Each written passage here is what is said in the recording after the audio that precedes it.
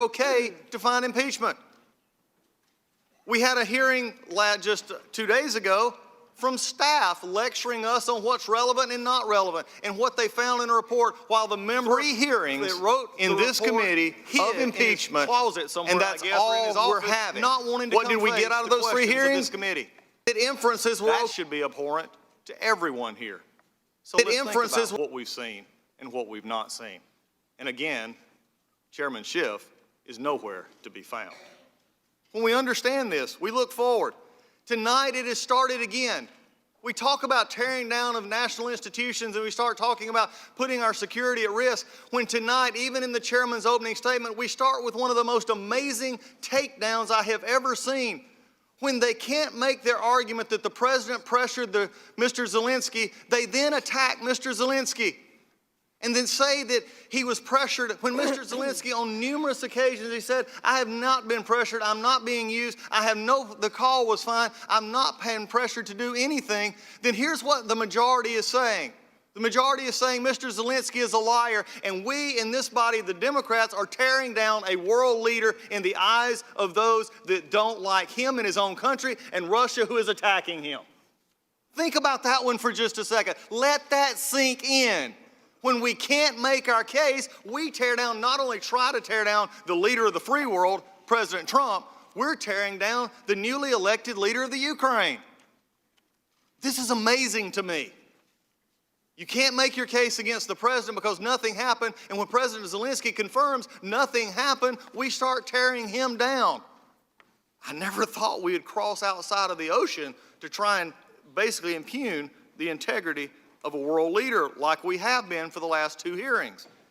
We have also found other things that we have found in our very minimal hearings here in this body, is we have seen that other committees, the leader of the Ukraine, vendettas against ranking members and others, including members of the press who are sitting here tonight, by putting phone records in, naming names. I mean, you talk about getting even.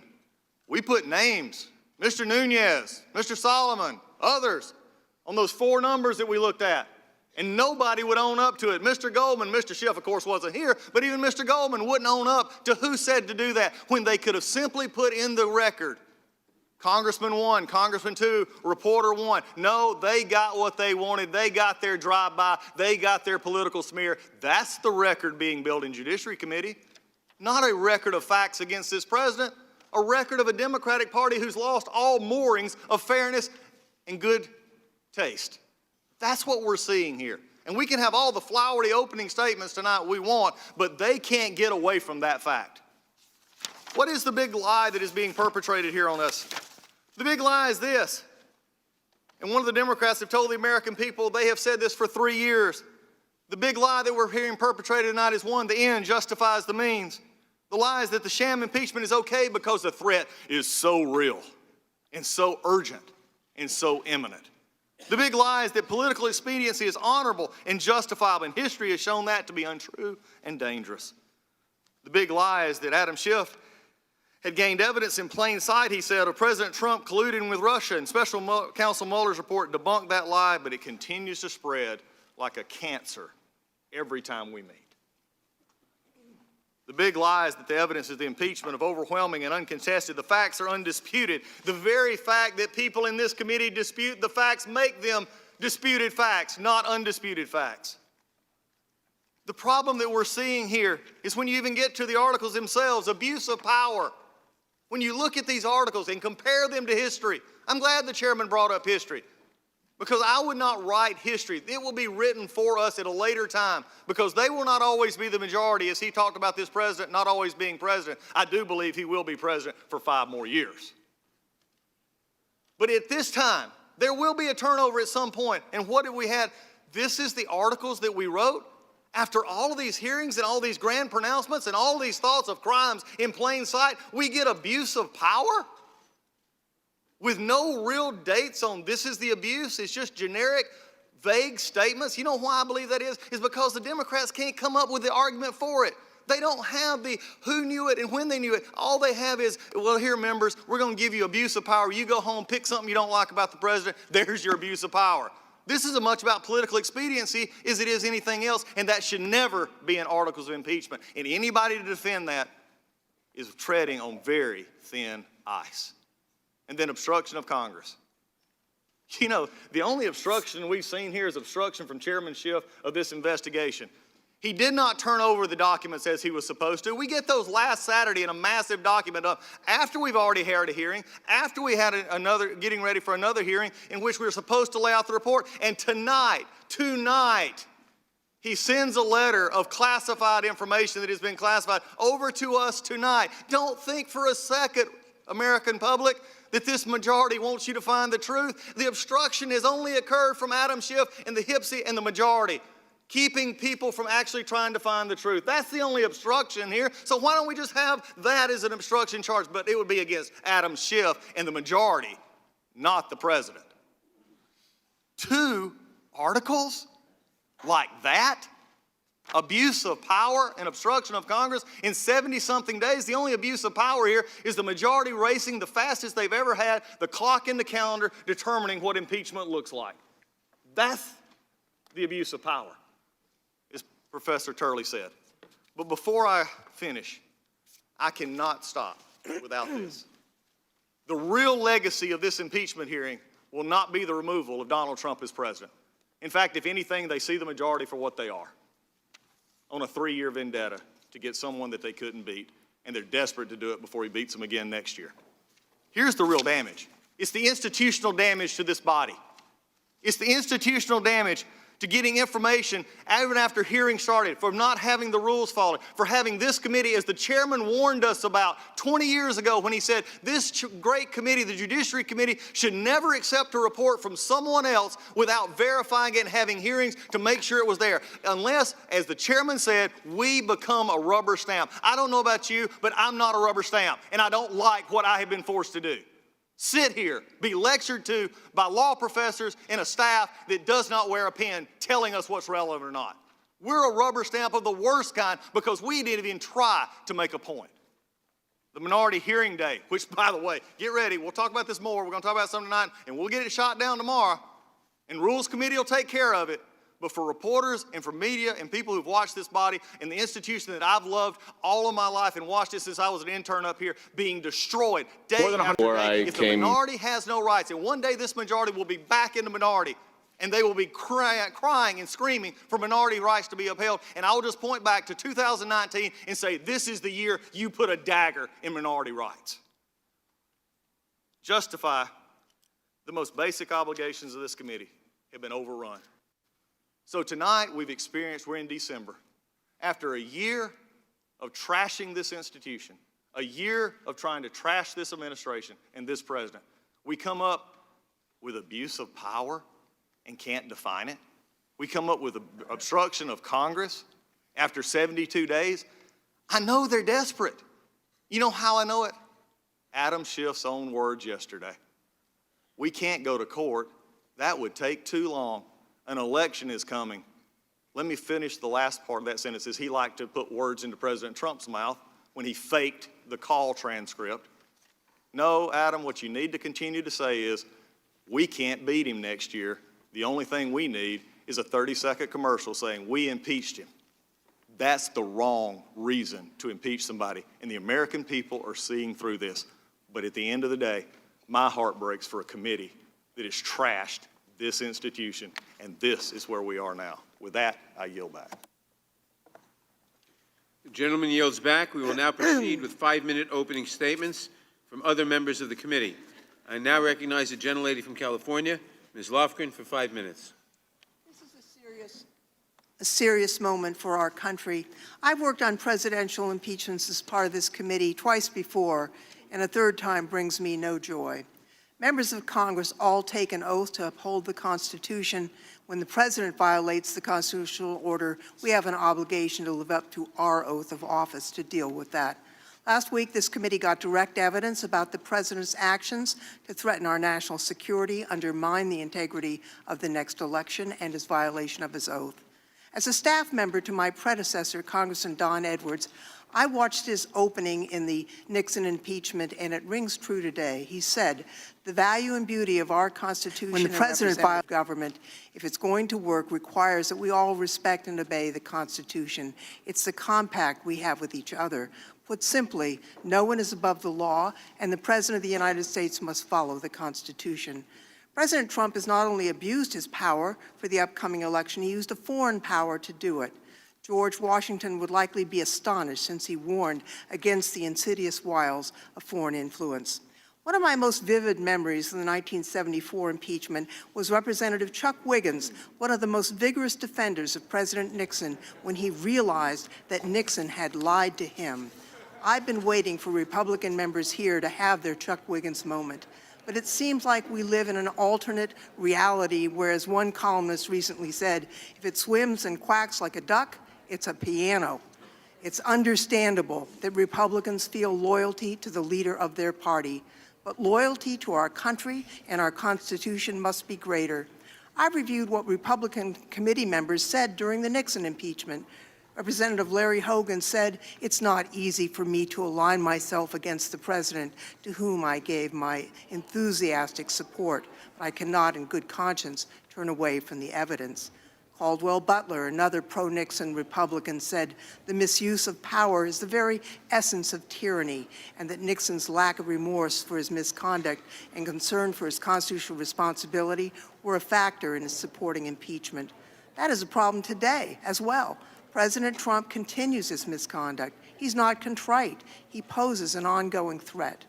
Representative Butler said this about the Republicans: "It is we, not the Democrats, who must demonstrate that we are capable of enforcing the high standard." Where are the Caldwell Butlers and Larry Hogans of today in the Republican Party? What is before us is a serious abuse of power and obstruction of Congress, and I hope that every member here will vote their conscience. We are blessed to live in a wonderful free country. An important thing that keeps us free is the Constitution of the United States and the generations of Americans who've defended that Constitution on the battlefield, in the courts, in the Congress. The founders included the impeachment clause in the Constitution purposefully, and they gave Congress the sole authority to impeach for a reason. If the president, who had been granted vast powers, abused that power, threatened the constitutional order, then Congress could and should act to try to curb that abuse. It is the foundation of our free society. The power to impeach is not to punish a president. It is to protect Americans from a president who would abuse his power, upend the constitutional order, and threaten our democracy.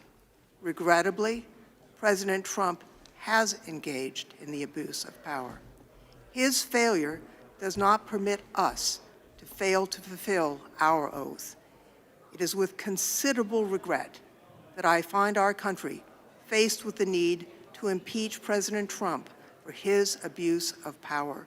But the future of our democracy and constitutional order require it, and I yield back. The gentlelady yields back. Mr. Sensenbrenner. Mr. Chairman, I agree with everybody that tonight is a very solemn night. This is the third time in the last 40 years, 45 years, that this committee has sat to debate articles of impeachment against the President of the United States. What we're debating here, in my opinion, is the weakest case in history.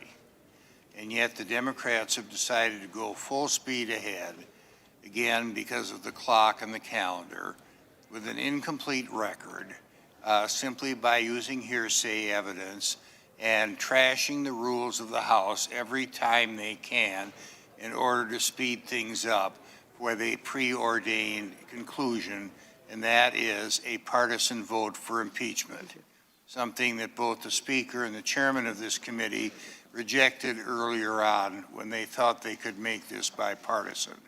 If they could have made it bipartisan, they blew their opportunity very early on with their trashing of the rules and the trashing of what is in the history of this committee. Now let's look at these two articles.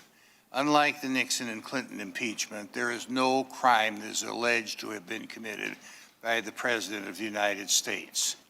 There are policy differences, but I would submit that given the definition of treason, bribery, and other high crimes and misdemeanors, that does not mean that policy differences should be enough to remove a president from office. There's no allegation of bribery in these articles. There's no allegation of extortion. They have defined for themselves what a high crime and misdemeanor will be. This bar is so low that what is happening is that a future president can be impeached for any disagreement when the presidency and the House of Representatives are controlled by different parties. And that goes back to establishing a parliamentary system, which the framers explicitly rejected at the time of the Constitutional Convention. In the United Kingdom or Canada or other parliamentary democracies, if the government loses the confidence of a majority of the lower house, the government's out, and there either is a new government or a new election that happens. The framers didn't want that. We had an independent presidency. The president was independently elected. He did not serve at the sufferance of Congress. He served for a fixed term, and it was only if he really obstructed the functions of government or was treasonous, he could be impeached. Now let's look at obstruction of Congress. Again, in the past, whenever the executive and legislative branches in the United States have had a disagreement, they've gone to court, and the third branch decides this difference. This committee and this majority are so hidebound to their clock and their calendar that they will not allow the judicial process to work out. What brought Richard Nixon down, honestly, was the Supreme Court saying that he had to turn over certain documents. And within 2 or 3 weeks after that, the president knew his time was up. There were Republicans that convinced him of that, and he resigned, mooting out the impeachment. So yes, the Constitution is at stake. The framers of our Constitution's enlightened decisions are at stake. We are not to go on a road to becoming a parliamentary democracy like England and Canada are.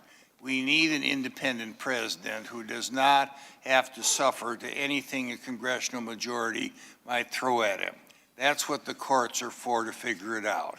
And I would appeal to my chairman, the majority members of this committee, to listen to what Madison and Hamilton had to say during the ratification of the Constitution and during the debates at the convention. Put aside your partisan politics and don't listen to what Pelosi, Schiff, and Nadler are telling you, because the future of our country and the viability of our Constitution, as the framers decided, are at stake. I yield back. The gentleman yields back. Ms. Jackson-Lee. Constitution begins with we, the people of the United States, among other things, promote the general welfare and establish this Constitution for the United States of America. The President of the United States, Donald J. Trump, perpetrated constitutional crimes. Why does this matter today, now in this moment of the journey of America's history? Because truth matters, and where truth rests, trust builds. The Constitution is a plain language set of laws that Americans for generations have adhered to and been protected by. It is a list of crimes the framers feared and are forbidden actions not to be taken by our governors. The Founding Fathers believed the Bill of Rights is a living document, freedom of speech and privacy, ending slavery. So today my case will rest on truth and trust. I will ignore the politics of impeachment, but rather the facts and truth I must abide by. The Congress has the power to impeach the President. The President can be impeached and removed from office for the convictions of treason, bribery, high crimes, and misdemeanors. This is the law of the land. So here are the facts. First, President Trump violated his oath of office by placing his personal and political interests above the national interest by scheming to get Ukraine to investigate a potential election opponent. Second, President Trump betrayed the national interest by withholding vital congressionally appropriated security to a beleaguered and besieged ally facing armed aggression from Russia, America's implacable foe. Third, the essential purpose of the scheme concocted by President Trump was to enlist a foreign country to help him fix the 2020 presidential election in his favor, the very type of interference our framers most feared. And then he blocked witnesses and documents obstructing Congress. These acts are precise and evidence-based and must stand the test of truth and trust in a Constitution that has been the foundation of this nation for centuries. The truth is, this president did ask for a favor, though. Witnesses under oath swore to that. The truth is, $391 million was withheld. The truth is, the only goal of the president's acts harmed the American people, violated his oath, and promoted his 2020 election. Now, truth raises the question again. Did the president follow his oath? Another sacred duty, to take care that the laws be faithfully executed, that the law saved a besieged small nation those monies that were needed by Ukraine. Many lives during that time of delay were lost in a country fighting for its survival. Yes. And was America's national security in jeopardy? Yes. The bright light of this constitutional democracy dimmed because of his acts. The truth is no longer for all. It is for one man, Donald J. Trump, his truth, his way. We must reject that abuse of power because this is not America. No one is above the law. Reminded of my grandfather who left his native land to join with his wife and to bring his aspirations and hopes to the United States. I'm reminded that he died an early death because of lack of access to health care, but yet I'm told he was still inspired by this nation. And I'm reminded that my widowed grandmother watched Eric, Alan, and Samuel go off to war in World War II. These are America's stories, families who believe, and when the commander-in-chief violates his oath and abuses power, corrupts our democracy, it is a continuing threat to our national security. The truth is, it becomes like the leaves on a tree. It falls to the ground, and the trust that is a cornerstone of our democracy shakes in the stare of a government no longer for the people and by the people, but a government led by a president who undermines our democracy over and over again, and even looking forward to interfering with our election in 2020. It matters to the waitress on an early bus for the breakfast shift. It matters to the steel worker helping to build America. It matters to the teacher in our 5th grade social studies class. It matters to a mother kissing her young military recruit before they go off to their service to this nation. It is important that we begin to understand that we cannot be stopped by distractions. This must be the time when we rise and sacrifice so that the wheels of justice turn toward right. Our sacrifice is unselfish. Our truth will set this nation free. For this reason, I vote aye and must vote aye on the articles of impeachment, Article 1 and Article 2. For his truth is marching on. His truth is marching on. Impeachment cannot be warped by equivocation wrapped in doubt. It must be done both by the past and present. And the question is, the America that we know and love, can it survive the pillars of abuse? No, it cannot. And that is why I put my faith in trust and truth. And that is why we stand tonight for America's future. I yield back. The gentlelady yields back. Mr. Shabbat. Mr. Chairman, as we consider this evening articles of impeachment that, if adopted by this committee, the full House, and God forbid, garners a 2/3 vote in the Senate, would result in the overturning of a presidential election, it seems appropriate to consider how in the world we got here. We are witnessing, I believe, the most tragic mockery of justice in the history of this nation.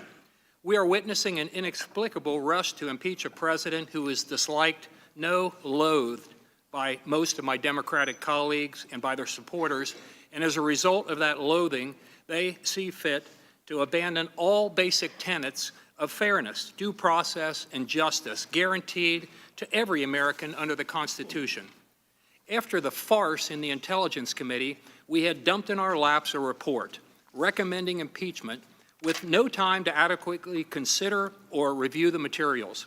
So much for the rules allowing members of the Judiciary Committee, or any committee for that matter, to responsibly consider much materials, especially if they're involving something as important as the impeachment and potential removal of the President of the United States.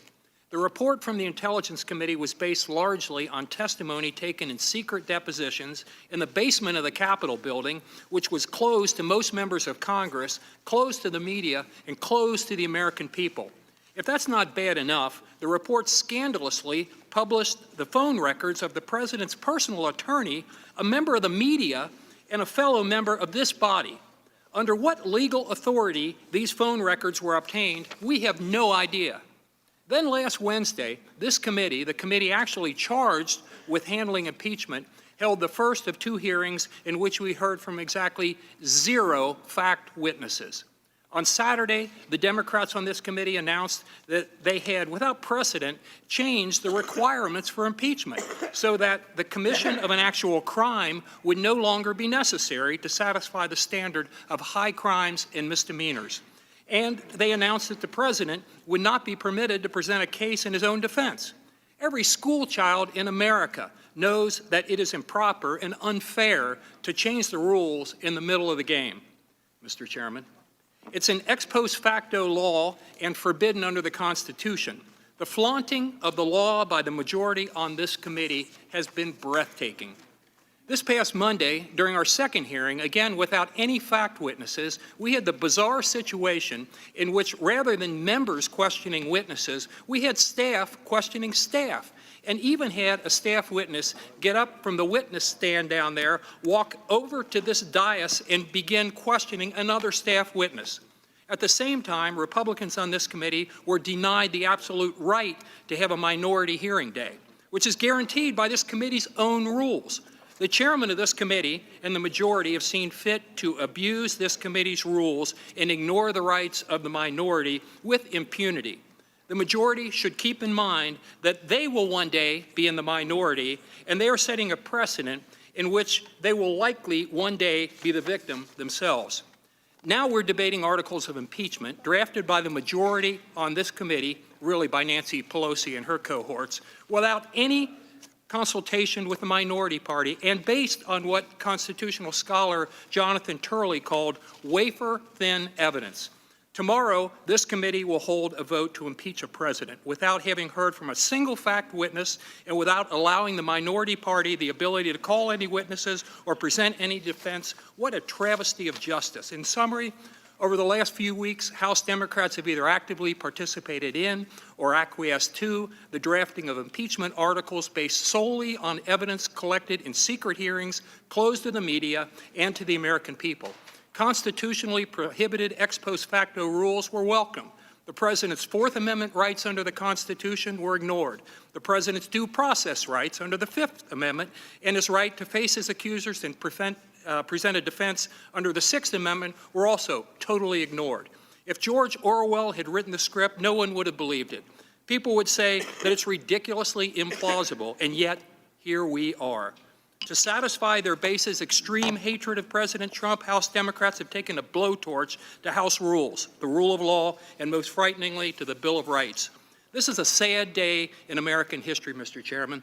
The folks in the liberal media might be cheering you on, but I highly doubt that either history or the American people will judge you so leniently. And I yield back. The gentleman yields back. Mr. Cohen. Thank you, Mr. Chairman. Our Constitution embodies our values and laws and invests the power of our government in the authority of the people, expressed through free and fair elections. When President Trump, for his own personal political gain, asked for a favor from a foreign leader, he did exactly what our founding fathers feared most. He invited the influence of a foreign power into our elections. This is one of the primary reasons the founders placed impeachment in our Constitution. Last week, Professor Carlin summed up his wrongdoing well when she stated, quote, when President Trump invited, indeed demanded, foreign involvement in our upcoming election, he struck at the very heart of what makes this country the republic to which we pledge allegiance.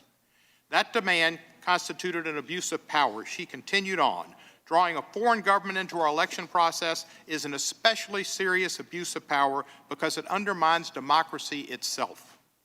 It's as if our founders could see into 2019, and when they did, they saw Donald Trump corrupting our democracy by saying to President Zelensky of Ukraine, "I'd like you to do us a favor, though."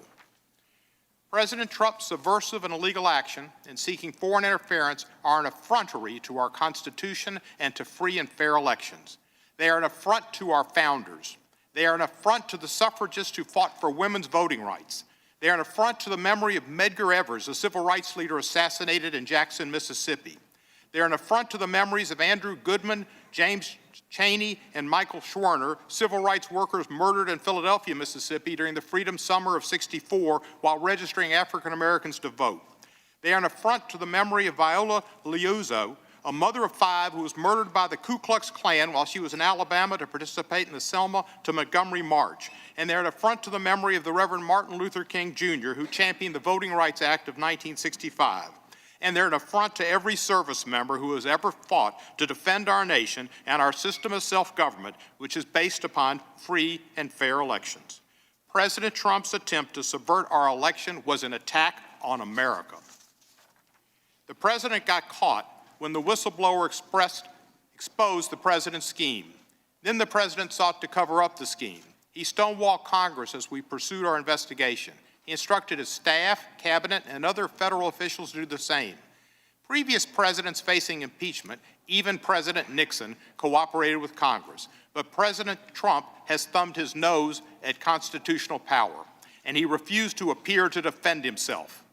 Congress is a co-equal branch of government and was foremost to the founders' minds. They placed Congress first in Article 1 of the Constitution.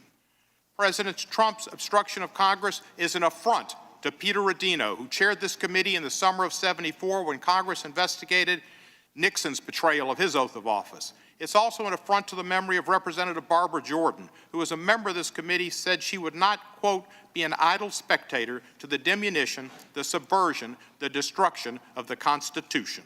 And is an affront to the memory of Congressman Elijah Cummings, who knew we were better than this. And it's an affront to the many patriots who love this country enough to defy the president's tyrannical attempt to prohibit their testimony, including Ambassador Yovanovitch, Ambassador Taylor, Lieutenant Colonel Vindman, and Dr. Fiona Hill.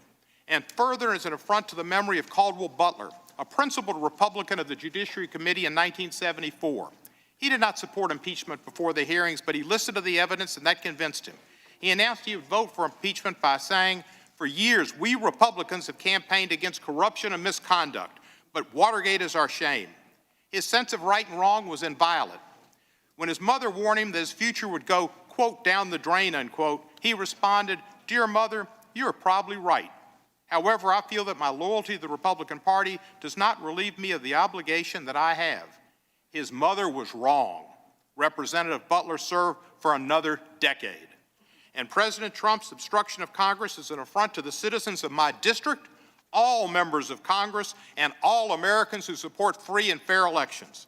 We, the People's House, have a duty to uphold our oath of office and to be a check on a president who abuses his power, betrays his oath, and corrupts our elections. Those who want to turn a blind eye to President Trump corrupting our democracy will try to get us to look away. We should not look away.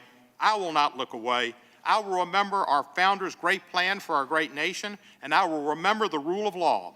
Above all, I will adhere to my oath of office. I yield back the balance of my time. Gentleman yields back. Mr. Gohmert. This is truly a sad day for America. It's a sad week for America. You want to know where the Hogans and Butlers are? They're right here. There are people here willing to vote against our president. But a funny thing happened on the way to this hearing. We just got a report from Obama's Inspector General, and his report confirms what we had a feeling was true, but we were willing to wait and hear what the truth was, and that is the president nor his campaign committed any crimes. For 3 years, we've heard from people that are now in the majority talk about the crimes of the president. And where are they? Well, they kept saying, "Mr. President, come in, you got to testify. We will be fair with you. Come tell us about the crimes. And here's the crimes you've committed." And where are they now that we have the articles of impeachment?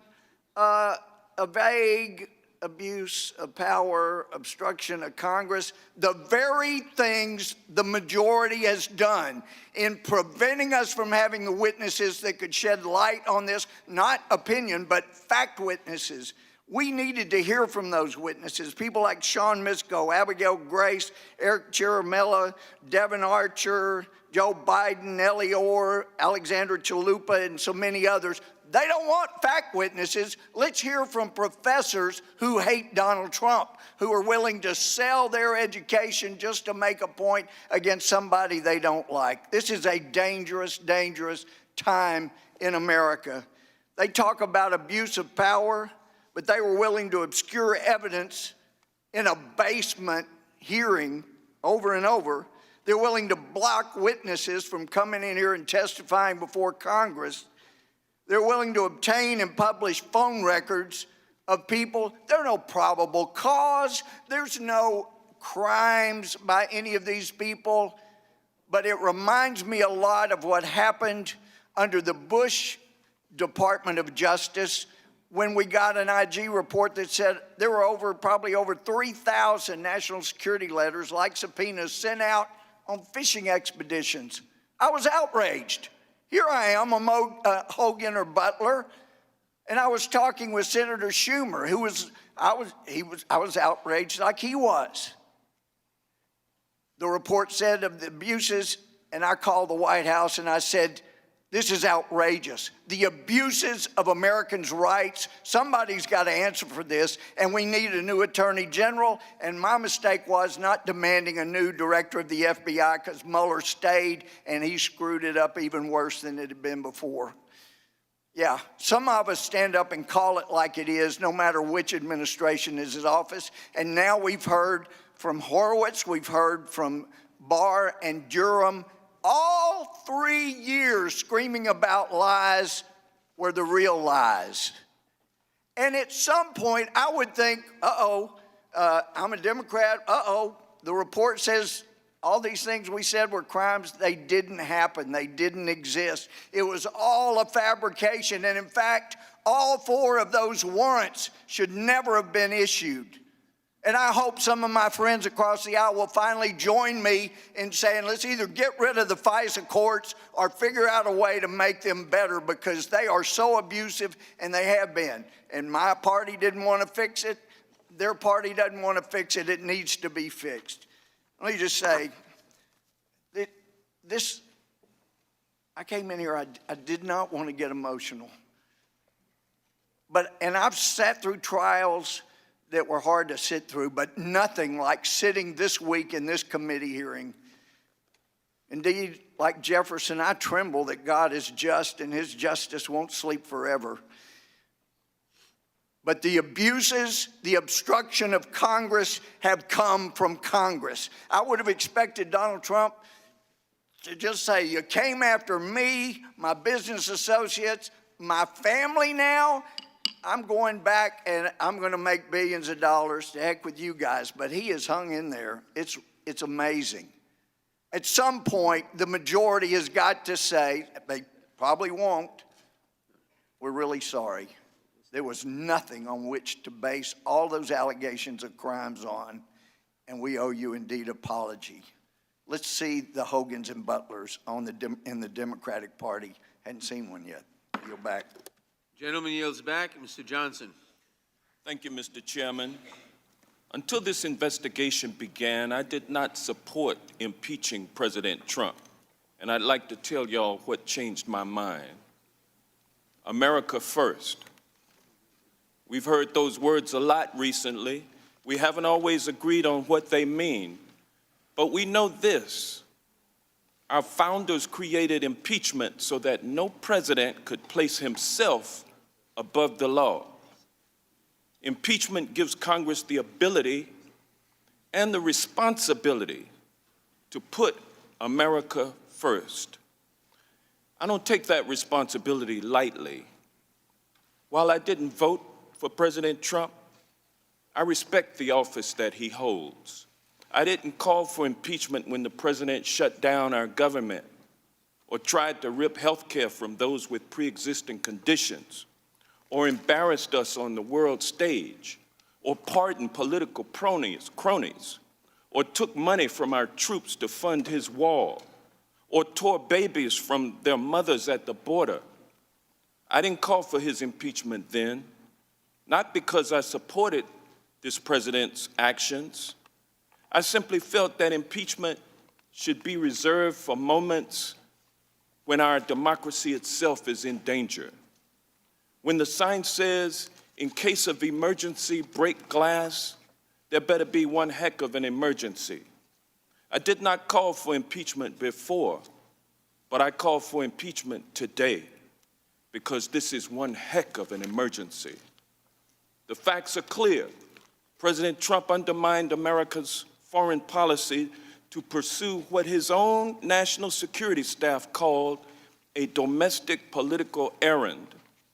He withheld military aid, putting America's national security at risk in what his hand-picked ambassador called a quid pro quo. President Trump didn't just abuse his power with Ukraine, he made them an offer they could not refuse.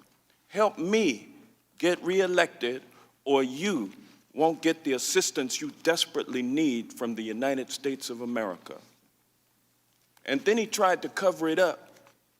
But fortunately, we the people are not as dumb as President Trump thinks we are. If you break the law and withhold documents, we know it's not because those documents make you look good. Maybe that's why more Americans support impeachment now than at any time since Richard Nixon's final weeks. Or maybe it's because the American people understand how much is at stake. President Trump's high crimes threaten our democracy itself.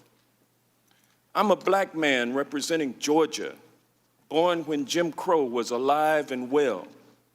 To me, the idea that elections can be undermined is not theoretical.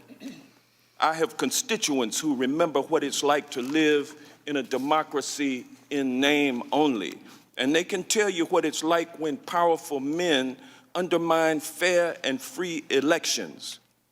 They know our democratic process is fragile.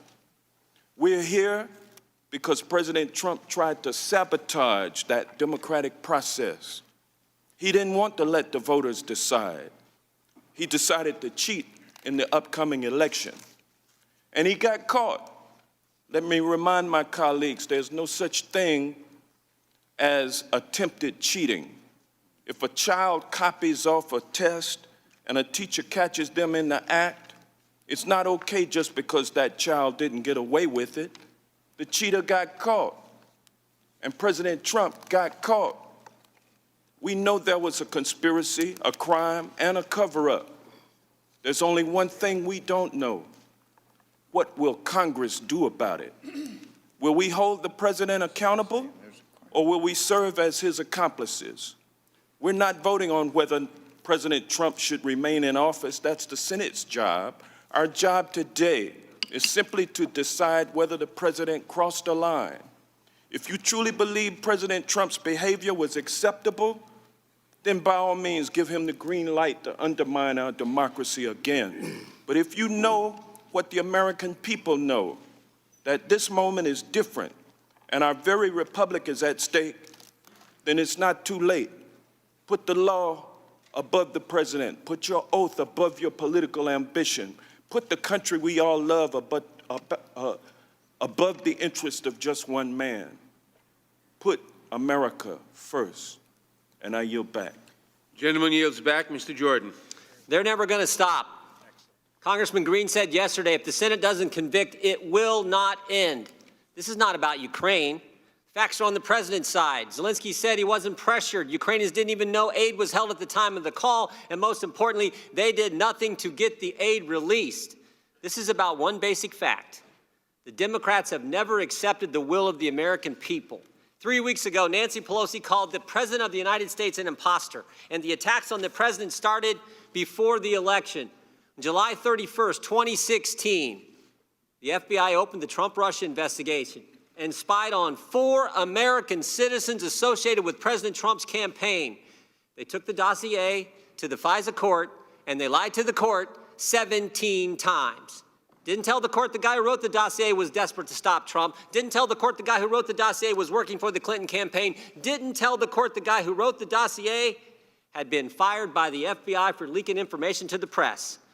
And the FBI continued the investigation after the election. On January 3rd, 2017, Senator Schumer said this: if you mess with the intelligence community, they have 6 ways from Sunday at getting back at you. It took all of 3 days for that statement to come true. January 6th, at Trump Tower, Jim Comey briefs President-elect Trump on the dossier that the FBI already knew was false. They do it so that they can leak it to the press, and the press will write about the fact they briefed him. The president was told he wasn't under investigation when, in fact, they were investigating him and trying to trap him at that meeting. And, of course, they continued their investigation after the inauguration. When we deposed Jim Comey in this committee, last Congress, he said after 10 months of the FBI's investigation, they didn't have a thing. Comey gets fired on May 9, 2017. 8 days later, Bob Mueller gets hired, and we get 2 years of the Mueller investigation. 19 lawyers, 40 agents, 500 warrants, 2,800 subpoenas, but 0 collusion. But Democrats don't care about the facts, and they're never going to stop. The whistleblower's lawyer said 10 days after the president was sworn in, coup has started, impeachment to follow. 16 Democrats on this committee voted to move forward with impeachment before Bob Mueller ever sat in front of this committee and testified, before President Trump and President Zelensky ever had their call. They're never going to stop with their attacks because they can't stand the fact that President Trump is actually draining the swamp and doing what he said he would do, and most importantly, getting results.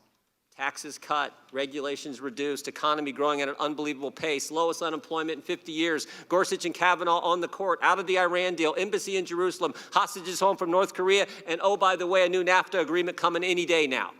They can't stand it, and they're never going to stop. And it's not just because they don't like the president. It's not just because they don't like the president. They don't like us. They don't like the 63 million people who voted for this president. All of us. The committee will please come to order, a quorum being present. When the committee recessed yesterday, it had completed opening statements on the resolution about to be considered. Pursuant to notice under House Resolution 660, I now call up House Resolution 755, impeaching Donald John Trump, President of the United States, for high crimes and misdemeanors. Mr. Chairman, I make a point of order. Gentleman will state his point of order. Mr. Chairman, I make a point of order against the consideration of this resolution on the grounds that the chairman willfully refused to schedule a properly demanded minority day of hearings pursuant to Clause 2J1 of Rule 11. We'll entertain that point of order once we've completed calling up the resolution. I now call up H.Res. 755, impeaching Donald John Trump, President of the United States, for high crimes and misdemeanors. For purposes of markup, and move that the committee report the resolution favorably to the House. The clerk will report the resolution. H.Res. 755, impeaching Donald John Trump, President of the United States, for high crimes and misdemeanors. In the House of Representatives, December 10, 2019. Mr. Nadler submitted the following resolution, which was referred to the Committee on the Judiciary. Resolution, impeaching Donald John Trump, President of the United States, for high crimes and misdemeanors. Resolved that Donald J. Trump, President of the United States, is impeached for high crimes and misdemeanors, and that the following articles of impeachment be exhibited to the United States Senate. Articles of impeachment exhibited by the House of Representatives of the United States of America in the name of itself and of the people of the United States of America against Donald J. Trump, President of the United States of America, and maintenance and support of its impeachment against him for high crimes and misdemeanors. Article 1, Abuse of Power. The Constitution provides that the House of Representatives shall have the sole power of impeachment, and that the President shall be removed from office of impeachment for the conviction of treason, bribery, or other high crimes and misdemeanors. In his conduct of the office of the President of the United States, and in violation of his constitutional oath faithfully to execute the office of the President of the United States, and to the best of his ability, preserve, protect, and defend the Constitution of the United States, and in violation of his constitutional duty to take care of the laws be faithfully executed, Donald J. Trump has abused the powers of the presidency in that, using the powers of the high office, President Trump solicited the interference of a foreign government, Ukraine, in the 2020 United States presidential election. He did so through a scheme or course of conduct that included soliciting the government of Ukraine to publicly announce investigations that would benefit his re-election, harm the election prospects of a political opponent, and influence the 2020 United States presidential election to his advantage. President Trump also sought to pressure the government of Ukraine to take these steps by conditioning official United States government acts of significant value of Ukraine on its public announcement of the investigations. President Trump engaged in the scheme Mr. or Chairman, course I'd of ask conduct for unanimous consent that the corrupt resolution be purposes considered as in read. pursuit of Given the personal, significance, I object. objection is heard. of Clerk will personal, continue. personal political benefit. In doing so, President Trump used the powers of the presidency in a manner that compromised the national security of the United States and undermined the integrity of the United States democratic process. He thus ignored and injured the interests of the nation. President Trump engaged in the scheme or course of conduct through the following means. 1. President Trump, acting both directly and through his agents within and outside the United States government, corruptly solicited the government of Ukraine to publicly announce investigations into A, a political opponent, former Vice President Joseph R. Biden Jr., and B, a discredited theory promoted by Russia alleging that Ukraine, rather than Russia, interfered in the 2016 United States presidential election.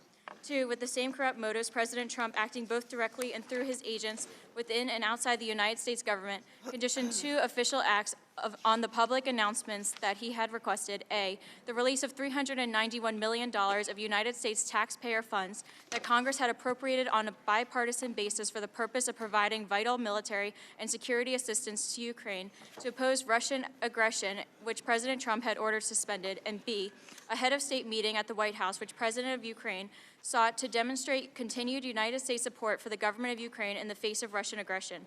3, faced with the public revelation of his actions, President Trump ultimately released the military and security assistance to the government of Ukraine, but has persisted in openly and corruptly urging and soliciting Ukraine to undertake investigations for his personal political benefit.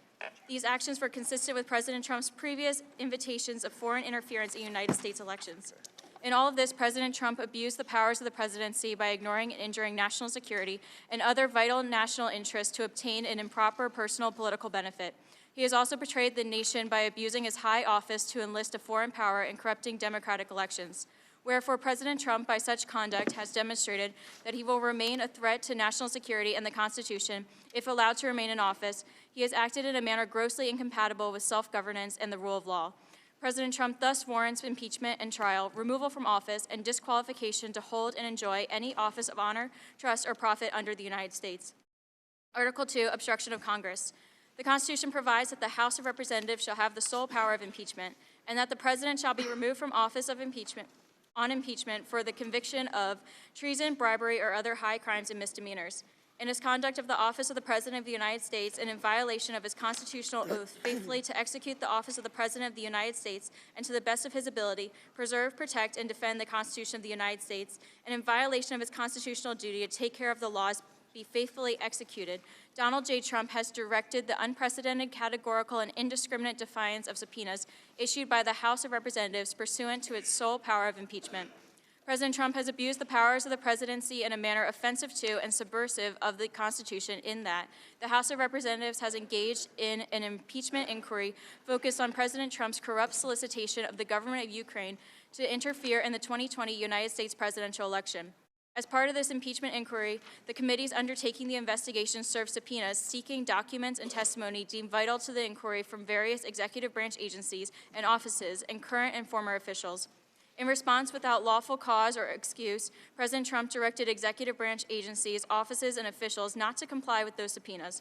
President Trump thus interposed the powers of the presidency against the lawful subpoenas of the House of Representatives and assumed to himself functions and judgments necessary to the exercise of the sole power of impeachment vested by the Constitution in the House of Representatives. President Trump abused the power of his high office through the following means.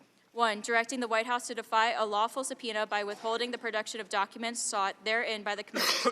2, directing other executive branch agencies and offices to defy lawful subpoenas and withhold the production of documents and records from the committees, in response to which the Department of State, Office of Management and Budget, Department of Energy, and Department of Defense refused to produce a single document or record. 3, directing current and former executive branch officials not to cooperate with the committees, in response to which 9 administrative officials defied subpoenas for testimony, namely John Michael McMulvaney, Robert B. Blair, John A. Eisenberg, Michael Ellis, Preston Wells Griffith, Russell T. Vaught, Michael Duffy, Brian McCormick, and T. Ulrich Bruckbuhl. These actions were consistent with President Trump's previous efforts to undermine United States government investigations into foreign interference in the United States elections. Through these actions, President Trump sought to arrogate to himself the right to determine the propriety, scope, and nature of an impeachment inquiry into his own conduct, as well as the unilateral prerogative to deny any and all information to the House of Representatives in exercise of its sole power of impeachment. In the history of the Republic, no president has ever ordered the complete defiance of an impeachment inquiry or sought to obstruct and impede so comprehensively the ability of the House of Representatives to investigate high crimes and misdemeanors. This abuse of office served to cover up the president's own repeated misconduct and to seize the control of power of impeachment, and thus to nullify a vital constitutional safeguard vested solely in the House of Representatives. In all of this, President Trump has acted in a manner contrary to his trust as president and subversive of constitutional government, to the great prejudice of cause of law and justice, and to the manifest injury of the people of the United States. Wherefore, President Trump, by such conduct, has demonstrated that he will remain a threat to the Constitution if allowed to remain in office, and has acted in a manner grossly incompatible with self-governance and the rule of law. President Trump thus warrants impeachment, trial, removal from office, and disqualification to hold and enjoy the office of honor, trust, and profit under the United States. Thank you. The gentleman will now state his point of order. Thank you, Mr. Chairman. Again, as I made the point of order on this minority hearing day, the chairman was furnished with the demand signed by all Republican members of the committee during the impeachment hearing held on December the 4th. The chairman has refused to respond to multiple additional requests that hearing be scheduled, and at one point actually telling me, as I actually responded to this, that we'll rule with it today. Well, we're here today, and it's a farce that we're having to rule on this today because there's no other time we're actually taking up the articles today. So the rule is not and by the way, this rule is not superseded by any portion of H.Res. 660. That could have been done by the majority, but they were too busy and in a hurry to get H. 660 to the floor that after discussing this, they chose not to exempt the minority hearing day. This could have been done. They chose not to. Now we're not having it, so I continue my point of order.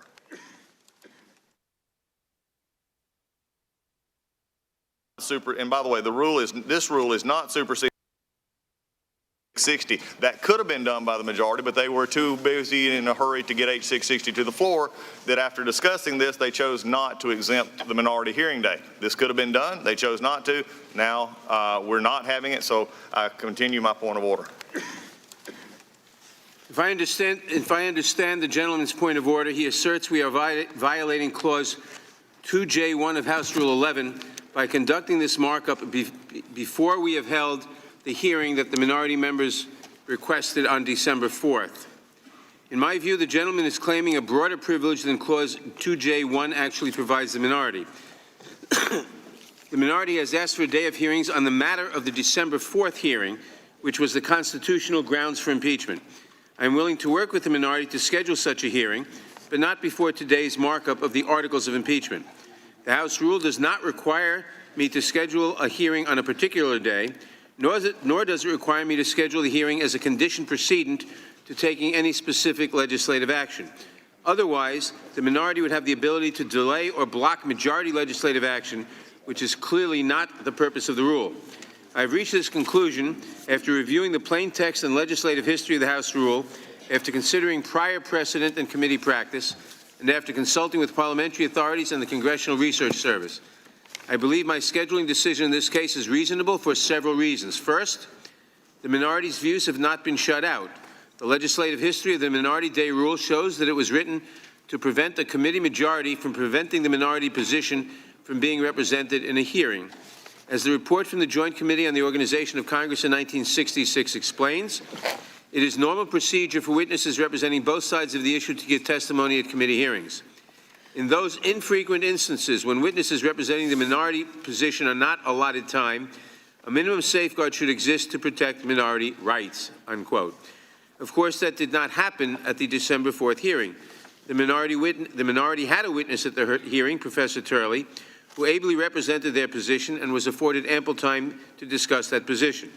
Rather than being shut out, the minority simply did not get as many witnesses as they would have preferred. But that is not the purpose of the House rule. Second, the minority and the President have special protections under House Resolution 660. The procedures provided under House Resolution 660 give the President and the minority a variety of special privileges to present evidence and subpoena witnesses. Thus, there are alternative procedures under H.Res. 660 by which witnesses can be requested and even subpoenaed, but they have not been exercised. Third, there is no precedent for the use of minority days to delay committee, legislative, or impeachment proceedings. It is clear from the legislative history that the minority day rule is not intended to delay legislative activity. Again, as the Committee on the Organization of the Congress explicitly explained, we do not look upon this rule as an authorization for delaying tactics, unquote. The minority day rule was made part of the House rules in 1971, but it was not invoked in either the Nixon or Clinton impeachments. As a matter of fact, the only precedent I am aware of in the context of impeachment took place several weeks ago in the Intelligence Committee. There, the minority also requested a day of hearings, even though they also had witnesses participate in their proceedings. The minority ultimately did not raise a point of order. While they did offer an amendment claiming that the minority day rule had been violated, that amendment was rejected by the committee. Thus, there is no precedent supporting the gentleman's point of order, and the one precedent we have indicates that a point of order does not lie to delay consideration of articles of impeachment. Finally, past Judiciary Committee practice and precedent do not support the gentleman's point of order. Last year, a number of other members and I sent then-Chairman Goodlatte a minority day request. The chairman never responded to our request and never scheduled a hearing. I don't believe a single member of the then majority argued in favor of us being granted a hearing under the rules. Back in 2005, then Chairman Sensenbrenner scheduled the minority day hearing, but cut off witnesses, shut off the microphones, shut off the lights, and abruptly ended the hearing while members were seeking recognition to speak. Again, Words from previous times, it is not the chairman's right to decide whether prior hearings are sufficient, or the chairman's right to decide whether he thinks they're acceptable, or the chairman's right to violate the rules in order to interfere. It is interesting to me that this time has become the issue. I've made my ruling on the point of order. Does the gentleman wish to appeal the ruling of the chair? I would like, for the sake of history, I'd like, for the sake of history, the chairman take one more minute. Does the gentleman wish to appeal the ruling of the chair? Yes or no? Yes. Obviously, we're on the clock and calendar of impeachment again because the chairman is doing this again. The appeal of the ruling of the chair is not sustained. I'd move to table this. Did you actually call for a vote? How is it not sustained? You didn't call for a vote. You sustained the point of order. I sustained the point of order. I call for an appeal of the ruling of the chair. Now you call for a vote. I sustained the point. I ruled that the point of order is not well taken. Well, that's painfully obvious. Motion to table his appeal. I've appealed the ruling of the chair. And I move to table. The gentleman has appealed the ruling of the chair. The gentlelady has moved to table the appeal of the ruling of the chair. The motion to table is not debatable. All in favor of the motion to table, say aye. Aye. Opposed, no. Nope. The appeal of the motion, the appeal of the ruling of the chair is tabled. We will now proceed to amendments. Roll call. The gentleman asked for roll call on the motion to table the appeal of the ruling of the chair. The clerk will call the roll. Mr. Nadler?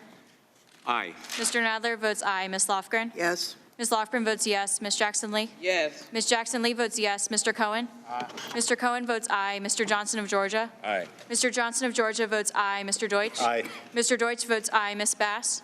Aye. Ms. Bass votes aye. Mr. Richmond? Yes. Mr. Richmond votes yes. Mr. Jeffries? Aye. Mr. Jeffries votes aye. Mr. Cicilline? Aye.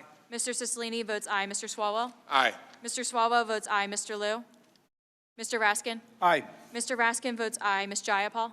Ms. Jayapal votes aye. Ms. Demings? Aye. Ms. Demings votes aye. Mr. Correa? Aye. Mr. Correa votes aye. Ms. Scanlon? Aye. Ms. Scanlon votes aye. Ms. Garcia? Aye. Ms. Garcia votes aye. Mr. Neguse? Aye. Mr. Neguse votes aye. Ms. McBath? Aye. Ms. McBath votes aye. Mr. Stanton? Aye. Mr. Stanton votes aye. Ms. Dean? Aye. Ms. Dean votes aye. Ms. McCarcel-Powell? Aye. Ms. McCarcel-Powell votes aye. Ms. Escobar? Aye. Ms. Escobar votes aye. Mr. Collins? No. Mr. Collins votes no. Mr. Sensenbrenner? No. Mr. Sensenbrenner votes no. Mr. Shabbat? No. Mr. Shabbat votes no. Mr. Gomert? Mr. Gomert votes no. Mr. Jordan? No. Mr. Jordan votes no. Mr. Buck? No. Mr. Buck votes no. Mr. Radcliffe? No. Mr. Radcliffe votes no. Ms. Roby? Ms. Roby votes no. Mr. Gates? Mr. Gates votes no. Mr. Johnson of Louisiana? Mr. Johnson of Louisiana votes no. Mr. Biggs? Mr. Biggs votes no. Mr. McClintock? No. Mr. McClintock votes no. Ms. Lesko? Ms. Lesko votes no. Mr. Reschenthaler? Mr. Reschenthaler votes no. Mr. Klein? No. Mr. Klein votes no. Mr. Armstrong? No. Mr. Armstrong votes no. Mr. Stubbe? No. Mr. Stubbe votes no. Has everyone voted who wishes to vote? The clerk will report. Mr. Chairman, there are 23 ayes and 17 noes. The appeal of the ruling of the chair is tabled. We will now proceed to amendments. The clerk will read the first section of the resolution. HRS 755, impeaching Donald John Trump, President of the United States for high crimes and misdemeanors. In the House of Representatives, December 10, 2019, Mr. Nadler submitted the following resolution, which was referred to the Committee on the Judiciary. Resolution, impeaching Donald John Trump, President of the United States for high crimes and misdemeanors. Resolved that Donald J. Trump, President of the United States, is impeached for high crimes and misdemeanors, and that the following articles of impeachment be exhibited to the United States Senate.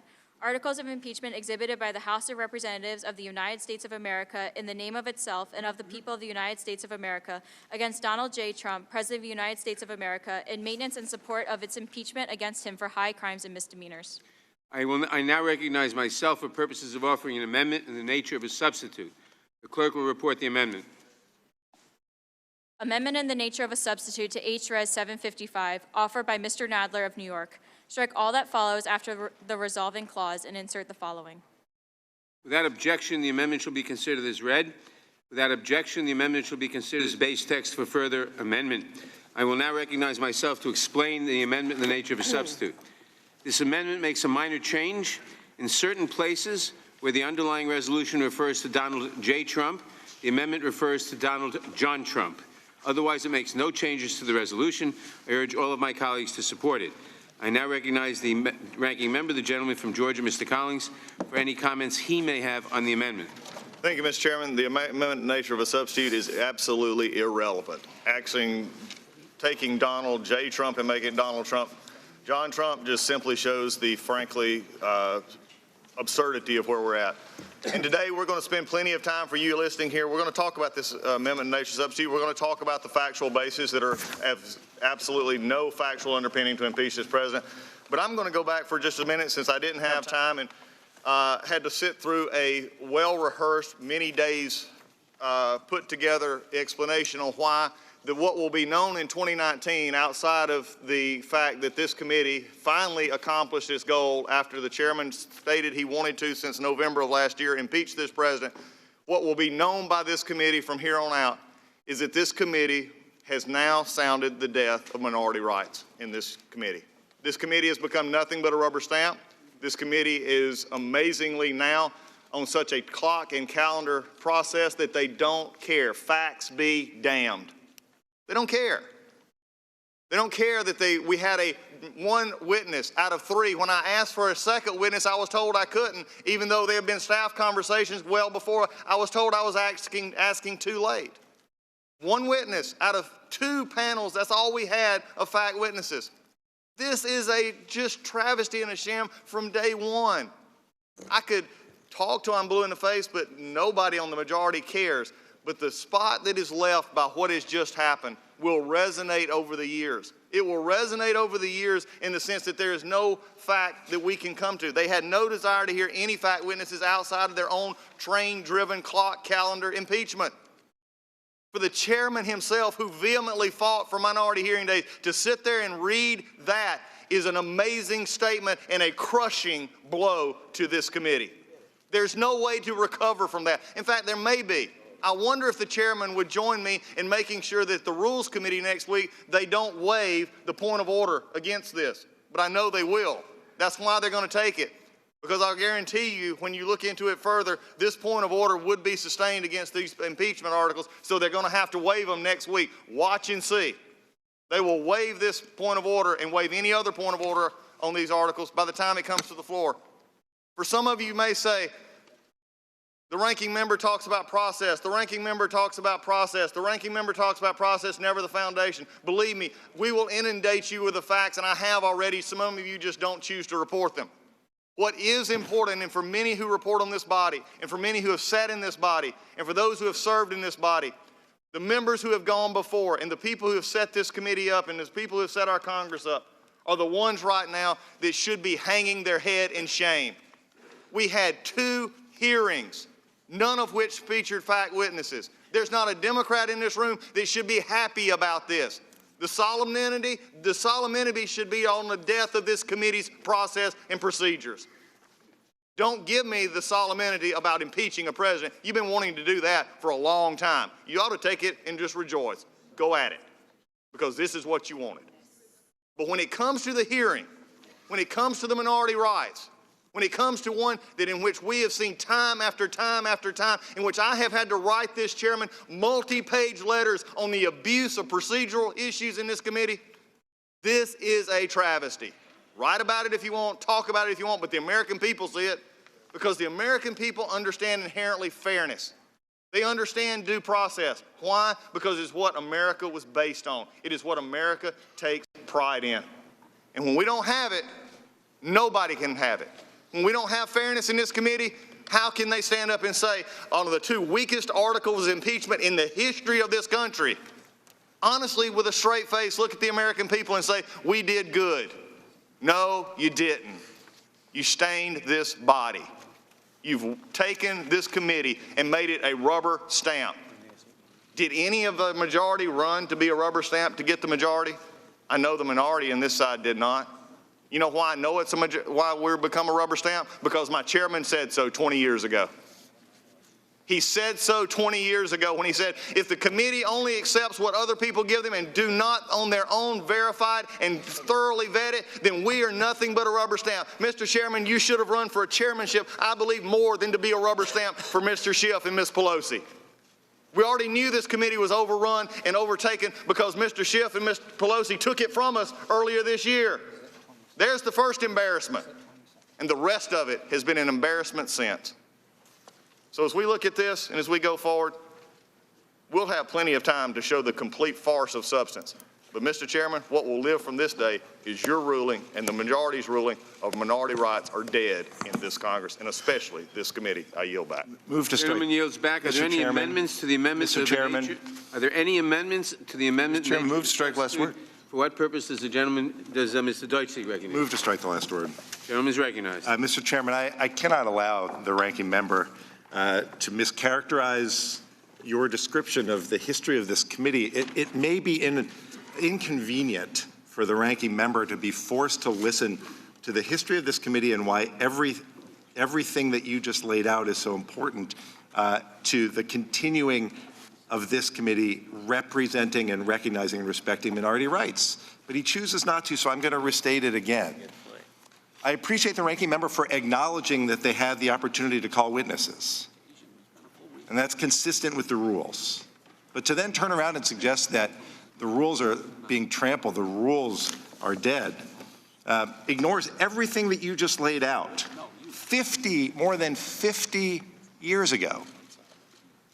More than 50 years ago, the Joint Committee on the Organization of Congress made clear in their report to the House and Senate that it's normal procedure for witnesses representing both sides of the issue to give testimony at committee hearings. And that's where the rule comes from. And that's what's happened. The ranking member acknowledged it. He would have liked more witnesses, but there's no right to a separate day. The rule makes clear they have the right to call witnesses, and there were witnesses called. There were witnesses called, minority witnesses on December 4th. On December 9th, the minority's witness, Mr. Castor, presented evidence and gave opening statements. And it's worth pointing out to my colleagues on the other side that we invited the President of the United States to the December 4th hearing to advocate for his views, to submit requested witnesses, but he chose not to attend, and he chose not to suggest any witnesses. So before telling us the sky is falling and there's great disrespect for the rules, it's important to actually look at the rules. Did the gentleman just say I didn't request witnesses? That is wrong. The gentleman has the time. I thank the chairman. What I said is that the president was given the opportunity on December 4th to present himself. He was also given the opportunity to present witnesses, and he did not. So let's be careful in the way we suggest that rules are being violated when everything that's being done here is consistent with more than 50 years of interpretation of the rules and the very essence of why the rule was put together in the first place. So it's important. Facts really do matter. And we're not going to allow the minority to misinterpret the rules for their own benefit or to suggest that the history is irrelevant. It matters a lot. That's what's made this committee and this institution great, and I yield back. Gentleman yields back. Are there any amendments to the amendment in the nature of a substitute? Mr. Chairman, I got a, What purpose does Mr. Jordan seek recognition? I have an amendment at the desk. The clerk will report the amendment. I reserve a point of order. The lady reserves a point of order.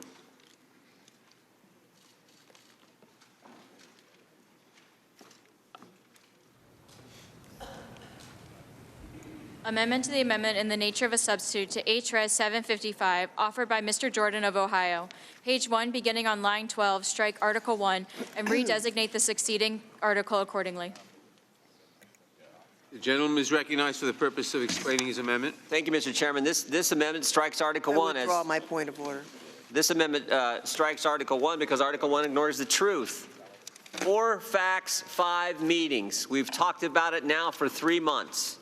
We've known that there have been 4 facts that have not changed, will never change, and we've known it since September 25th when the call transcript was released.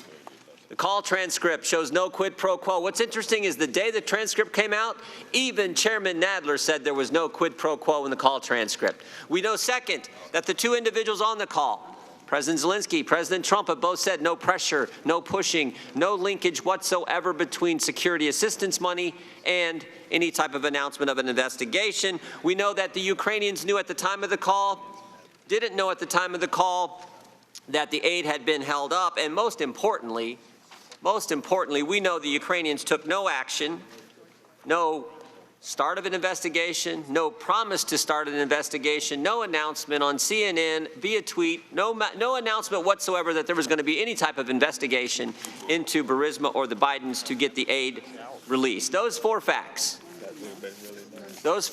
have never changed.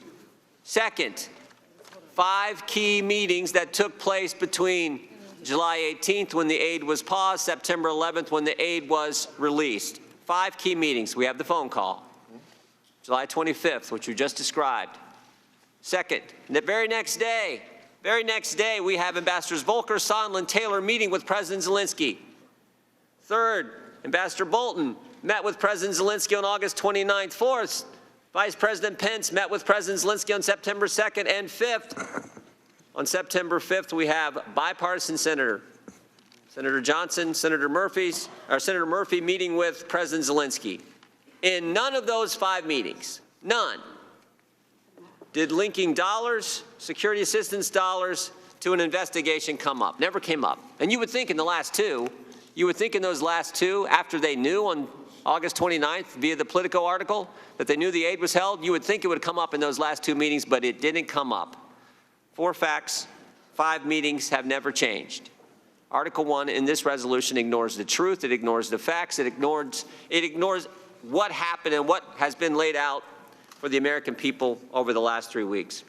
So I hope that this committee will come to its senses, that it'll adopt the amendment and strike Article 1 from the resolution. With that, Mr. Chairman, I yield back. Mr. Chairman, I move to strike the last word. I now recognize Mr. Cicilline in opposition to the amendment. Thank you, Mr. Chairman. I move to strike the last word.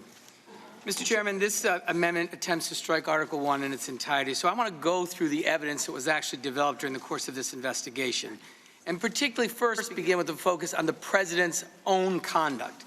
The President of the United States hired Rudy Giuliani, his personal lawyer, to go to Ukraine and lead this scheme to smear Vice President Biden.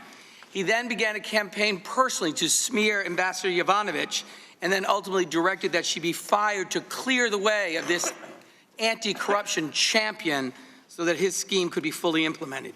He directed a hold on the military aid to Ukraine, and no one could provide any other explanation unrelated to his scheme to pressure them to interfere in the 2020 election. Then the President, in his own words, on July 25th, gets on the telephone and asks President Zelensky for a favor to begin an investigation of his chief political rival, former Vice President Joe Biden. There's a readout of the call in evidence, which is a detail of this conversation. There's direct evidence from Alexander Vindman, Williams, Mr. Morrison, who listened in on and heard the President utter those words right out of his own mouth, pressuring a foreign leader to corrupt our elections.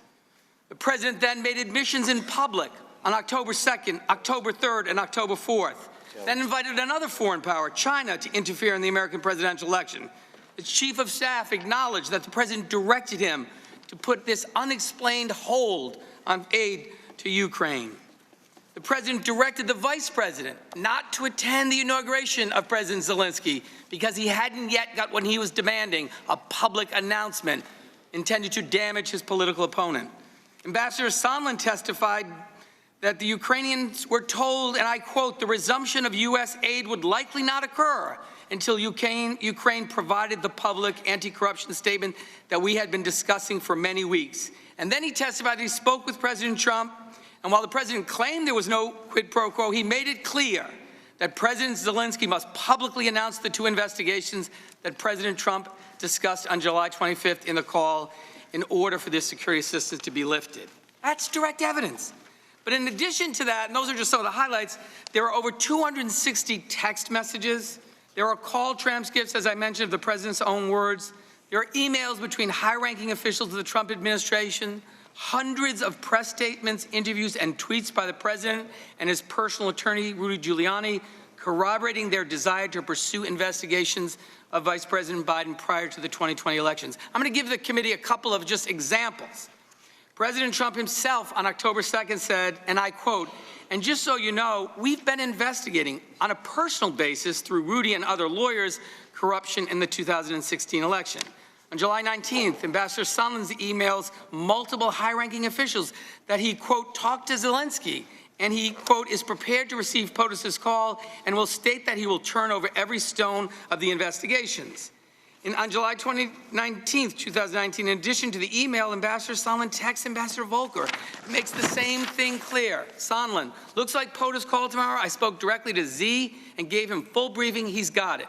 Volker, had breakfast with Rudy this morning, teeing up a call with Yermak Monday, must have helped. Most important is for Zelensky to say that he will help investigate and address any specific personnel issues if there are any. On August 8th, Ambassador Sondland and Ambassador Volker text about POTUS wanting the deliverable, meaning that for Ukraine to get the White House meeting, Zelensky needs to announce the investigation. Sondland says, and I quote, Morrison is ready to get dates as soon as Yermak confirms. Volker responds, excellent. How did you sway him? Sondland responds, not sure I did. I think POTUS really wants the deliverable. Volker asks, but does he know that? Sondland says, yup, clearly lots of conversations going on. On August 16th, Ambassador Taylor and Volker discuss Ukraine's concern that President Trump was not using official channels, like the Department of Justice, to request investigations. Taylor texts Ambassador Volker, the person who asked for an official request was Yermak? Volker replies, yes, but don't cite him. Taylor, I won't. You're right. This is not good. We need to stay clear. And on August 22nd, Ambassador Sondland emailed Secretary of State Mike Pompeo and others to make clear that to break the logjam, meaning releasing the military aid, President Zelensky would have to, quote, move forward on the issues of importance to Trump, again, meeting the investigations.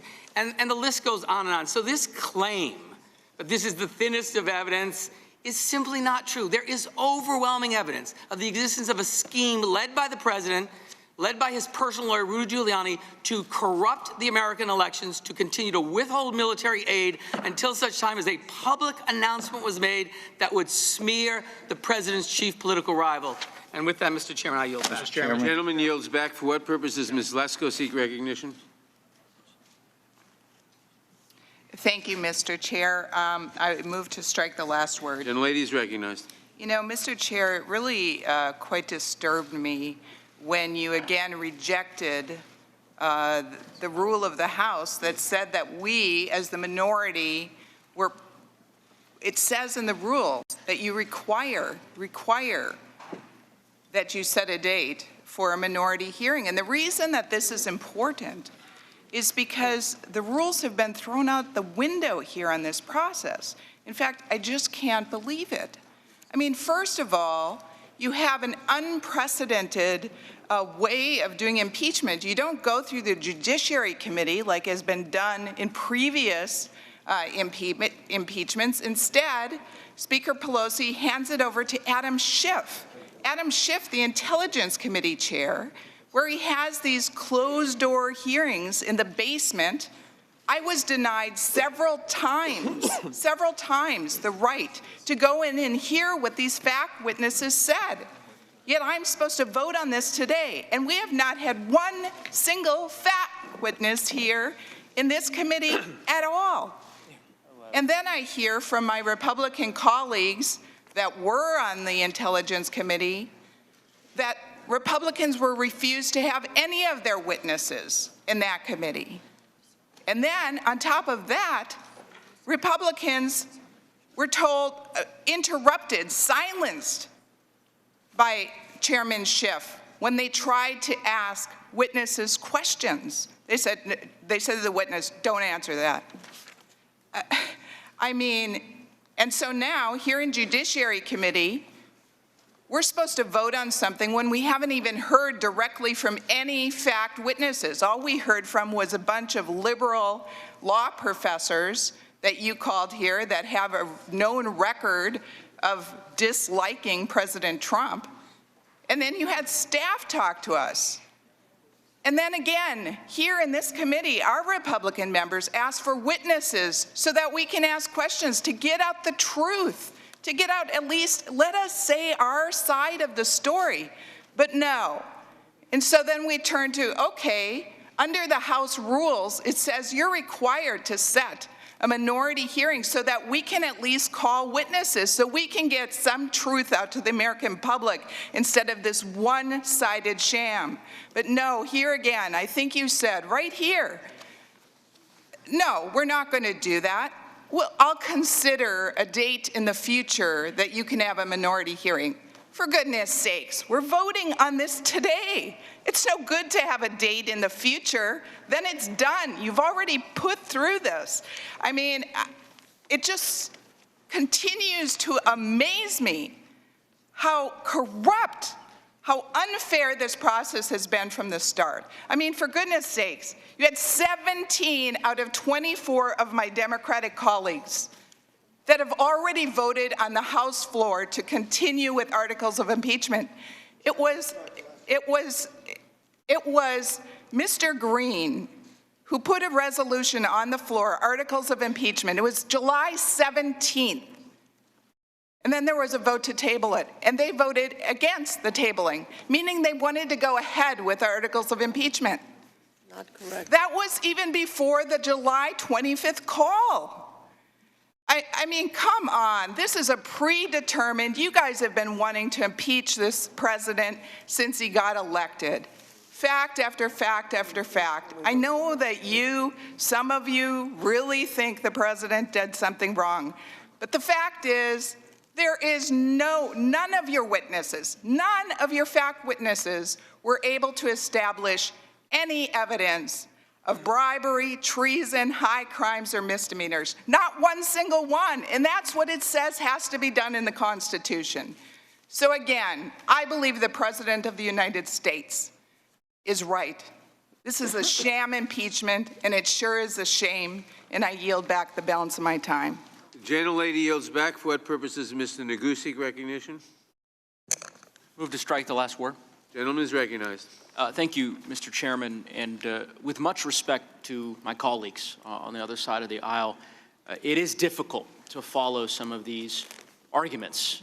I've heard very little in the way of any substantive defenses of the President's conduct, but instead focus again on some very farcical process arguments, in my view. And I'm compelled to respond to at least one of those, which is this notion about the closed-door depositions, because as I understand it from reading these transcripts, many minority members were present and granted equal time to question witnesses brought before the Intelligence Committee, the Foreign Affairs Committee, and the Government Oversight Committee. Some of those members are actually on this committee, so I struggle to understand the objections in that regard.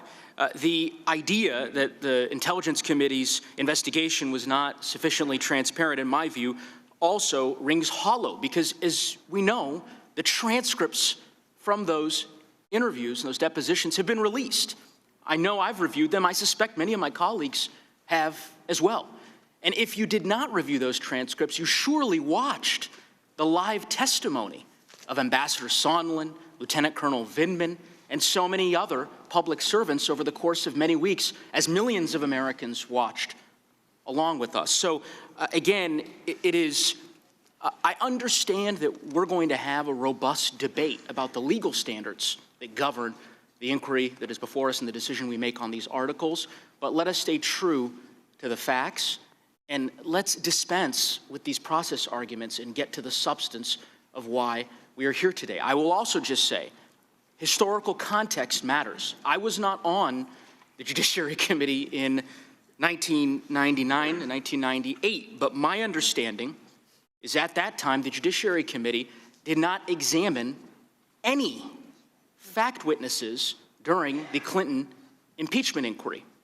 I know there are members of this committee that were here at that time, and they are well aware that they did question Ken Starr, and then afterwards had hearings with legal experts to expound upon the legal standards that would define the decision before the committee. I would also say that during the Nixon impeachment inquiry, the examination of witnesses, fact witnesses rather, was conducted exclusively behind closed doors in July of 1974. So unlike both the Nixon inquiry as well as the Clinton inquiry, the House Intelligence Committee's hearings featured testimony from a dozen witnesses in open hearings subject to public examination by Republican members and counsel. Facts matter, and I hope that each and every one of us would agree at least on that simple point. And with that, I would yield to the distinguished member from California, Ms. Lofgren. I would just like to note, going back to the analogy to the Nixon impeachment, the gentleman is correct that there was really no public presentation in the Judiciary Committee. There were some, quite a few depositions that were private, but there was a lot of public testimony. It wasn't before the Judiciary Committee. It was before the Senate Watergate Committee. As you'll recall, the President's counsel, John Dean, appeared and testified that there was a cancer on the presidency and a number of other, the revelation that there was a recording system in the White House. All of that happened in the Senate. And the fact that it happened in the Senate didn't mean that the Judiciary Committee didn't know about it. I mean, the whole country knew about it and took notice of it. There's only a few members of this committee that were on the Judiciary Committee during the Clinton impeachment. I was one of them. Ms. Jackson Lee and Mr. Nadler were, as well as Mr. Sensenbrenner and the gentleman from Ohio. We had a report from Mr. Starr. I remember it very well. But we didn't have extensive fact witnesses. We had the report. We had evidence over in the Ford building that we could go over and look at privately. I did. A number of members did. But the gentleman has correctly summarized the situation. I would yield back to the gentleman. Mr. Chairman. I yield back to balance matter. Gentleman yields back. For what purpose does Mr. Sensenbrenner seek recognition? Mr. Chairman, I move to strike the last word. Gentleman is recognized. Mr. Chairman, I think it's obvious, to all the American public that this is a railroad job. Things have been going quickly, but I think the real key is that with all of the denials of minority requests, both here and in the Intelligence Committee, the Republicans and the President have not been able to put on live witnesses to be able to basically put together a defense.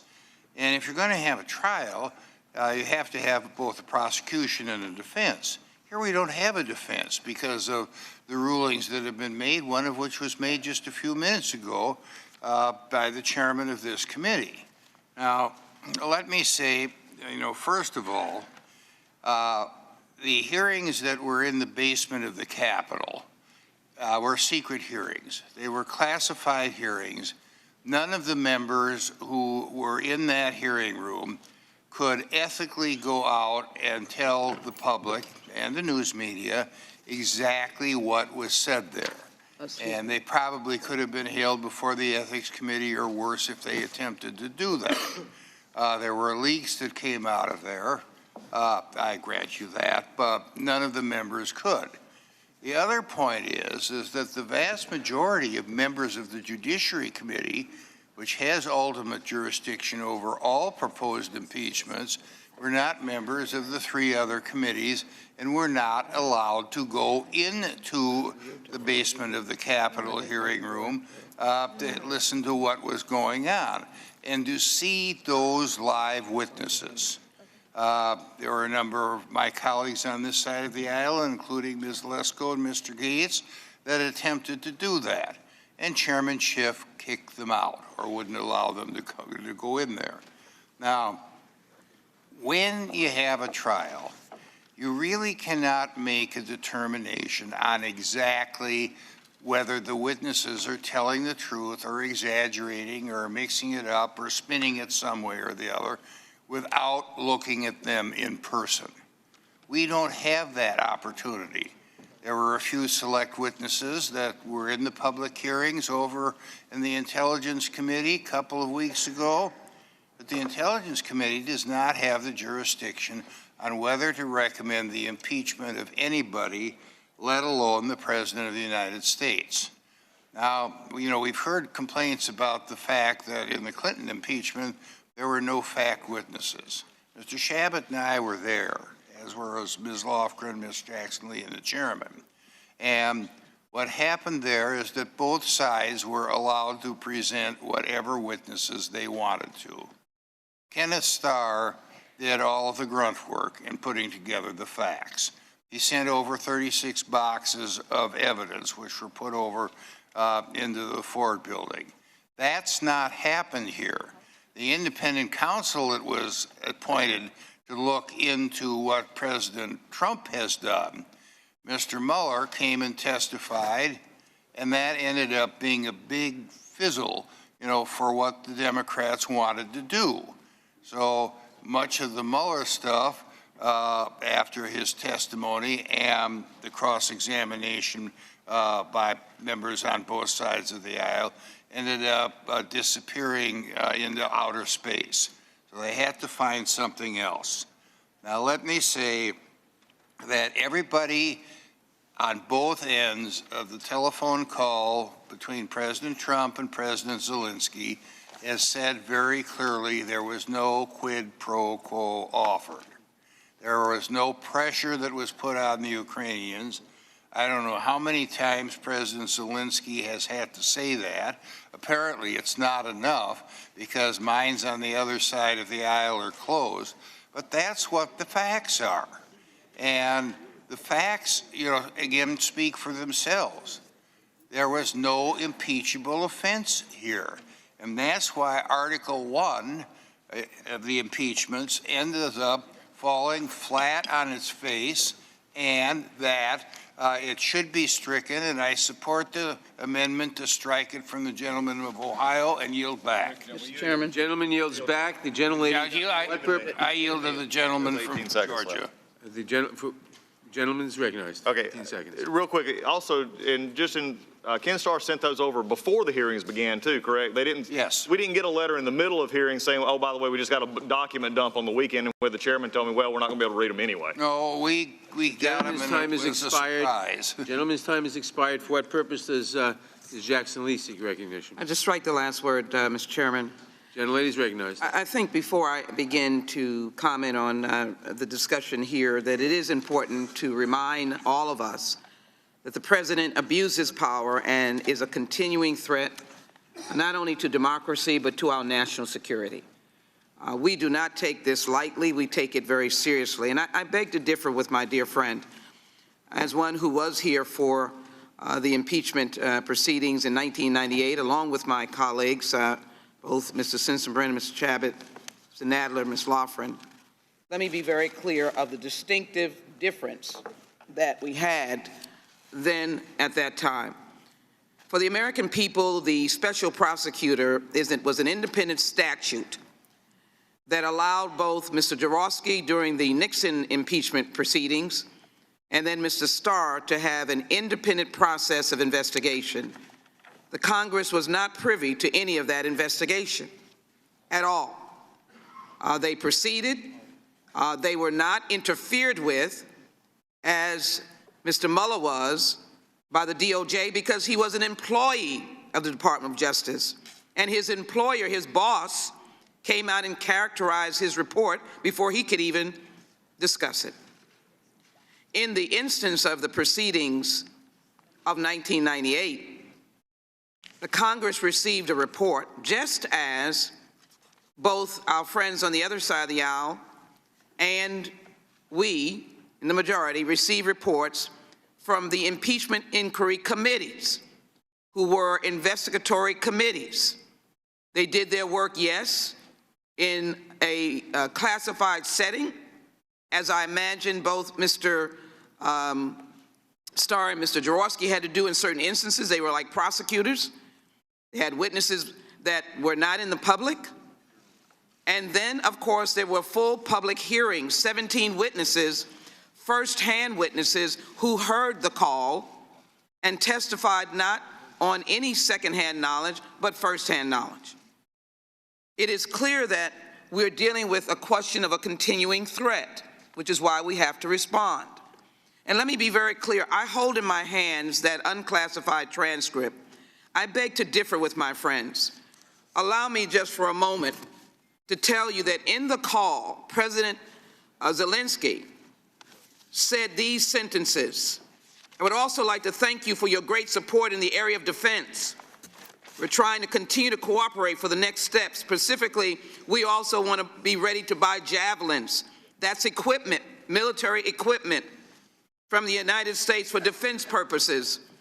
Ukraine, in the midst of a war against a nation that shot down at least some of those alleged to be separatists using Russian weapons, a commercial airliner. This is a serious war where our men and women with military and in the military are on the ground trying to assist. And here's the very next sentence. The very next sentence is not, yes, let's get with the Department of Defense. Let's review your request. The very next sentence, I would like you to do a favor, though. This is a discussion about defense. The next sentence should have been, I think we are well aware of your difficult predicament. I'm going to have you talk to the Secretary of Defense, but it said a couple of sentences later, I would like to have the Attorney General call you or your people, and I'd like you to get to the bottom of it.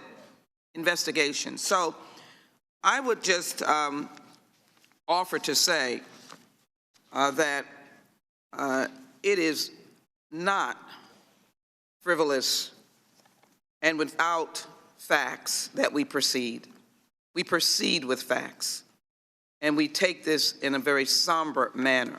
Would the gentlelady yield? I'd be happy to yield to the gentlelady for a moment. I would just like to note that while this aid was being withheld, people died. I'd like to ask unanimous consent to put into the record an article from the Los Angeles Times entitled, "Trump Froze Military Aid as Ukrainian Soldiers Perished in Battle." Without objection. And note also that the highest death total on any day in the Ukraine-Russian war was August 7th of this year, while aid was being withheld. So this had life and death consequences, and I yield back to the gentleman. Very quickly, let me say my predecessor, Barbara Jordan, said that impeachment is designed for the president and his high ministers somehow to be called into account.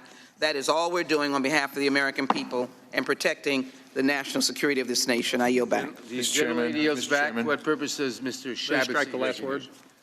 Gentleman strikes the last word. The gentleman is recognized. Thank you, Mr. Chairman. I yield to the ranking member. Yeah, just real quickly, the gentlelady from California just misstated something that I addressed head-on last night. And Undersecretary Hale stated this was prospective money. It was not interfering. It was not dealing with the issue that's going on now. You're in a war. For those of us who've actually been in a war zone, people do die in a war zone. This money did not stop that. That is something that cannot continue to be perpetrated upon this world. I yield back to Mr. Thank you. Reclaiming my time, Mr. Chairman, the biggest difference in the Clinton impeachment and this one is that President Clinton committed a crime, perjury. This president isn't even accused of committing a crime. The Constitution is pretty clear on what constitutes an impeachable offense: treason, bribery, and other high crimes and misdemeanors. It's not treason, bribery, and other high crimes and misdemeanors, or whatever else Nancy Pelosi and Adam Schiff deem impeachable. Now, I think we can all agree that no president should abuse the powers of his or her office, just like the chairman of a House committee shouldn't abuse the powers of his office to obtain and publish the phone records of the president's personal attorney, a member of the media, and the ranking member of that same committee. but that doesn't make alleged abuse of power a high crime or misdemeanor. In their newly authored memo on constitutional grounds for impeachment, the majority on this committee goes to great lengths to explain why abuse of power is an impeachable offense, specifically mentioning it was one of the charges against both Richard Nixon and Bill Clinton. What they don't mention is that the House of Representatives has never adopted alleged abuse of power as a charge in a presidential impeachment. Why? Because there's no criminal statute describing what alleged abuse of power actually is. Abuse of power is therefore a vague, ambiguous term open to the interpretation of every individual. Because abuse of power lacks a concise legal definition, there's a higher burden of proof on those pursuing such a charge to show the actions of the president rise to the level of impeachment. I believed that Bill Clinton had abused the power of his office, but we failed to convince our colleagues in the House, and that particular charge was rejected by the full House. In this case, the evidence provided is less convincing. In fact, I'd argue it's non-existent. First, there was no quid pro quo. Second, it's a widely known fact that Ukraine is one of the most corrupt countries on the planet. It's why Congress required the administration to certify that the Ukrainian government had taken steps to clean up corruption before military aid could be provided to the country. President Trump was well aware of that fact and quite skeptical of giving Ukraine foreign aid long before the now famous July 25th phone call. Third, Ukraine actually received the aid after the president was satisfied that Ukraine had taken meaningful steps to address corruption, which again is an obligation required by law. Based on the actual facts of this case, as opposed to the hearsay and innuendo compiled by the Intelligence Committee, it's clear that no abuse of power ever took place, and there certainly isn't enough evidence to support an article of impeachment. Mr. Chairman, as you well know, there's another significant difference between the abuse of power charges against Nixon and Clinton and those presented here. In the Nixon and Clinton impeachments, abuse of power was a tacked-on charge, far less important in those cases than the actual high crimes charged against both of them. Here, it's the main thrust of the House Democrats' entire case. Let me put it another way. The entire argument for impeachment in this case is based on a charge that is not a crime, much less a high crime, and that has never been approved by the House of Representatives in a presidential impeachment before, ever in history. If that's the best you got, you wasted a whole lot of time and taxpayer dollars, all because so many of you, Mr. Chairman, hate this president. And one last thing. I guess we now know why Nancy Pelosi was focus grouping bribery as a potential charge, because she was desperately searching for a crime, any crime, to justify this sham impeachment. But that effort was abandoned because she knows, most members of Congress know, and now the American people know, there simply wasn't a crime committed here, and there shouldn't be an impeachment here either. I yield back. Will the gentleman yield for The gentleman yielded back. Mr. Chairman. For what purpose does Mrs. Swalwell seek recognition? To strike the last word. Gentleman is recognized. There are no crimes here. That is the defense my colleagues across the aisle are putting forward. How about the highest crime that one who holds public office could commit? A crime against our Constitution. After all, the Constitution is the highest, most supreme law of the land. Every other law, statutory laws included, derive from the Constitution, not the other way around. The president committed the highest crime against the Constitution by abusing his office, cheating in an election, inviting foreign interference for a purely personal gain, while jeopardizing our national security and the integrity of our elections. Now, the Constitution does not require President Trump have committed statutory crimes. After all, we in Congress are not criminal prosecutors. We do not prosecute crimes, we protect the Constitution. But since my colleagues keep bringing up what potential crimes a criminal prosecutor could charge the president with, let's go through some of them. Because President Trump's conduct overlaps with criminal acts. Let's start with criminal bribery. 18 U.S. Code 201B2A. Relevant here, criminal bribery occurs when a public official demands or seeks anything of value personally in return for being influenced in the performance of an official act. Additionally, the public official must carry out these acts corruptly. Demands or seeks. President Trump demanded and sought the announcement and conduct of politically motivated investigations by President Zelensky. Anything of value personally. For the purposes of anti-bribery law, the phrase anything of value has been interpreted by the courts broadly to carry out the congressional purpose of punishing the abuse of public office. In return for being influenced, the third requirement, as the Intel Committee report demonstrated, President Trump sought an announcement of these investigations in return for performing two official acts. First, he conditioned release of vital military assistance on President Zelensky's investigations, and second, he conditioned a head of state meeting on these investigations. Fourth, performance of an official act. The courts have defined an official act as any decision or action, matter, cause, suit, proceeding, or controversy that may be pending or brought before a public official. Both of the acts in question, the military aid and the White House meeting, meet this requirement. Finally, corruptly. President Trump behaved corruptly throughout this course of conduct because he used his official office in exchange to seek a private benefit.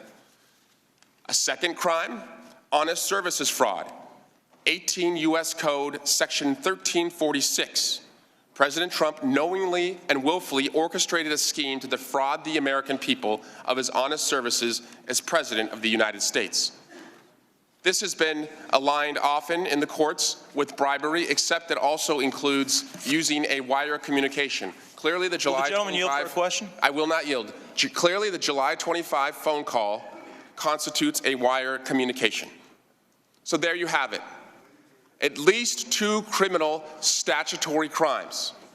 However, all of these conversations about statutory crimes are moot because the President of the United States refuses to allow his own Department of Justice to indict him. So the President may be charged with crimes statutorily one day, but that's not what we're doing here on this day. And we are not restricted like the Department of Justice is. So we will uphold our duty to charge the President with the crimes against the Constitution that he has committed, using your taxpayer dollars, jeopardizing the integrity of your vote for a purely political purpose and a purely personal gain. And Mr. Chairman, with that, I yield back. And I would yield to the gentlelady from California. I appreciate the gentleman's recitation of that fact. As a former prosecutor, you speak with tremendous authority. I would just like to note that the argument that somehow lying about a sexual affair is an abuse of presidential power, but the misuse of presidential power to get a benefit somehow doesn't matter. If it's lying about sex, we could put Stormy Daniels' case ahead of us. We don't believe that's a high crime and misdemeanor. Yield. No, and it is not before us, and it should not be for us, because it's not an abuse of presidential power. I yield back. The gentleman's time has expired. For what purpose does Mr. Gohmert seek recognition? I rise in support of the amendment. Gentleman, yield briefly. The gentleman has the time. Does the gentleman wish to yield to Mr. Will the gentleman yield briefly? Yes. The important thing is that Bill Clinton lied to a grand jury. Right. That is a crime. The article of impeachment that passed the House accused Bill Clinton of lying to a grand jury, a crime and something that obstructs the ability of the courts to get to the truth. This is not what is happening here. Big difference. Thank you. Reclaiming my time. Gentleman reclaims his time. It is interesting, though. We're here because of fraud, not by the president, but from within the Department of Justice. And I realize people on the other side of the aisle have been so busy trying to find some kind of charge, criminal charge to bring against the president, none of which worked, that they may not have been aware of the most recent Horowitz report. But it is clear now, that the whole investigation that has brought us here with crime after crime being alleged and then having to be dropped was a fraudulent effort before the FISA court to have a surveillance warrant done against Carter Page. They lied initially, said that he was a Russian agent when actually he had been used by the CIA as a spy against Russia. And so they lied, it was fraudulent, and there hopefully will be people that will answer for their crimes and their fraud in the Department of Justice in the days to come, and it sounds like that should be the case. And there was fraud all the way through, but for 3 years we had been hearing about the crimes of the candidate Trump and then the crimes of President Trump, and we come now today based on the initial fraud that got this whole impeachment stuff started, and no one on the other side is willing to acknowledge the fraud that brought us here, nor the fact that so many people here have been screaming about the president's crimes, and we're even hearing today, like we just did, oh yes, there were crimes. Well, then why aren't they in this impeachment document? It's because they don't exist. They've been disproven over and over and over again, and that's why the gentleman's amendment is so well taken. You don't want to go down this ground. I think it's a bad idea when it was proposed before. High crimes and misdemeanors, if it's not treason, right, even misdemeanors are crimes. And so we've had to drop the fraud of all the crimes being alleged, people saying in here and in the public, gee, we're going to get the president because he colluded with Russia. How terrible was that? Well, that's all been disproved and dropped. So now we were left with bribery and extortion, and now those had to be dropped because there were no crimes. And I appreciate the gentleman bringing up crimes, but those are not alleged here. And so let me just say, this is a day that will live in infamy for the Judiciary Committee. The days of exemplary chairs like Daniel Webster when he stood for principle, those are going to be gone because this became a tool of the majority to try to use taxpayer funds to defeat a president.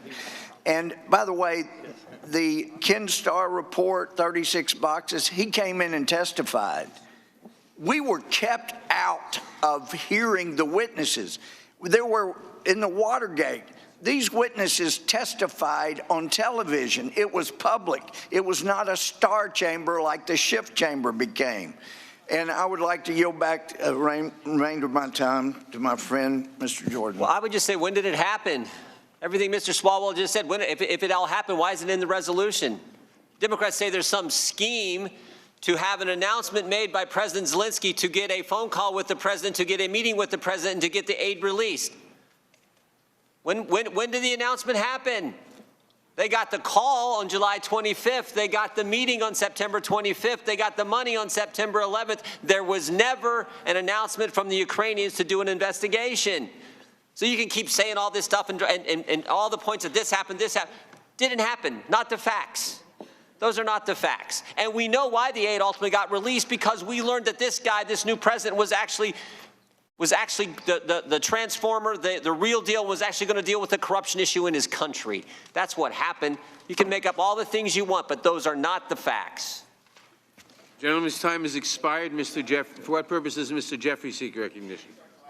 Gentleman is recognized. Let's actually go through the facts. We're here today because the president abused his power.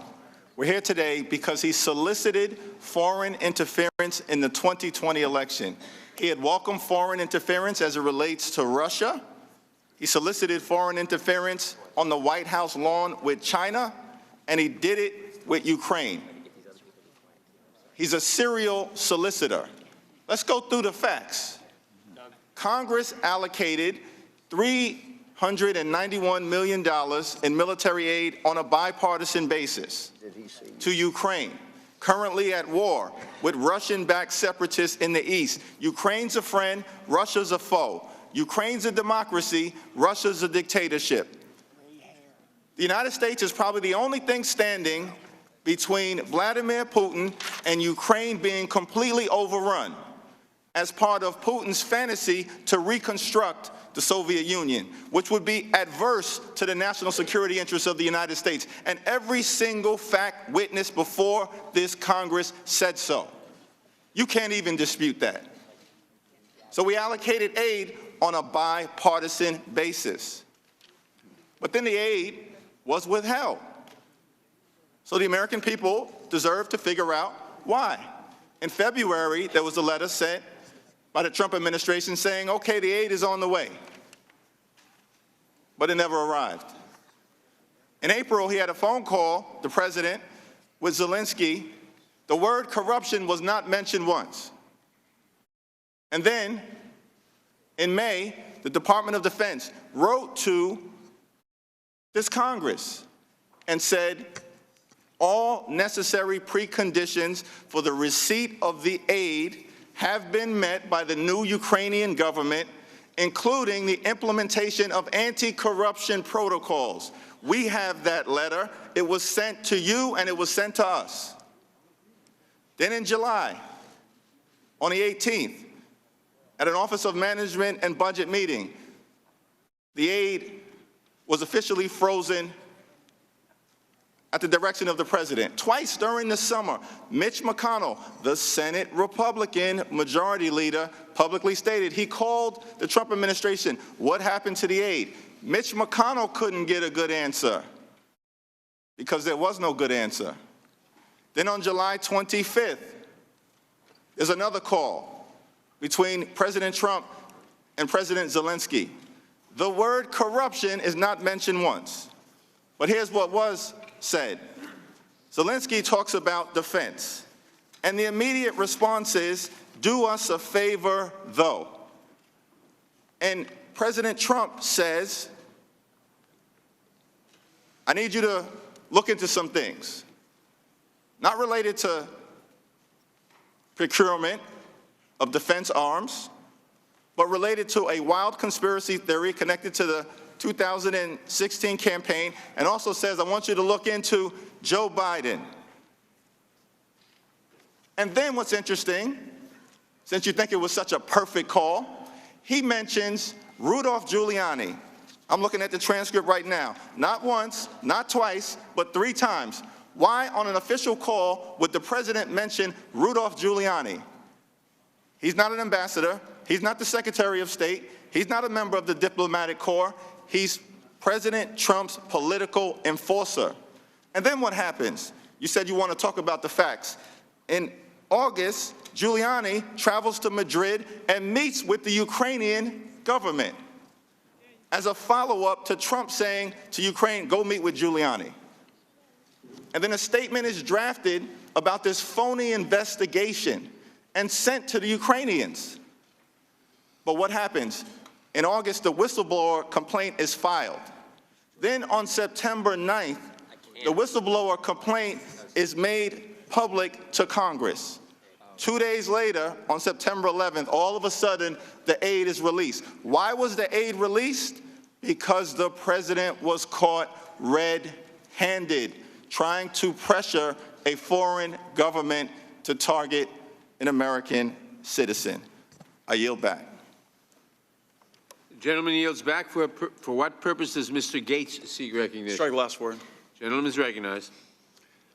There were 5 meetings that we have detailed that show why the aid was released. There was a belief on the administration previously that Ukraine was one of the most corrupt countries in the world, that they had not engaged in sufficient reforms. And after a number of events with the vice president, with a bipartisan Senate delegation, there was a resolution of that aid. But this debate just lacks a certain sincerity. I heard earlier my friend from California, Mr. Swalwell, say, list out all these crimes. And so if I'm watching at home, I'm thinking, well, where are they in the impeachment? That is just a Democrat drive-by to go and list crimes that you don't allege and that you don't have evidence for. If there is ever a microcosm of how to consume this day and the importance of it with the American people, it's that they're naming crimes in debate that they don't even have in their impeachment resolution because they can't prove them, because there are no underlying facts. And then I hear my friend from New York, Mr. Jeffries, bring up Russia.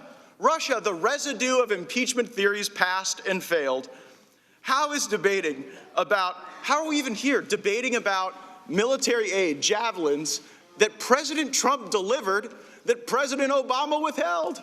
I hear them, crying these alligator tears, clutching their pearls over this notion that, Trump didn't give this aid. We got to go impeach him for it. Where was all this concern about how to make the Ukraine great again when Obama was president? You want to know our substantive defense? It's 4 things. They've never changed. I think Mr. Jordan dreams of them in his sleep. Both President Trump and President Zelensky said there was no pressure. We saw the call transcript, and there's no conditionality.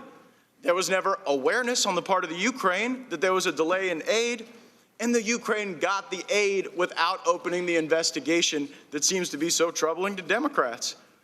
Everything you're going to hear them say today can be pretty much categorized into 3 areas. First, it's either stuff people presumed and had no direct evidence of, kind of their water cooler theory of the case. Second, it's hearsay. Somebody told somebody else that created some concern about the president's conduct, or it is reflective of a sincere policy disagreement about how to make the Ukraine great again. I mean, I heard all these folks come by that are part of the diplomatic corps, and they sure seem to believe that we ought to do everything for the Ukraine, but if the president disagrees with that, it is not impeachable conduct.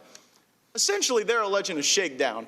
But I think most Americans know that you cannot have a shakedown if the person allegedly being shook down doesn't even know about the shakedown.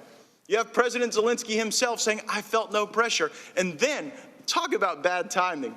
We got this Time article that comes out on the 10th of December, just a few days ago, because their theory of the case is, well, even if Zelensky didn't know there was pressure, there's this other guy, Yermak. And Yermak knew from Gordon Sondland that there was pressure, but the same day that they introduced their articles of impeachment, Yermak gives this interview with Time magazine, and he says, and I quote, Gordon and I were never alone together.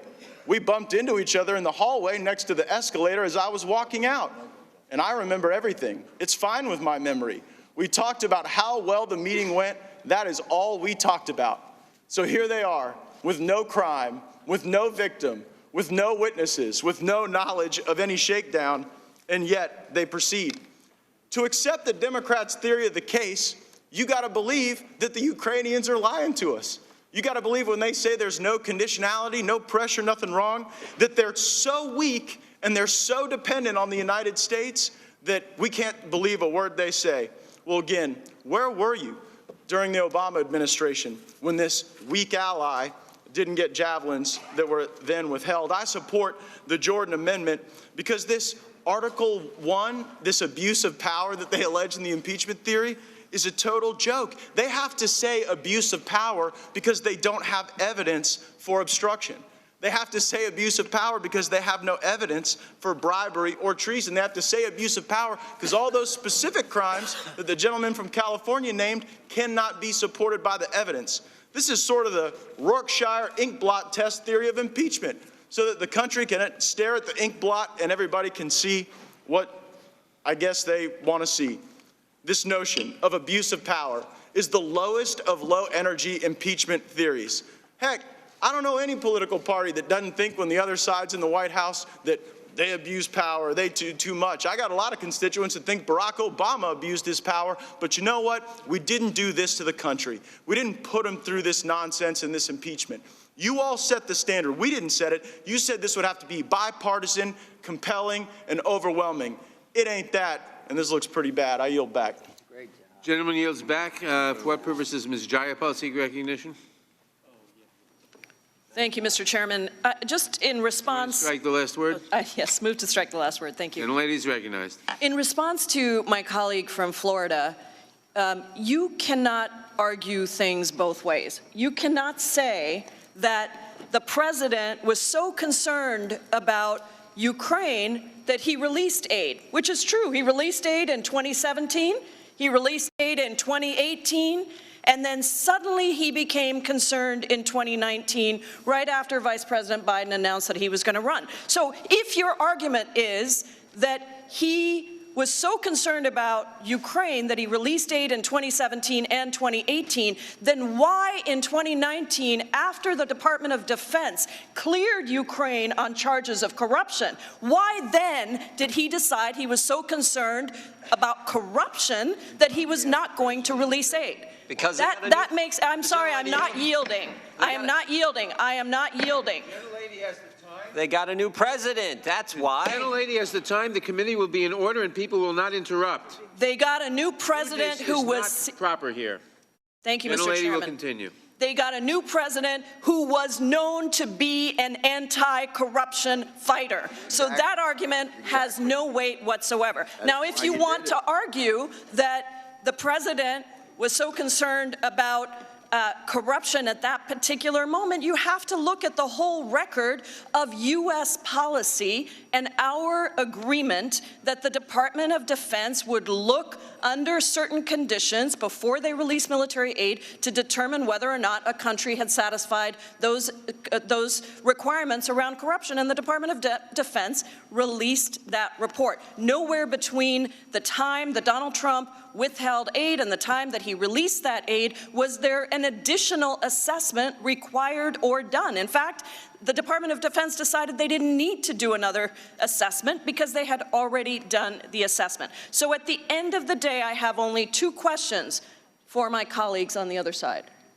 And these are the two questions. Forget about President Trump. Forget about President Trump. Will any one of my colleagues on the other side say that it is an abuse of power to condition aid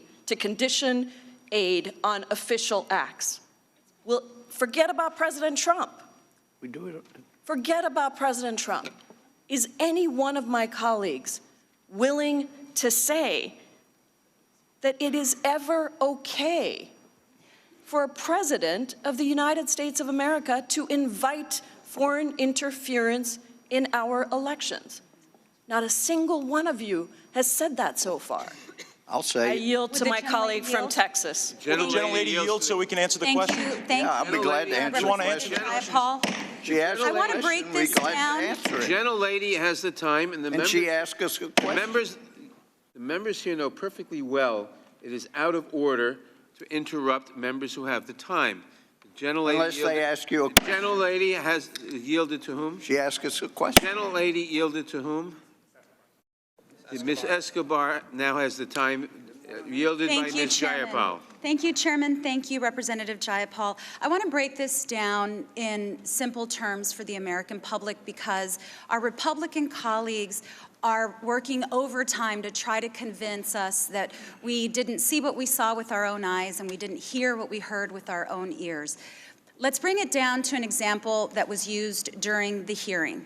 If a governor, if a community suffers a natural disaster and the governor of the state has aid that will help that community, but calls the mayor of your community and says, I want you to do me a favor though, and conditions with giving the aid to the community on the police chief smearing his political opponent, has there been a crime? The answer is yes. And that governor would go to jail. If that governor later releases the aid after he got caught, it doesn't matter. He still committed the crime.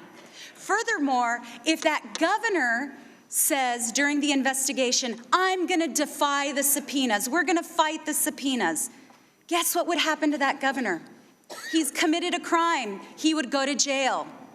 If the governor then tried to cover up his wrongdoing, cover it up so that his people, his constituents, couldn't see his wrongdoing, what would happen to that governor? Did he commit a crime? Yes, he would go to jail.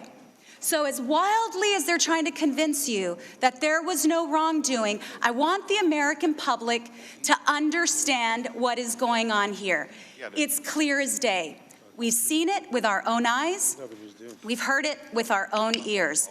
Facts matter. I yield back. Thank you, Ms. Escobar. And I would just again close with this single question. Is it ever okay for a president to condition official action on personal gain. I yield back. Mr. Chairman. Unanimous, Mr. Chairman. Who seeks recognition? Gentlemen, for what purpose does the gentleman seek recognition? Be an unanimous consent request. I'd like to ask unanimous consent to introduce into the record. I cannot hear you, sir. Sorry? I can't hear you. I'd like to ask unanimous consent to introduce into the record the transcript of the call where the President says, I would like you to do us a favor. Without objection, the transcript will be introduced. The call record will be introduced. For what purpose does Mr. Buck seek recognition? Strike the last word. Gentleman is recognized. Thank you, Mr. Chairman. I want to address Mr. Swalwell's, thank you for coming back, Mr. Swalwell's comments that there are definitely crimes in this situation. First of all, I believe Mr. Swalwell, during the Mueller investigation, went on national TV and said something to the effect of an indictment is coming. He knew it. An indictment is coming. So I know Mr. Swalwell knows crimes. He was a prosecutor, and he also knows the obligation that a prosecutor has not to bring a crime, not to bring a charge, unless there's a reasonable probability of conviction. I would direct Mr. Swalwell to the elements of bribery. Whoever, being a public official, corruptly demands or seeks personally anything of value in return for being influenced in the performance of an official act. The Department of Justice's Criminal Division Public Integrity Section opined in September that something as nebulous as an investigation is not of sufficient concrete value to constitute something of value under this statute.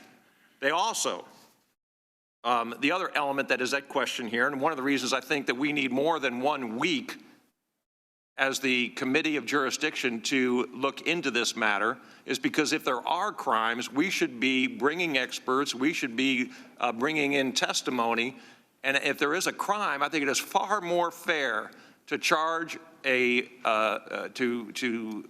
pass articles of impeachment on a president where the president can defend against specific elements as opposed to something as vague as abuse of power.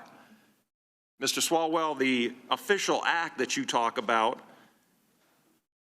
under the McConnell, Supreme Court's McConnell decision, that decision says, setting up a meeting, talking to another official, or organizing an event without more does not fit the definition of official act. There are 2 elements missing in your analysis, but that doesn't surprise me because there were no elements that were, that the special counsel found in this situation.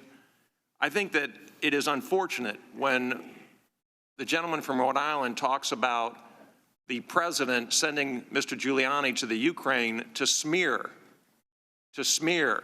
Vice President Biden. Let's talk about what Vice President Biden did. His son sat on a board and made an outrageous amount of money for someone that had no background in energy, no background in the Ukraine, while his father was the vice president. If that is not a fair topic for discussion in the world of politics, I don't know what is.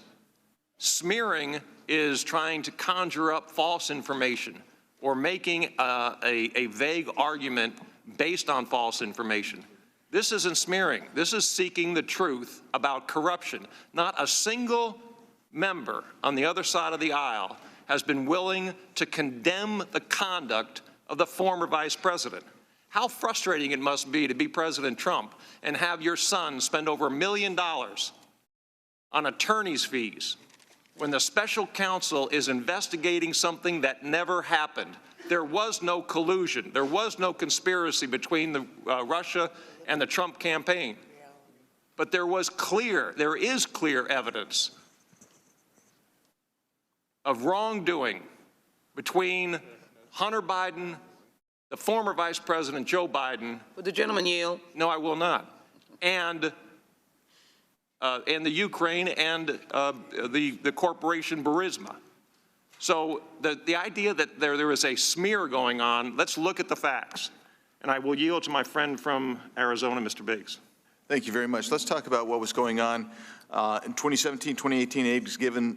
In 2019, there was a pause put on it. You have a new administration in the Ukraine, and the benchmarks, the anti-corruption benchmarks, were done under the previous administration, Poroshenko. That was testified to in this committee.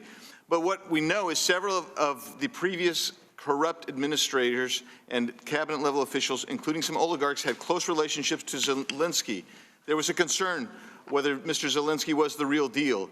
The aid was prospective, and the pause was unknown. U.S. officials continued to meet with Ukrainian officials, and they determined that Zelensky was the real deal, and so they made every effort to convince President Trump that that was the case. Once 2 new anti-corruption measures were released within 2 days, so was the funding. That's what changed. Yield back. Mr. Chairman, unanimous consent request For what purpose does the gentleman from California seek recognition? Just in response to Mr. Buck, a unanimous consent request for a Vox November 15, 2019 article, all of Robert Mueller's indictments, including the 34 people and 3 companies that he indicted in his lengthy investigation. That objection. I object. I want to see it. Reserve one. I reserve The gentleman reserves an objection. He wants to see it. That's fair. For what purpose does Mr. Reschenthaler seek recognition? Thank you, Mr. Chairman. I move to strike the last word. That objection. I yield to my good friend and colleague from Florida. I thank the gentleman for yielding, and I just got to come back to this interview with Yermak because it was like the tree that fell in the forest that nobody heard that completely demolished the entire Democrat case. They have no evidence that the Ukrainians ever knew that this aid was withheld. So they're literally trying to prosecute an impeachment against the president for a shakedown when the alleged people being shook down, 1, said they felt no pressure, and 2, did not even know it was happening.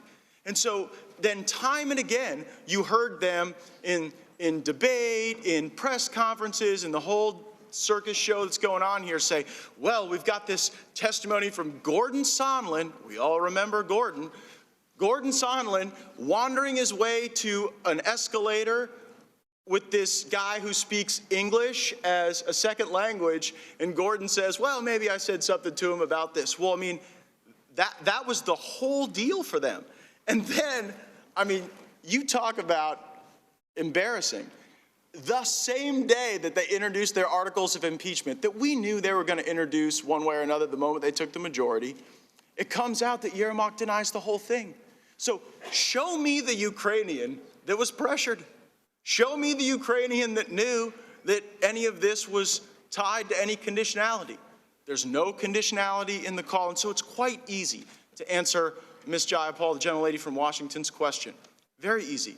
In this case, there is no conditionality. You can't prove it. You have no evidence of it.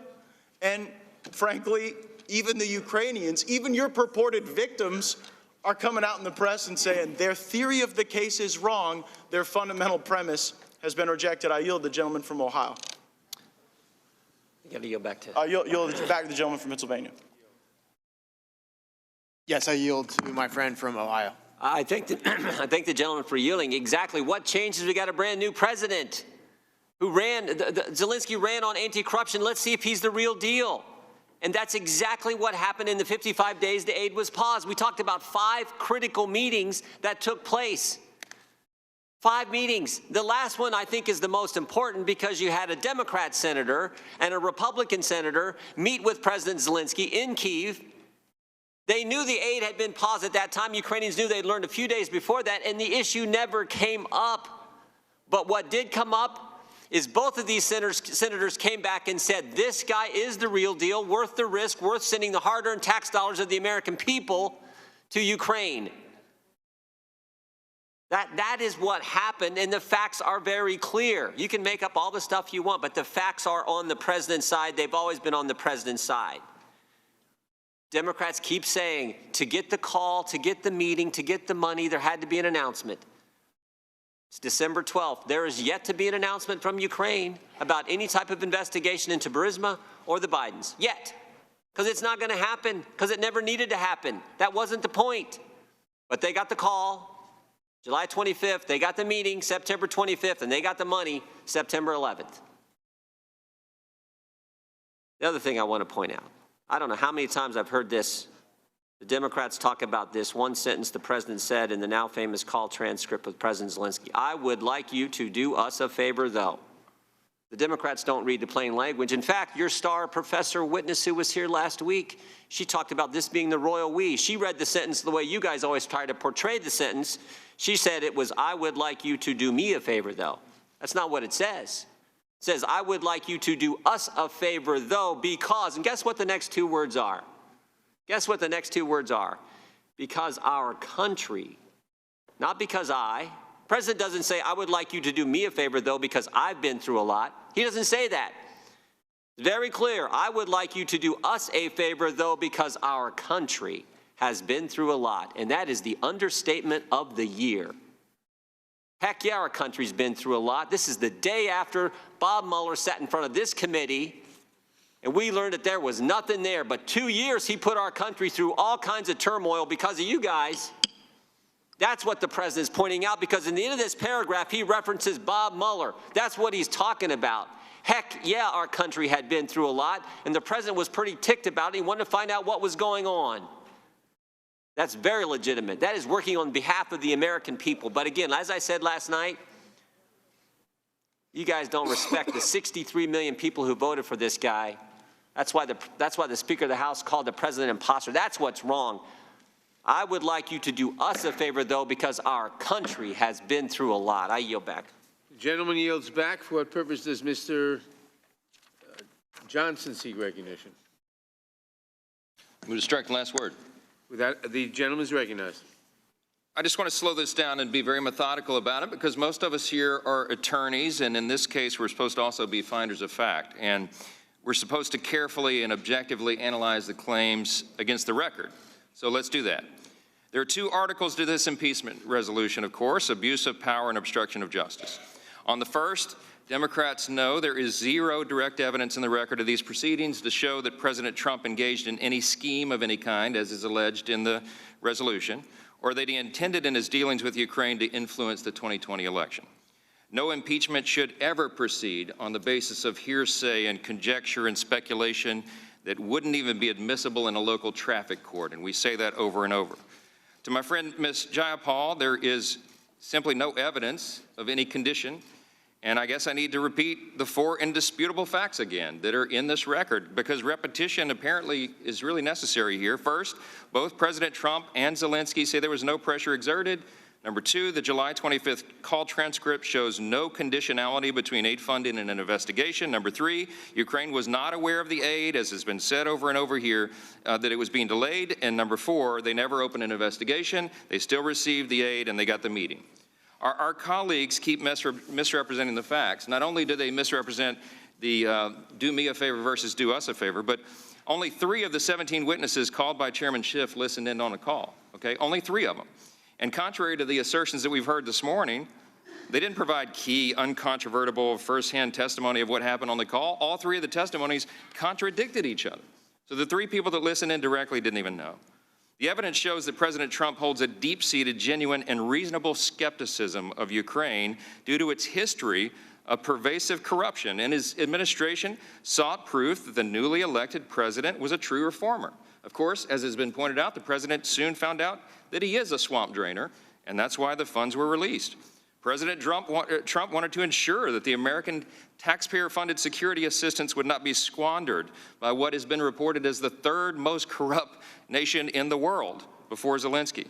And the discussions they had were never about what will happen in 2020, but rather about what happened in 2016. So the second claim of this resolution is that the president obstructed Congress, but he simply did what virtually every other president in the modern era has also done. What's his big infraction here? He asserted a legitimate executive privilege and legal immunity to question subpoenas issued by various White House officials. There's no evidence of any impeachable conduct with that. It's very commonplace. On every previous occasion of this assertion in the past, the natural impasse that exists between the executive and legislative branches in our constitutional system has been easily and calmly resolved either by a good faith negotiation or a simple filing with the 3rd branch of our government, the judicial branch. We let the courts decide it. In spite of their allegations here, Democrats know President Trump has lawful cause to challenge those subpoenas in this matter. In this case, House Democrats are trying to impeach President Trump simply for seeking judicial review over whether the direct communications between high-ranking advisors and a president under these circumstances are privileged or should be disclosed. That case would be expedited in the courts. It wouldn't take that long. But Democrats said they don't have time for that. Why? Because they promised their base an impeachment by Christmas. This whole thing is so absurd. It should be noted, by the way, that President Trump has consistently cooperated with Congress in fulfilling its oversight and investigation responsibilities here. Over 25 administration officials have testified before Oversight Committee this year, 20 before this committee. At the start of the impeachment inquiry, the White House produced more than 100,000 pages of documents to the Oversight Committee. And of course, he also quickly declassified and produced to everyone the call transcript. Democrats know this is an absurd charge about obstruction, and the truth is, in the history of the Republic, there's never been a single-party fraudulent impeachment process deployed against a president like the one that is being used against Donald Trump. They're the ones seeking to nullify our vital constitutional safeguards with this sham. Their ultimate objective is to nullify the votes of the 63 million Americans who voted to elect Donald Trump to president. They violated due process and all the rest. My colleague, Sheila Jackson-Lee, a little while ago, evoked and quoted Barbara Jordan, but she's the one that said during the Watergate inquiry, impeachment not only mandates due process, but due process quadrupled. They have violated that here. They have violated the rules, and everybody in the country can see it. This impeachment's going to fail. The Democrats will pay a heavy political price for it, but the Pandora's box they've opened today will do irreparable injury to our country in the years ahead. That's why we're concerned. That's why the facts matter. And that's why we need to move on. I yield back. The gentleman yields back. For what purposes? Chairman. Ms. Garcia seek recognition. Mr. Chairman, I move to strike the last word. Gentlelady is recognized. Mr. Chairman, I'm opposed to this amendment. It's incredible to me that the other side of the aisle has not seen the facts and has not apparently read some of the evidence before us. It is obvious to me that this president has put his personal interests above this country. And with that, I'll yield back to the gentleman from Maryland, Mr. Cicilline. Rhode Island. Sorry? Rhode Island. Oh, Rhode Island. I thank the gentlelady for yielding. We've just heard our Republican colleagues claim that there was no demand, no conditionality for the release of this aid. And in fact, it was motivated by this president's deep desire to ferret out corruption. That is laughable. The President of the United States had 2 phone calls with President Zelensky. He never once even uttered the word corruption because it wasn't about corruption. And the reason we know that is the Department of Defense had already certified that steps had been taken to combat corruption back on May 23rd. And despite that certification, that hold remained in place. In fact, the professionals testified about them trying to figure out how is it possible it's legal to hold this aid? Because the certification is happening, there's no basis to hold it other than the president ordered it. So it's not about corruption. It was about extracting a commitment to announce publicly that they were launching an investigation of President Trump's chief political rival, a smear against Vice President Biden. So this notion that really what happened is the president just satisfied himself that Mr. Zelensky was for real is nonsense and betrayed by all of the evidence collected. Let me give you some of it or remind you of it because you apparently don't remember it. Ambassador Sondland testified under oath. Mr. Giuliani's requests were a quid pro quo for arranging a White House visit for President Zelensky. Mr. Giuliani demanded that Ukraine, Mr. Giuliani, by the way, the president's counsel, Mr. Giuliani demanded that Ukraine make a public statement announcing the investigation of the 2016 election, the DNC server, and Burisma. Mr. Giuliani was expressing the desires of the President of the United States, and we knew these investigations were important to the President. On a July 25th call, President Zelensky himself recognized the connection between the meeting and the investigations. And he said, I also want to thank you for your invitation to visit the United States, specifically Washington, D.C. On the other hand, I also want to assure you that we'll try to be very serious about the case and we'll work on the investigation. And the president spoke in that call about the Bidens and Burisma. And the OMB that ultimately announces that the aid was withheld gives no explanation, and everyone in the intelligence community, all the national security team, all recommended the release of the aid. This was an important ally of the United States facing an active war with the Russians that took part of their country and was continuing to kill people in eastern Ukraine. American military aid was a lifeline for this emerging democracy. You know the only people who benefited from this scheme? President Trump, because he thought he was going to get an announcement to smear his political opponent, and Vladimir Putin, Russia, that were trying to weaken the Ukrainians. And there was a recent article Congresswoman Bass held up that captured this, where it said, President Zelensky facing President Putin all alone. So this benefited Russia, weakening Ukraine. But this notion that the reason that the aid was released because the president was satisfied is defied by all of the evidence collected in a 300-page report by the Intelligence Committee. It was released because the president got caught. The whistleblower filed a report, a complaint, alleging an elaborate scheme by the president that betrayed the national interests of our country, that undermined our national security, that advanced the personal political interests of the president, not the national interests of our country, that attempted to corrupt our elections by dragging in foreign interference. It's the highest of high crimes and misdemeanors. Our framers spoke about this abuse of power, of using the office of the presidency to advance your own personal interests and to undermine the public interest. And I'll yield to Mr. Raskin my remaining 30 minutes. Thank you very much. You know, Ms. Garcia's time to yield. Does she wish to yield to Mr. Raskin? I yield to Mr. Raskin. Ms. Garcia, thank you very much. Just to flesh out the detail of what the gentleman from Rhode Island was saying, one of the depositions was from David Holman, who was a State Department official at the U.S. Embassy in Kiev, who was with Gordon Sondland, who testified that there was a quid pro quo, but he saw him on the phone with President Trump, and he reported right at that time to him, he said, the president doesn't give a blank about Ukraine. He's interested in the big stuff. And what's the big stuff? Whatever can benefit him. Gentleman yields back. For what purpose does Mr. Biggs seek recognition? Move to strike the last word. The gentleman is recognized. Thank you, Mr. Chairman. Last night and today we've heard many times my colleagues on the other side saying the facts of this are not contested, but they are. They really are. An example is one just pointed out, highlighted by my colleague from Louisiana just a moment ago. On the telephone call, listening, there were, of the 17 witnesses that came in, only 3 actually listened in on the phone call. But each one of them have contradictory testimony. And so even the 3 witnesses that heard the call conflicted. And why is that important? Why did I bring that up? Yeah. I bring it up because of this. Many of my colleagues, in fact, most of my colleagues on the other side of the aisle, take every inference in the light most negative to the President of the United States. That's because there's an animus there that has been manifest since November 9th, 2016, the day after he was elected.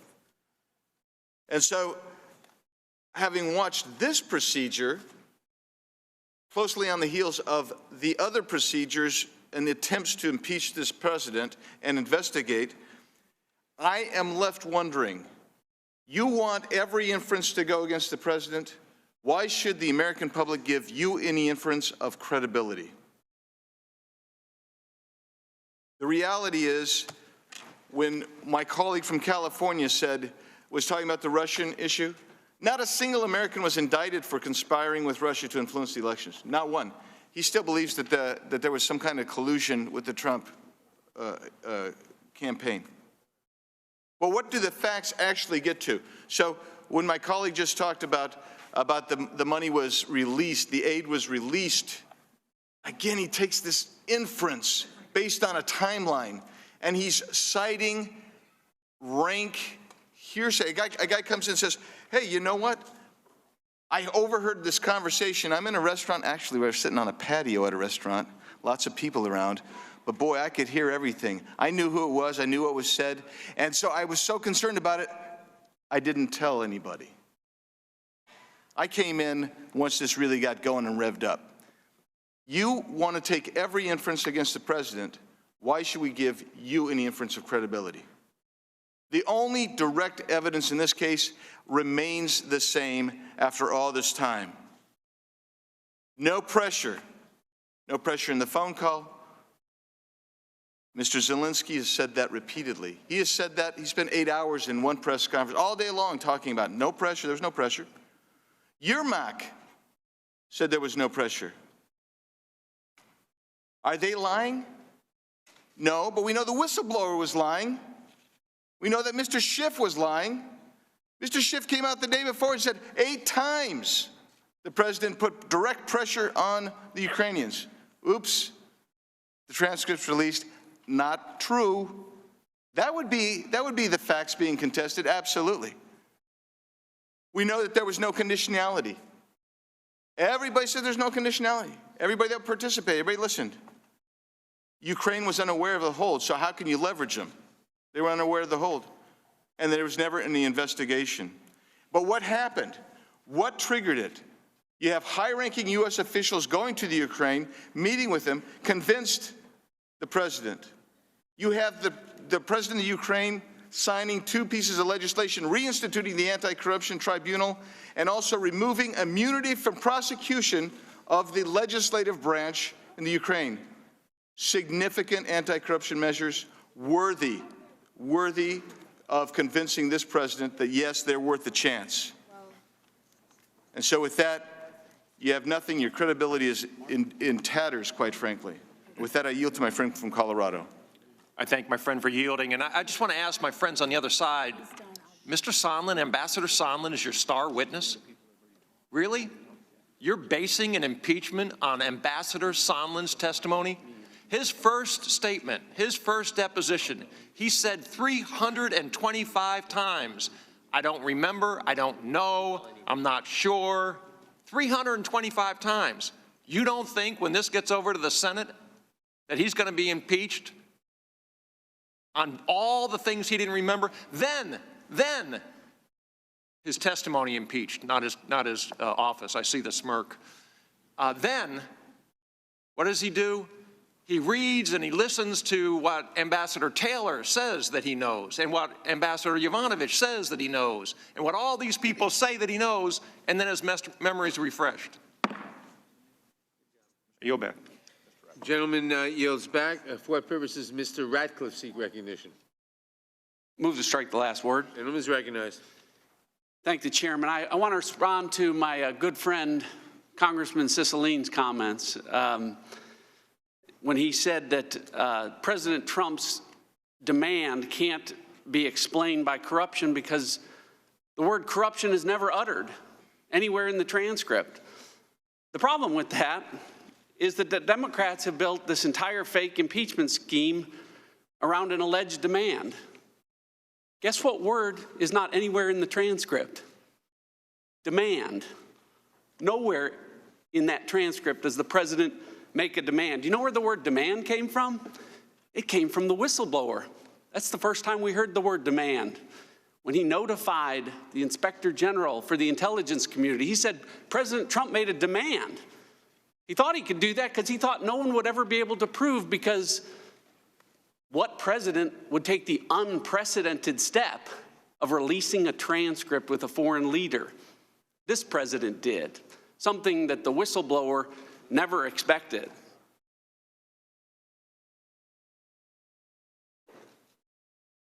President Trump, we keep hearing, got caught. President Trump, we keep hearing, is obstructing justice. The president that took the unprecedented step of releasing a transcript so that everyone could see the truth is not obstructing Congress. The president didn't get caught. The whistleblower got caught. The whistleblower made false statements. The whistleblower got caught with Chairman Schiff. Remember Chairman Schiff, the person that the Democrats, instead of the House Judiciary Committee, which has spent a full week on this, that's not who's been in charge. The person they put in charge was the person that got caught with the whistleblower. Have you spoken directly with the whistleblower? No, we have not. We'd like to. That wasn't true. The person that said he had evidence of the first fake impeachment scam, collusion with Russia, had evidence of that collusion. and didn't have it, the person who, in the course of that, read into the record the Steele dossier because the people needed to know the truth about what happened. Well, we heard about the truth about the Steele dossier this week when the Inspector General told us it was all garbage, rubbish, all made up. Yeah, that Chairman Schiff. And now he got caught not being truthful about a whistleblower who, as I told you the other day, didn't tell the truth verbally and in writing, and that's in a transcript. You know what we didn't get in this 1 week impeachment summary in the House Judiciary Committee? We didn't get that transcript. Chairman Schiff didn't send that one over. Only if you were on the Intelligence Committee have you seen that transcript. I've seen it. I'd like everyone to see it. With that, I yield to my good friend, Congressman Jordan. I thank the gentleman for yielding. I want to go back to where Mr. Buck was referencing the gentleman from Rhode Island when he mentioned Mr. Sondland as, again, the guy they mentioned 611 times in their report. Mr. Sondland, the guy who presumed there was a quid pro quo, the guy who had to file an addendum to his deposition testimony. And in that addendum, again, he has this great sentence where he says, Ambassador Taylor recalls that Mr. Morrison told Ambassador Taylor that I told Mr. Morrison that I had conveyed this message to Mr. Yarmouk on September 1st, 2019, in connection with Vice President Pence's visit to Warsaw and a meeting with President Zelensky. 6 people, again, having 4 conversations in 1 sentence. Here's the interesting thing. Yarmouk talks with Sondland. Sondland talks with Morrison. Morrison talks with Taylor. And somehow through all that, we get the Democrats believing that there was this quid pro quo and that they need to impeach the president. But what they forget is what Mr. Gates brought up just a few minutes ago. Yarmouk talks with Sondland. Sondland talks with Morrison. Morrison talks with Taylor. And this is part of their scheme. Guess what? 2 days ago, the guy who started it, Yarmouk, said it didn't happen. But that's their guy, Mr. Sondland. Had to file the addendum to his testimony. Had to write this sentence to clarify. I think this is amazing. This is the clarification. Ambassador Taylor recalls that Mr. Morrison told Ambassador Taylor that I told Mr. Morrison that I conveyed this message to Mr. Yarmouk on September 1st, 2019, in connection with Vice President Pence's visit to Warsaw and a meeting with President Zelensky. Yarmouk's the key here, and it didn't happen. He just told us that. Time magazine just reported it the very same day as Mr. Gates pointed out that you all filed your articles of impeachment. Holy cow. This is what it comes down to. I yield back. Mr. Chairman. Gentleman yields back. For what purpose does... Mr. Chairman, I have unanimous consent. Move to strike the last word. For what purpose does Ms. Deming seek recognition? Mr. Chairman, I move to strike the last word. Gentlelady is recognized. You know, let me just say, I've been pretty shocked and disappointed with my colleagues on the other side. There have been so many things that have been said, like the president never used the word demand. Well, I can tell you this, when a robber points a gun at you to take your money, they usually don't walk up and say, I'm robbing you right now. The other argument that we've heard this morning is that, well, the aid was released. It was eventually released. There was no investigation. There was no announcement of an investigation.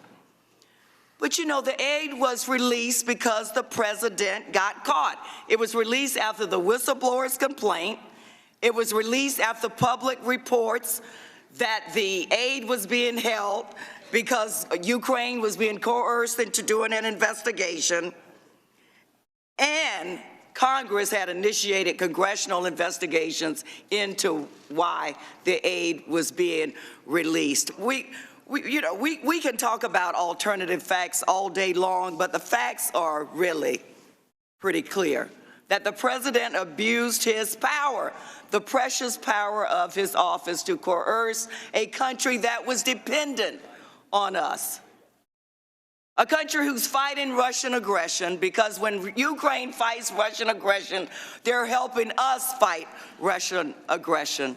And he did it for personal gain, and he should be held accountable. Mr. Chair, I yield back.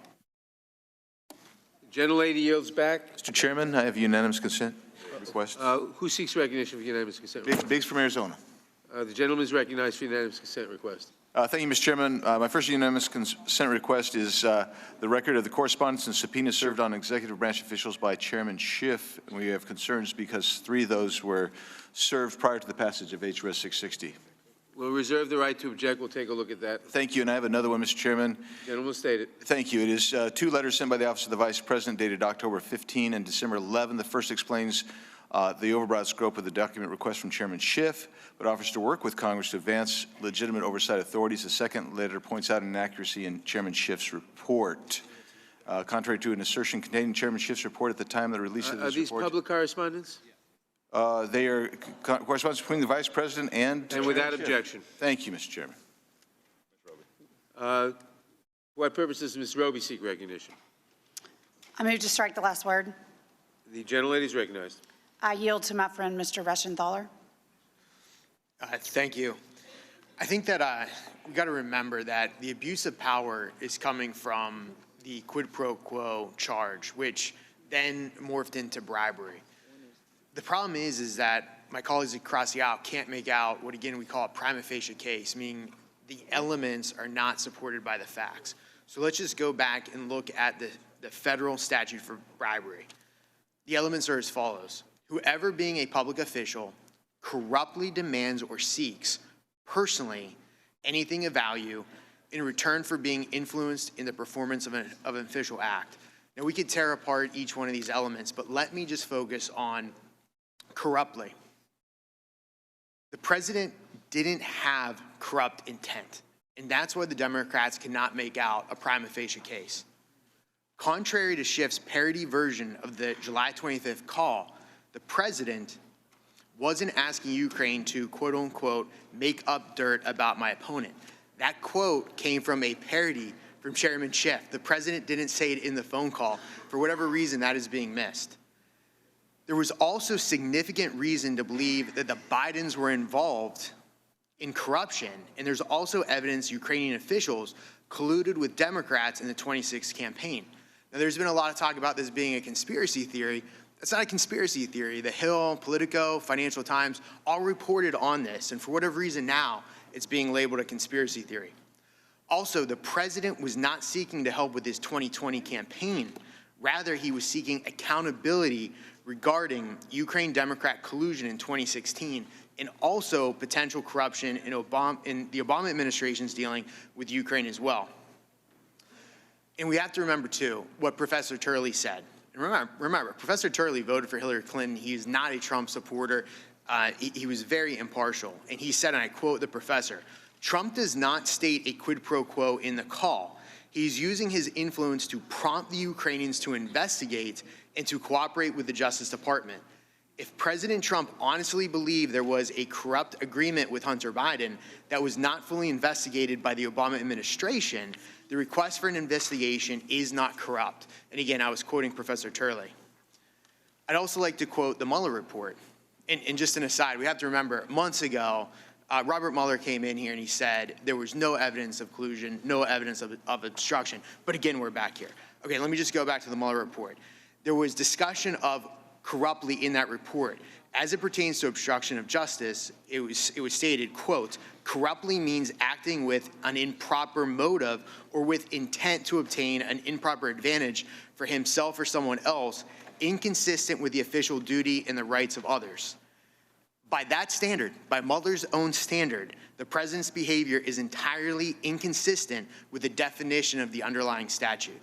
With that, I yield back to my friend and colleague from Alabama. I yield the remainder of my time to the gentleman from Texas, Mr. Gomer. Thank my friend, Ms. Roby, so much.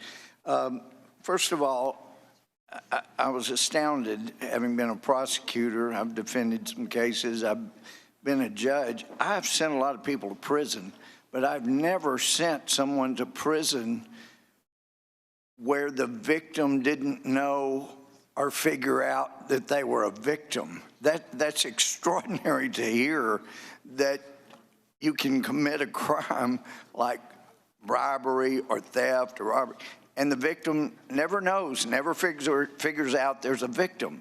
That I've never sent anybody to prison when the victim didn't know they were a victim. And, Ms. Gomer, yes, I want to bring Ms. Roby.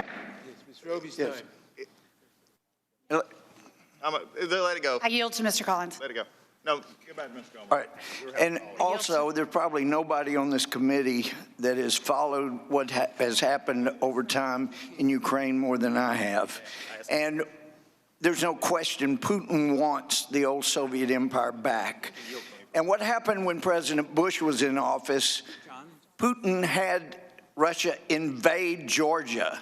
And President Bush reacted strongly, and he put sanctions in place. And so what happened when President Obama took office and Secretary Clinton was in office? They went over there with a red plastic reset button, and the message was clear to Putin. Look, Bush overreacted when you invaded Georgia, so you can invade Ukraine, and we're okay. That may not have been what they intended, but that's exactly what Putin heard, and that's why he invaded Ukraine, Crimea, and you're upset at Trump, for heaven's sake. The gentlelady's time is expired. For what purpose does Mr. Raskin seek recognition? Move to strike the last word, Mr. Chairman. Gentleman is recognized. Thank you very much. Our colleagues reprove Mr. Cicilline for raising Ambassador David Sondland, who is President Trump's ambassador to the EU, which is fascinating to me, of course, because that's President Trump's pick. He contributed $1 million to the Trump campaign. He became the ambassador to the EU. They don't like him now because he clarified his testimony to say, yes, there was definitely a quid pro quo at the heart of this whole thing. So now, of course, they turn on the president's own ambassador. But we don't have to rely on his word.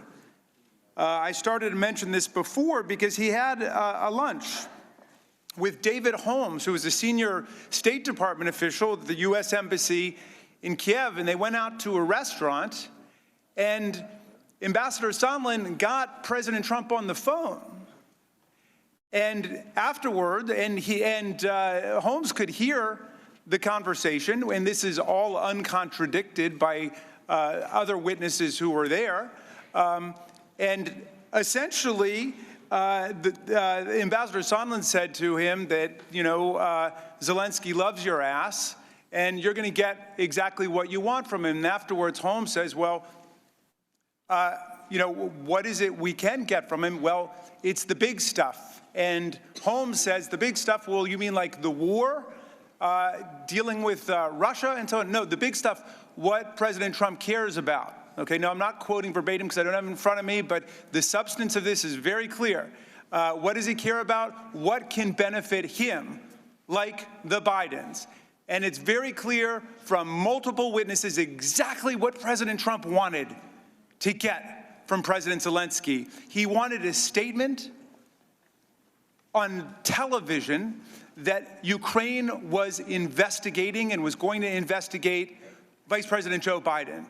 And he wanted a statement contradicting the 2016 understanding by our Intelligence Committee and by Special Counsel Mueller that there had been a sweeping and systematic campaign by Russia to interfere in our campaign, and saying it was Ukraine that interfered in our campaign. That's what he wanted. That was the big stuff.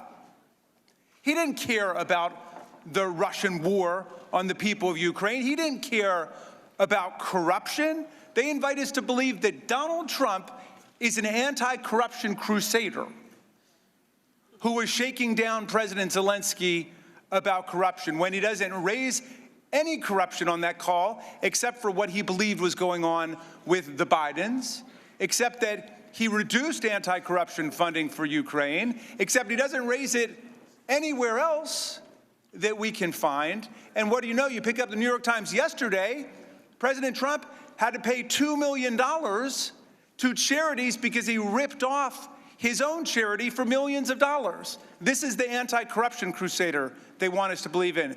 The guy who had to pay $25 million to students at the phony Trump University, which the Attorney General of New York called a classic bait and switch operation. This is the guy that they want us to believe was shaking down the president of Ukraine because he had some secret anti-corruption agenda that actually wasn't related to the Bidens, that wasn't related to rehabilitating the totally discredited Russian conspiracy theory that it was Ukraine and not Russia that interfered in our campaign in 2016. Come on, get real, be serious. We know exactly what happened here. 17 witnesses. It's uncontradicted. There's no rival story. No rival story at all. And our colleagues will not even tell us whether in theory they think it would be wrong for the President of the United States to shake down foreign governments to come and get involved in our presidential campaigns in order to harm the President's political opponents. They won't even tell us in principle whether they think that's wrong, because they think it's too dangerous at that point. We know that they don't accept the facts. We know they don't accept the evidence. They don't like the fact that the depositions took place in the basement. Where should they have been? On the first floor? The second floor? Would they accept the facts? If we found some other room, would that be all right? Because their people were there. I was in that room. There were Democrats, there were Republicans. The Democratic counsel got an hour. The Republican counsel got an hour. It was even on both sides. Enough of these phony process objections. Let's get back to the facts of what happened. The President of the United States shook down a foreign power to come and get involved in our election. That's wrong. I yield back. Mr. Chairman. Gentleman yields back. Mr. Chairman, down here. For what purpose does the gentleman seek recognition? Move to strike the last word. No. Their side. The gentleman, Mr. Armstrong is recognized. For what purpose does Mr. Armstrong seek recognition? Move to strike the last word.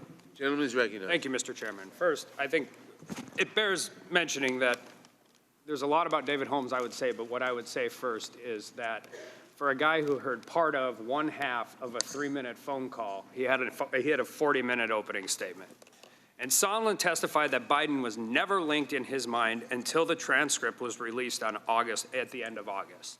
And the Democratic report does not the Republican report, the Democratic report does not establish any linkage between the announcement or understanding of investigations for his personal political benefit. The only testimony Democrats rely on to prove that allegation is Ambassador Sondland's testimony.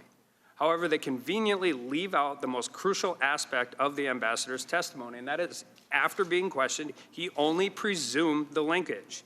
In fact, he admitted in his public testimony that no one in the world told him there was any linkage. But this is the basis for the Democratic Article 1. But I want to go to a little broader reason of why we should accept Mr. Jordan's amendment. A Democratic senator was quoted saying, "Never, in my view, had America been led by such a dangerous head of state. He bemoaned that America was misled by a reckless and arrogant president." That was Senator Robert Byrd from West Virginia describing George W. Bush. Ronald Reagan was accused of abuse of power for pushing a growth-based economic agenda, for committing troops to Lebanon, or for turning back the Sandinistas in Nicaragua. Clinton, excluding the impeachment, was accused of abusive accusations for an Asia fundraising scandal. 4 dozen donors were arrested. Aides getting sweetheart appointments, use of the FBI to dig up dirt on political employees, Waco, and a Swedish slush fund. George W. Bush was accused of abuse of power for domestic spying, an energy task force controversy, Presidential Records Act, steel tariffs, the Iraq War, and NSA overreach. Obama's IRS engaged in politically motivated targeting of charitable groups. Fast and Furious gun running scandal, collected telephone records on AP journalists without a warrant. The seizure of private property under the guise of environmental protection. The problem we're running into, which is going to last far longer than today and far longer than this Congress, is this will become the new normal. Every one of those things I mentioned had reports written about them. They probably had election consequences. There were hearings held. Do you know what they didn't have? A nebulous, ambiguous charge of abuse of power. If you cannot prove an underlying crime, you do not get to use all of the evidence you're presenting forward. This will continue. This will move forward. In the history of our country, the party who is not in the White House has accused the White House of abuse of power. It started 200 years ago. It will continue into the future, except now, congratulations. It will be impeachment every single time one party controls the House of Representatives and the other party is in the White House. And with that, I yield to my friend from Louisiana. I thank my friend. I just want to point out we are talking about, and we have been for the last 2 hours, this amendment that Mr. Jordan brought. He wants to strike Article 1 of the resolution because the resolution isn't worth the paper it's written on. Why do we need to do that? Article 2, Section 4 of the Constitution is what gives us the standard for impeaching a president. You got to have treason, you got to have bribery or a high crime and misdemeanor. You guys have defaulted to this amorphous abuse of power allegation. It's not a criminal act. It's not a crime. It's certainly not a high crime. There's one problem that everybody can, to summarize all this, if you're getting lost in the arguments at home, here's what it comes down to. In the 243-year history of this country, there's only 2 previous presidents that have been impeached by a vote of the House. It was, of course, Andrew Johnson and Bill Clinton. In both of those, and in the lengthy Nixon impeachment investigation, evidence clearly established that specific criminal acts were committed. Evidence clearly established that specific criminal acts were committed. These guys don't have that here. They know it. You know it. It's not on paper in the resolution in Article 1 or Article 2. It's in nothing that's been said here in the last 2 hours. These facts don't change. This is a completely unprecedented single-party impeachment charade, and everybody at home can see that clearly. These things don't change, and they won't. I yield back to my friend. It's Mr. Armstrong's time. Mr. Armstrong. Mr. Armstrong. Yield to my friend from Florida. I thank the gentleman for yielding. No evidence. Quote, when Time asked Yermak if he ever felt there was a connection between U.S. military aid and the request for investigations, Yermak was adamant. We never had that feeling. We did not have the feeling this aid was connected to any one specific issue. Mr. Chairman, I seek unanimous consent to enter this Time magazine article 12/10/2019 into the record. Without objection, it'll be the article will be entered. For what purpose does Mr. Cohen seek recognition? Strike the last word. Gentleman is recognized. Thank you, sir. I took theater and drama when I was in college, one course, and I was told the first thing you have to do is have the willing suspension of disbelief. The Republicans obviously took that course over and over and over again, and they don't, I mean, they're the Fifth Avenue crowd. They've talked about Sondland. That's the man the president appointed as his ambassador to the EU. That's the man he said was a great guy. That's the man who's still employed. And Sondland said they were all in the loop. Pompeo, Giuliani, Mulvaney, Bolton, they were all in the loop. And it was about the quid pro quo. It was about having an investigation announced on CNN, and then you'll get the military aid. And Sondland told in Warsaw, one of the aides to President Zelensky, Giuliani, Mulvaney, Bolton, they were all in the loop. And it was about the quid pro quo. It was about having an investigation announced on CNN, and then you'll get the military aid. And Sondland told in Warsaw, one of the aides to President Zelensky, you've got to announce the investigation. It was a strong arm. They did it. And where do we get these people in the loop to testify? They've been asked to testify. The president says no. He won't let them testify because he knows that if they tell the truth, it will hurt his case because they know that they held up the military aid. President Zelensky has no choice. He needs America to protect himself from the big bear, Russia. They say he hasn't said that he felt pressured. Well, A, he's an actor, and B, he's a politician. And he depends on us. He has no choice. And so he can't say that. But you knew it, and he told people, and he knew the aid was being withheld. They knew it on July the 25th. There were communications from the embassy that have been released, that they knew the aid was being held up. They knew it was being held up. There was no reason for President Trump to tell Sondland, no quid pro quo, I don't want anything, except for saying, I want you to testify that I told you this, because he knew that the whistleblower had come out and blown their cover. And he knew that the jig was up. So he needed to find a way to say something that would be in the record, and Sondland remembered it. And Sondland, their best witness, they talk about the 3 professors, 3 of the most respected professors in America, all of who came in here and said this is the most impeachable president If you can't, this abuse of power is one of the most serious offenses you can imagine. It's the Constitution. It's the law of the land. And if you abuse your power, that's the most impeachable crime you could be charged with. And they forget their witness, Mr. Turley, said what the president did was wrong. He didn't come in and give a clean bill of health to the president. He said you need some more information. You need some more proof. But you can't get the proof because the president won't allow his men to testify. One of them's writing a book. One of them's still an interim job. The other one's running for senator. They can't do it.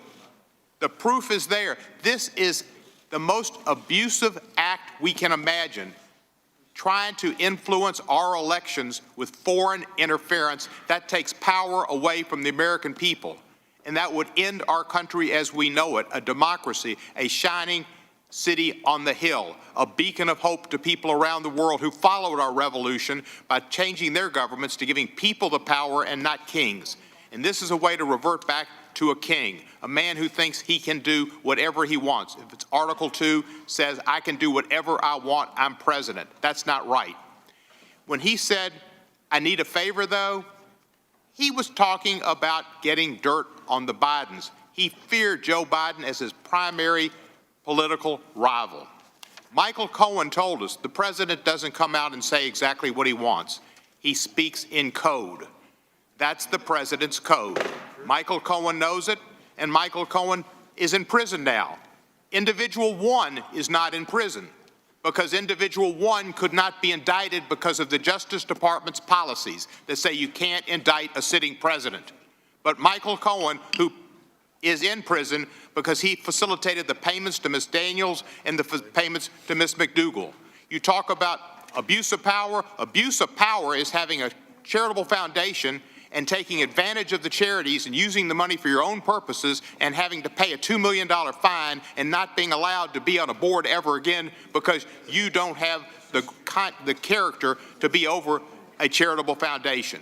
Abuse of power is ripping off people with Trump University and paying $25 million. I yield back the balance of my time. Gentleman yields back. For what purposes Mr. Klein seek recognition? Move to strike the last word. Gentleman is recognized. Thank you, Mr. Chairman. I'm not going to go into why I don't see any of the remarks from the gentleman from Tennessee in these articles of impeachment, but I do want to say I'm a little incredulous.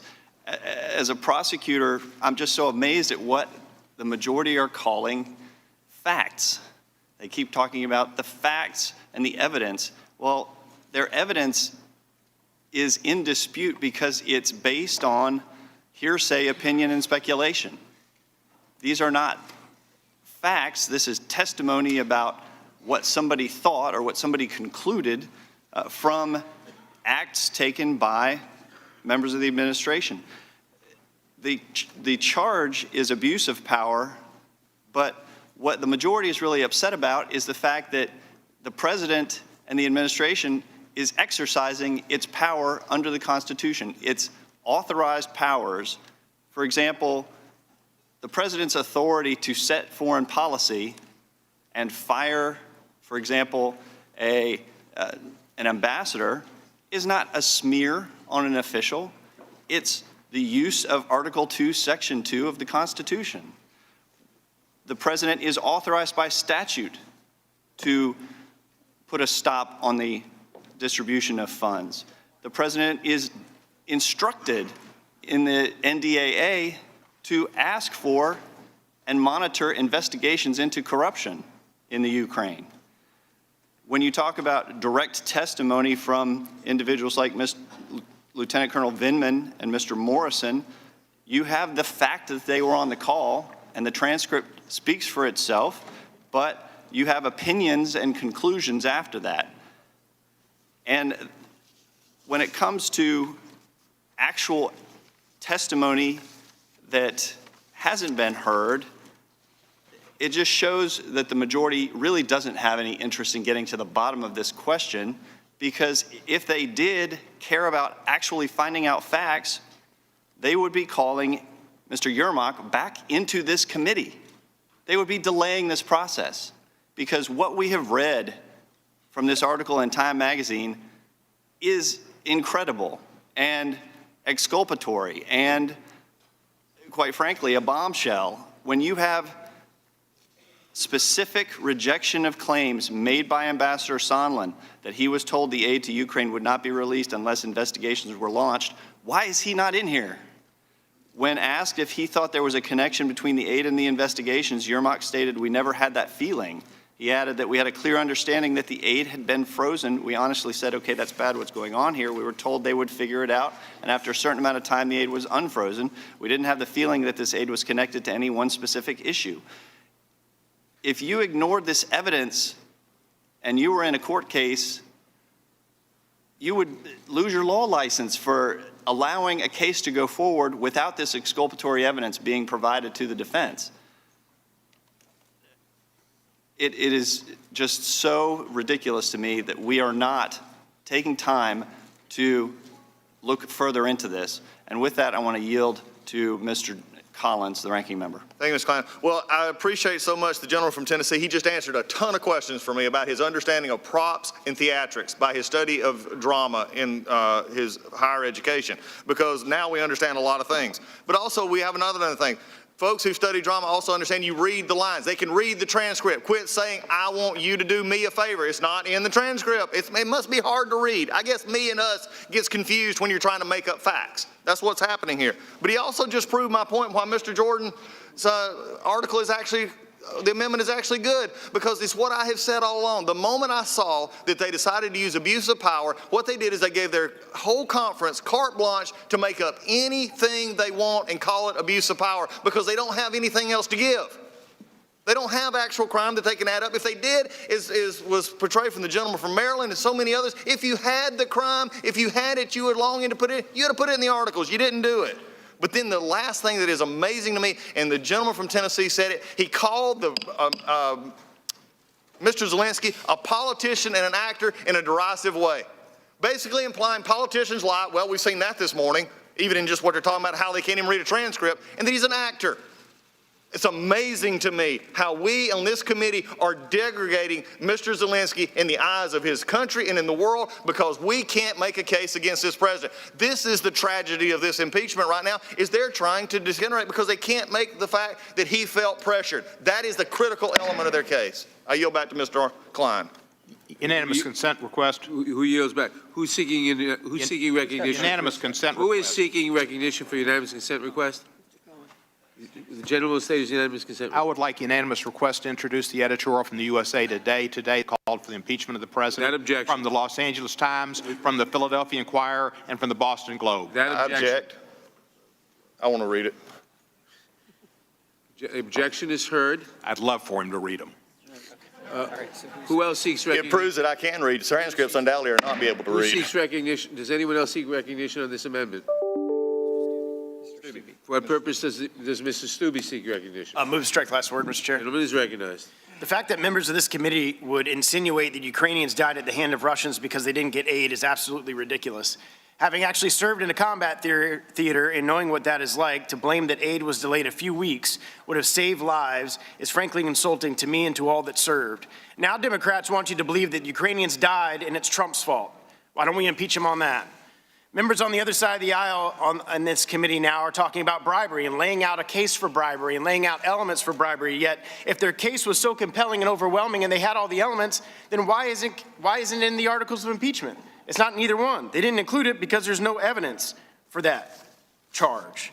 The aid was released before the deadline set out by Congress. They released the aid. The Ukrainians didn't start any investigations.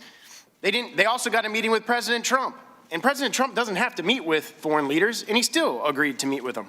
Article 2, Section 4 of the United States Constitution says, the President, Vice President, and all officers shall be removed from office on the impeachment for conviction of treason, bribery, or other high crimes and misdemeanors. We do not have that here.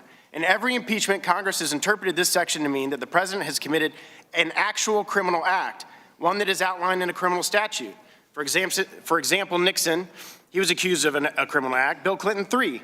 These were crimes that, if not tried in the House of Representatives, could have been tried in a criminal court. This standard of criminality provides clarity, and as one witness who testified before this committee, Mr. Turley, explained, although criminality is not required, clarity is necessary. That comes from a complete and comprehensive record that eliminates exculpatory motivations or explanations. But throughout this investigation, the Democrats couldn't seem to find any criminal act on the part of the president. So instead of relying on historical precedent of criminality, they decided to impeach him for abuse of power, a vague phrase that appears nowhere in the Constitution when discussing impeachment. It has no basis in fact or in evidence, but rather is deeply rooted in personal opinion and perception. Mr. Turley also explained the implications of this occurrence, quote, "We have never impeached a president solely or even largely on the basis of a non-criminal abuse of power allegation.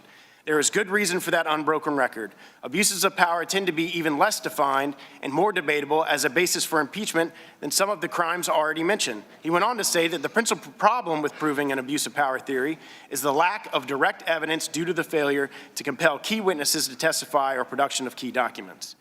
Now let's talk about the direct evidence that they have. There is none. The only person that would have firsthand knowledge of the quid pro quo, bribery, extortion, or whatever buzzword the Democrats want to trot out next is President Zelensky, who has categorically denied any such agreement or pressure.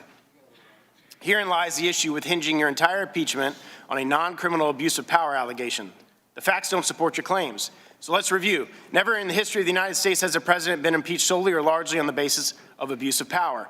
Every president who has been impeached for criminal acts. Democrats found no evidence of criminal misconduct on the part of the president. The Democrats have even failed to even prove a non-criminal standard for abuse of power and have relied on hearsay and conjecture. What the Democrats are trying to do here is pull the wool over the eyes of the American people and make them think that wrongdoing has occurred where there is none. By using fancy rhetoric and flowery language, they think that they can convince a nation of their ill-conceived ideas. Don't fall for it, America.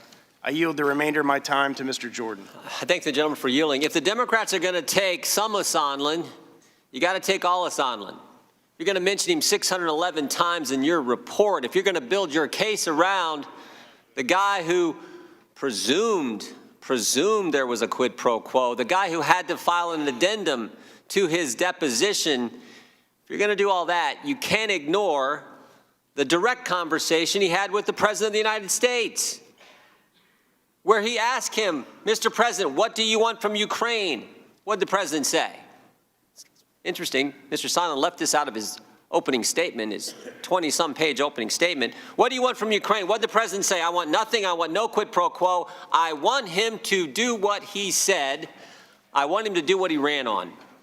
You can't ignore that. The one piece of direct evidence, you want all this presumption, you want all this addendum. If you're going to take some of Sondland, you got to take all of them. I yield back. I yield to Mr. Stupi.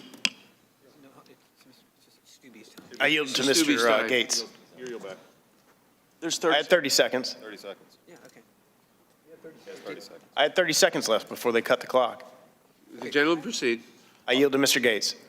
I thank the gentleman for yielding. I just think the gentleman from Tennessee, Mr. Cohen's debate on the last subject really shows what we're dealing with. This is not a rifle shot impeachment with facts and evidence. This is birdshot.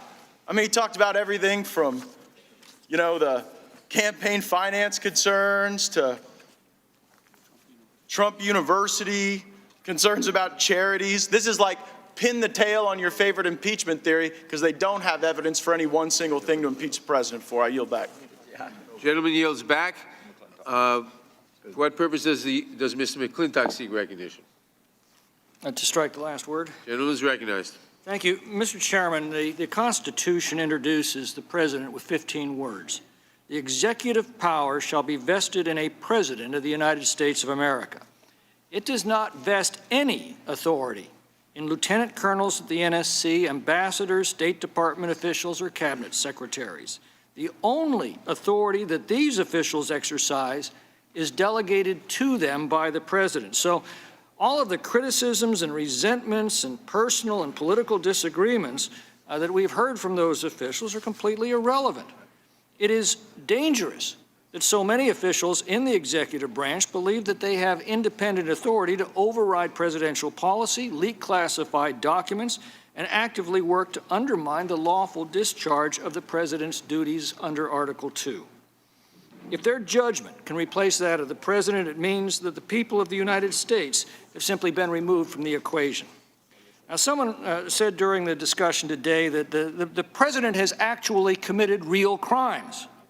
But the article does not charge such crimes. Why not? Because there's no evidence to support them.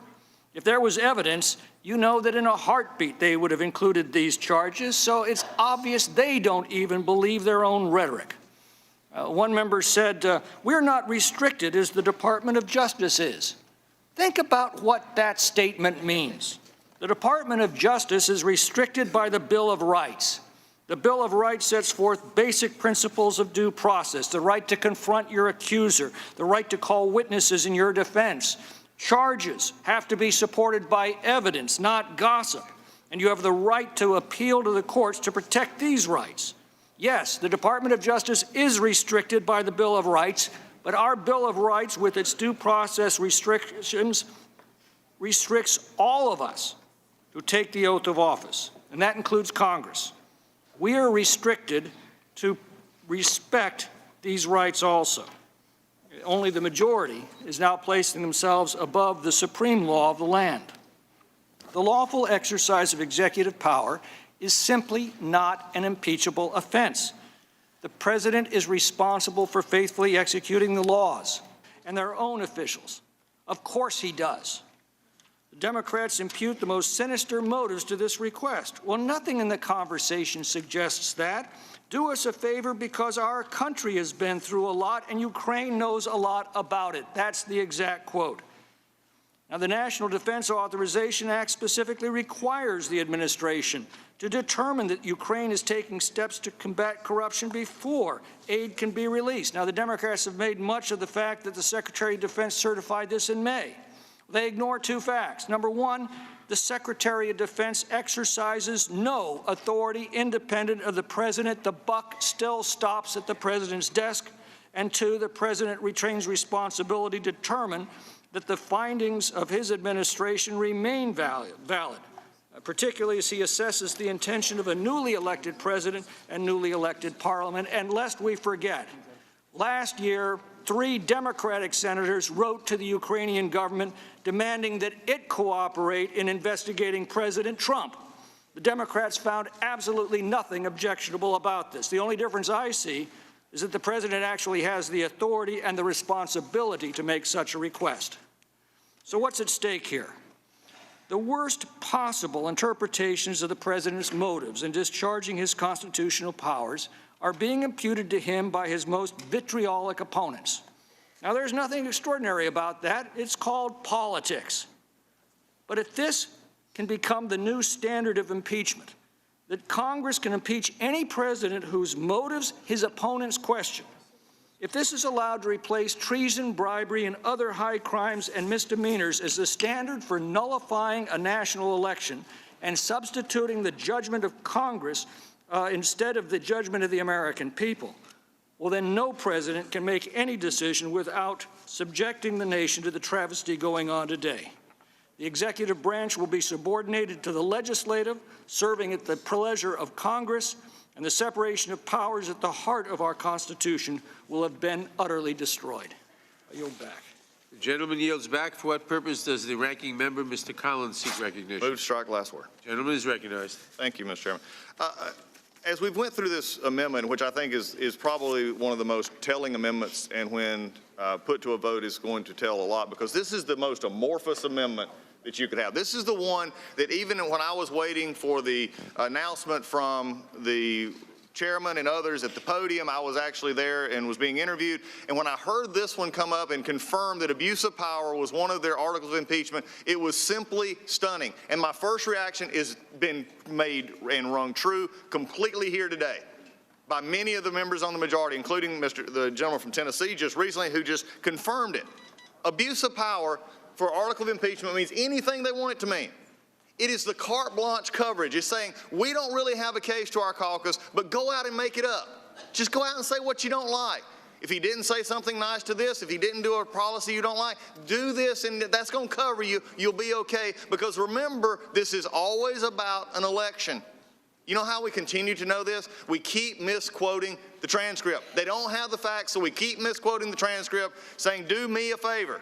Again, it's simple. Read it. It's us, our country. I mean, if you've got a case, make it, but don't make it up because you don't have it. What we have here also is this continual, just repeated attacks on the Ukrainian President, Mr. Zelensky. The repeated attacks. Because we're either claiming he is a liar or a puppet, or as we just called, he's a politician and an actor, so disregard him. Wow, that's a lot of concern for the Ukrainian people, taking on their very president they've just elected. When we understand and we look at this, this is how it gets to the problem. When you get to a certain point and you can't make your case, when you can't factually add it up, when you have law school professors tell you, well, if you think this, then the inference is okay, then we've lowered the standard to where anything can be brought in. The factual case that has just been made over the past couple of almost 3 hours now by the minority side has laid bare the case on abuse of power. There is none. You can make it up, you can call it whatever you want, and you can go try and sell that to the American people, but they're not buying it. They're not. And it's going to get harder and harder for members to actually go to that well next week, or go to that ballot where they actually stick their card in and vote yes on abuse of power, and then actually have to go back and explain that. It's easy in this room. You got help from your colleagues, but when you're back home trying to explain why you're going to take down a president duly elected over abuse of power because of some of the arguments we've heard this morning, that's just amazing. There is true skepticism about what went on in the Ukraine, and it's deeply rooted with this president. And by the way, there was another time in the late 17 and early 18, Ukraine aid was held. It's not the first time. Skeptical of foreign aid. He ran on this. I've said this before. Most people are amazed that he actually does what he said he's going to do. He runs on campaigns that our foreign aid needs to be looked at. He actually does those kind of things. That's what a president and shows true leadership does. The pause was for 55 days. Also, other countries' aid was also held. Lebanon was actually held. Others were actually held. This is not a new thing. Do not let the majority try to convince the American people that withholding aid or not looking into corruption is a new thing. Don't let them do it. In the words, like I said, others, maybe that's what, when you're having to play a part, you have to do that. You have to make it up. It's called ad lib, and that's what they're doing. Mr. Hale testified, one of the more egregious ones, and I have a friend of mine who texted me just a few minutes ago. Mr. Stubbe's brought this up, I brought this up, but again, it needs to be hit. One of the things perpetrated this morning out to the American people is that people lost their lives in the Ukraine over this held aid. This friend of mine who texted me just a few minutes ago lost limbs on his own body in defense of our country in a war zone. And he says, don't let them get away with this because this is a future act. Mr. Hale testified to this fact. In fact, he repeated it in his deposition. We want to talk about facts, go to the deposition, go to the transcript that he had. He said this was future aid, had nothing to do with running the army right then. In war zones, people get hurt and people die, and Russia has invaded Ukraine. They are fighting that. It is a hot war. People will. But to blame this conversation because you have such a weak case that you're going to try and throw that in just to scare the American people, that's not right. Make a case. Have your facts, put it in the articles. But when you can't do that, you go in the back room, you start writing articles of impeachment, and you say, uh-oh, we got a problem.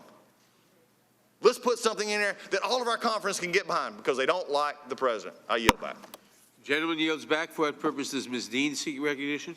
I move to strike the last word. The gentlelady is recognized. Thank you, Mr. Chairman. I rise to speak in opposition to this amendment, and to my colleagues on the other side of the aisle, to remind you of the facts that have been uncovered and to review them and put them on the record again for the American public, because facts do matter. Notice the contrast between the conversation on this side of the aisle and that.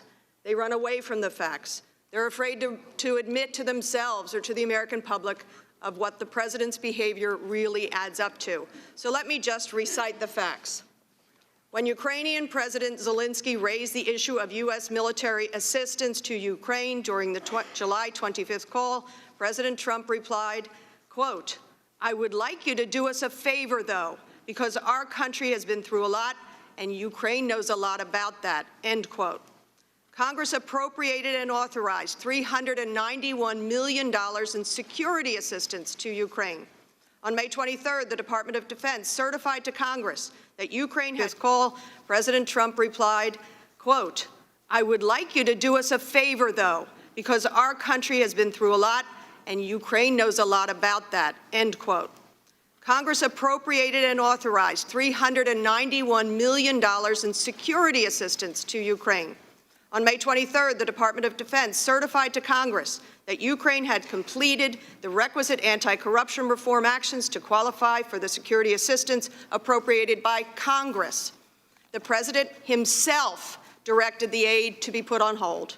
In July, Ukrainian officials asked Pentagon staff about the hold on military assistance.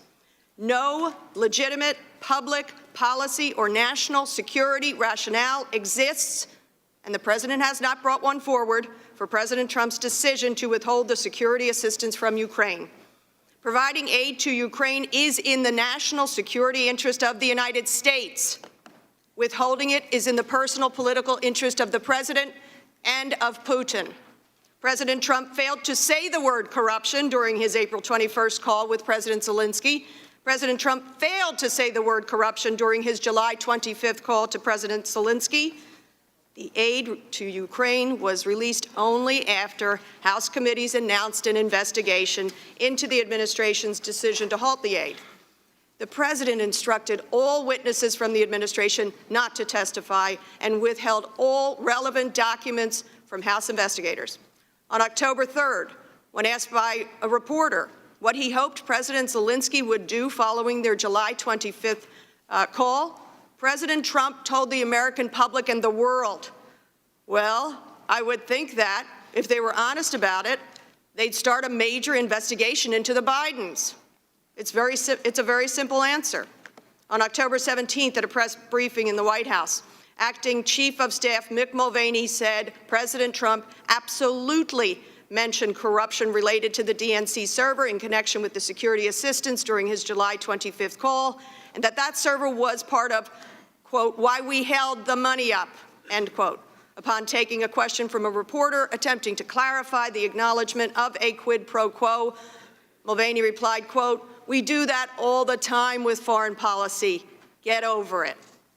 Let me remind you of a statement that Dr. Fiona Hill made in her opening statement, and her extraordinary, powerful opening statement, incredible testimony before this Congress. She said, and I quote, if the President or anyone else impedes or subverts the national security of the United States in order to further a domestic, political, or personal interests, that is more than worthy of your attention. I ask my colleagues respectfully on the other side of this dais, is it not worthy of our attention to uphold the Constitution and ask the President to do the same? Or do they think it is proper? Do they think it's okay for any president, not just this one, but for any president to invite foreign interference into our elections? And with that, Mr. Chairman, I yield to the gentleman from Rhode Island. I thank the gentlelady for yielding. Mr. Chairman, there's a letter that was signed by more than 500 legal scholars across the ideological spectrum that I'd like to just read from very briefly. Speaking of the President's conduct, they say, the President's conduct is precisely the type of threat to our democracy that the founders feared when they included the remedy of impeachment in the Constitution. We take no position on whether the President committed a crime, but conduct need not be criminal to be impeachable. The standard here is constitutional. It does not depend on what Congress has chosen to criminalize. They go on to say impeachment is an especially essential remedy for conduct that corrupts elections. I know that my time is about to expire, so I'll come back to this before I introduce it, because I'd like to read some additional parts of it. I yield back. The gentlelady yields back. I recognize myself on the amendment, and I yield to Mr. Cicilline. Thank you, Mr. Chairman. I'd like just to continue to read, because this, again, is a letter signed by more than 500 constitutional scholars. And I think some of the confusion my colleagues have been struggling with is the difference between impeachable offenses and violations of the criminal statute. So I hope this will help clarify that. They write, impeachment is a remedy for grave abuses of the public trust. Impeachment is an especially essential remedy for conduct that corrupts elections. The primary check on a president is political. If a president behaves poorly, voters can punish him or her at the polls. A president who corrupts the system of elections seeks to place himself beyond the reach of this political check. As the Constitutional Convention, George Mason described impeachable offenses as attempts to subvert the Constitution. Corrupting elections subverts the process by which the Constitution makes the president democratically accountable. Put simply, if a president cheats in his effort at re-election, trusting the democratic process to serve as a check through that election is no remedy at all. This is what an impeachment is for. They go on to say in this letter, whether President Trump's conduct is classified as bribery, as a high crime or misdemeanor, or both, it is clearly impeachable under our Constitution. So in asking that unanimous consent that this letter and more than 500 legal scholars signed to be made part of the record, I hope my colleagues on the other side of the aisle will understand the basis of this article of impeachment, that the President of the United States violated the public trust, undermined the national security of the United States, betrayed our national interests by using the enormous power of his office, not to advance the public good, not to advance the policies of the United States and the interests of the United States, but to advance his own personal political benefit. That is exactly what the framers spoke about. That's not my conclusion alone. It was the conclusion of the scholars we heard from in our hearing and more than 500 legal scholars that have of the public trust, a violation of the most sacred oath to honor the interests of the American people and not advance your own personal political interests. These constitutional scholars say it much better than I can, and as well as Professor Raskin has said, so I ask unanimous consent to be made part of the record. Without objection. Reclaiming my time, I would simply point out a few things. Number one, that the impeachment of President Nixon, although he had committed many crimes, he was impeached. The committee voted impeachment for abuse of power and obstruction of justice. It did not specify a specific crime. I would also point out that the majority staff report of the Judiciary Committee back in 1974, not just now, and I believe in 1998, but certainly 1974, pointed out that crimes and impeachable offenses are different things. There are crimes which may not be impeachable. There are impeachable offenses which may not be crimes. An impeachable offense, a high obstruction function of government. I would refer you to the Federalist Papers. I would also say one other thing.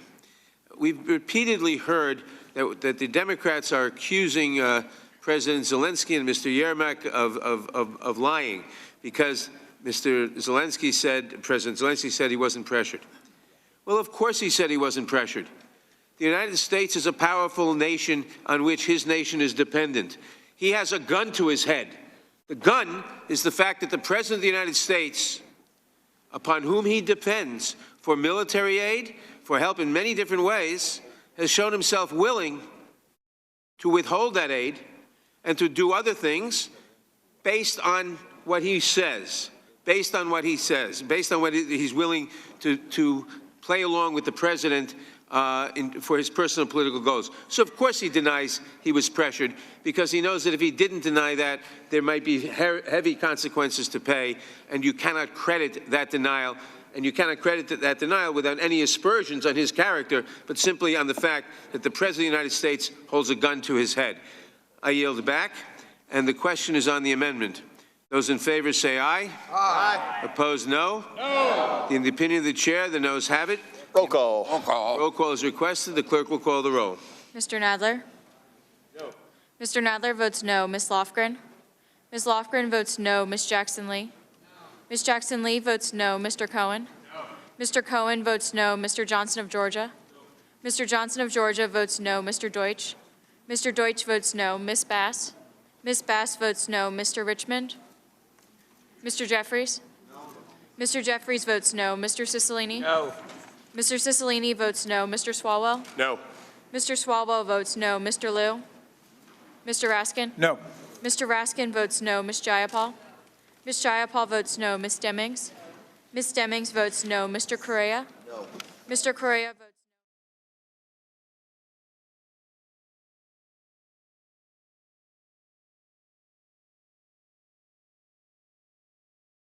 Mr. Stanton? No. Mr. Stanton votes no. Ms. Dean? No. Ms. Dean votes no. Ms. Mucarsel-Powell? No. Ms. Mucarsel-Powell votes no. Ms. Escobar? No. Ms. Escobar votes no. Mr. Collins? Mr. Collins votes aye. Mr. Sensenbrenner? Mr. Sensenbrenner votes aye. Mr. Shabbat? Mr. Shabbat votes aye. Mr. Gomert?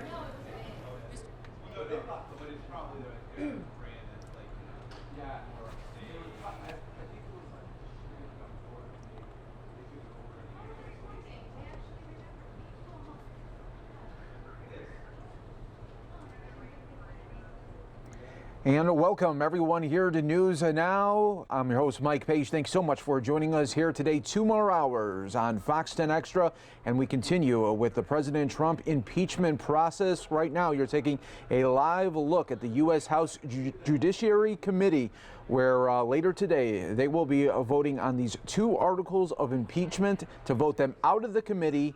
Then it will go to an expected House floor vote, a full House floor vote next week on impeachment for President Donald J. Trump. We'll take a listen here live on News Now as this process does continue and is expected to be in debate for much longer today. Mr. Chairman, there are 17 ayes and 23 noes. The amendment is not agreed to. Are there any further amendments to the amendment in the nature of a substitute? Mr. Chairman. Gates. Thank you, Mr. Chairman. I have an amendment at the desk. Gentlemen, the gentleman has an amendment at the desk. The clerk will report the amendment. The gentlelady reserves a point of order. Amendment to the amendment in the nature of a substitute to H.Res. 755, offered by Mr. Gates of Florida. Page 3, strike lines 10 through 11, and insert the following. A well-known corrupt company, Burisma, and its corrupt hiring of Hunter Biden, and. The gentleman is recognized to explain his amendment. Thank you, Mr. Chairman. This amendment strikes the reference to Joe Biden as the center of the proposed investigation and replaces it with the true topic of the investigation, Burisma and Hunter Biden. An essential element of the Democrats' case on abuse of power is that the Bidens did nothing wrong. It can only be an abuse of power and not a correct use of power if the president was pursuing something under which there was no reasonable basis to ask a question about Hunter Biden and Burisma. Hunter Biden and Burisma, well, that's an interesting story. And I think just about every American knows there's something up with that. $86,000 a month, no experience, working for some foreign government while your dad's the vice president of the United States. Is there anyone who believes this is okay? I know we got a few of my Democrat colleagues maybe run for president or might run for president one day. Would you let your vice president have their son or daughter or family member out moonlighting for some foreign company? Maybe I'll use language familiar to the former vice president. Come on, man. This looks dirty as it is. Hunter Biden was making more than 5 times more than a board member for ExxonMobil. I've heard of that company. And so I went to read up on Hunter Biden, learn a little more about him. I found this very extensive profile in The New Yorker. And here's what it says. Hunter said that at that point, he had not slept for several days. Driving east on Interstate 10 just beyond Palm Springs, he lost control of his car, which jumped the median and skidded to a stop on the shoulder of the westbound side. He called Hertz, which came to collect the damaged car and gave him a second rental. The Hertz rental officer told me he found a crack pipe in the car and on one of the consoles a line of white powder residue. Beau Biden's Attorney General badge was on the dashboard. Hertz called the Prescott Police Department and officers filed a narcotics offense report listing items seized in the car, including a plastic bag containing white powdery substance, a Secret Service business card, credit cards, and Hunter Biden's driver's license. That is what we would call evidence. And I don't want to make light of anybody's substance abuse issues. I know the president's working real hard to solve those throughout the country, but it's a little hard to believe that Burisma hired Hunter Biden to resolve their international disputes when he could not resolve his own dispute with Hertz rental car over leaving cocaine and a crack pipe in the car. It continues. Hunter stayed in Los Angeles for about a week. He said that he needed to get away and forget sooner after his arrival in L.A.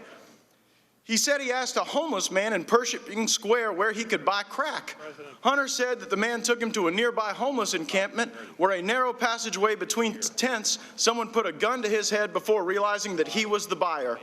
He returned to buy more crack a few times that week. Again, not saying, not casting any judgment on any challenges someone goes through in their personal life, but it is just hard to believe that this was the guy wandering through homeless encampments buying crack that was worth $86,000 a month to Burisma Holding.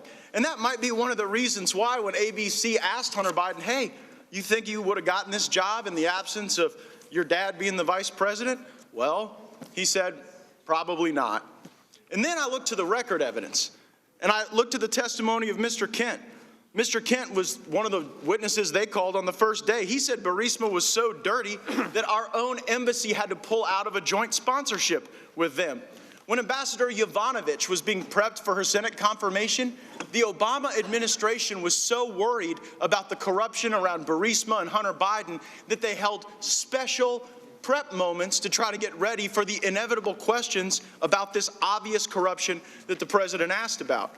Mr. Kent, again, one of their witnesses from the first day, also gave testimony that that the head of Burisma had stolen $23 million in the U.S. and the U.K., and that he paid a bribe to get off the hook. So again, it's not as if Burisma is pulling out new plays. Their playbook is to do dirty stuff and then go and pay bribes and hire the people necessary to make those problems go away.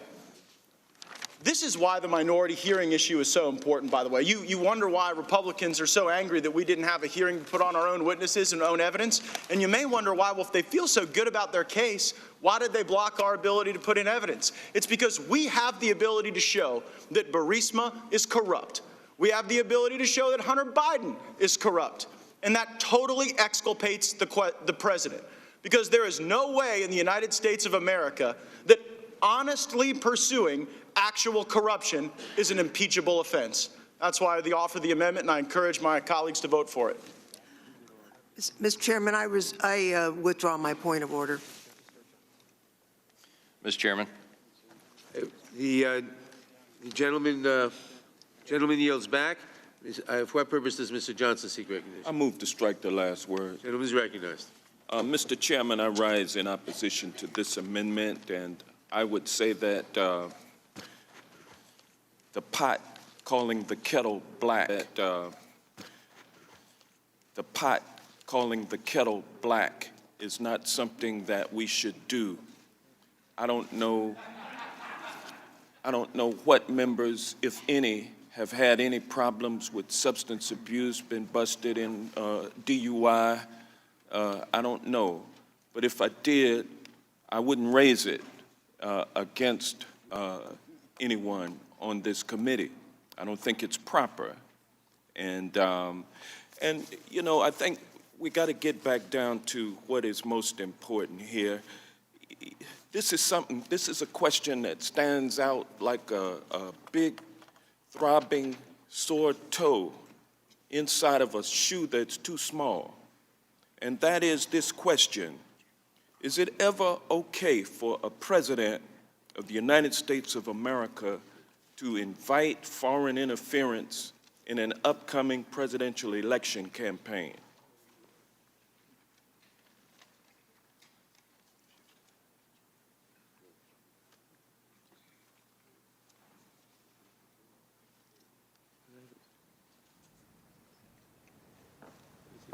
Is the gentleman seeking an answer? Is the gentleman yield? I'll be glad to answer. The silence. Gentleman has the time. The silence was and is deafening. And there'll be plenty of time for you to respond to that question, and I would invite you to do so. I gave you an opportunity of about 10 or 15 seconds while you could get your story together, and nobody came up with a story. So I'm going to let you move to strike the last word and explain that to the American people.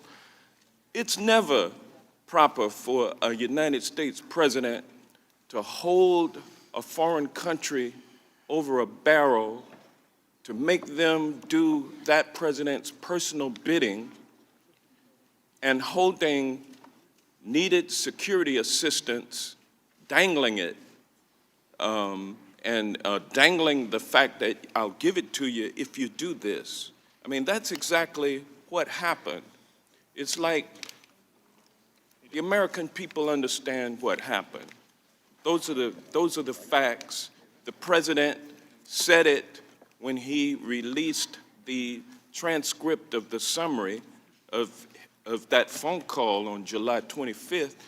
The summary of the president's own words shows that the president tried to get President Zelensky to interfere in the upcoming presidential election. That is established by the facts. So this is not about Hunter Biden, and they've said that on the other side repeatedly up until they start talking about Hunter Biden having some substance abuse problems. You can't have it both ways. Let's be honest. This is about our conscience, the conscience of the nation, the conscience of my friends on the other side of the aisle. Do you believe that we should allow this to go unaddressed, what the president did? Because we are a country of precedent. We are a country of rule of law. We are a country of norms and traditions. Are we going to allow the violation of our norms, our traditions, our legal precedent? Because after all, bribery was not a crime. There was no criminal code when the framers passed the Constitution, but they said bribery in there, and what bribery meant was, I'm offering you something if you do something for me. I'll give you this. In other words, you give me this, I'll give you that. That's what we had in this case. That's what bribery means. It doesn't depend on a statute.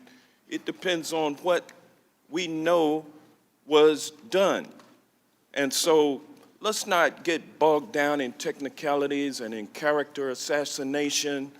Let's keep our eye on what really happened in this case and whether or not our consciences dictate that we do something about it. We can't let it go unaddressed. And the way that we deal with this grave abuse of the public trust is with the drastic action that it requires, because this is a drastic circumstance. The drastic action is impeachment, and that's why we're here today. And I ask my colleagues to let your conscience be your guide. I yield back. Gentleman yields back. Mr. Sensen, for what purposes, Mr. Sensenbrenner? Mr. Chairman, I move to strike the last word. Gentleman is recognized. Mr. Chairman, I think that all bribery was okay until 1787, when the Constitution was adopted, and 2 years later, when Congress passed the first criminal code. First of all, there's a common law definition of bribery. I think people long before 1787 realized that bribery was no good. But we also had criminal codes in each of the 13 independent states, colonies, before the Declaration of Independence. Will the gentleman answer my question?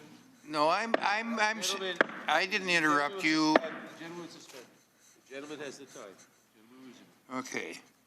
The second thing is that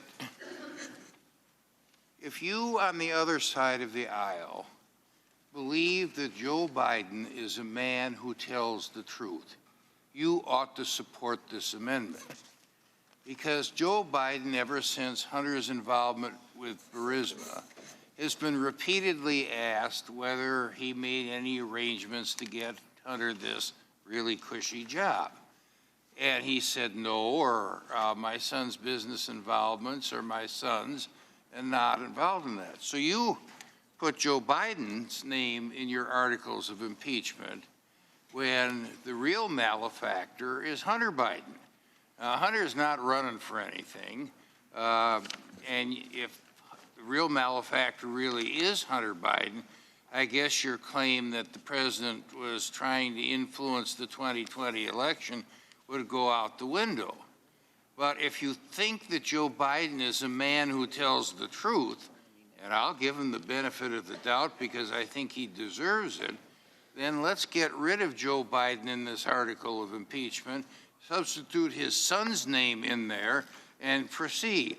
I challenge you, because every one of you that will vote no on this amendment is going to be saying, I think that Joe Biden's a liar. If you don't think that Joe Biden is a liar, vote yes. I yield the balance of my time to Mr. Gates. Thank you, Mr. Chairman. And again, it's important to analyze the burden of proof here. It's the Democrats who are saying any question about the Biden situation, Burisma, it could only be an abuse of power. And I think this amendment really reflects how the president was using his power perfectly, entirely appropriately. And it also shows how scared they are of the facts. If we had the opportunity to call in those who were engaged in work with the Ukrainian embassy, folks like Alexander Chalupa, if we were able to bring forward Hunter Biden, if we were able to demonstrate the bias of the whistleblower, the American people would see we are not in this debate and in this discussion because the president did anything wrong or impeachable or criminal. We're here fundamentally because they cannot accept the fact that he won the 2016 election. And I think all Americans know the president has a different approach. But to accept their standard would mean that if someone announces that they're running for office, it's kind of like an instant immunity deal for anything that they would ever do. I mean, are they really saying that if Joe Biden, Hunter Biden, Burisma were engaged in some corrupt act, that just because Joe Biden announced for the presidency, that somehow ought to absolve him of that criminal activity? It's a ludicrous position. Maybe it's informed by the fact that y'all got a little lucky on the Hillary Clinton stuff. You know, she thought that because she was in a presidential election that her crimes didn't have to be held to account. And in a way, that turned out to be the case. But you know what? It shouldn't be the standard in the United States of America. And I'm glad that we have a president who is at times skeptical of foreign aid, who does put America first, who understands that in corrupt places, the resources we provide don't always make it to an area of need. But we conclude with this. Once the meetings happened that demonstrated that President Zelensky was a true reformer, that he wasn't corrupt, that he was honest from the point of his campaign all the way up until the point when he said there was no pressure put on him or his government for this aid. If you accept that proposition, it's very clear the president was entirely appropriate in those questions. And I got to say, in debate on the last amendment, now we have reached the point in time where President Trump isn't the only president being attacked in this hearing. I heard the gentleman from Tennessee go after Zelensky as, well, an actor, a politician. And they presume he's a liar when he says there was nothing wrong. You know what? They can't make the case against the president. My name was called. They're attacking Zelensky, and it just shows the absurdity of the endeavor. Gentleman's time has expired. For what purpose does Ms. Jackson-Lee seek recognition? I was asking if I could respond as my name was, as I was called. No. For what purpose does Ms. Jackson-Lee seek recognition? I rise to strike the last word. Gentlelady is recognized. I thank the chairman. This is about distraction. This is about distraction. Our good friends spent 3 hours saying President did not target the Bidens. Now they're saying that he did. So which is it? Now I'm holding the classified, unclassified conversation, and let me just clarify a certain point. And that point is that I did read the transcript, and it did say us. But there is nothing in the president's notes that even suggested that the question that he asked was for the American people. In testimony by Mr. Goldman, who obviously went through every aspect of this, I asked a question about whether or not the president said anything from the notes that are given, the briefing that is given by those representatives of the United States government, the staff of the National Security Council, the State Department, the Defense Department, on corruption. He didn't speak anything about corruption that he was briefed on. And if you go through the call, he continues to mention the Bidens. And so this, again, is about Ukraine. The president did ask Ukraine, the president of Ukraine, a vulnerable leader of a country that is fledgling and trying to survive. Now, let me say that I intend to introduce into the record an article that indicated very clearly that people did die. Trump froze military aid as Ukrainian soldiers perished in battle. LA Times. I ask unanimous consent to submit that into the record. But the facts are, the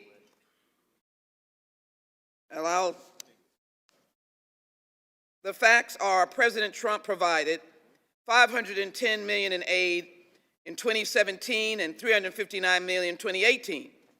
But he wanted to stop in 2019, the year or months before the 2020 election.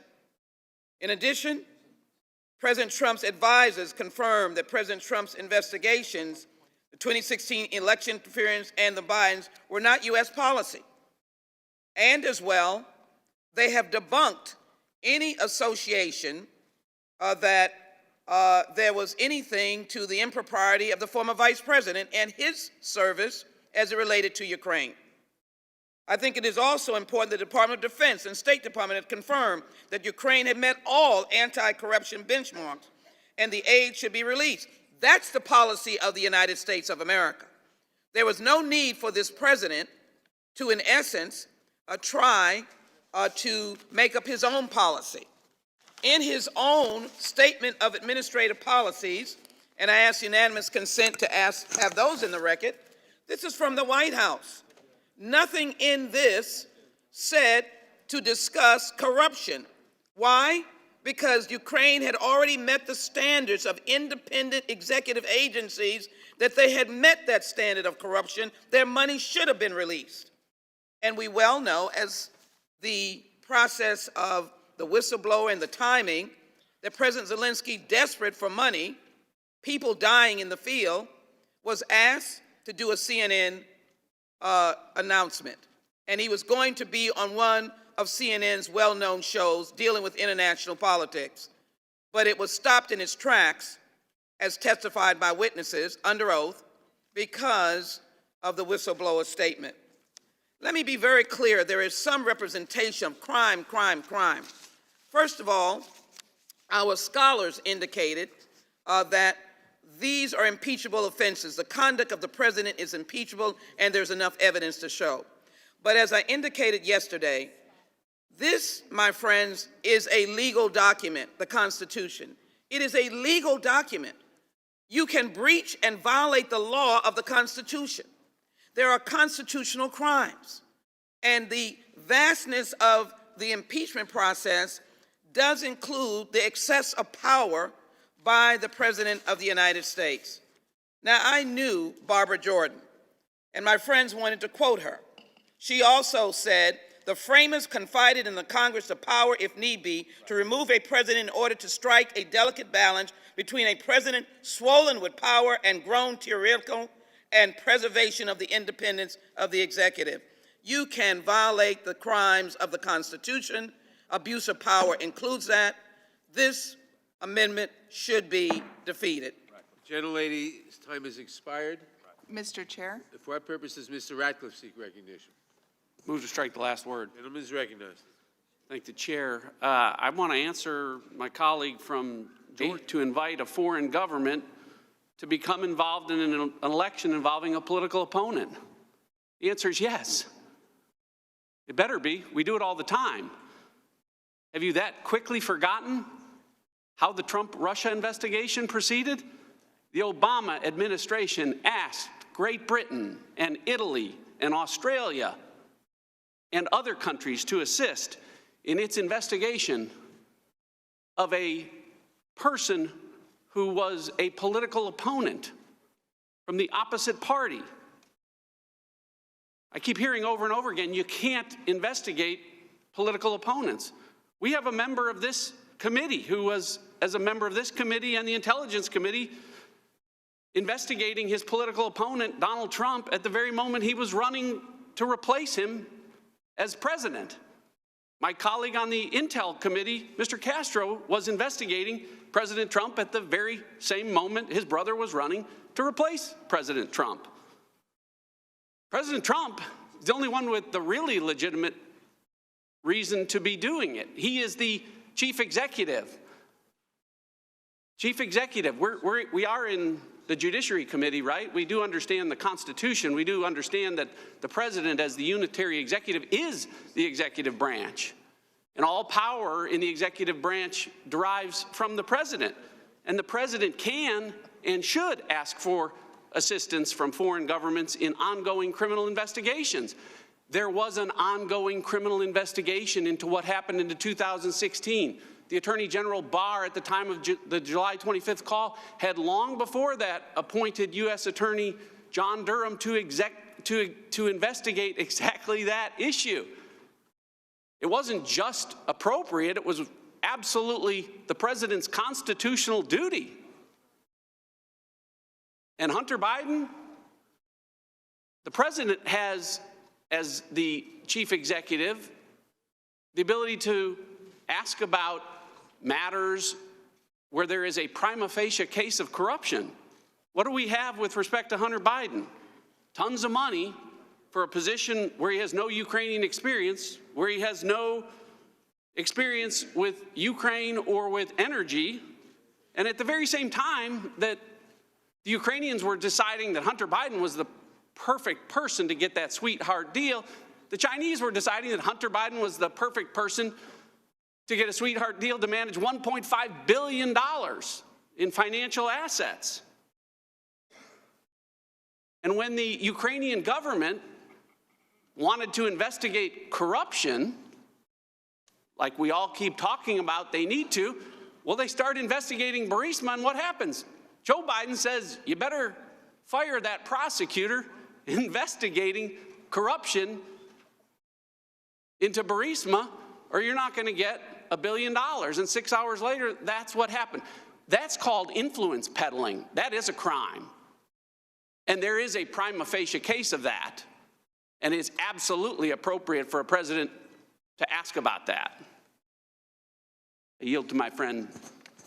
I thank the gentleman for yielding. I just want to respond to the comments from the gentlelady from Texas. She said the president made up his own policy. Well, that's how it works in our country. You get your name on a ballot, you run for office, you go talk to the American people, they evaluate it all on election day, they decide who they want making the policy.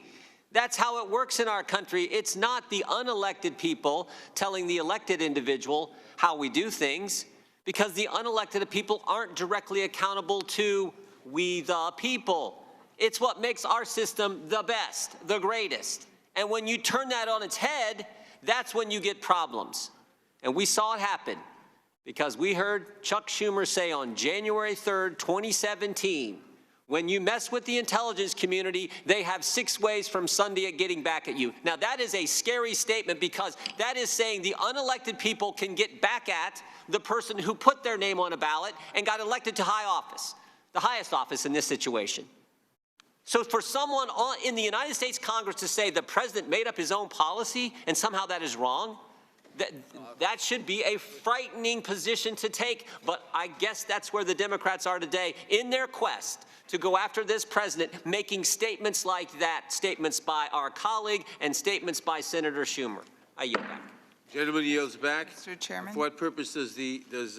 Lofgren seek recognition? To strike the last word. Gentlelady is recognized. You know, there are issues for the election, and then there are issues for this committee. The behavior of and then there are issues for this committee.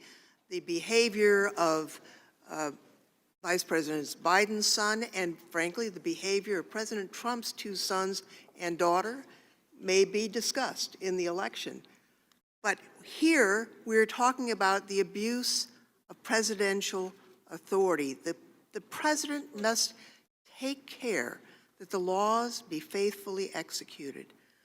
We know from the emails from the State Department to the Department of Defense that the Ukrainians knew that the aid was being withheld. That's documentary evidence.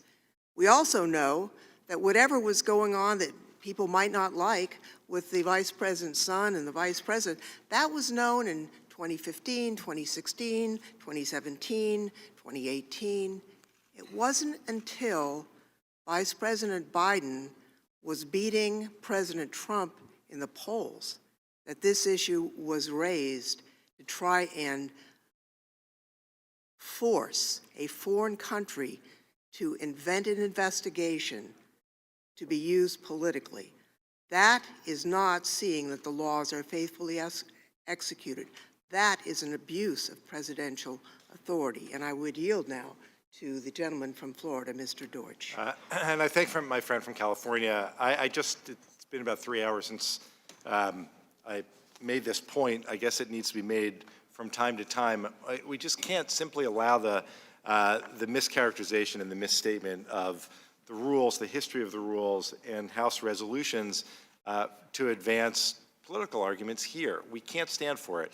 And so I want to address again these statements that there was some right to have witnesses come in. It is absolutely true that that's the case.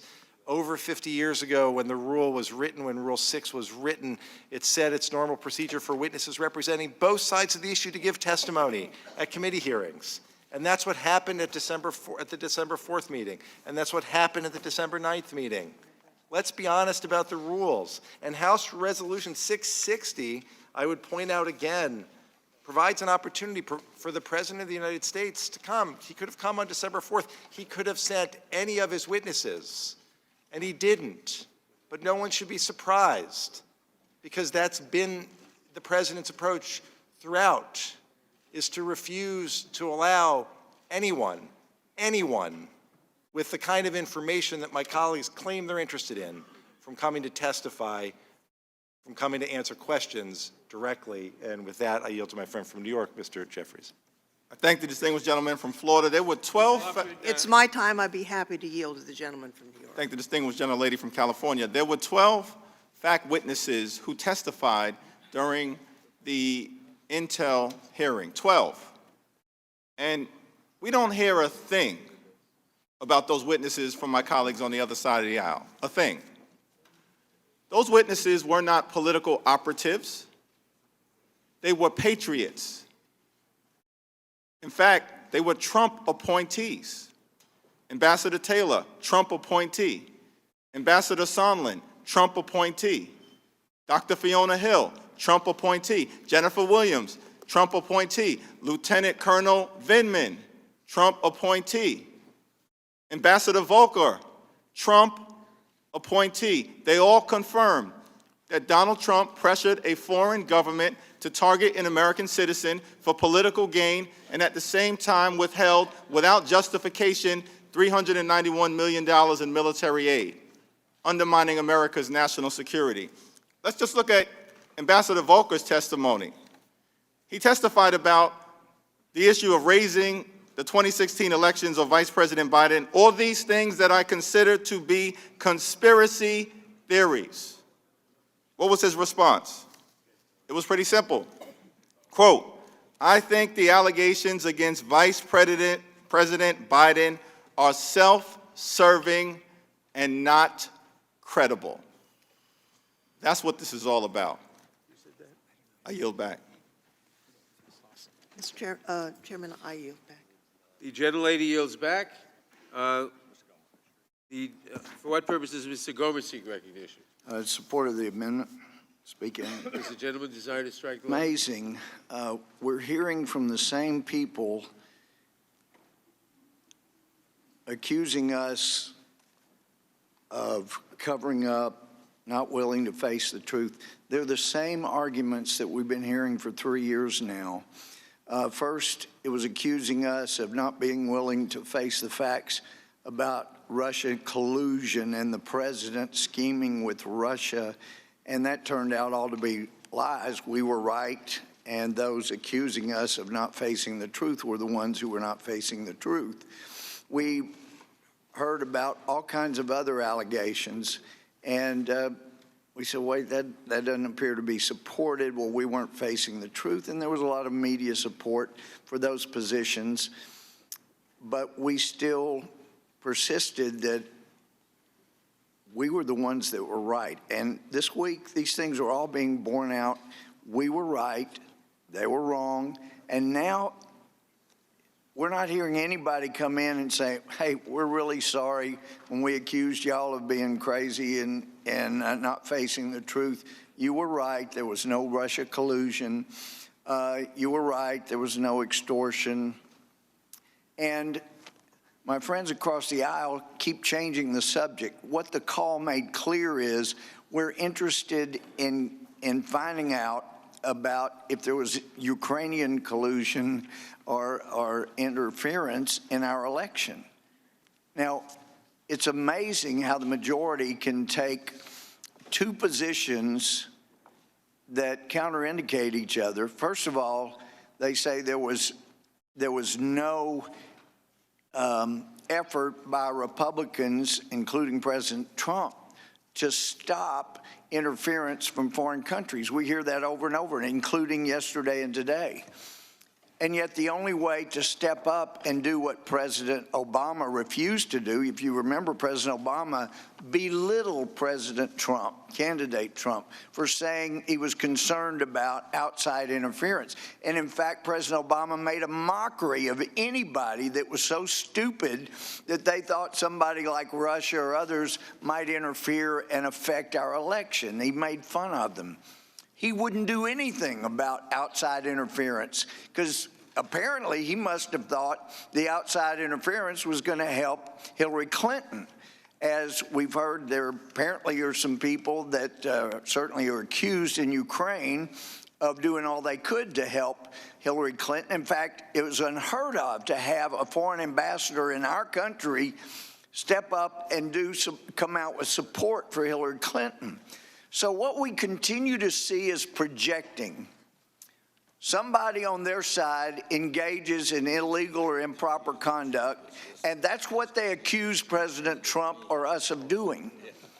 And all of this self-righteousness about, for political purposes, I mean, this is from a transcript from December 1st, 1943, when President Roosevelt was talking to Marshal Stalin. He's talking with Stalin. This is apparently in Tehran, they're meeting.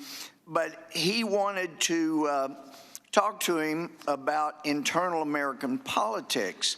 And from the stenographers, they say that President Roosevelt said there were in the United States 6 to 7 million Americans of Polish extraction. As a political man, he didn't want to lose their votes, and he was explaining he couldn't go public. He didn't care when basically the Soviet Union took over Poland. He didn't care if they cut down Poland's borders from the east and from the west.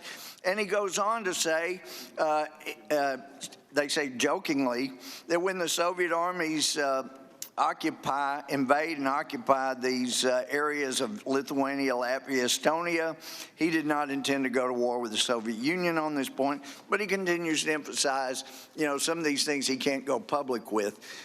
These kind of things have gone on by Democrats for many decades, and here they come after the one guy. He wants to get to the bottom of 2016 foreign interference. And what do they accuse him of? Of getting foreign interference. No, you can't root out foreign interference until you know what it was.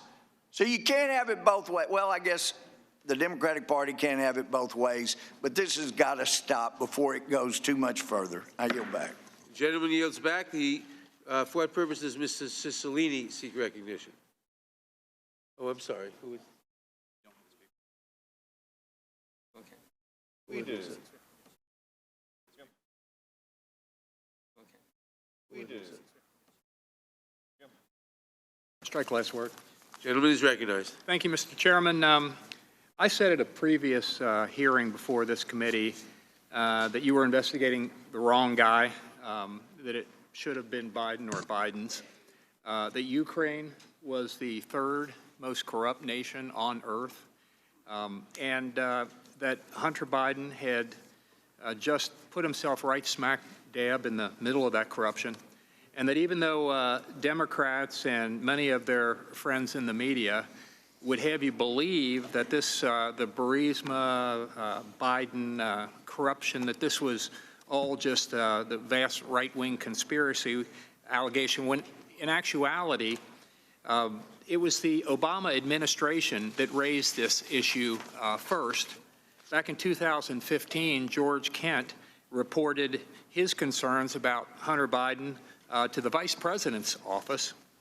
And the former ambassador to Ukraine, Marie Yovanovitch, sorry about that, said she was coached by the Obama administration on how to answer pesky questions related to Hunter Biden and Burisma that might arise during her Senate confirmation process. And nearly every single witness who testified at the Intelligence Committee impeachment inquiry agreed that Hunter Biden's Burisma deal created, at the very least, the appearance of a conflict of interest. Yet the Democrats on the Intelligence Committee under Chairman Schiff and now Democrats in this committee are determined to sweep all this under the rug, ignore it, not let us call witnesses on it, instead rush to impeach this president. You've got the Vice President, Joe Biden, in charge of overseeing our Ukrainian policy, and his son, Hunter Biden, receiving $50,000 a month, even though he had no identifiable expertise in energy or in Ukraine, yet the Democrats wouldn't let us call witnesses or delve into this. And it was interesting that Joe Biden got in an argument with a man at one of his events in Iowa recently. He called the man a liar and challenged him to a push-up contest and spouted off a bunch of other malarkey. And now this committee is conducting an impeachment investigation against President Trump based on, as Professor Turley put it recently, wafer-thin evidence, and they're ignoring evidence of something that truly doesn't smell right. Wafer-thin evidence. And this was a professor who acknowledged that he had not voted for President Trump. In fact, all four witnesses who testified, none of them had voted for him. But he said wafer-thin evidence. That's what we're being called to impeach a president on. And while we're doing that, there are so many things that are getting ignored. Now, it looks like one thing, the USMCA, a trade deal, which is very important to replace NAFTA. It looks like we might actually get that across the finish line. I certainly hope so, because it'll be good for the country. It's bipartisan. But I think if there's anything good to come out of this impeachment, it's probably that actually will get passed, because the Democrats are going to show we did something. We did something, because they haven't done much of anything else. Very little has passed into law. We had 68,000 Americans who died from opioid overdoses last year alone. I think it was 70,000 the year before that. And even though the number's gone down a bit, it's not necessarily because we're doing a whole lot better. It's because we actually, because of Narcan, not quite as many people are dying, but there are just as many people that are involved with this scourge, these opioids and other drugs. Our southern border is still a sieve. We have far too many people coming across our southern border. That's something we ought to be able to work on in a bipartisan manner in this committee, to do something about that in our asylum laws, which need to be reformed. We got a $22 trillion debt hanging over our head. The reason I'm mentioning these issues, this committee has jurisdiction over all these things and isn't doing a thing, because we've been spending all our time for the last year on impeachment in one form or another. But I have a bill, a balanced budget amendment, which would actually move in the right direction to doing something about that. We should have done it years ago. Those are all in our jurisdiction. Other things like infrastructure, not in our jurisdiction, but the United States Congress ought to act on it.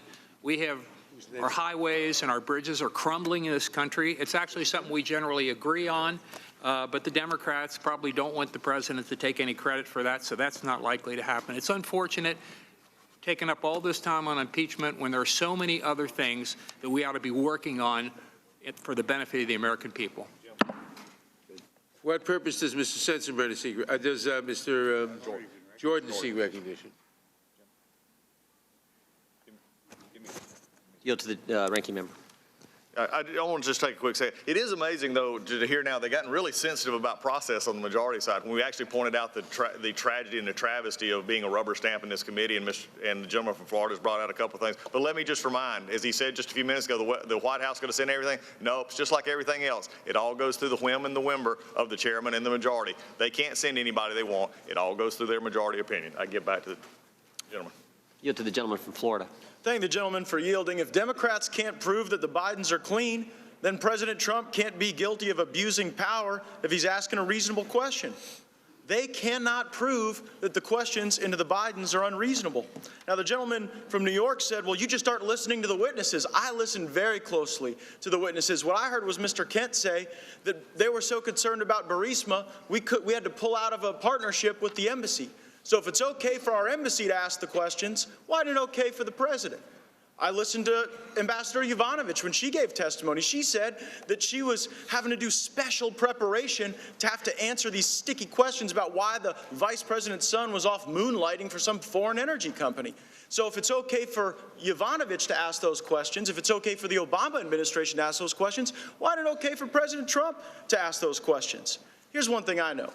Corrupt people, they don't just steal once. They kind of get into this like cycle and culture of corruption, and it's disappointing. I go back to this New Yorker article. I'm reading directly from it. One of Kathleen's motions, this is regarding Hunter Biden's divorce, contains a reference to a large diamond that had come into Hunter's possession. When I asked him about it, he told me he had been given the diamond by Chinese energy tycoon Yi Jingmen. Hunter told me that 2 associates accompanied him to his first meeting with Yi in Miami, and they surprised him by giving him a rare vintage of scotch worth thousands of dollars.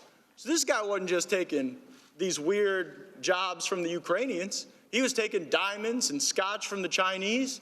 And I think it is entirely appropriate for the President of the United States to figure out why that's the case. The American people watching today know that this is an impeachment movement that is losing steam. I was watching CNN on the way into the hearing this morning, maybe one of the only folks, but I was watching, and I heard Gloria Borger say, the polling on impeachment is bad for Democrats. I heard Jim Sciutto say that Chairman Nadler had gone on CNN's air and said, well, once we have these public hearings, we will animate all this public support for impeachment. Well, now you've had the hearings, you've called the witnesses, and you know what? You're losing ground. You're losing ground with the media, you're losing ground with the voters, and you're even losing ground among your own Democrat colleagues. I believe the public reporting I've seen that some of your more moderate members in districts that President Trump won are begging you to pursue something other than impeachment. This bloodlust for impeachment is not going to be visited on us or President Trump. It's going to be visited on your own members, and they're asking you not to do this. The only standard that Speaker Pelosi, Chairman Nadler, and Chairman Schiff set was a bipartisan standard. They said this has to be bipartisan. They said it all throughout the 2018 calendar year. But now the only thing that has changed is not a strengthening of the evidence. It's that we're going into an election. And they have taken a look at the candidates that they have in the Democratic field, and they've realized that they have to create this impeachment platform because their candidates are incapable of defeating President Trump in a fair fight. We know that. The American people know that, and so the only bipartisan vote that has occurred on impeachment was a bipartisan vote against opening the inquiry. And the only possibility for movement from that vote to now, despite wasting all our time, despite having all these hearings, despite all the damage to our institutions through this very weird and aberrational investigation you've run, the only risk is that you'll lose more votes than you started with. You lost 2 of your members the first time. And you're not going to lose less than 2 of your members. You only have a risk of losing more than 2 of your members. And you know what? Republicans are united. We see this for what it is. And we know, just as my colleague from Ohio, Mr. Jordan, said, this is not just an attack on President Trump politically, though it is the election that motivates them for this bizarre behavior. It's not just an attack on the presidency. It's an attack on us.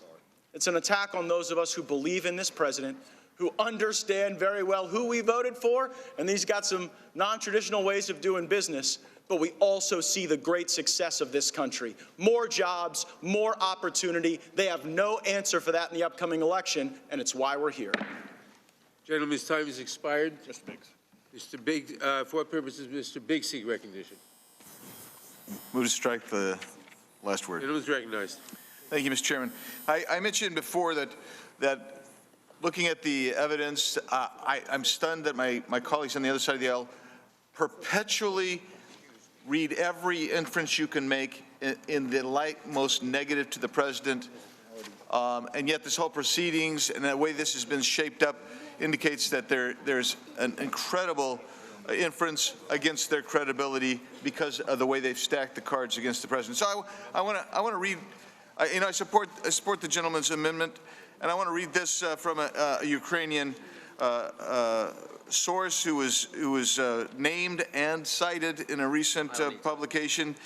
It says, quote, by inviting influential foreigners, Ukrainian business wants to get additional protection, PR and lobby mechanisms to grasp additional spheres of interest. Having Hunter Biden on board, The owner of Burisma wanted to correct the image and to get cover because authorities are scared by the U.S. Embassy in Ukraine. Hunter Biden, using the political capabilities of his family, acted as a rescue buffer between Burisma and Ukrainian law enforcement agencies. His work in the company of a corrupt official smells. Now, so let's take a look at the document, the transcript they keep, our colleagues keep referring to. Page 4, the other thing President Trump says, there's a lot of talk about Biden's son, that Biden stopped the prosecution. A lot of people want to find out about that. So whatever you can do with the Attorney General would be great. Biden went around bragging that he stopped the prosecution. So if you can look into it, it sounds horrible to me. That is the essence of what they want to impeach President Trump for. So it begs the question, it simply begs the question, really. Do you get immunity? Is it an immunity granting event to have a relative run for public office? Do you get immunity for that? Let's flip it on its end. The question is, does the president have the authority to request an investigation? Most assuredly. He mentions the Attorney General here. It is clear that he would like an investigation into the corruption surrounding the Ukraine. Because what does President Zelensky go on to say? He goes on to talk about trying to restore the honesty in his country. That's what he's talking about.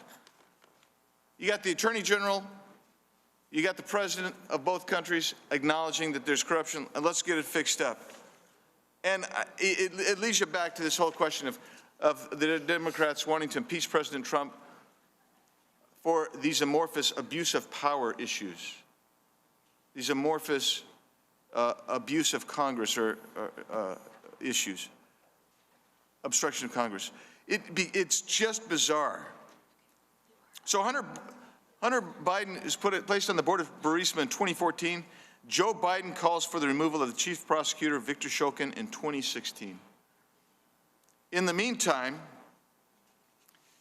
evidence is clear that Burisma's company paid about $3.4 million to a company called Rosemont Seneca Boher, the company of Hunter and his partner Archer. That is really intriguing. The investigations surrounding Burisma's stop and the Burisma's reputation in Ukraine is low, and it was dubious even before this impeachment inquiry raised it to new attention. Now let's face it. According to Ukrainian sources, Burisma is not on everybody's front burner in the Ukraine, but it is here because we were providing hundreds of millions of dollars to the Ukraine in foreign aid. And this president said, we need to stop corruption. He mentioned specifically the corruption that he had heard about. Is that impeachable? No.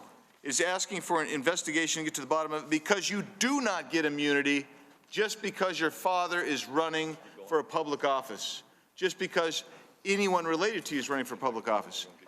And I will tell you, this president has done a remarkable job in spite of 3 years of constant harassment by the Democrats of this body and the media on the left of this country. We have a great economy. He's trying to bring order to the border. We have more people working than ever before. This president has restored the military and actually prestige around the world. There are no more apology tours on the foreign policy side that we saw in the previous administration. He has really worked to make America's esteem and greatness reprise. Gentlemen, the gentleman's time has expired. Mr. Cicilline, what purposes? Move to strike the last word, Mr. Chairman. You are recognized. I want to just begin very quickly and respond to the gentleman from Ohio's lamenting about the productivity. Just begin very quickly and respond to the gentleman from Ohio's lamenting about the productivity of this Congress. And remind my friends on the other side of the aisle and the American people that we have passed nearly 400 pieces of legislation since Democrats took the majority. 275 of those bills are bipartisan.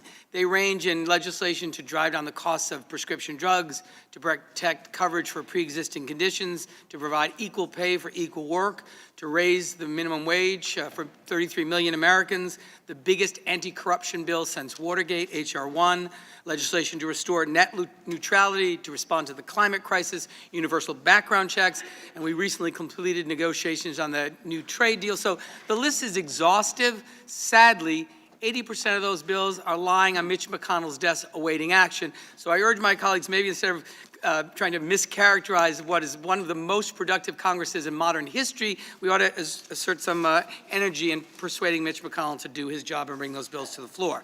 Now let's get back to the facts of this impeachment hearing. First and foremost, there's been this effort to really confuse what this is about and what this impeachment is about. It is about the President of the United States using the power of his office to smear a political opponent, to drag a foreign power into our elections, to corrupt the elections, and leverage hundreds of millions of dollars of taxpayer money to accomplish that objective. So this amendment would like to wish away the motive of the president to engage in this corrupt scheme, but you can't wish it away, you can't amend it away. The facts are the facts. The allegations that we're talking about here originated in 2015. And that's according to the Minority Report as well. And in 2017 and 2018, foreign assistance was provided by Ukraine. What happened in 2019? What changed? The president is losing in a national poll by double digits to Joe Biden. We also, so those are the facts. Third, multiple witnesses, Trump administration officials, testified that Vice President Biden did nothing wrong, including Mr. Kent, Ambassador Yovanovitch, Mr. Holmes, Ambassador Volker. Vice President Biden's firing of the prior prosecutor was done in accordance with official U.S. policy. It was approved by the Justice Department. It was the policy of the United States. It was supported by the European Union and many countries throughout Europe, and a bipartisan coalition in Congress. This was a corrupt prosecutor. It was official U.S. policy that the Vice President was executing. By contrast, what we have in this case, the basis of this impeachment proceeding, is exactly the opposite. What President Trump was doing was not official U.S. policy, and all the witnesses confirmed that. It was not done through the Justice Department, and it was done against the advice of all of his advisors. And so that's what's very different about what we're confronting today. And this was work which was not done by the apparatus of the State Department. This is an effort that was led by the president's personal attorney, Rudolph Giuliani. This scheme was led by this whole apparatus outside the State Department. So let's not confuse these two things. Facts matter, the truth matters. You cannot continue just to make assertions when the record is completely the opposite. And I'd like to yield to the gentleman from California, Mr. Swalwell. I thank the gentleman. If President Trump and my Republican colleagues were so interested in rooting out corruption in Ukraine, there was so much they could do that they never did. My Republican colleagues for many years were in the majority. For many years, the vice president's son was on this board. They never investigated this. Their concern only came about once Vice President Biden became President Trump's chief political opponent. On April 21 of this year, President Trump called President Zelensky to congratulate him. In his talking points, President Trump was told to bring up rooting out corruption in Ukraine. President Trump never did it, but the White House, in their talking points, lied to the American people and said the president had. July 25, again, National Security Council members worked really hard to tell the president, impress upon the Ukrainian president he needs to root out corruption in his country. The president never brings up corruption. If the president wanted to investigate any individual U.S. citizen, there's a formal process we go through. The president never asked the Attorney General to do this. The president was never interested in fighting corruption in Ukraine. He was only interested in weaponizing corruption in Ukraine for his own personal benefit, and that's why we must hold him accountable for an abuse of power. And I yield Mr. back. Chairman, I have a unanimous consent request. Gentleman yields back. I recognize the gentleman for the unanimous consent request. Thank you, Mr. Chairman. I'd ask that this article dated February 12th, 2019, just 2 weeks before the call to Mr. President Zelensky, entitled "Trump asked top political advisors whether he should worry about running against Joe Biden." Without objection, it is now, there are votes on the floor. A number of votes on the floor. The committee will stand in recess until after the votes. Please reconvene immediately after the votes. The committee stands in recess.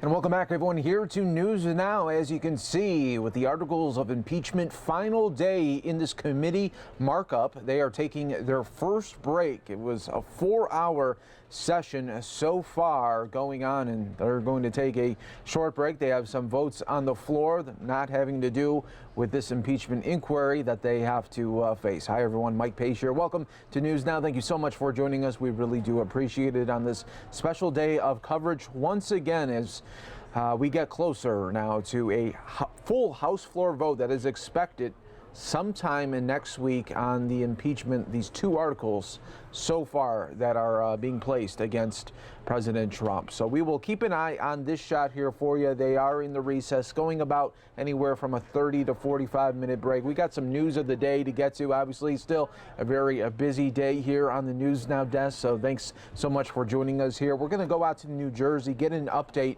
from officials out there on that horrible shooting that happened earlier this week that killed an officer and others in New Jersey. Within minutes of the suspects taking control of the store, Anderson and Graham began firing at law enforcement officers who responded on foot and by patrol car. At this point, our evidence indicates that the shooters were aiming their fire at law enforcement officers only and not at others on the street. The 6 individuals who died on Tuesday were all transferred to our state's Northern Regional Medical Examiner's Office, which operates under the auspices of the Office of the Chief State Medical Examiner.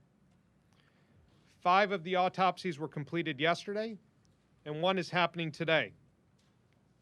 We're not going to provide any details regarding the preliminary findings of the medical examiner, but I will say this: 2 of the deceased civilians were members of the Orthodox Jewish faith. And thanks to the hard work of our medical examiner's office, we were able to complete the autopsies and release the bodies promptly to ensure their burials in keeping with the victims' religious traditions. In addition, we were able to ensure that a rabbi was present at their medical examinations. We continue to gather evidence regarding the motives of the shooters. We have identified a number of social media accounts that we believe were used by the suspects and purport to espouse certain viewpoints. We are currently working to determine the authenticity of these accounts and to gather other evidence that we can use to corroborate these views. But based on what we have collected so far, however, including based on recent witness interviews, we believe that the suspects held views that reflected hatred of the Jewish people, as well as a hatred of law enforcement. We are still working to determine how they selected their particular targets for these attacks, specifically both the JC Kosher Supermarket and Detective Joseph Seals. There has been considerable reporting that these 2 suspects are linked to the Black Hebrew Israelite movement. We have evidence that both suspects expressed interest in this group, but we have not definitively established any formal links to that organization or to any other group. Based on the available evidence, we believe that the 2 shooters were acting on their own, but we will continue to pursue all leads. So let me be plain at this point. The evidence points towards acts of hate. I can confirm that we're investigating this matter as potential acts of domestic terrorism, fueled both by anti-Semitism and anti-law enforcement beliefs. Now, last night, a number of us attended a memorial at Temple Beth El in Jersey City, as well as the funeral services for Ms. Ferenz, who was shot inside the supermarket. All of us here today will continue to be present in the days and in the weeks and in the months ahead. We are all grieving, but none more so than the families of the victims. Through the Victim Services Office of our Division of Criminal Justice, we are in contact with those families, and we will continue to provide whatever support we can. And in at least one case, we are making arrangements to pay for the funeral expenses of the victim. We remain in regular contact with faith organizations across the state. And the reason for part of the delay this morning was that all of us just got off the phone with our state's Interfaith Advisory Council, where we briefed them on the facts that we are sharing with you now. The state and our federal partners are committed to ensuring the safety of all religious communities in the state and all houses of worship in this state. So if any resident or religious leader has an immediate concern, they should call 911 or their local law enforcement agencies. For other resources, religious groups can contact the New Jersey Office of Homeland Security and Preparedness, led by Director Jared Maples, who's here with us today. He can speak to our ongoing efforts to ensure the security of houses of worship and to keep our religious communities abreast of the latest threat information. Also present with us is Rachel Wainer-Apter, the Director of our Division on Civil Rights, which investigates acts of bias across the state. Rachel and her team stand ready to investigate any complaints regarding bias incidents in this state and to ensure that all residents of this state feel safe in their homes, schools, and communities. They stand ready to take reports of bias incidents at 800-277-BIAS, 800-277-BIAS. And in addition to that, we're working with our law enforcement brothers and sisters in New Jersey and in Jersey City as they grieve a fallen colleague. We need to support our law enforcement officers, and we need to remember the extraordinary sacrifices that they make for us each and every day. And as some of you know, earlier this year, we launched a first-in-the-nation statewide resiliency program for our law enforcement officers, designed to help them deal with the stresses of modern policing, which now includes responding to acts of bias and hate and terrorism, like the ones that transpired here in Jersey City. We've deployed peer-to-peer counselors to Jersey City through our Cop-to-Cop program, and mental health professionals are available 24/7 to any law enforcement officer who needs them. Now begins the more tedious process of reviewing ballistic evidence and electronic evidence. We're continuing to follow up on all leads, and we'll return to brief the media when we have more to report. I want to now ask the U.S. Attorney for the state of New Jersey, Craig Carpenito, to come up and provide his insights. Thank you, General.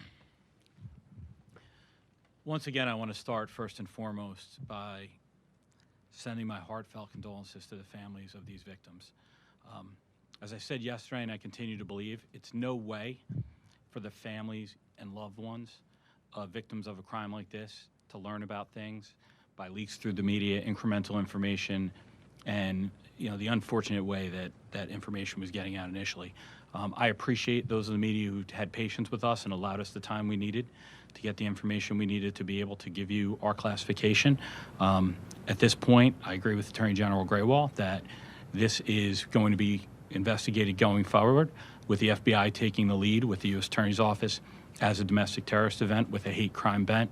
The motivations appear to clearly be a bias towards both the Jewish community and law enforcement. You can see clearly from the video that the individuals that engaged, the cowards that took down those innocent victims, engaged only the folks in that store and in the law enforcement community. You could see people walking by, they didn't engage anyone. They were clearly targeting that store. They were clearly targeting the Jersey City Police Department, okay? We don't know why, and that's where we are now. Now we're at the stage of the investigation where we try to piece together everything we can from social media, from ballistic evidence, from whatever we can learn about these individuals to determine why it was that particular store, which is something we don't know at this point in time, those particular individuals, and what the inflection point was for the incident. But what I can tell you is we're going to put all the resources necessary into getting to the bottom of it as best we can. Okay? I don't really think there's much to add to it at this point. Sorry, you have a question? Anything further on the suspects as they relate to the Bayonne livery cab driver who was murdered? As we said yesterday, they are suspects in that investigation. We're going to work jointly to determine whether or not there's any relationship between the incident in Bayonne and the incident in the store, other than the fact that the suspects are the same. We'll hold questions till the end. We'll hold questions till the end. Finish. Again, I'm Gregory Erie, the Special Agent in charge of the Newark's FBI Field Office, to talk about what the AG and the U.S. Attorney said. First and foremost, our thoughts again are with the victims and their survivors of this incident, senseless incident. Everything you see from the people before you, all our efforts are to bring them some measure of justice along with their communities. The FBI will continue to investigate this as a domestic terrorism incident with a hate crime bias slant to it. We are pressing forward in collaboration with our local, state, and federal partners to, again, try to understand the why behind this. I ask your patience as we go forward. And we are now, as the Attorney General mentioned, in the phase where it's very forensically linked, where we need to go through every piece of evidence very, very intricately to make sure we understand everything we're looking at. We have not identified any co-conspirators. We believe they acted alone, but we will continue to monitor for any threat to any community, and if we come across one, we'll immediately inform both them and the media of what to be aware of. Thank you. I'm going to turn it over to the Hudson County prosecutor to share a few remarks. And I would just add, I spoke about the resources from Homeland Security and Preparedness. The sheriff is here, Frank Scolari, and he also provides a tremendous number of resources to local houses of worship and is another point of contact for the local community to reach out to at this difficult time if they need assistance at their facilities. So with that, Esther. Good afternoon, everyone. Jersey City is our home, and I want to ensure the entire Jersey City community that law enforcement believes that this heinous event is over and that the individuals that are responsible are now deceased. Although the threat is over, law enforcement remains vigilant and will continue to take the necessary steps to keep our community safe. All of our partners in law enforcement, all local, county, state, and federal agencies continually work together to provide security when and where it is needed. However, it's not enough to just rely on law enforcement. We are partners, and you, the public, are part of the partnership. If anyone with any religious affiliation feels the need for additional safety measures in a particular area, please reach out to your police department. The General has also given you some information. You are free to choose. We will try to accommodate as best we can with the local police departments, as we have been doing. And I thank Chief Kelly for that, and I thank also Sheriff Scolari for doing that as well. As Governor Murphy said yesterday, always remember that if you see something, say something immediately. We've also begun the process of reaching out to many of our community civic, educational, and governmental partners in Jersey City, including members of the Jewish community, as well as the African American community. This outreach effort is something that we do every week throughout the year in order to build positive relationships. But after a violent attack like this one, our outreach effort will now focus on opening a dialogue in order to foster a better understanding of what our community needs in the aftermath of the shooting and an understanding of what steps law enforcement can and will provide. Thank you. Sharon, questions for the General? And I'm going to ask Director Maples to also share a few comments. I'll be brief. First and foremost, as everyone has talked about, there is no threat that we're aware of that is specific or credible as it relates to this incident or any other throughout the state of New Jersey. And we will continue to work with our state and local and federal partners to ensure that side by side as we have throughout every minute of this incident. The second thing I wanted to highlight is the interfaith piece. For all of our interfaith partners, all of our resources are available at njhomelandsecurity.gov. It's www.njhomelandsecurity.gov. There's an interfaith tab, as the governor mentioned yesterday, and all of our resources from grant availability, both federal and state, It's suspicious activity reporting, the See Something, Say Something campaign. One piece to note on that is all in New Jersey, we are different. All of our leads and suspicious activity come through our office, the Counterterrorism Watch Office, which is co-located with the New Jersey State Police at the Regional Operations Intelligence Center, the ROC, which is our state's fusion center, and that's through federal, state, and local. And people can report to that through 1-866-4SAFE-NJ, or by emailing tips@njohsp.gov, or by dialing 911. And per the Attorney General directive from last year, those reports will automatically go into the system and again be coordinated federal, state, and local. Thank you. Questions? General, you keep saying that this could have been much worse if not for the heroics of the officers involved. Have you uncovered any evidence that would suggest there was a broader plot or additional targets or other intended targets? So let me say this.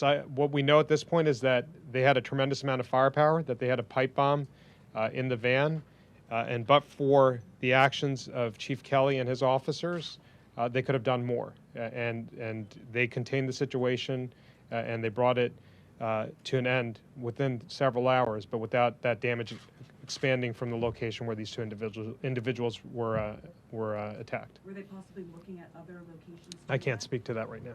General, was the pipe bomb in the Brian, go ahead. If you could follow up on what you just said, what was asked, I would like, if you could, Chief Kelly.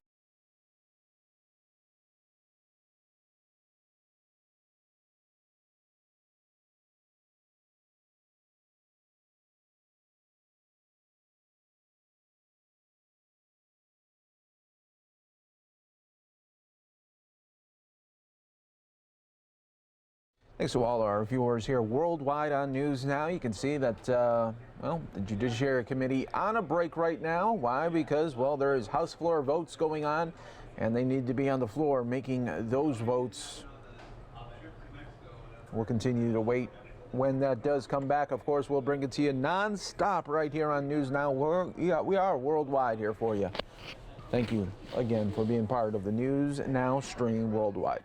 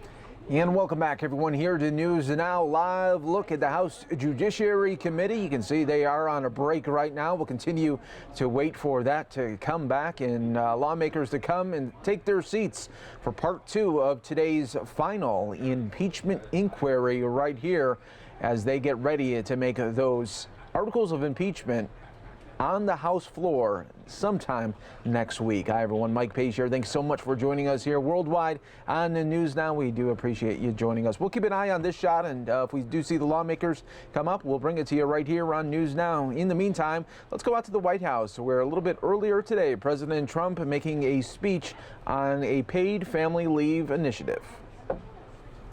In an incredible summit, and I would like to thank you all for being here.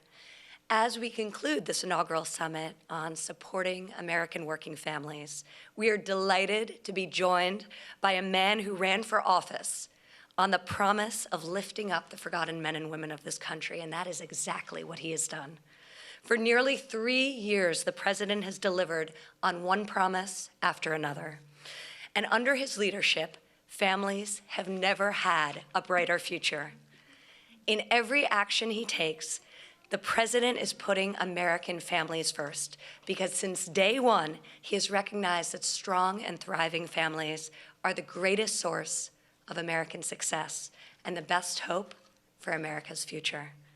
Together, with the help of everyone in this room today, we will support American families, build up our communities, strengthen our economy, and enable every child to grow, thrive, and achieve the American dream. Now, with great pleasure, I'd like to introduce the President of the United States, Donald J. Trump.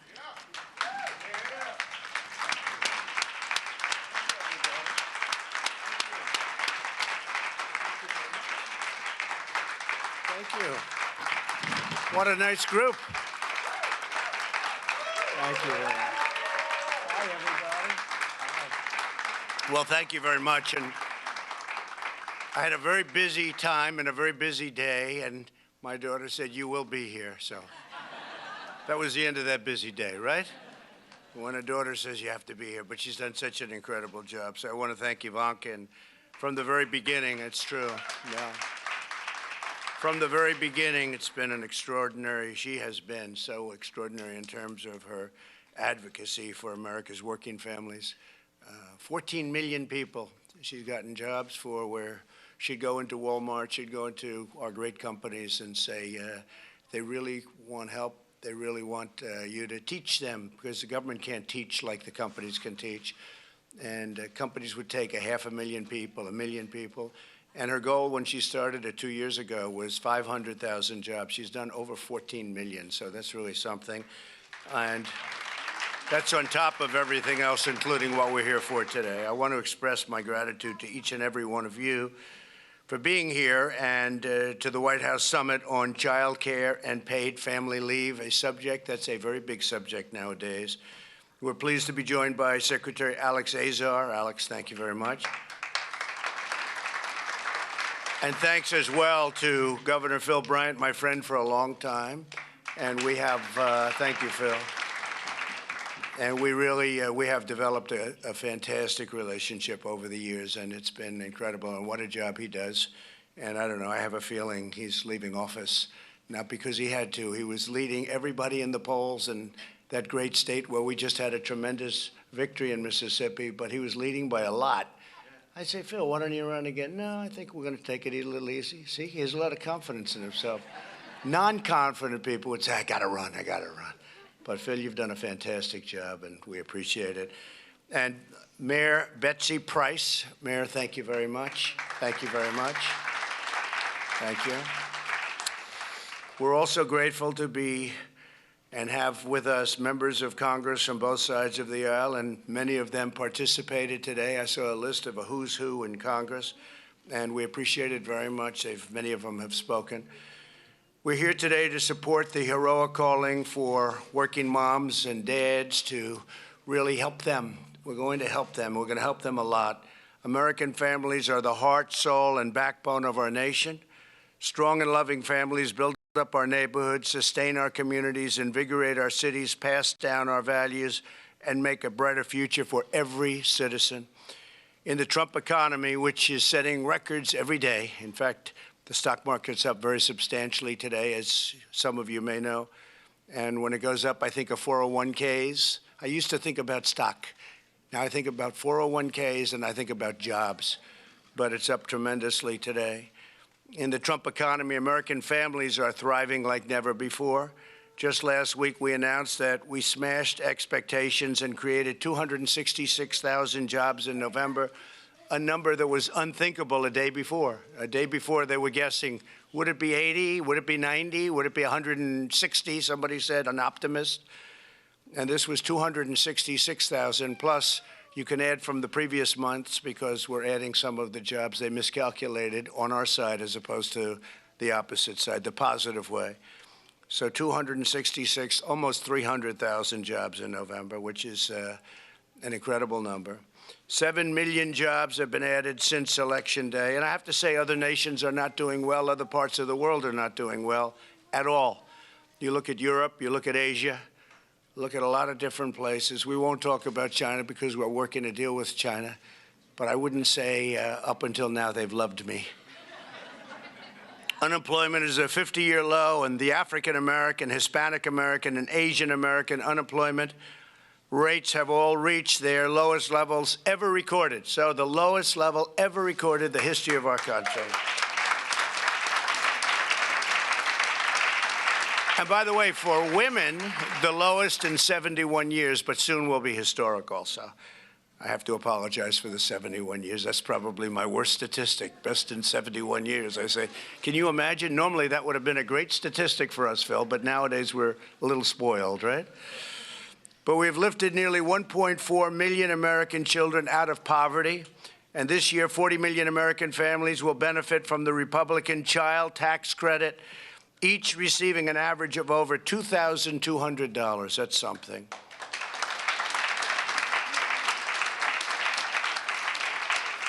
And that's, let's put the word Republican again. Let's emphasize it, because I notice every time we do something, the Democrats try and say, we really did it, you know, we did. They didn't do it, but we'll be very nice. We want to be bipartisan.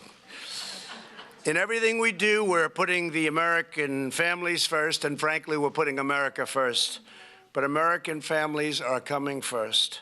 With more women working today than ever before, we now have a historic opportunity to enact long overdue reforms. It's time to pass paid family leave and expand access to quality.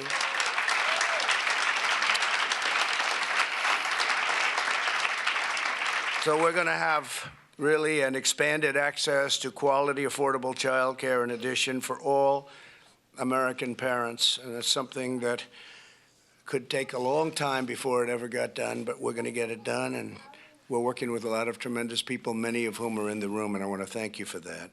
An estimated 1 out of every 4 American moms returns to work within 2 weeks of giving birth because they cannot afford to miss a paycheck or risk losing their job. We want every mother to have the chance to spend those precious few weeks with her newborn or adopted child. And I understand statistically, they show statistically it's so much better for the baby and growing up, even in later years. I can imagine that. And Martha, I want to thank you for being here. I just see you. Martha McSally, everybody. Senator, that's very nice. Thank you. And I'll tell you, would you please stand up? All of you. It's so great. So great. Thank you. Thank you. Congresswomen have done a fantastic job. Thank you. That's why it's my state, and in my State of the Union address, I called for Congress to pass paid family leave into law, and it was very well received, I have to say. 1 week ago, we were thrilled that members of Congress introduced bipartisan, really a very strong bipartisan legislation, paid family leave legislation, and that's what it's called. We did criminal justice reform, and we called it by a slightly different name, and a lot of people don't know that it's criminal justice reform. I said, change the name, but somebody put it with a name. It's First Step Act, which is good, but it's criminal justice reform. And in this case, we're going to just go with a very perfect name, paid family leave legislation. Jackie, is that good? Yes? I think Jackie will do it for you, okay? There's something about using a name that sort of, you don't have to think too much, right? This week, my administration reached a historic deal with Congress. The federal government will now give 12 weeks of paid family leave to all federal employees, something that nobody expected. And as a candidate for president, I pledge to advance paid family leave. With this important step, we are delivering, and we're really delivering like nobody's, I think, ever delivered before. If you look back, certainly within the first 3 years of a presidency, and we're still short of the third year, we're getting close. Hard to believe we're getting close. January 20th, we'll be there. But in less than 3 years, we've done things, and I always say that I fulfilled more promises than I made, which is the first for a politician. For a politician, that's a first, Mark. My administration is also focused on expanding access to high-quality, affordable child care. Last year, I was proud to sign into law the largest ever increase in child care development block grants to states. The states understand that very well. A lot of governors A lot of governors come up to me and they thank me for that. In more than 60% of American homes, both parents work, yet many struggle to afford child care, which often costs more than $10,000 per year. And it's devastating to families, frankly, devastating. Here with us today is Seyon Mama, who has benefited from child care assistance and is now earning her degree in early childhood education while raising her 2 young, beautiful children. Seyon, would you come up, please, and say a few words? Seyon. Please. Nice to see you. Thank you, Mr. President. Last year, I started working at the Guadalupe Center in Kansas City as an assistant teacher. At the same time, I began taking classes to earn a credential in early childhood education. Before I started my job, my husband and I were able to put our youngest daughter into daycare with the help of child care subsidy.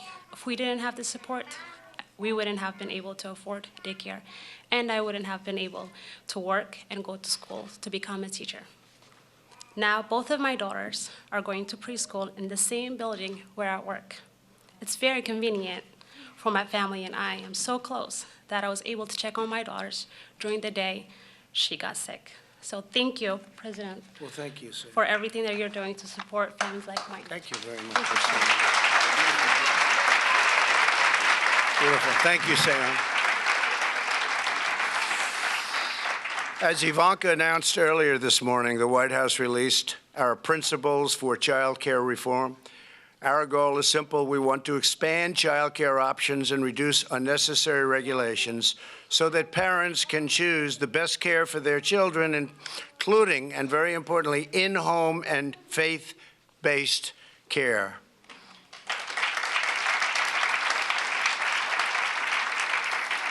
With us today is Bethany Brittany Hazeman, a single mother who runs her own child care center in Fruita, Colorado. And Brittany, if you could, please come up and say a few words. Please, thank you. Thank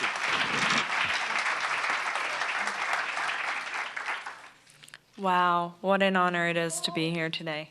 Thank you so much. And you, Ivanka Trump, thank you so much for all you do. It's truly a blessing. About 11 years ago, I was put in a tough position. My husband passed away in a car accident. I was a now single mom of soon-to-be 3 children.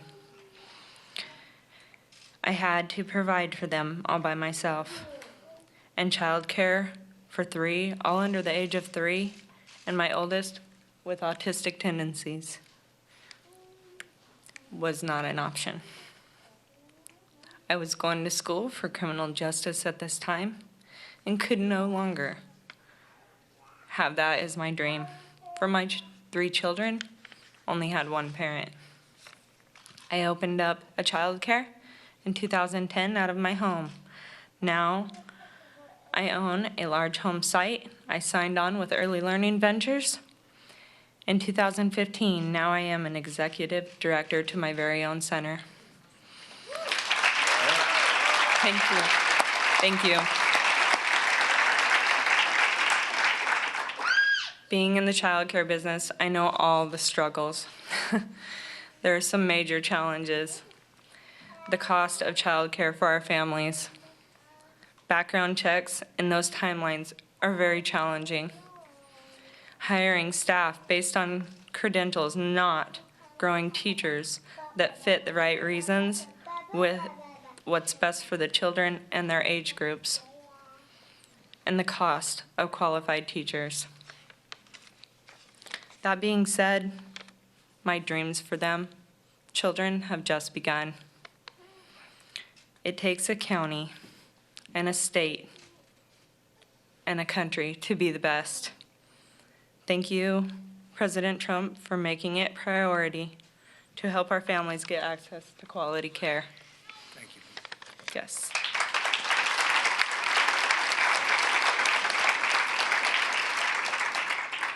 On behalf of Little Imaginations, we would like to invite Ivanka Trump, Donald Trump. If you guys ever get in Colorado, come see our site. Thank you. We'll be there. We'll be in Colorado. Thank you. Great job. Thank you. Thank you very much, Brittany. And we'll be in Colorado a lot, actually.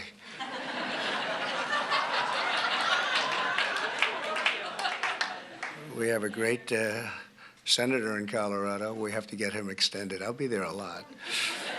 So we know that every American parent like Brittany wants the best for their child, and every American family strengthens and uplifts our country. That's why on issues like child care, to paid family leave, to school choice, my administration is putting control back into the hands of parents where it belongs. With this initiative, we have a chance to give all moms and dads the resources and support they need to succeed, thrive, flourish, prosper, and help their sons and daughters reach their amazing God-given potential. It's what's happening. It's what's happening with our country as a whole. As Americans, we know the single most important investment we can ever make is in our nation's children.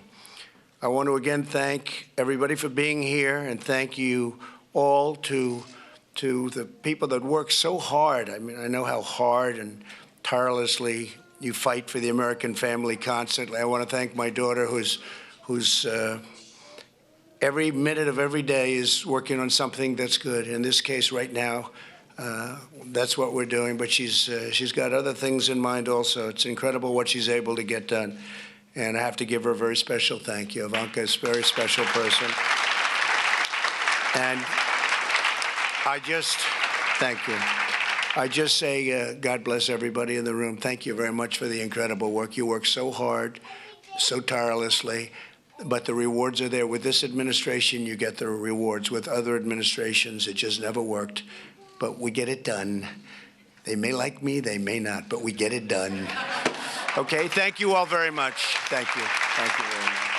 Thank you very much.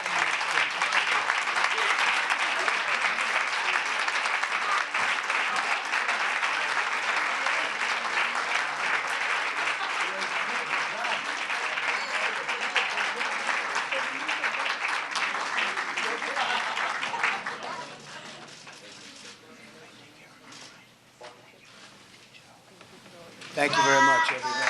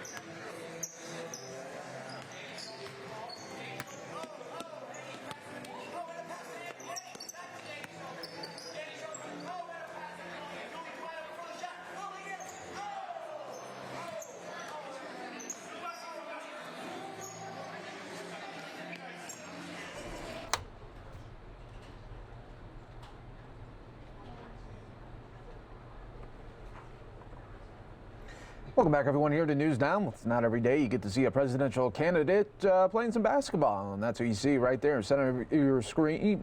That is Andrew Yang in Iowa, participating in a little pick-me-up basketball game before he has a rally a little bit later today. Hi, everyone. Mike Page here as we continue to bring you the top stories and headlines from across the country while we continue to wait for the articles of impeachment debate to continue for the House Judiciary Committee. Let's show you Speaker of the House Nancy Pelosi making some statements about impeachment and other things of the day. The most important table to us is America's kitchen table, where families sit down, be a family, enjoy each other, but then sometimes have to address the financial challenges that they faced.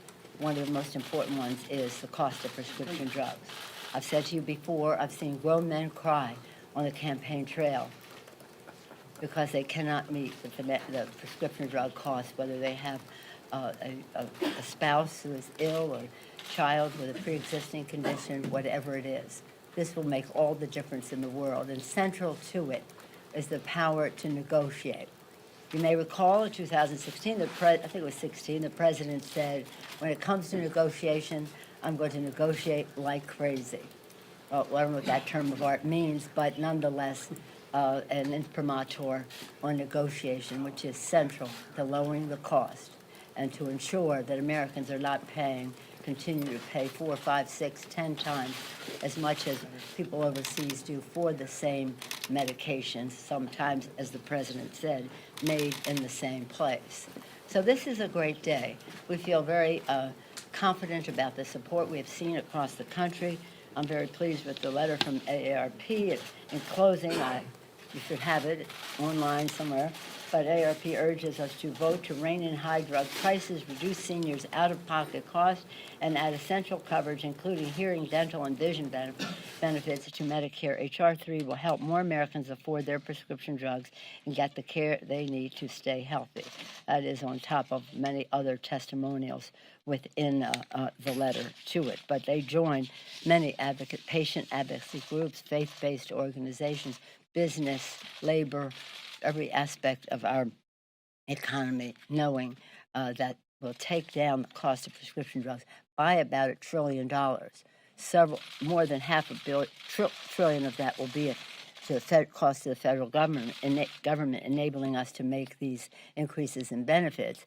Some of it, much of it, to the private sector, both businesses and individuals, and all of the benefits of the reduction in cost because of the negotiation will not only go to Medicare, but also to private insurance and people insured privately as well.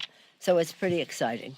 I think it's pretty exciting. As you know, some of you were here when we discussed the U.S., Mexico, Canada trade agreement. We're moving forward with that. The agreement was signed, as I'm sure you probably know, again, the same day we made our announcement in Mexico, and we're preparing the implementing legislation, which will be ready shortly for us to go forward. We're very excited about that, for the protections that it gave for America's workers, for our environment, and what it did in terms of prescription drugs, eliminating a gift, again, to Big Pharma. It also met our standard, crossed the threshold in a very important way to meet our standard for enforcement, which was one of the major problems of NAFTA. So I believe that it will be not only a good trade agreement, but a good template for future trade agreements, making it easier for negotiations as we go forward. I'm very pleased with that. Yesterday, we passed on the floor something that has been a generation in the making, the farm worker legislation. It really has a very sophisticated name. It's called Farm Workforce Modernization Act, and it's for jobs and health care for farm workers. And it was bipartisan, strongly bipartisan, so we look forward to sending it over to the Senate. We're empowering the farm economy, investing in the workforce of the future, protecting the health and safety of workers and their families, predicated on an agreement between farmers and growers. So it's about farmers and growers and a recognition of the importance of the farm economy to our country. That's another bill that we'll send over to the Senate, hopefully, another bipartisan bill. Over 275 bipartisan bills are sitting on the desk of the Grim Reaper, while he says all you're doing is impeachment. No, it's not all we're doing. We've set new bills that have not only bipartisanship in the House, but also in the country. For example, the bipartisan background check bill supported by 90% of the American people. Paycheck Fairness, VAWA, Violence Against Women Act, Save the Internet Act, Equality Act, Ending Discrimination Against LGBTQ Community, Dream and Promise Act, keeping our promise to our dreamers, SAFE Act to protect our federal elections. Why would the Republicans not want to protect our federal elections? To whose advantage is that blocking? Raise the Wage Act, raising the minimum wage. Over 30 million people will get a raise. 20 million, around 23 million of them are women, so it helps women again. The Butch-Lewis Act to protect our pensions, and climate action now. So we have, and then many, many other pieces of legislation that are sitting there on his desk as he whines about us, what we're doing here, while he does nothing there. On appropriations, that's the most important thing because that affects our schedules now, doesn't it? Chairwoman Lowy and the Appropriations Committee have been working really tirelessly. I don't think they ever sleep. They're adhering to my motto, resting is rusting. You just have to keep on working all the time. Unfortunately, we have not a similar commitment on the other side, but we're hoping to do so. We're hoping to reach a place this morning, in fact, to see just how close we are to passing a real bill instead of having a CR, but we are not going to have a shutdown of government. We've got to be determined, though, to get it done. And there's nothing as dispositive of getting it done than the clock, because we have until the end of next week. But in order to get there, we have to finish in the House in a timely fashion so the Senate has time to get its job done. We are legislating, as you know, we have been investigating, and we are litigating. We had 2 court cases in our favor yesterday and the day before on the use of funds, appropriated money for the wall, ruling in our favor. So with that, busy day. We're going to pass this bill. It's going to be just a triumph. So I wish you could see the support for it across the country. I think that it is going to be too hot to handle for the Republicans not to do it. But we gave them their substitute today, which is a nice little bill, incrementalism, but completely avoiding the heart of the matter, the power to negotiate for lower prices. Nancy? As you probably know, the president is calling this impeachment light because there are only 2 articles of impeachment. He says there's no crimes in here. The president is wrong. So, what can I say? We have put forth our articles of impeachment. I'm very proud of all the committees. 6 committees have been working on this for a very long time. This is nothing swift about it, but it is urgent. And so we will be bringing the articles. The committee will work on it today. As you know, I don't know if it's this morning or this afternoon. That depends on the pace in the committee. And then next week, we'll take up something. But you yourself accused him of bribery. Why did you decide not to make bribery one of the articles of impeachment? I myself am not a lawyer. Sometimes I act like one. Not as often as I act as a doctor. I practice medicine on the side without benefit of diploma, too. This is a decision that was recommended by our working together with our committee chairs, our attorneys, and the rest. So the articles are what they are. They're very powerful. They're very strong. And they are a continuation of a pattern of misbehavior on the part of the president. People are realizing when they see what that was, they think, the public thinks, that they should be determining who the president of the United States is, not some foreign power. They think that no one is above the law. We think, and say the they, that the president should be held accountable, abuse of power, obstruction of Congress, that is the form it will take. It's no use having a discussion here.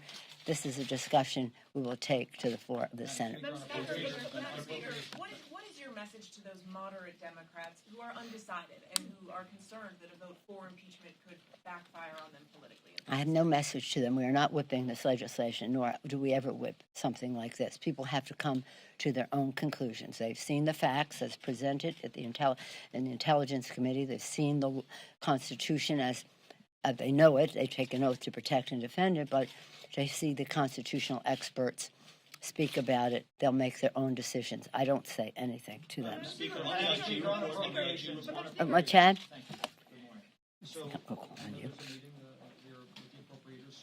Yeah. Yeah.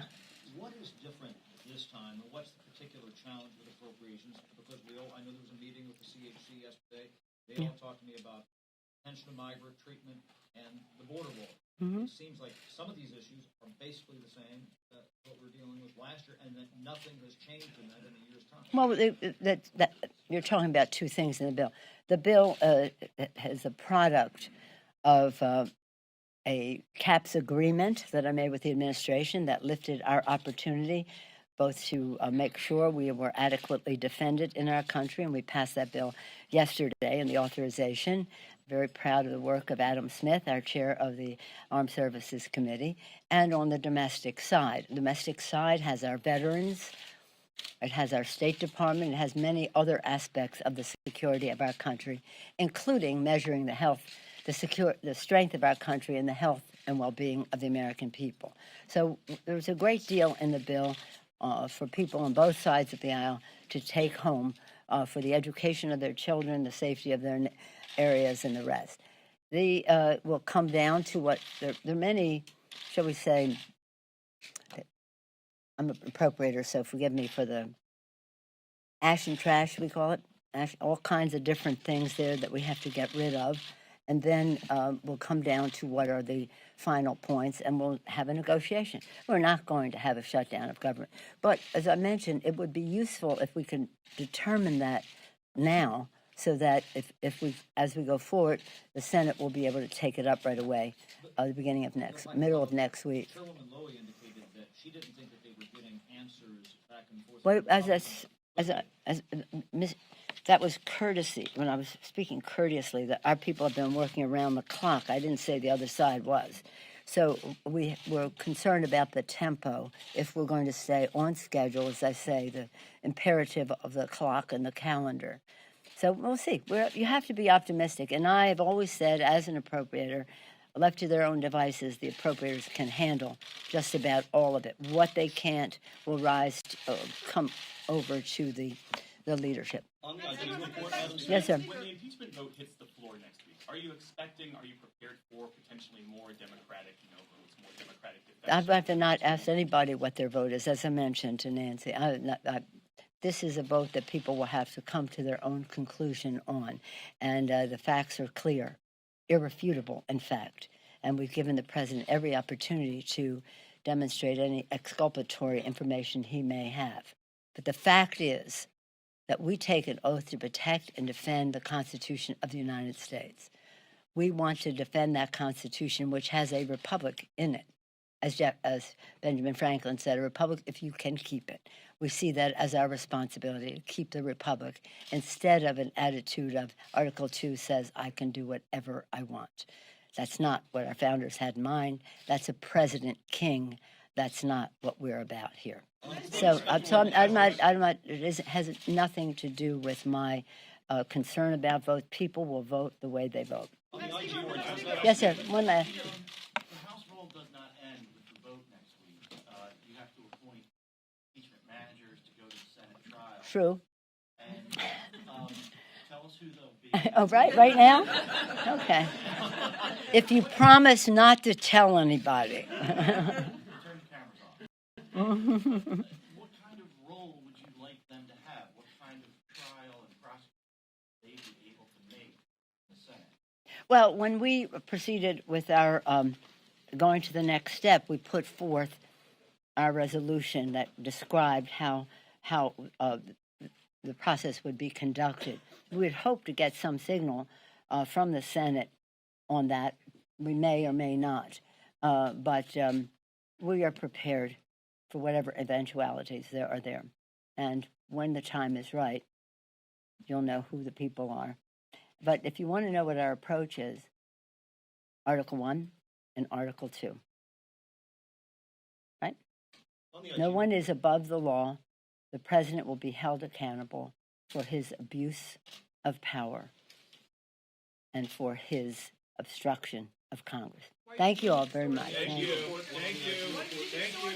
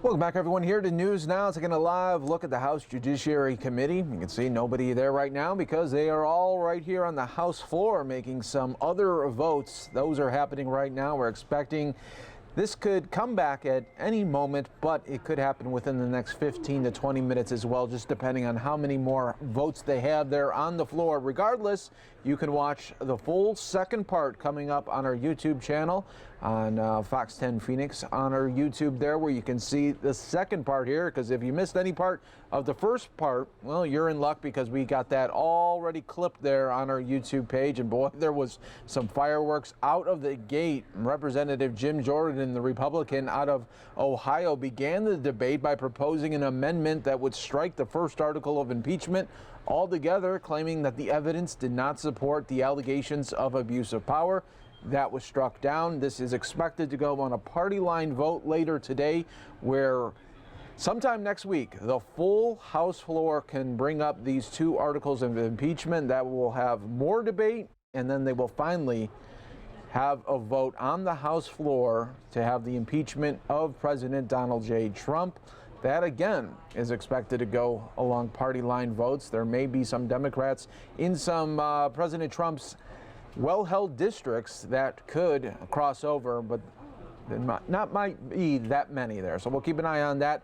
A lot of coverage to get to today and really the rest of the week as we gear up for a very busy week coming next week. And this is a final look of your weather here, what we can expect here in the valley. Today, 68 degrees and sunny. It's pretty much going to be sunny across the board here. And take a look at the weekend. 70 degrees for your Saturday and 64 on Sunday. Look at that low, though. 39 degrees, getting a little bit colder in the valley as we get closer to Christmas here. That's going to do it for us today here on Fox 10 Extra. Thank you so much for joining us, and you can join us tomorrow starting at 10 a.m. Join us on YouTube now.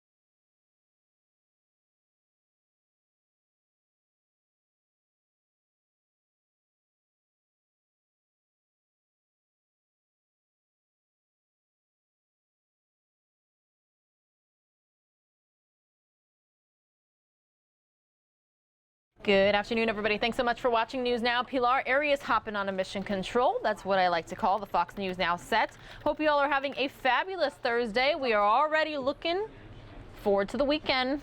Feel free to let me know your plans. Are you doing any traveling by car, by plane?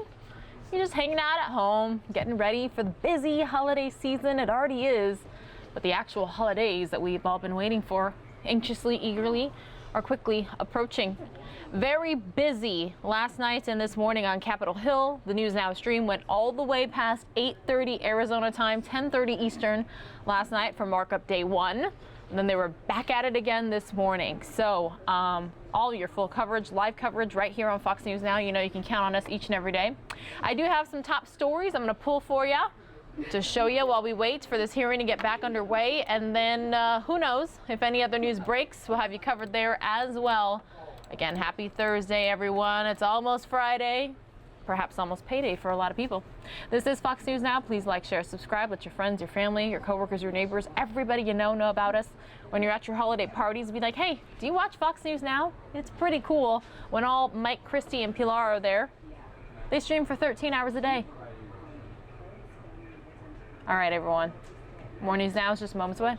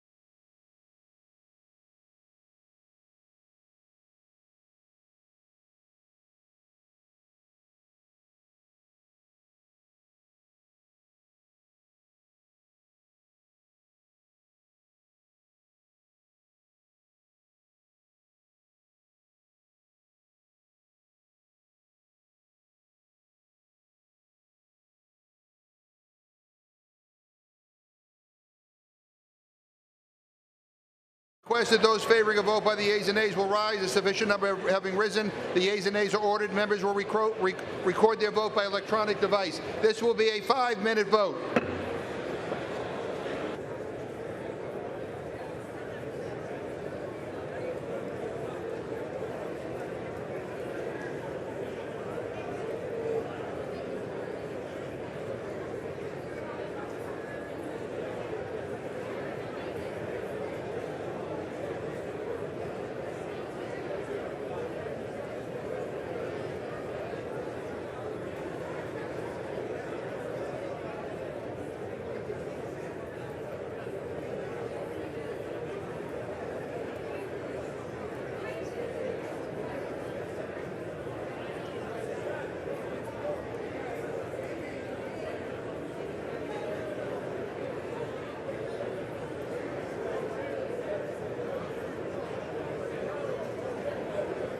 By the way, everyone, this is a friendly reminder. Mike just let you know, but I'm letting you all know again. This does not have to do with impeachment. This is other House business. The House Judiciary Committee, impeachment markup day 2, still in recess, and that's because they're all here making some other votes, not boats, votes with a V.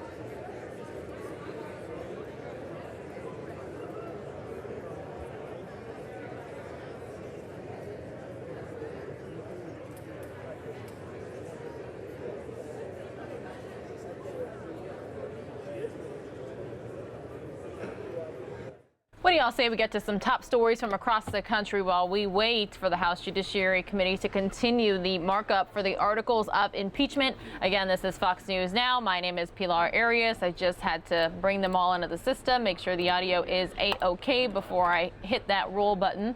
That's what plays the stories for you. Oh, let's listen in here really quickly. Or 192. The bill is passed.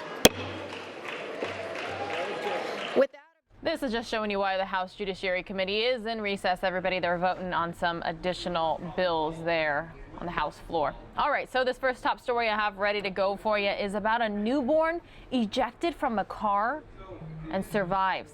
Let's get the details.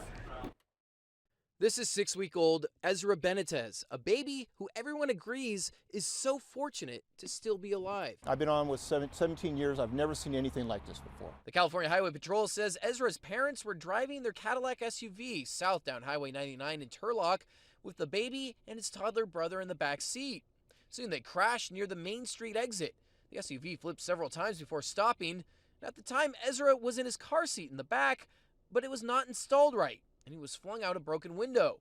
In a message to Fox 40, his father, Ulysses Benitez, says he frantically crawled out of the SUV and searched for his baby boy. Firefighters arrived and found Ezra on the shoulder of the road, upside down on a bush, but still in his car seat, for the most part unharmed. His father, mother, and toddler brother were also okay after the wreck. We can sit here today with a smile on our face knowing that nobody was seriously injured, but this is a good learning moment for all of us who have children, that the proper installation of a car seat is so important.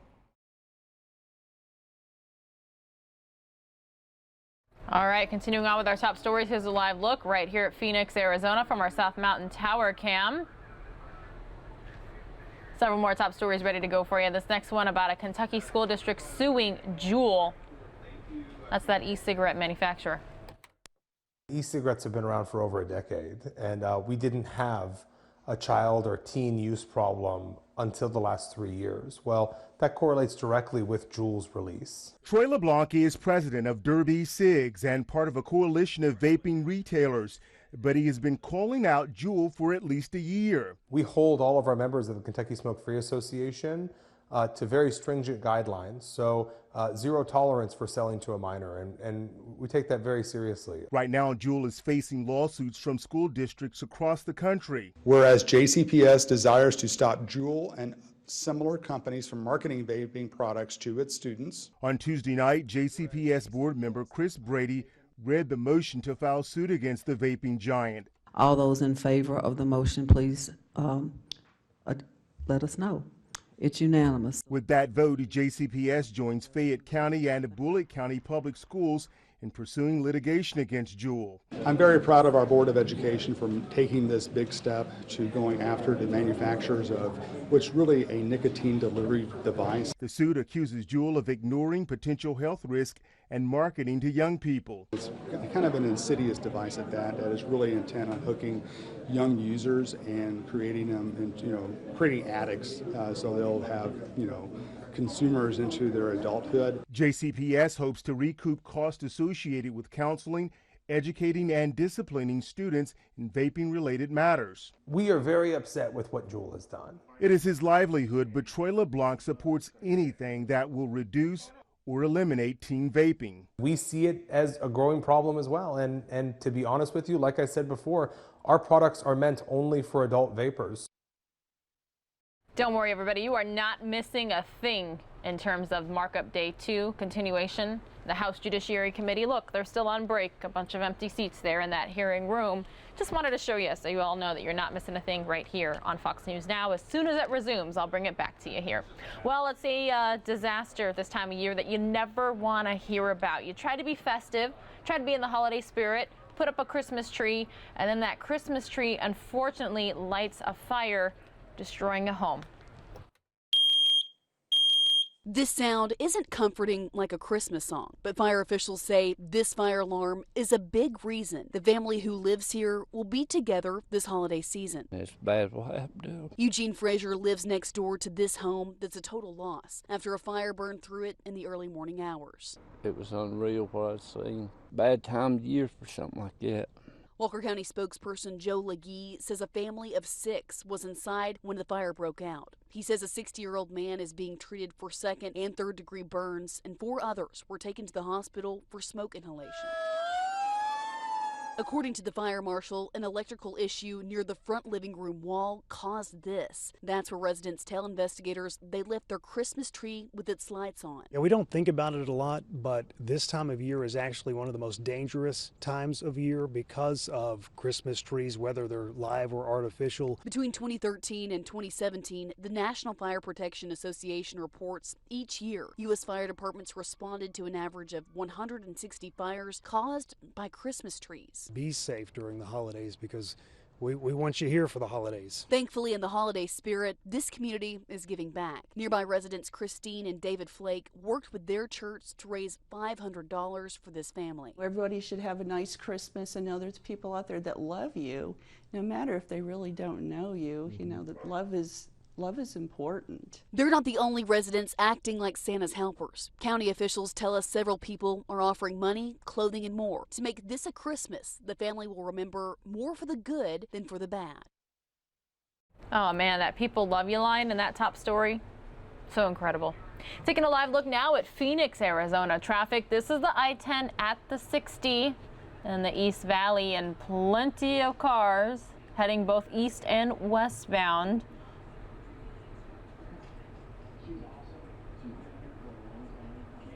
Actually, I think this is right there at, yeah, it's definitely in Tempe, right there where you can see the Baseline Road exit, Guadalupe. A little bit of shakiness from the traffic cam, Arizona Department of Transportation, ADOT for short.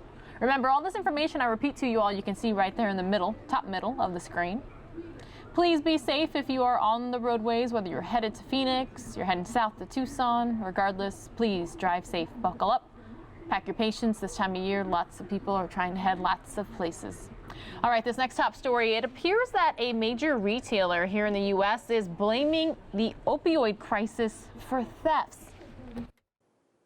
Home Depot execs told investors that shoplifting is up, and it's gotten so bad that it's noticeably cutting into profits. Here's part of what the CEO of the company told investors and analysts at a conference yesterday. He says, "We have a hypothesis this ties to the opioid crisis, but we're not positive about that. The assertion, presumably, is that drug users need money to fuel their addiction, so they're stealing items to make it." And what they're talking about here is organized retail theft. In one example, they say, authorities found millions of dollars of product in a warehouse, presumably to sell online. This news comes on the heels of a National Retail Federation survey in which 2/3 of retailers responded that retail theft is noticeably on the rise for them as well. Some of the top items stolen, high-priced items like designer clothes, baby formula, razors, and designer handbags. Home Depot is one of many companies investing in solutions to this shoplifting problem. One of the things they're trying to do is make it so power tools don't work until you've bought it at the store, so you couldn't steal it. Another thing they're doing is taking high-ticket items off display, and they're also working with law enforcement like they always have. In Chicago, Grady Trimble, Fox Business. All right, Grady, thanks so much for that update there. I worked retail for many, many years, and I always heard if somebody wants to steal something or if they want to rob you, just don't fight them. It's not worth it, putting your lives or other people's lives at risk. All right, here is a look of the hearing room. Articles of impeachment, markup day 2. Still no activity, and that's because all of the members of the House Judiciary Committee are on the House floor voting on other bills at this time. Carmen Blackwell, this is one of my favorite stories each and every year, featuring a flight taking kids to the North Pole. 80 boys and girls from Children's First Leadership Academy took the trip of a lifetime here out of Sky Harbor Terminal 4 for a trip to the North Pole. I don't know where to sit, Miss Frankel. Off to see Santa. I have been on an airplane, but not like a fantasy ride. Hi guys, Merry Christmas. Full of holiday cheer, dozens of students board a fantasy flight as United Airlines gifts the kids with a trip to see Santa and Mrs. Claus at the North Pole. That we're going to the North Pole, and we're like circling around Phoenix, the area. We're circling around on the airplane. After an hour's journey, the children landed safely at Terminal 4, where they were greeted by Santa's little helpers. Then came even more fun, decorating Christmas ornaments and cookies and playing holiday games, and also sharing Christmas lists with Santa. Technology. Volunteers say the fantasy flight to the North Pole is a priceless experience they hope these kids will never forget. It's a great feeling deep down in the heart. It's just wonderful, and the faces are just so exciting. I just love it. At Sky Harbor, Carmen Blackwell, Fox 10 News. All right, Carmen, thanks so much for that story there. Okay, any other coffee addicts currently watching Fox News Now? There's 1,425 of you out there. Now, I wouldn't use the word addict for myself per se, possibly enthusiast. I know I drink coffee every single day, even on weekends, but it's normally like one large cup. It's not like several cups throughout the day to keep me going, but I do. I love the way coffee tastes. I just love the warmth of it. I love how it wakes me up in the morning, and I definitely like my coffee. The reason I'm asking is because this final top story I have for you in this segment is about how some coffee competitors have come together. Let's find out why. Moonlight Coffee House and the local coffee company are only about a mile down the street from each other, but they're putting community before competition. Thank you so much. Right, yeah. That really means a lot. Pixie Adams owns Moonlight Coffee House, but here she is slinging drinks from the local today, donating her time to support owners Dave and Tina McAdams as Dave fights terminal cancer. Adams is a cancer survivor herself, telling us she wanted to give back to her neighbors the same way the community gave back to her. The support from the community has just been amazing. We've had people coming out and ordering food and drinks, some people just coming in to make donations and to send love, but it has been nonstop all day. Adams told me so many people came through, they actually broke a sales record, raising more than $3,000, all of which will go straight to the McAdams. We caught up with Tina, Dave's wife, who says she's always seen Pixie as a friend rather than a rival, and her support is making this difficult time a little bit easier. For her to reach out as a community partner and want to help us, it totally means the world to us. Tina said, according to doctors, Dave may only have a few days to weeks left to live. We know Dave is very well loved in the community as well. He actually started a nonprofit that gives families in need access to laundry. Tina says Dave has a way of making everyone he meets feel special and loved. In the studio, Camila Ortiz, Fox 12 Oregon. Into countries like Canada and Mexico that we can't sell today, and also send a message to our friends around the world, like Japan, like Great Britain, and so many others that want to get better trade deals with us as well. It tells them that we are fully able to not only negotiate those better deals, but pass those deals through Congress. And then, as we all know and we all agree, I would imagine, to then go focus our efforts on China, to get China to play by the rules that everybody else plays, with a stronger agreement that allows our country to be even more secure and our economy to thrive even more. And so all of that is critical to getting additional economic growth. I would ask, does the gentleman know a time frame? And we are, as you mentioned, trying to get the final details worked out with the administration, and hopefully those final pieces get put in place today, tomorrow, so that it can get sent down to Congress. But if that does happen, is there a time frame as you look at the calendar for Wednesday or Thursday or Friday? Is there a place where the majority is looking at putting it on the calendar more than other places, so we can prepare as we look to whip that bill and produce, obviously, the votes to pass it? And I yield back. Thank the gentleman for his question. We don't have a specific day, but I will tell him that it is our intention, assuming that the administration gets the enabling legislation to us in a timely fashion, which is my expectation they will do. It is our intention to consider that next week. Now, which day next week has not been decided, but we do intend to consider it next week. We want to pass it before we leave here. And the gentleman yields back. Yes. Yeah. And I appreciate that. We stand ready to continue this work in good faith, which it has been from the beginning. Obviously, President Trump negotiated this deal, but his trade representative, Ambassador Lighthizer, has done yeoman's work, working with all of us in Congress, Republican, Democrat, House, Senate, tirelessly to work through the final details that we all had. And a trade deal is always complicated. It's always got pieces that some like more than others, but ultimately, when it's better for the country than the current deal we're in NAFTA, I think there's broad agreement that we finally got there. And so hopefully we can get that completed next week and then start yielding the economic benefits. And if the gentleman had something else on this. My friend will yield. Mr. Lighthizer, Ambassador Lighthizer, as I've said all along, we have perceived as an honest broker. I think he's dealt with us fairly and openly.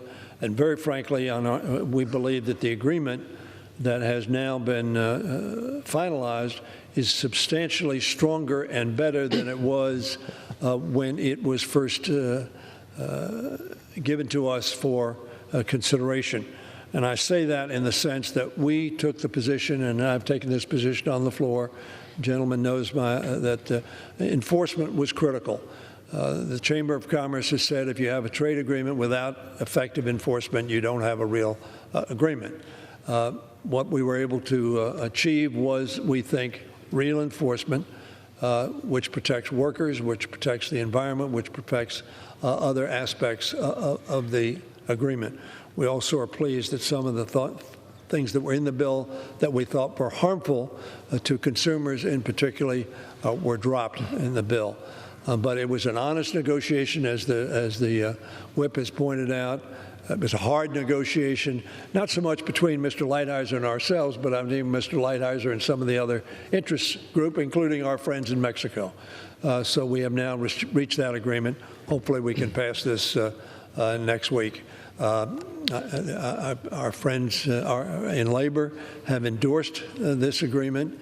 The Maryland D.C.A.F.L.C.I.O. has endorsed this agreement again because they have a confidence that, unlike NAFTA, for which I voted, Mr. Speaker, unlike NAFTA, in which there was no successful enforcement action over the last 2 decades, that this will have the opportunity for successful enforcement for economic reasons, for other reasons, and I hope that this will move forward. And I yield back.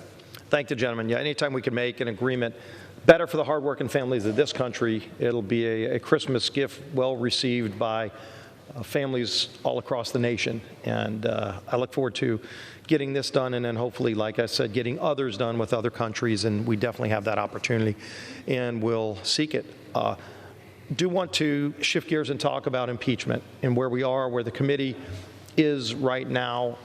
There are a number of items that I wanted to discuss, but one that has been an issue raised in the Judiciary Committee last night and today continues to be a concern is that under the rules, the minority was promised an actual day of hearings, and that has yet to happen. Multiple requests have been made, letters sent to the chairman, and for whatever reason, the chairman has rejected in appearance, it violated the rules by not allowed what has historically been granted as a minority day of hearing. I'd like to ask the gentleman if he was aware of this. It's been raised in the committee multiple times, and why that not only tradition, but why that rule is not being followed. And I would yield. Yeah, let me tell the gentleman very candidly, I have not discussed with Mr. Nadler or others on the Judiciary Committee that issue. So I really can't give you the rationale that was articulated by the chair or by others. I will tell you, however, that the president has indicated he wants to move with dispatch on this issue. We are doing that, and we have little time left. And very frankly, there were other fora for witnesses to come forward, and very frankly, there were a lot of witnesses who were precluded from coming forward that we thought would amplify, frankly, people who work for and with the president, who may have had information to give. But I can't specifically articulate the rationale, but we can get that for you. I appreciate that. It just seems an odd break from the rule that is designed to ensure that both sides are heard, and that's why there is a opportunity for a minority day of hearing. The opportunity was requested, and the opportunity was denied, and then the committee today is going to be voting. The committee is acting as a jury to remove a president of the United States. And clearly there were witnesses that we sought to bring forward that we were not allowed to bring forward. Again, breaking from the custom and tradition of all the other impeachments that we've had. And clearly the Nixon rules were repeated with Clinton so that both sides were treated fair. For whatever reason, this majority chose not to follow that custom and tradition. And so the minority was not allowed to bring all the witnesses that we requested. And so the minority day of hearing was the only opportunity to present additional evidence that was sought. And so if a jury, in essence, today is going to give a verdict, which they are, I would expect that the committee is going to pass the articles of impeachment. You had over 70% of this committee, the Judiciary Committee, over 70% of the members of this jury have already voted to impeach the president on various votes that have been taken on this House floor. And so if the jury doesn't want to hear the other side's argument, it begs the question, was the jury rigged? Will the gentleman yield? And I would yield because out of fairness, but also out of the actual rules of the House, that opportunity is in the rules for the minority to have a day of hearings, and it was denied. And that means that the evidence that was going to be submitted to the jury who's voting to remove a president was also denied. And why both sides weren't able to be heard, why did the chairman not want both sides to be heard, I think begs a lot of questions, but I would be happy to yield to the gentleman on this. I thank the gentleman for yielding. First of all, of course, this is not the jury. In the sense of a petite jury who is going to decide guilt and innocence. It is, from a lawyer's standpoint, more analogous to a grand jury, which simply decides whether or not there is probable cause to believe the president abused his power in the exercise of his authority. And secondly, in the second article, refused to cooperate with the Congress exercising its constitutional responsibility of oversight. Secondly, let me say to the gentleman, as the gentleman knows, the president was given the opportunity to appear with counsel and to call such witnesses as he wanted to call, and I believe that's correct, but to appear and defend against the allegations that are incorporated in the articles of impeachment. And the president chose not to appear. The president chose not to have counsel present. Mr. Cipollone, counsel to the White House, in fact, responded to the offer to appear and said, we have chosen not to do so. So to say that the respondent in this case, I won't call him a defendant, but the respondent in this case, the President of the United States, chose not to respond, chose not to appear, chose not to produce evidence in his defense. One could conclude that perhaps they decided they didn't have any, but I won't conclude that. But that could be one conclusion drawn. But I will tell the gentleman, first of all, this is not a jury that is deciding guilt or innocence. It is a jury deciding probable cause, whether or not there is cause to believe. And, of course, we had extensive hearings at which many witnesses testified, some of whom worked for the administration, with the administration in the White House, who testified to the facts, which most constitutional experts believe, if believed, constituted an abuse of power. But, again, I will say to the gentleman, the central reality is the president refused to appear. I yield.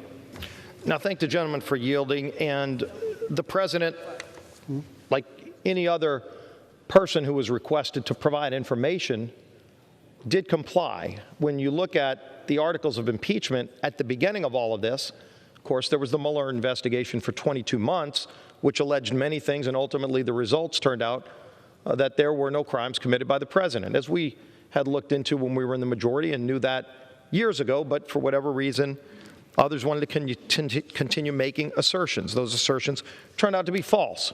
And so instead of dropping it there, then you had the whistleblower complaint and the allegations of all of these things that happened on a phone call.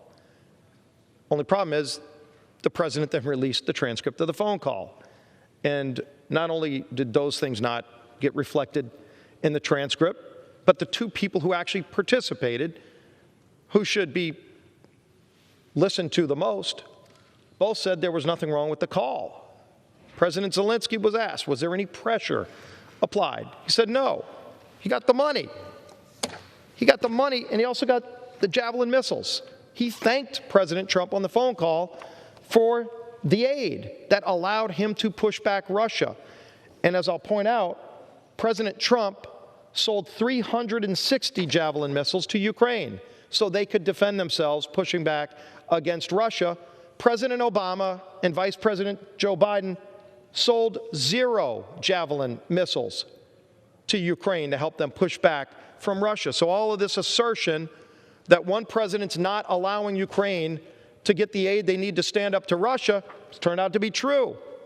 President Obama's the one who didn't allow Ukraine to have the tools they need, sold them 0. They asked, please sell us the Javelin missiles so we can defend ourselves against Russian aggression, and President Obama and Vice President Biden said no. Why?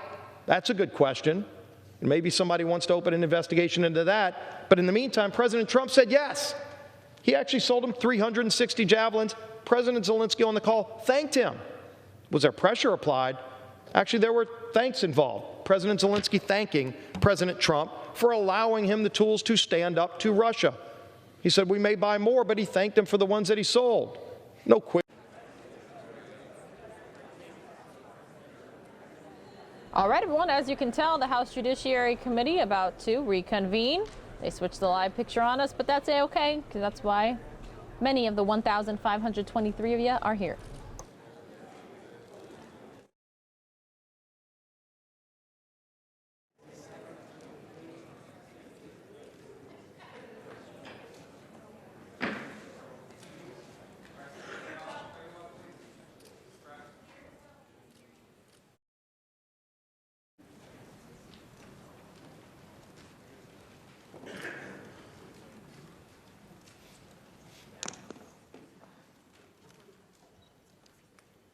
Committee will come to order. When we recessed, we were considering the amendment offered by Mr. Gates. We will continue that consideration now. And I now, for what purpose does Mr. Buck seek recognition? Move to strike the last word. Gentleman is recognized. Thank you, Mr. Chairman. Mr. Chairman, I've heard continually from the other side this argument about obstruction of justice, obstruction of Congress, rather, I apologize. And I am baffled, and the more I think about it, the more I'm baffled. In Colorado, we have a different term for that. We call it a campaign promise. You see, when Congress has a 14% approval rating, it's somewhere between being as popular as shingles and an all-expense-paid trip to North Korea. We have a national deficit, a national debt of over $22 trillion. We have a deficit of over $1 trillion this year. We were sent here to obstruct this Congress. We were sent here to make sure that this power of the purse is actually exercised around this place. We were sent here to make sure that we didn't nationalize and ruin health care. We were sent here to secure the border and to do our very best to prohibit sanctuary cities in this country. We were sent here to stop this body from ignoring states' rights. Yesterday, we passed the NDAA bill.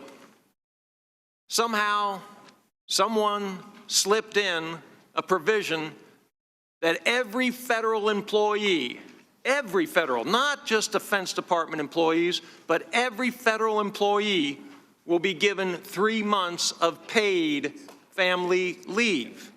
Every federal employee. All those Americans sitting out there don't get that. It's exactly why we're here, to make sure that we hold Congress to a higher standard. And if you issue an article of impeachment for obstructing Congress, you're going to make this president more popular, not less popular. Congress is an embarrassment. And this president is holding his campaign promises, moving the embassy to Jerusalem, cutting taxes, cutting regulations, sustaining an amazing economy with low unemployment, job creation, bringing manufacturing jobs back, negotiating trade deals. I think that we should be talking about how we support this president, how we support this agenda, and not how we undermine the positive direction that we are going in this country.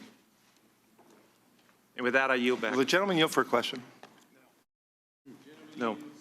Gentleman yielded back. For what purpose does Ms. Lesko seek recognition? Thank you, Mr. Chair. To strike the last word. Gentlelady is recognized. Thank you, Mr. Chair. Democrats' articles of impeachment claim that the president had corrupt purposes in pursuit of personal political benefit used to influence the 2020 United States presidential election. Well, they have absolutely no proof of that. Let's read the actual transcript of the phone call in question.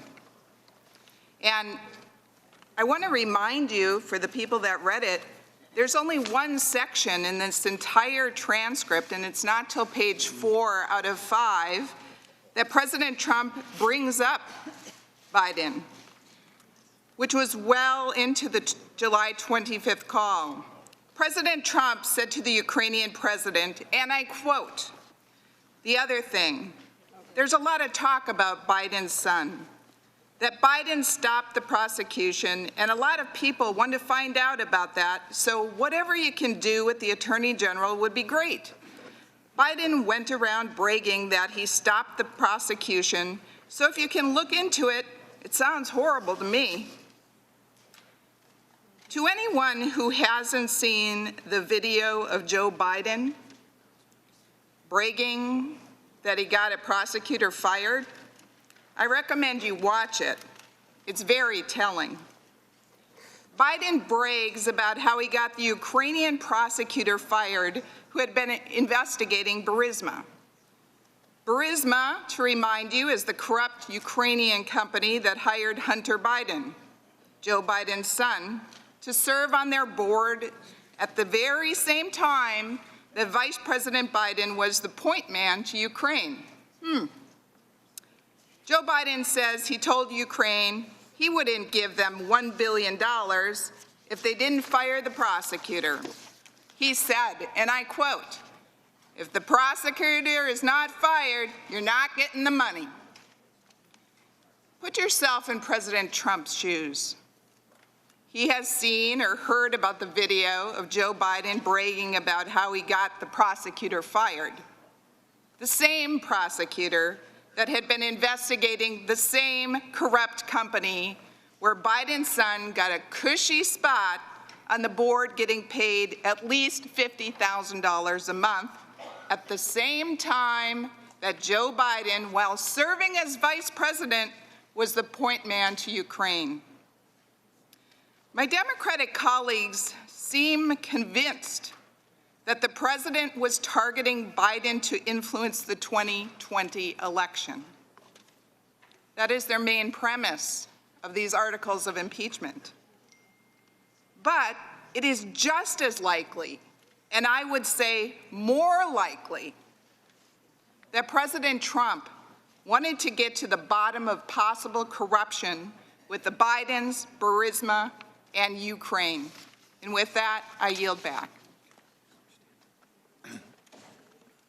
Gentlelady yields back. I now recognize myself for 5 minutes to strike the last word. And I just want to say the central issue of this impeachment is the corruption of our institutions that safeguard democracy by this president.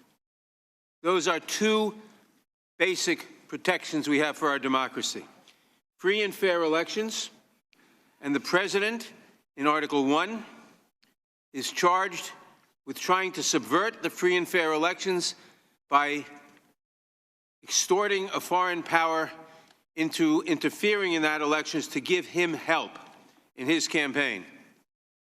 We cannot tolerate a president subverting the fairness and integrity of our elections. The second major safeguard of our liberties, designed by the framers of the Constitution, is the separation of powers.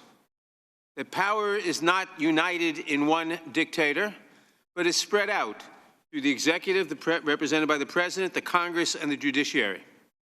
The second article of impeachment charges that the President sought and seeks to destroy the power of Congress. Congress may be unpopular, and maybe we should be reelected or maybe we shouldn't be reelected. That's a question for the voters.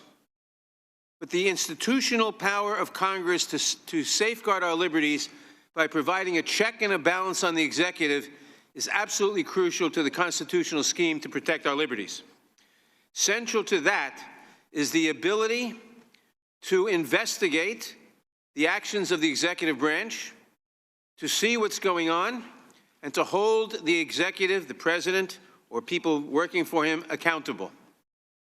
The second article of impeachment says that the President sought to destroy that by categorically withholding all information from an impeachment inquiry. Now, that is different from contesting some subpoenas on the basis of privilege. Some may be contestable, some may not be, but a categorical withholding of information. We will prohibit anybody in the executive branch from complying with any congressional subpoena, no matter how justified. We will make sure that nobody in the executive branch gives any document to Congress with respect to this inquiry. It is a subversion of the congressional power to keep the executive in check. So whether you think Congress is behaving well or badly, whether it's popular or unpopular, if you want a dictator, then you subvert the ability of Congress to hold the executive in check. What is central here is, do we want a dictator? No matter how popular he may be, no matter how good or bad the results of his policies may be, no president is supposed to be a dictator in the United States. When I hear colleagues of mine arguing that Congress is unpopular and therefore obstruction of Congress is a good thing, this shows terrible ignorance or lack of care for our institutions, for our democracy, for our form of government, and for our liberties. I, for one, will protect our liberties, will do everything I can to protect our liberties, our democracy, our free and fair elections, and the separation of powers that says Congress and the President and the Judiciary check each other, and nobody can be a dictator. I yield back. Mr. Chairman. Mr. Chairman. I now recognize Mr. Johnson. For what purpose does Mr. Johnson seek recognition? Strike the last word. The gentleman is recognized. Mr. Chairman, I would speak to the Gates Amendment, which is why we're here right now, but I wanted to address what you just said. I think that's a really beautiful argument.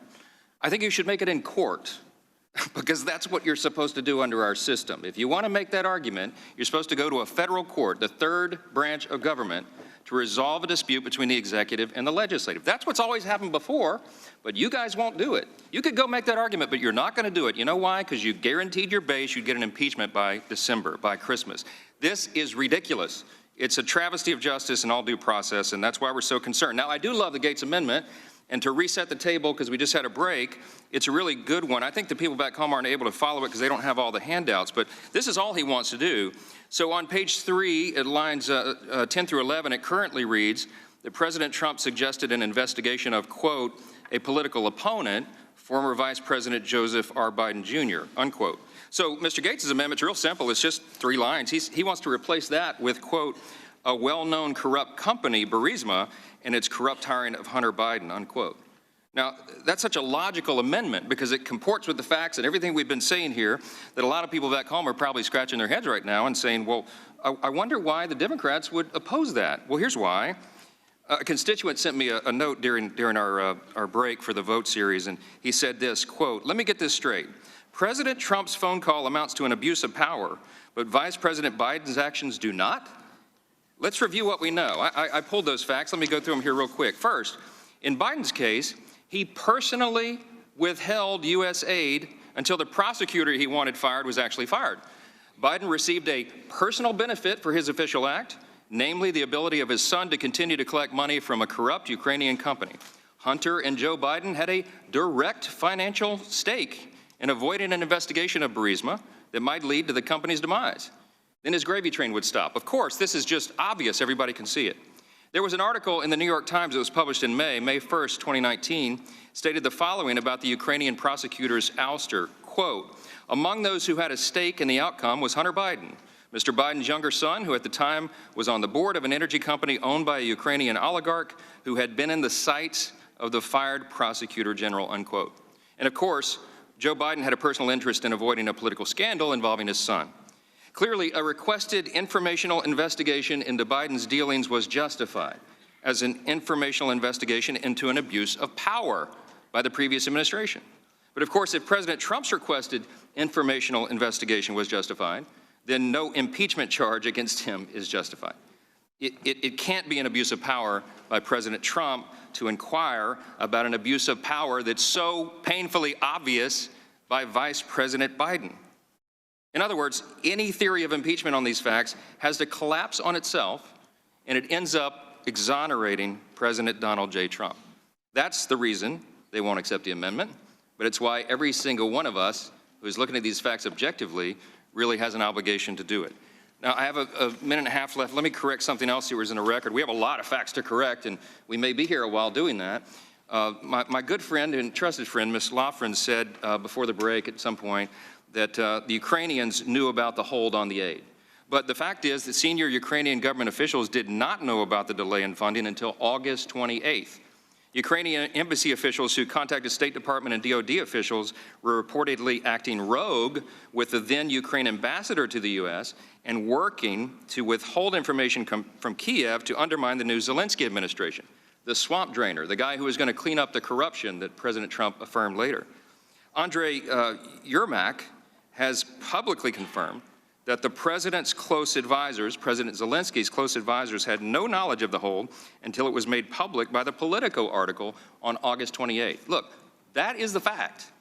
Like everything else they're trying to obscure here, you can't take your eye off the ball. I know this is hard to follow back home from conscientious constituents of ours and citizens who are trying to do their duty, trying to be informed and engaged as an electorate. It's hard to follow, but what you have to know is that both the process and the substance of these arguments is completely empty. It's vapid. That's why we're wasting our time here. I'm out of time, and I'll yield back. The gentleman yields back. For our purposes, Mr. Stanton seek recognition. Mr. Chairman, I move to strike the last word.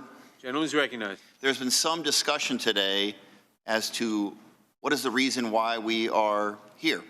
It's been suggested by some that we are here because we disagree with the president and his policies. A few moments ago, we heard a list of some policies where there actually might be some disagreement with the president of the United States. You know, we do have some policy disagreements with the president of the United States. We do disagree strongly about separating children from the parents at the southern border. We do disagree strongly with this president in his attempt to eliminate pre-existing condition protections under the Affordable Care Act. We disagree strongly with this president about his decision to remove us from the International Climate Change Accord. But none of those are the reasons we are here today, voting today on articles of impeachment. We are only here today voting on these two articles of impeachment because this president has chosen to put his personal interest ahead of the national interest. We are only here today because this president chose to attempt to withhold public resources in order to gain an unfair advantage in an election. That is the reason why we are here. That's the only reason why we are here. We are here voting on these two articles, but we're also here for the very important principle. Is any person above the law? That's what each member has to think about as they make this important decision. Not trying to divert attention from the core facts or try to make this important vote today about something other than it is. That's what we need to focus on, and I hope we will for the rest of this hearing. And at this point, I will yield to the gentlelady from Texas, Congresswoman Escobar. Thank you, Mr. Stanton.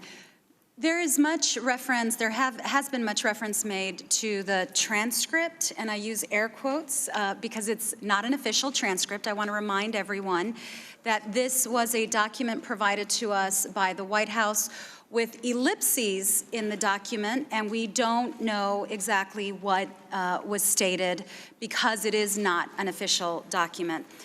Much has been made also about this idea of the use of do us a favor, as though the United States of America and foreign policy experts and State Department experts were clamoring to get information on Burisma or information on Hunter Biden or Joe Biden.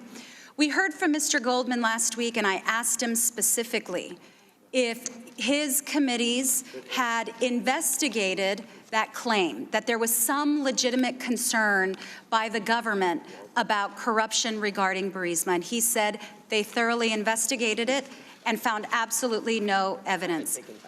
Mr. Trump is welcome to be here. He was welcome to be here. He was welcome to participate, his lawyers, so that if he has any information that would exonerate him about this, he could present it at any time. He's not. Now let's compare that to the fact that he has prohibited witnesses from coming before our committee and other committees. He has prevented documents from seeing the light of day. He has intimidated witnesses. So let's remember that he is doing absolutely everything possible to hide his wrongdoing. If he could prove otherwise, he would. Now compare that with the information that was created through the investigations. Over 300 pages in a report, over 17 witnesses, over 200 text messages. That's just what was able to make light of day. That's just what we were able to discover because of patriots willing to come forward. So again, I would say if there's any evidence that the American government or our foreign policy advisors or experts or the diplomats that dealt with Ukraine believed that this was about us, then the president can show the evidence. Thank you, Mr. Stanton. I yield back. Thank you very much. And Mr. Chair, I yield back to you. Gentleman yields back. For what purposes? Mr. Deutsch seek recognition. Move to strike the last word. Gentleman is recognized. Thank you, Mr. Chairman. Mr. Chairman, our colleague from Louisiana is exactly right. It gets confusing. It does. There's a lot that we've been talking about, which is why it's so important to always return to the facts. And I just wanted to set a couple of facts straight. We heard that we were somehow sent here, members of Congress are somehow sent here to defend the president or to defend the president's policies or to defend an overturning of the status quo. I didn't really understand the suggestion because the fact is, and I think everyone on the dais, everyone in our committee, everyone in America knows and needs to be reminded, we're sent here to defend the Constitution. And the Constitution provides 3 co-equal branches of government. And when the President of the United States chooses to refuse to engage with the co-equal branch of government that is this body, when the President, through his lawyer, makes clear that he will not respect the Constitution, will silence anyone who might have information to provide to Congress, will instruct them to not turn over a single document, that is the obstruction of Congress we're talking about. And the suggestion that it's somehow standard operating procedure in the United States of America for a president to defy Congress completely, and then for our friends on the other side to throw up their hands and say, every president does it. The way that we resolve these issues is to go to court. We have 3 co-equal branches of government. If one branch says they're going to completely obstruct the business of the second, then we just go to court. That's the way it works in our country. Again, it's important to remind people of the facts and the Constitution. That's not how it works. It doesn't work that way. It's never worked that way. Never in the entire history of our country have we had a president of the United States simply defy a co-equal branch altogether. There's no example. My friends on the other side of the aisle cannot point to a single example where a president has said, I will not cooperate with you in any part of your work, period.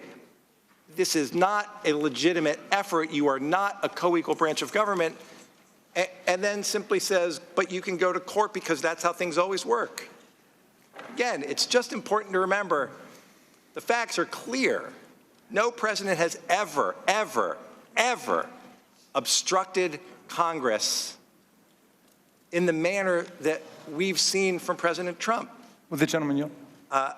In a moment. And so as we go forward, and we might, I don't know how much longer we'll be here, it's always important to make sure that the facts are clear and that we don't muddy the waters by suggesting that something that is so unprecedented, that we've never seen before in the history of our country, is somehow just part and parcel of the way things work around here. They don't. We know it. My friends on the other side of the aisle know it. The American people know it. But Mr. Johnson's right. Sometimes it's important to remind them of it. I yield to my... Will the gentleman yield for a question? Thank you, Mr. Deutsch. I just want to add a little constitutional postscript to underscore the very important point that Mr. Deutsch is making here. The Article 1 of the Constitution gives the House of Representatives the sole power of impeachment. It gives the Senate the sole power of trial. In a Supreme Court decision called United States versus Nixon, the Supreme Court emphasized that the rules and the procedures developed, including the evidentiary rules, are completely within the power of the House and the Senate, and it cannot be second-guessed by the courts. And in terms of general congressional oversight, the gentleman is perfectly correct. The Supreme Court has emphasized that the fact-finding investigative power of Congress is essential to, integral to, and built into our legislative power. James Madison said that those who mean to be their own governors must arm themselves with the power that knowledge gives. And where does Congress get the knowledge to legislate for the people? We get it through subpoenas, through the discovery process, and so on. No administration in history has ever attempted to do what this administration has done, which is to pull the curtain down over the executive branch and to deny us all of the investigative requests that we have. I yield back. Gentleman yields back. As do I. I do.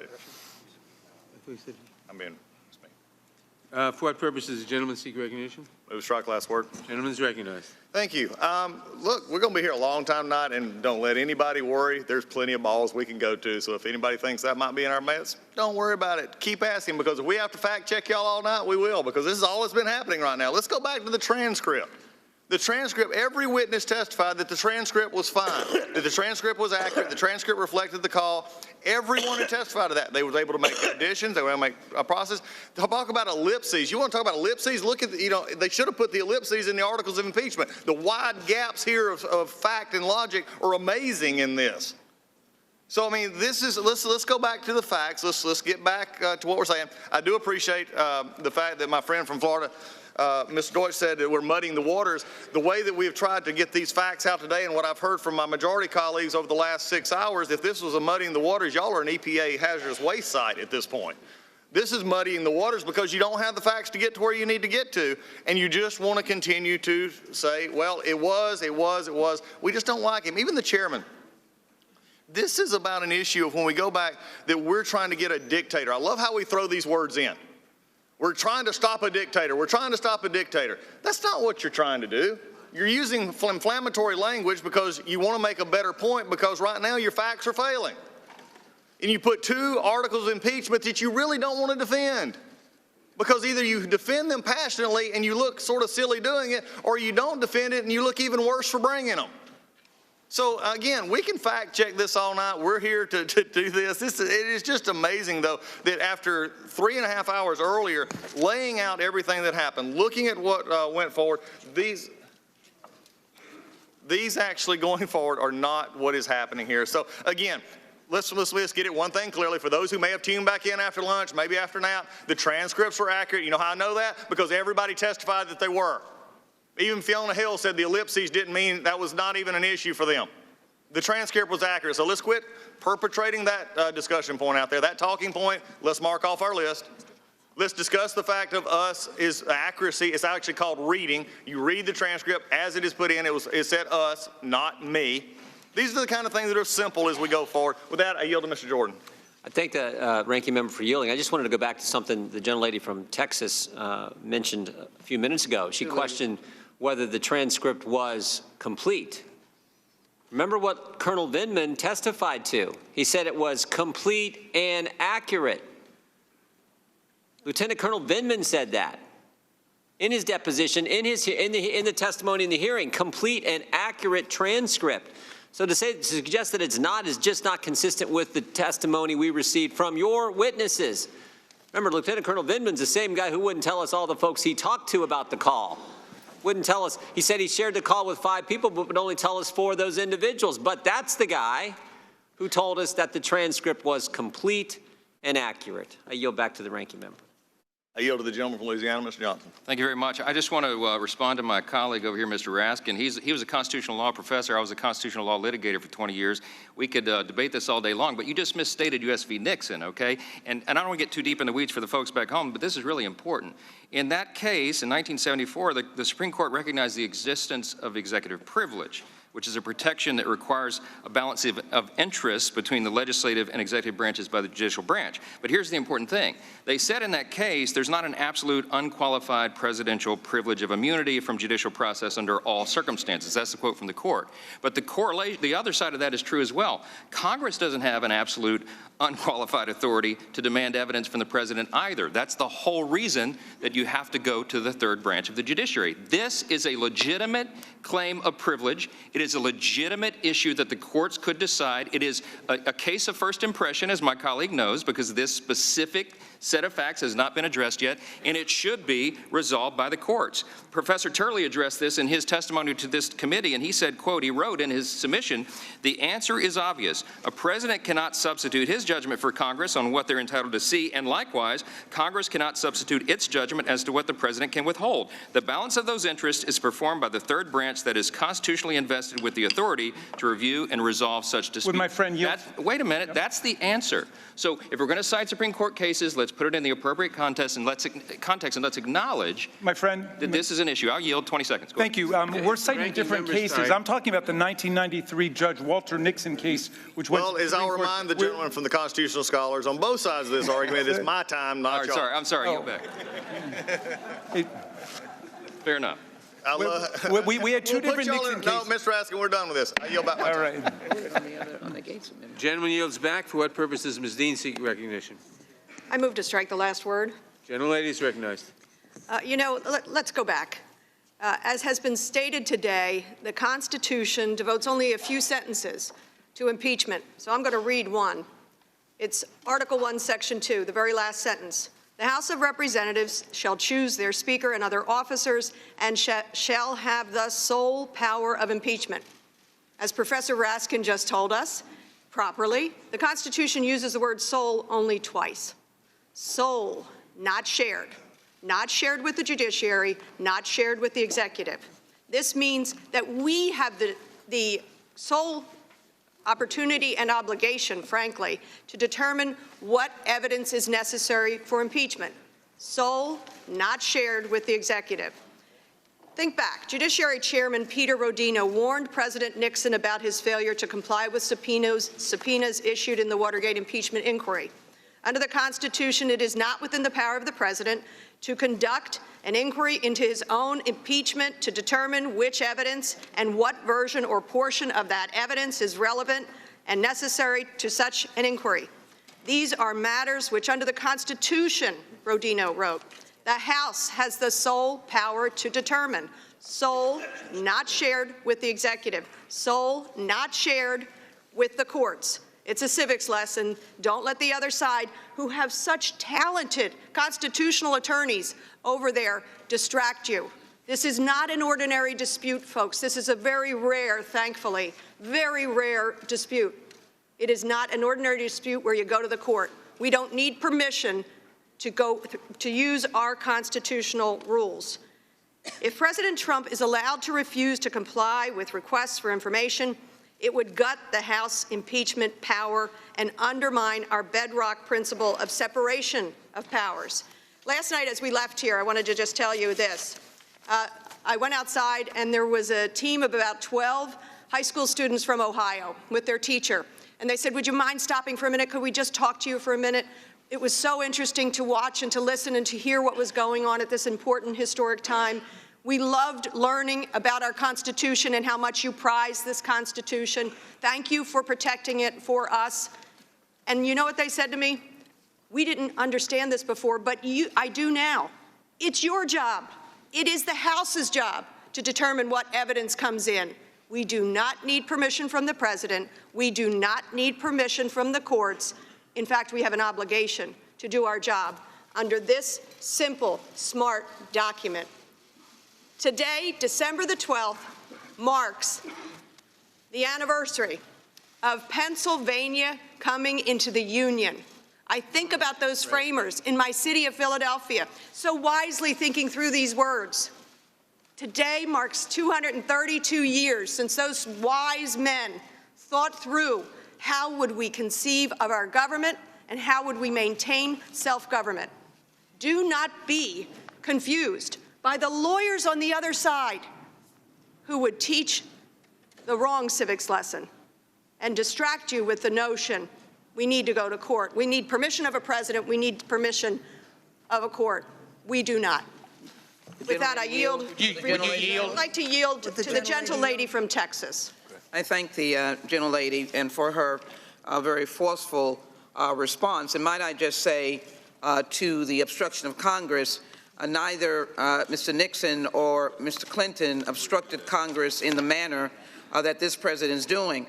The underlying amendment had to do with corruption, and I raised the point of the document that speaks about the July 25th call. Let me just quickly say that the language is, I would like you to do us a favor, though. And as the White House has distorted the interpretation, the us does not have any reference to the Department of Justice, the Department of Defense, the Department of State. And clearly in this same document, he mentions the Vice President, he mentions CrowdStrike. All of those have been debunked. It is clear that the Vice President was operating as the Vice President of the United States at the time, and as he was operating on an official policy to deal with Ukraine. This is about the President seeking to have Ukraine investigate this political opponent for personal and private reasons. No one misinterpreted what was said, and Lieutenant Colonel Vindman immediately went to the legal counsel in the White House that immediately went dark and never responded because he was so offended by this campaign effort. With that, I yield back. And thank the gentlelady for yielding. Gentlelady yields back. For what purpose does Mr. Reschenthaler seek recognition? Yes, Mr. Chairman, strike the last word. Gentleman is recognized. Thank you, Mr. Chairman. I yield to my colleague and good friend from Texas. I thank my dear friend from Pennsylvania. You don't have to be a constitutional scholar if you just had Coach Parker for civics in high school, as I did. This is unique, so we don't need to hear from the court. This, we're told, is uncharted territory because no president has just completely refused. Let me just touch on a little bit here on both of those issues.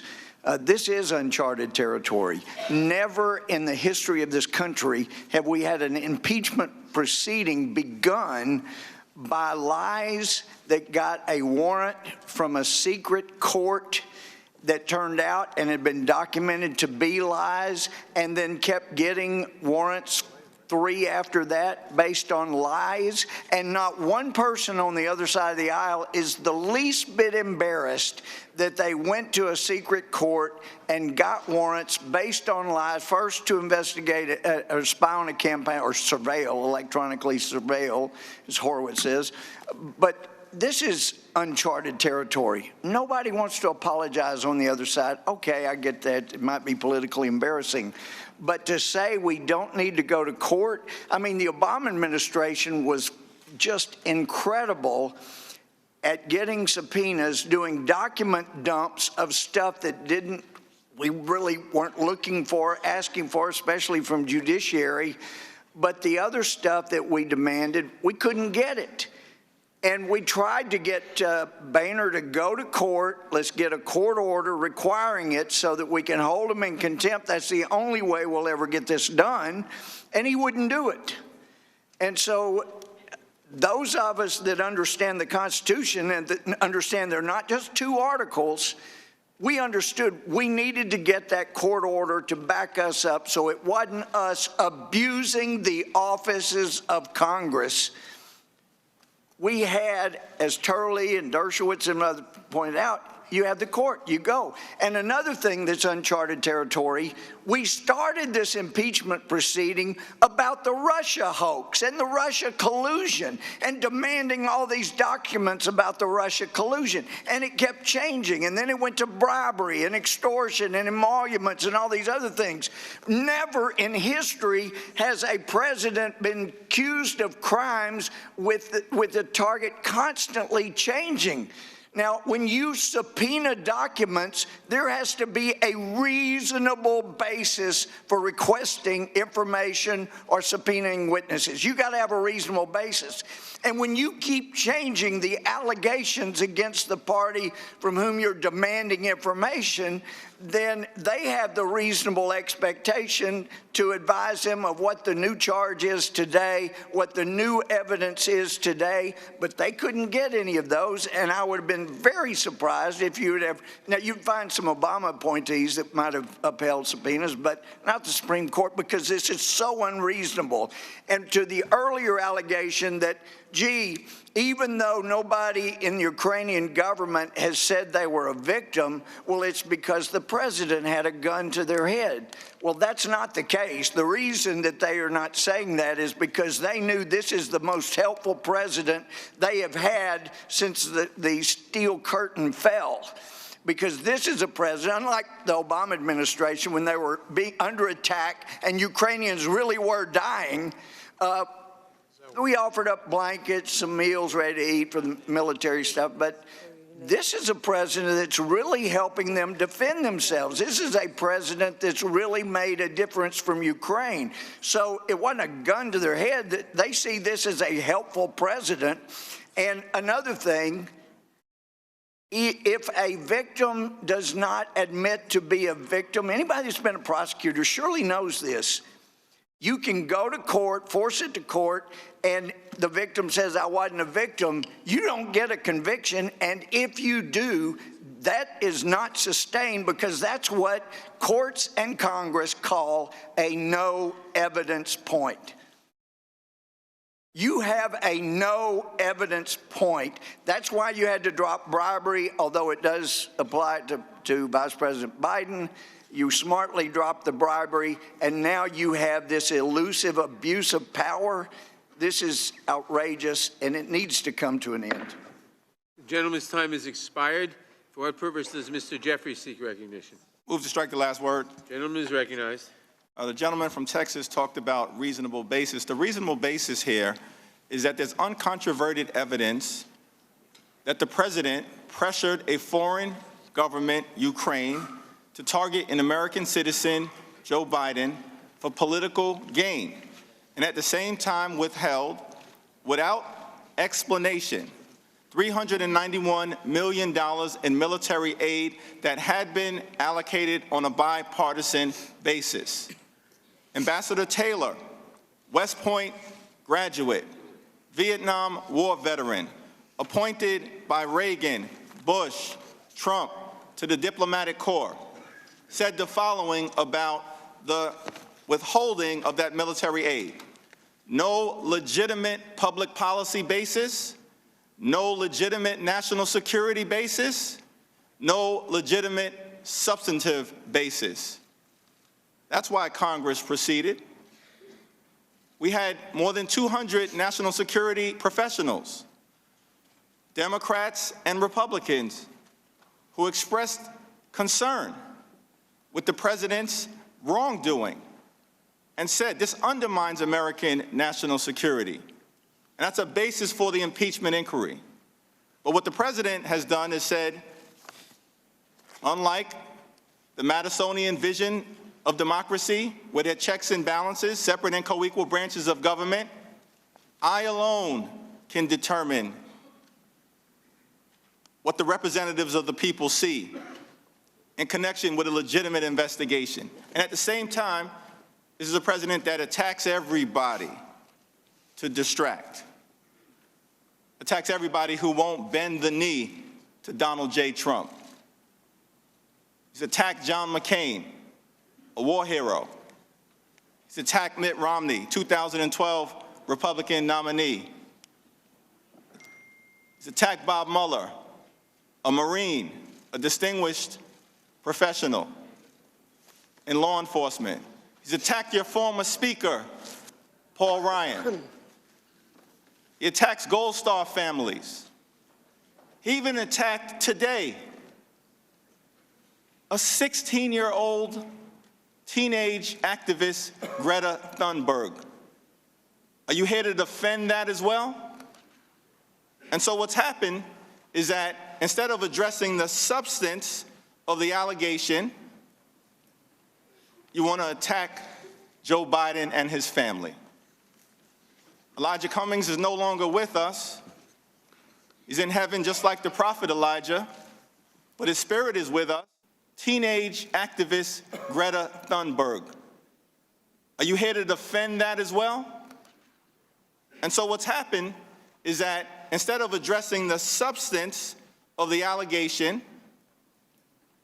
you want to attack Joe Biden and his family. Elijah Cummings is no longer with us. He's in heaven just like the prophet Elijah, but his spirit is with us, and we are better than this. We're proceeding in a serious, solemn, and sober fashion because the allegations are deadly serious. Is it okay for the president to solicit foreign interference in the 2020 election or not? Who should decide the outcome of our elections? Is it the Russians, the Chinese, the Ukrainians, or the American people? It should be the American people. And that's why we're here at this moment. And so let's have a serious discussion about it and stop attacking Americans who refuse to bend the knee to this president. Would the gentleman yield? Chairman, would you yield? I yield to the gentleman from Tennessee. Thank you, sir. One of the issues, big issues here, is Trump conditioning military aid on an investigation of the Bidens. Joe Biden, period, his primary political opponent in his mind. The Republicans have said, no, it was about corruption. It wasn't about them. But listen to what they've talked about today. All they've talked about is the Bidens. Hunter Biden's automobile accident, Hunter Biden's this, Hunter Biden's that, Hunter Biden's salary. They haven't brought up the corruption of the past Ukrainian leaders or any Ukrainian business. It's all the Bidens.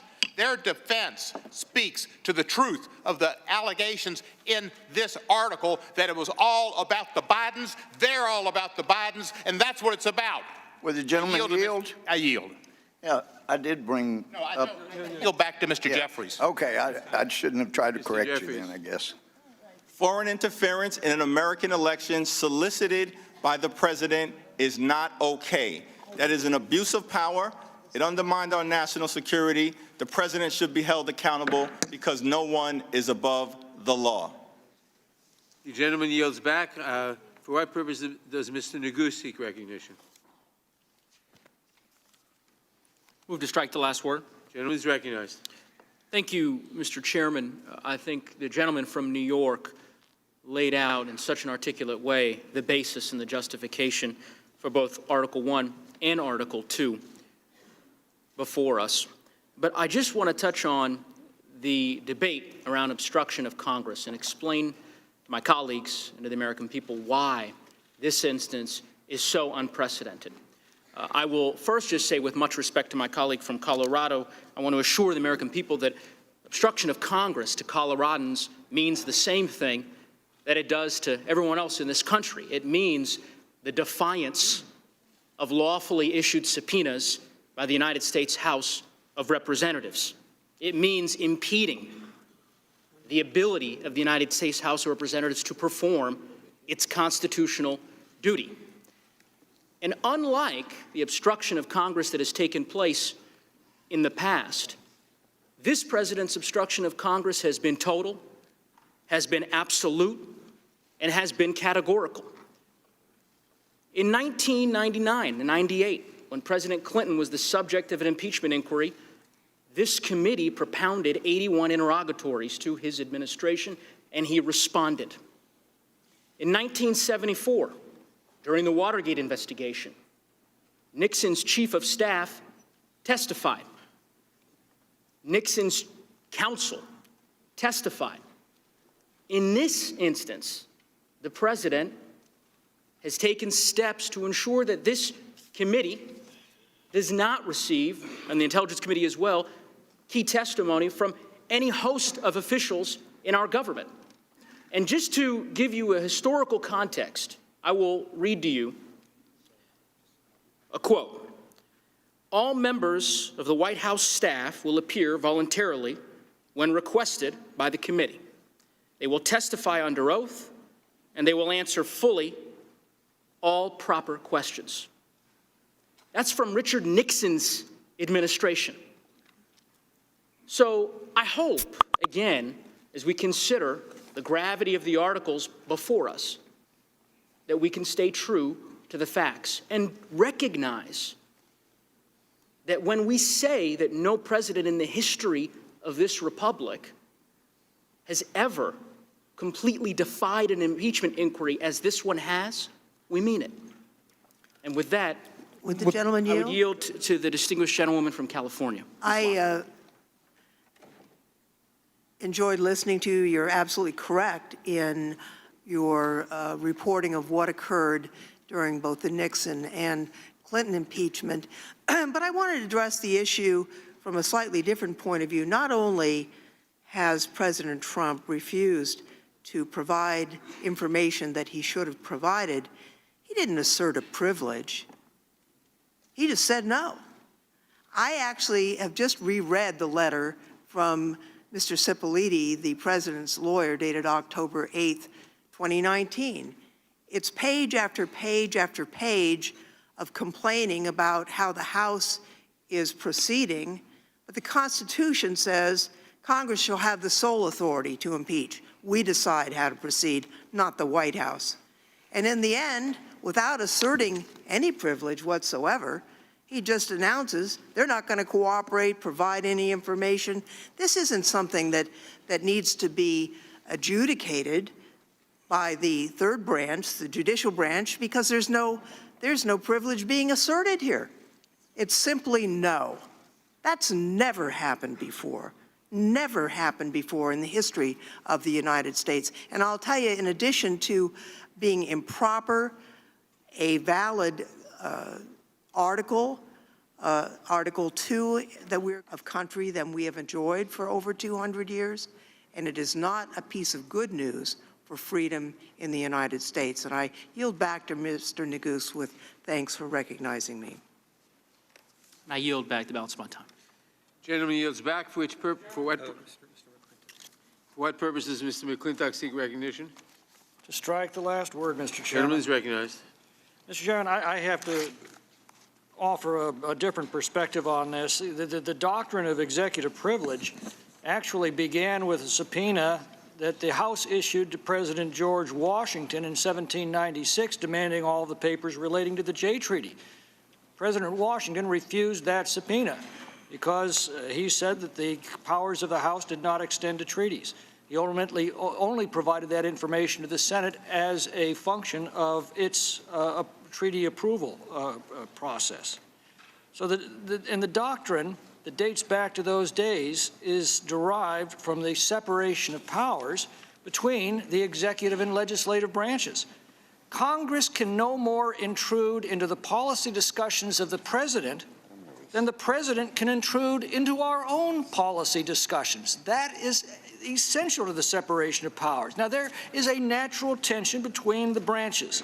That's a byproduct of that separation of powers. And when that tension cannot be resolved, then we turn to the judiciary. That's the appropriate way to resolve this. Different interpretations of the boundaries between the Congress and the president, the appropriate response is judicial review, not impeachment. The president has every right to assert his constitutional rights, and he has every responsibility to defend the prerogatives of his office. His very oath of office compels him to do so. In matters like this, the courts have acted quickly to resolve such disputes.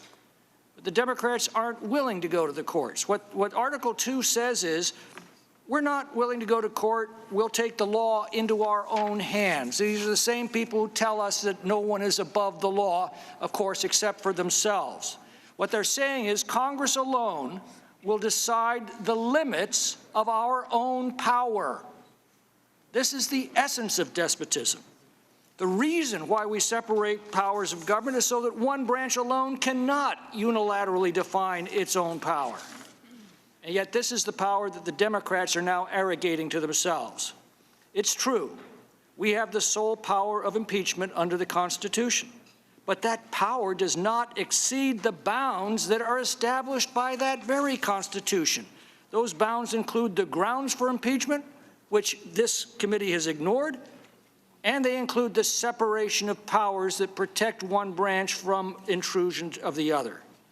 I want you to think about the essence of the Democrats' claim and what it means to American jurisprudence.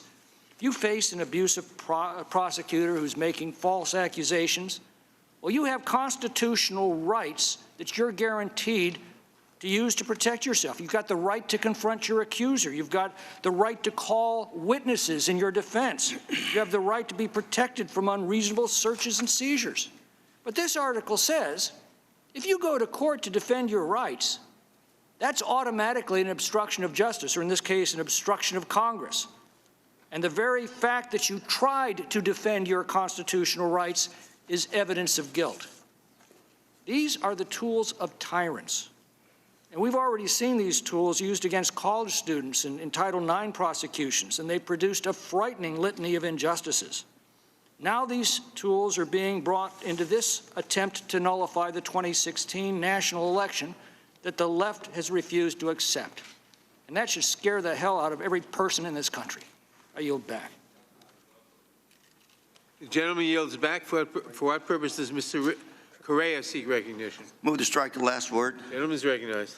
Thank you, Mr. Chairman. I just wanted to do a little fact-checking, if I can, for my folks back in California and Orange County. I know some of my colleagues compared Vice President Biden's withholding of aid to President Trump's withholding of aid, and I just want to make sure that I have the facts correct here. It's my understanding that Vice President Biden held up the aid in order to have firing Mr. Shokin, but this was in accordance with U.S. policy, express U.S. policy that was supported by Europe and a bipartisan Congress. Vice President Biden's withholding of aid to President Trump's withholding of aid, and I just want to make sure that I have the facts correct here. It's my understanding that Vice President Biden held up the aid in order to have firing Mr. Shokin, but this was in accordance with U.S. policy, express U.S. policy that was supported by Europe and a bipartisan Congress. Yet you have President Trump, who held up almost $400 million of, again, bipartisan approved aid. And I know my colleagues are saying that he did this to root out corruption, and I think there are channels of pursuing help and investigations.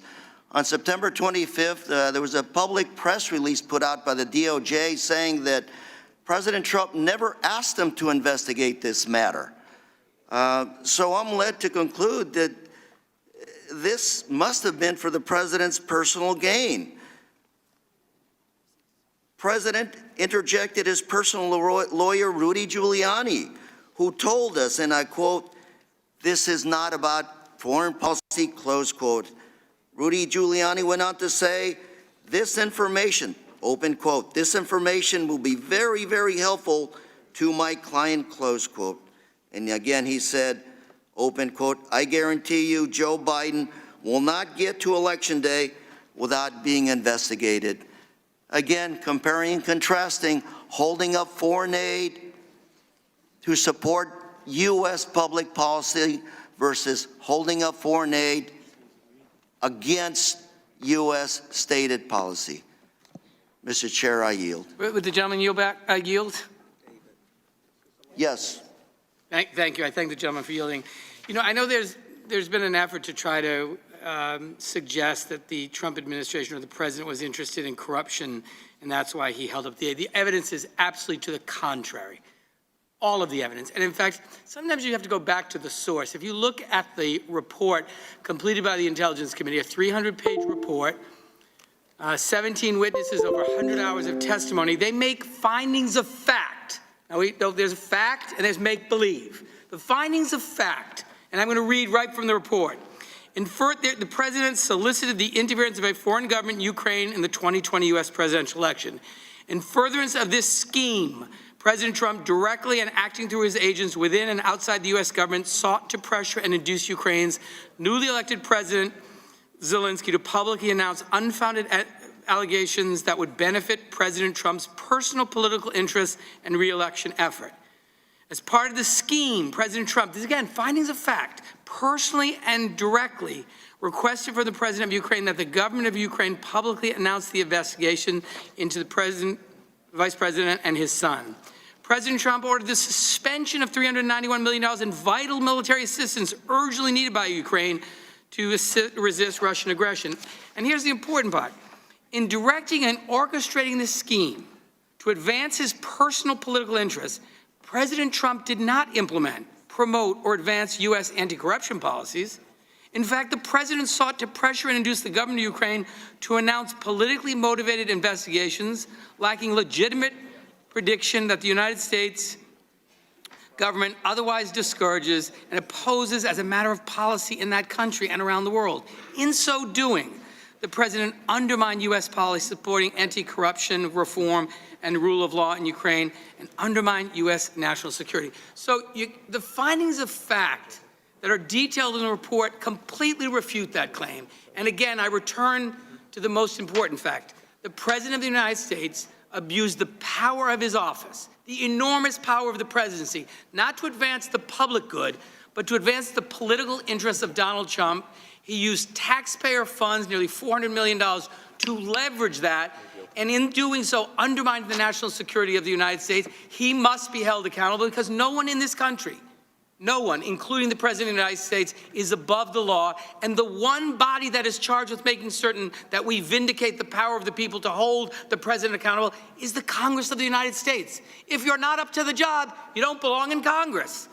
I yield back. The gentleman yields back. The question now occurs on the Gates Amendment. Those in favor say aye. Aye. Opposed, no. No. In the opinion of the chair, the nays have it, and the amendment is not agreed to. Roll call. Roll call is requested.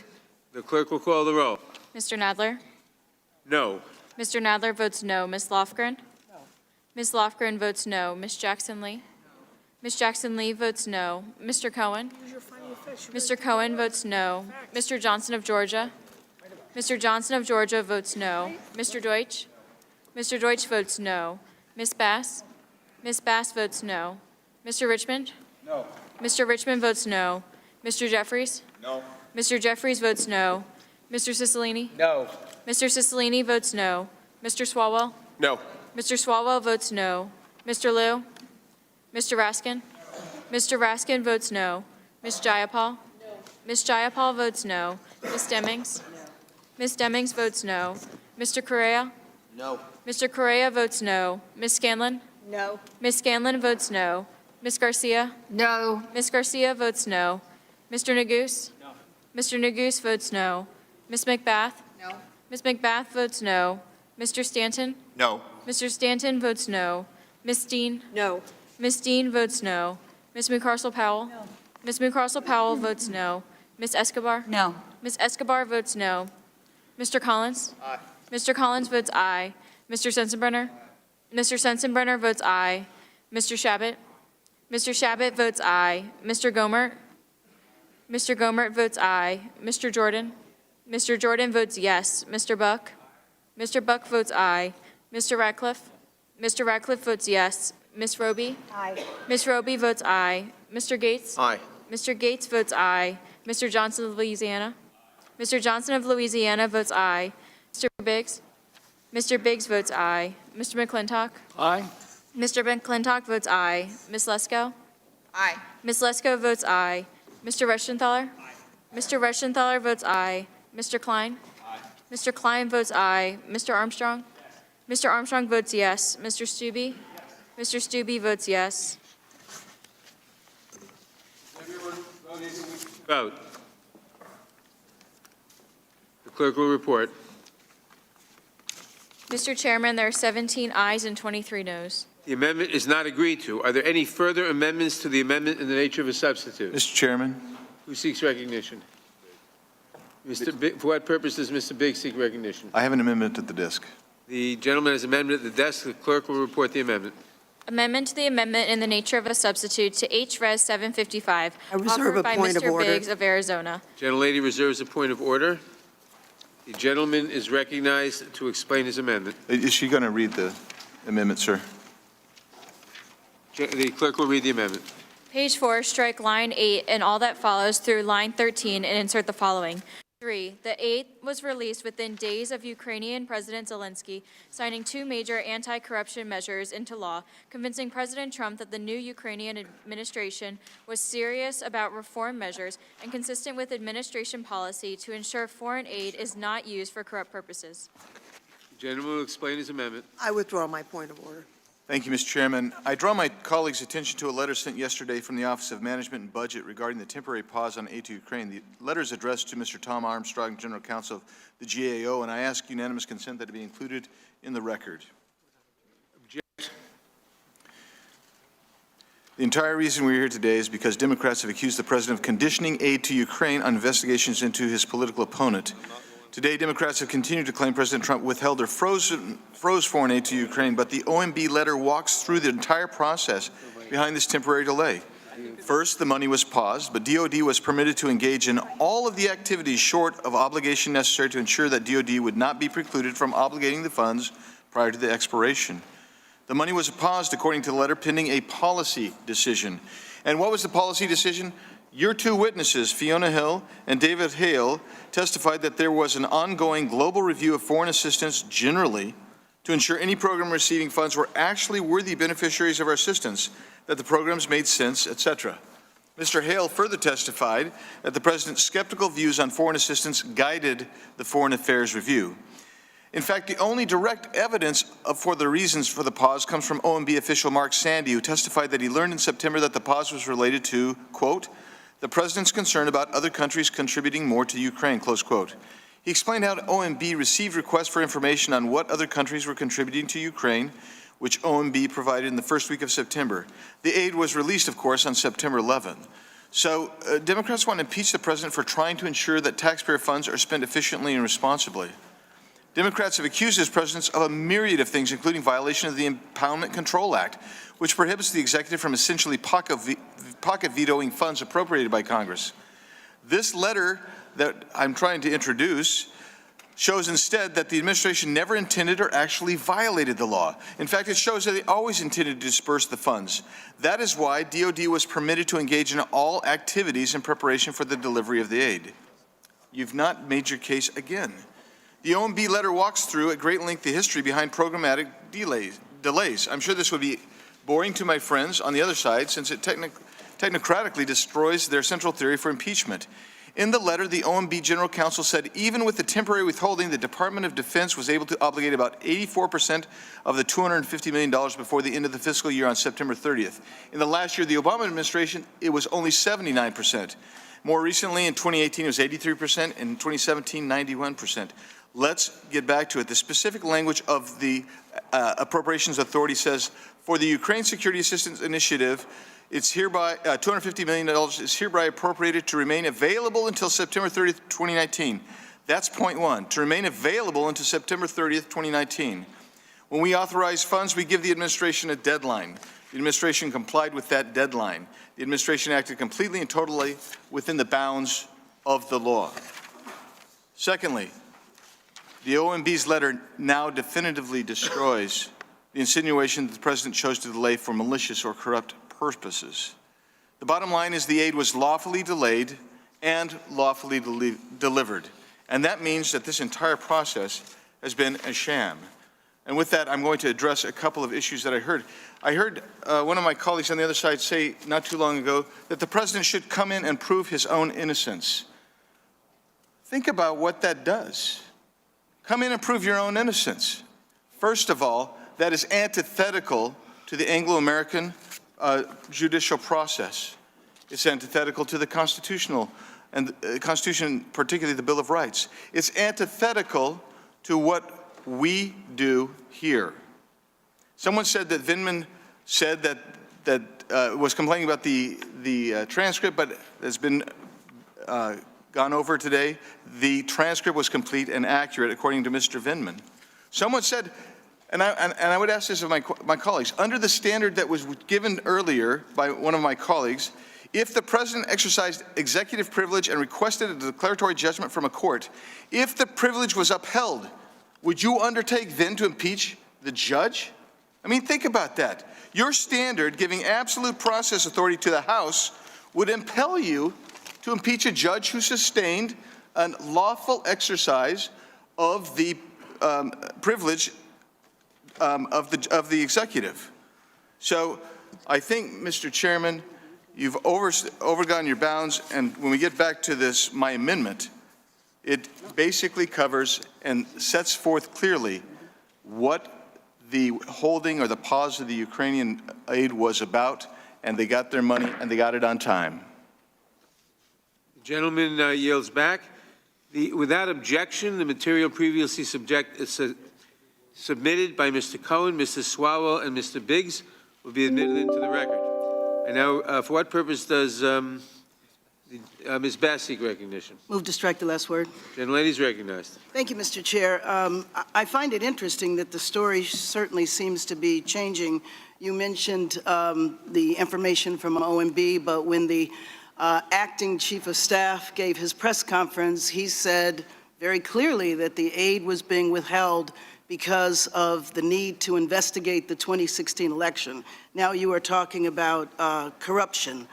I think that the notion that President Zelensky did not feel pressure and was just fine with military assistance being withheld, first of all, they did know that the military assistance was being withheld, and there was no reason for the administration to hold back because of corruption, considering that the Department of Defense had already said that there was no problem and that the aid could be released. The aid was released after the administration was busted, after there was pressure from Congress for the aid to be released, after word leaked out and the whistleblower came forward, then the aid was released. I think it's very important to remember that. President Zelensky not feeling pressure and he was just fine, he was essentially being held hostage. He was a newly elected president, his nation was at war, and part of his country was seized by the Russians. So what on earth was he supposed to say? Was he supposed to publicly complain and criticize President Trump when the whole world knows how the president doesn't respond to anything except for praise? What hostage would come forward and complain publicly against their captors, especially if they knew that the aid could be withheld or they could be compromised at any point in time? Last week, President Zelensky had his first meeting with President Putin, and unfortunately, we were not there. He had that meeting alone. We absolutely compromised his ability to defend his nation. Several times it's been said that no lives were lost, but I would like to ask unanimous consent to enter into the record an article from Newsweek talking about the fact that 13 Ukrainian soldiers were killed. Without objection, President Zelensky agreed to publicly announce the investigations in an interview on CNN, but the Ukraine canceled that interview days after the president's scheme was exposed and the military aid was released, which further underscores the pressure that the Ukrainians felt when the aid was withheld. The president knew this when President Zelensky asked for a, quote, favor. As Lieutenant Colonel Vindman testified, this was not a friendly request, it was a demand. For weeks, the Ukrainian officials pushed back on the demand of the president and his agents, advising U.S. officials that they did not want to be an instrument in Washington's domestic re-election politics. This was not just business as usual. This was not the president just being concerned about corruption. But as the president's pressure campaign increased and the president began withholding critical assistance from Ukraine, something that the Ukrainians learned about no later than July 25th, the Ukrainians became desperate, so desperate, in fact, that as Ambassador Sondland told the president, President Zelensky was willing to do anything. And although the aid has been released, the power disparities between the two countries has not changed. Ukraine continues to depend on the United States for military aid, and President Zelensky needs the support of America and its leader as he strives to bring an end to the war with Russia. It is no surprise, therefore, that President Zelensky expressed that he didn't feel pressure, but the evidence reveals a different picture.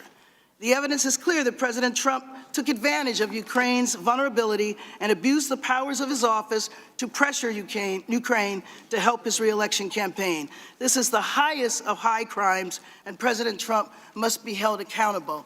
You know, in addition to compromising Ukraine, this compromised our standing in the world, because what does it say to our allies? What does it say to vulnerable new democracies? When they need the assistance of the United States, they better be prepared to help the president's re-election. It compromises our standing in the world, and why would allies trust us anymore if this is the way that they are treated? I yield back. The gentlelady yields back. For what purpose does Mr. Chabot seek recognition? Strike the last word, Mr. Chairman. Gentleman is recognized. Thank you, Mr. Chairman. I've just got 3 points that I'd like to make here. First of all, as well as being on this committee, the Judiciary Committee, I'm also a member of the Foreign Affairs Committee, have been for the last 23 years. And one thing that's really been concerning to me is about this phone call that the gentleman mentions in the amendment, and I appreciate him offering this amendment. But relative to that phone call that our president, President Trump, had with the president of Ukraine, the number of people that were listening in on this phone call, and is that in the national interest of our country?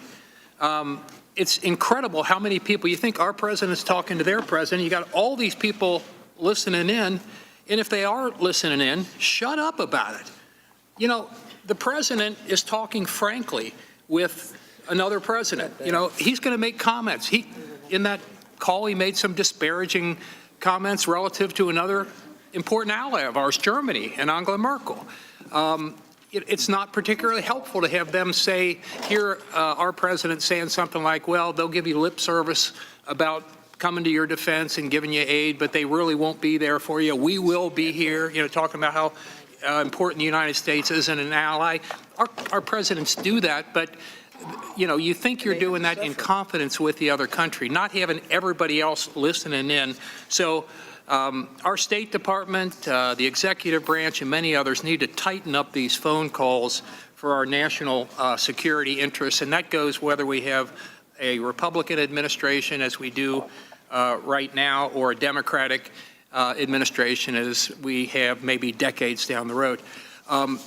Secondly, relative to obstruction of Congress, which is one of the 2 charges, there weren't any, no crimes alleged, essentially, but obstruction of Congress. We have 3 branches of government, and of course, it's alleged that, Congress, the legislative branch, said, we want you to bring witnesses and evidence, et cetera, from the other branch, executive branch, and since they didn't do it, rather than go to court, which they could have done, the legislative branch, this branch, basically the Democrats, because they're in control here in the House, they could have filed a lawsuit. They could have had the courts decide. That's what happened some years ago back in the Nixon impeachment. He wouldn't turn over the tapes. So they went to the court. The Supreme Court ultimately said it may have taken some months, but they said, you got to turn those tapes over. And he did, and he resigned because there was bad stuff in those tapes, the smoking gun, so to speak. And that's what they could have done here. But instead of go to the court, which is what you're supposed to do, they're kind of the referee between the legislative branch and the executive branch. They said, no, we're not going to go to courts. We're just going to impeach this guy, which they've wanted to do since he got inaugurated. One member of Congress on their side who said they had to impeach him or otherwise he was going to get reelected. So there's so much politics in there, and there really shouldn't be. And the third point I wanted to make is that I think the Democrats, unfortunately, are really lowering the bar on impeachment in our country. You know, for about, and I happen to be a history major from the second oldest college in the country, the College of William and Mary. 200 years, our nation's history, we had one impeachment, Andrew Johnson, for 200 years. And now in less than 50 years, we're on our third, which is really unfortunate, I believe. I think they're lowering the bar. They're making this too routine. And I think that's very dangerous because when you have, I think in the near future, when you have a president and you have a house of different parties, we're going to see this more and more often. And this is very divisive for our country. We're not together enough on so many things, and I think this is going to further divide us, and I think that's really unfortunate. We saw, for example, you know, years and years ago, it reminds me a little bit of when Bork was nominated to the Supreme Court. Some of the press here are probably old enough to remember that, and maybe some members of the institution in general. But when the Democrats went after Bork, then we saw tit for tat down the road, and I'm afraid you're going to see that here relative to impeachment of our presidents too. So I think both sides ought to step back and consider what we're doing here because impeachment can be very divisive. And I've been through one of these before. I was one of the House managers in Bill Clinton's about 20 years ago, and they're ugly. So I have a lot of sympathy for the House managers that are going to be picked, probably some from this committee in the near future, and I yield back. Gentleman yields back. For what purpose does Mr. Richmond seek recognition? I move to strike the last word. Gentleman is recognized. Mr. Chairman, we've had a lot of conversation today, and I'd just like to break it down into a simple term that everyone at home can understand, especially my home district, where we speak a lot of Spanish, we speak a lot of French. We don't go around speaking a lot of Latin. And so here's why we're here today. Some people say quid pro quo. Some people translate into the American definition of a this for a that. And the question is, what was the this? The this was a Oval Office visit and much needed military aid for the that.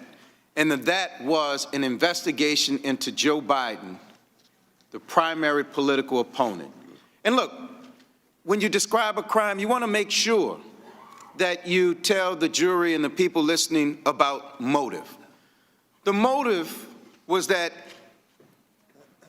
he was afraid, President Trump was afraid that Joe Biden was beating him in the polls and would defeat him for his reelection. How do we know that very quickly? Because we've introduced articles where he said it. He gave out the aid in 2016. He gave in 2017. He gave out the aid in 2018. 2019, the polls come out, he withholds the aid and he asked for an investigation. But that's just motive. But let's go to sworn witness testimony, because that's the part I want us to focus on. And the other side talked about the credibility of Lieutenant Colonel Vindman, and they accepted some of the things that he said as fact. Well, if you're going to accept some of the things he said as fact, let's accept them all as fact. It was Lieutenant Colonel Vindman that said under oath, Ambassador Sondland began to review what the deliverable would be in order to get the meeting. The deliverable, that was the that for the meeting. And he said specifically it was an investigation into the Bidens. Let's go to John Bolton, who said he described this for that deal as a drug deal. So if we look at all of the testimony of people under oath, they clearly say that this was a swap of an Oval Office visit or military aid for an investigation into the Bidens. Now, the whistleblower comes forward, the Trump administration panics, and then they develop everything that we have now, and that's called the excuse or the defense. First excuse, well, they didn't know the money was being held. Not true. There's an email, 2 emails where they express concerns about it. Then you have Ms. Croft, who testified that 2 individuals from the Ukrainian embassy asked about an OMB hold on the security assistance, roughly a week apart, and she recalled that that occurred before it was publicly announced. So that's one. Second, their defense or excuse is that President Trump wanted to investigate corruption. Now that's just laughable on its face. If President Trump wanted to investigate corruption, he could start at 1600 Pennsylvania Avenue, look in the mirror, or he could look around the cast of criminals that have been indicted from his circle. You have his lawyer, you have his national security advisor, you have Michael Flynn, Rick Gates, Paul Manafort. The circle goes on. He's surrounded by criminals. Then we hear, well, can't be obstruction of Congress. You all could have just went to court. Well, we're in December. We have an ongoing crime. We have a crime in progress. That is what the 911 call would say from a police officer. We have a crime in progress. And they're saying, with a crime in progress, why didn't you just schedule an appointment to call the police? We have an emergency to our national election going on right now. Our oath to the Constitution requires us to take this drastic, solemn, and regrettable step, but it is necessary because if we don't protect Americans' precious right to vote, it is clear that the other side won't. And so I talked about the courage of Esther yesterday. Today I'm reminded of Judas. Because Judas, for 30 pieces of silver, betrayed Jesus. For 30 positive tweets for an easy re-election, the other side is willing to betray the American people, their precious right to vote, and the future of our great country. And with that, I yield back. Gentleman yields back. For what purpose does Mr. Gomer seek recognition? Strike the last word. Gentleman's recognized. I'm really intrigued. First, we're told that the offense is withholding aid, even though it was provided, and in fact provided tremendously more helpful in both substance and in amount than the prior administration that just let people die over there. But I thought the acknowledgement had been the aid was provided, but now we're told this is an ongoing crime. So those 2 statements don't seem to work together well. But, you know, the double standards, they serve one party well. When it comes to the obstruction of Congress, the position of the majority is a tyrannical position. When we ask for something, you either give it or we're throwing you out of office. Never mind, we don't know what we're going to charge you with. We figure if we keep requesting enough documents, kind of like Chairman Schiff getting phone records and releasing them, maybe we can intimidate people by getting their records and releasing them enough that they'll do what we say. That's tyrannical. And in fact, when we look at obstruction of Congress, violation of the rules, the majority could have gone ahead and passed a tyrannical rule and said, we're not going to allow the minority to have a minority witness day, even though it's in the rules, because we're tyrants and we don't care. But they didn't pass that rule. It's still part of the rules.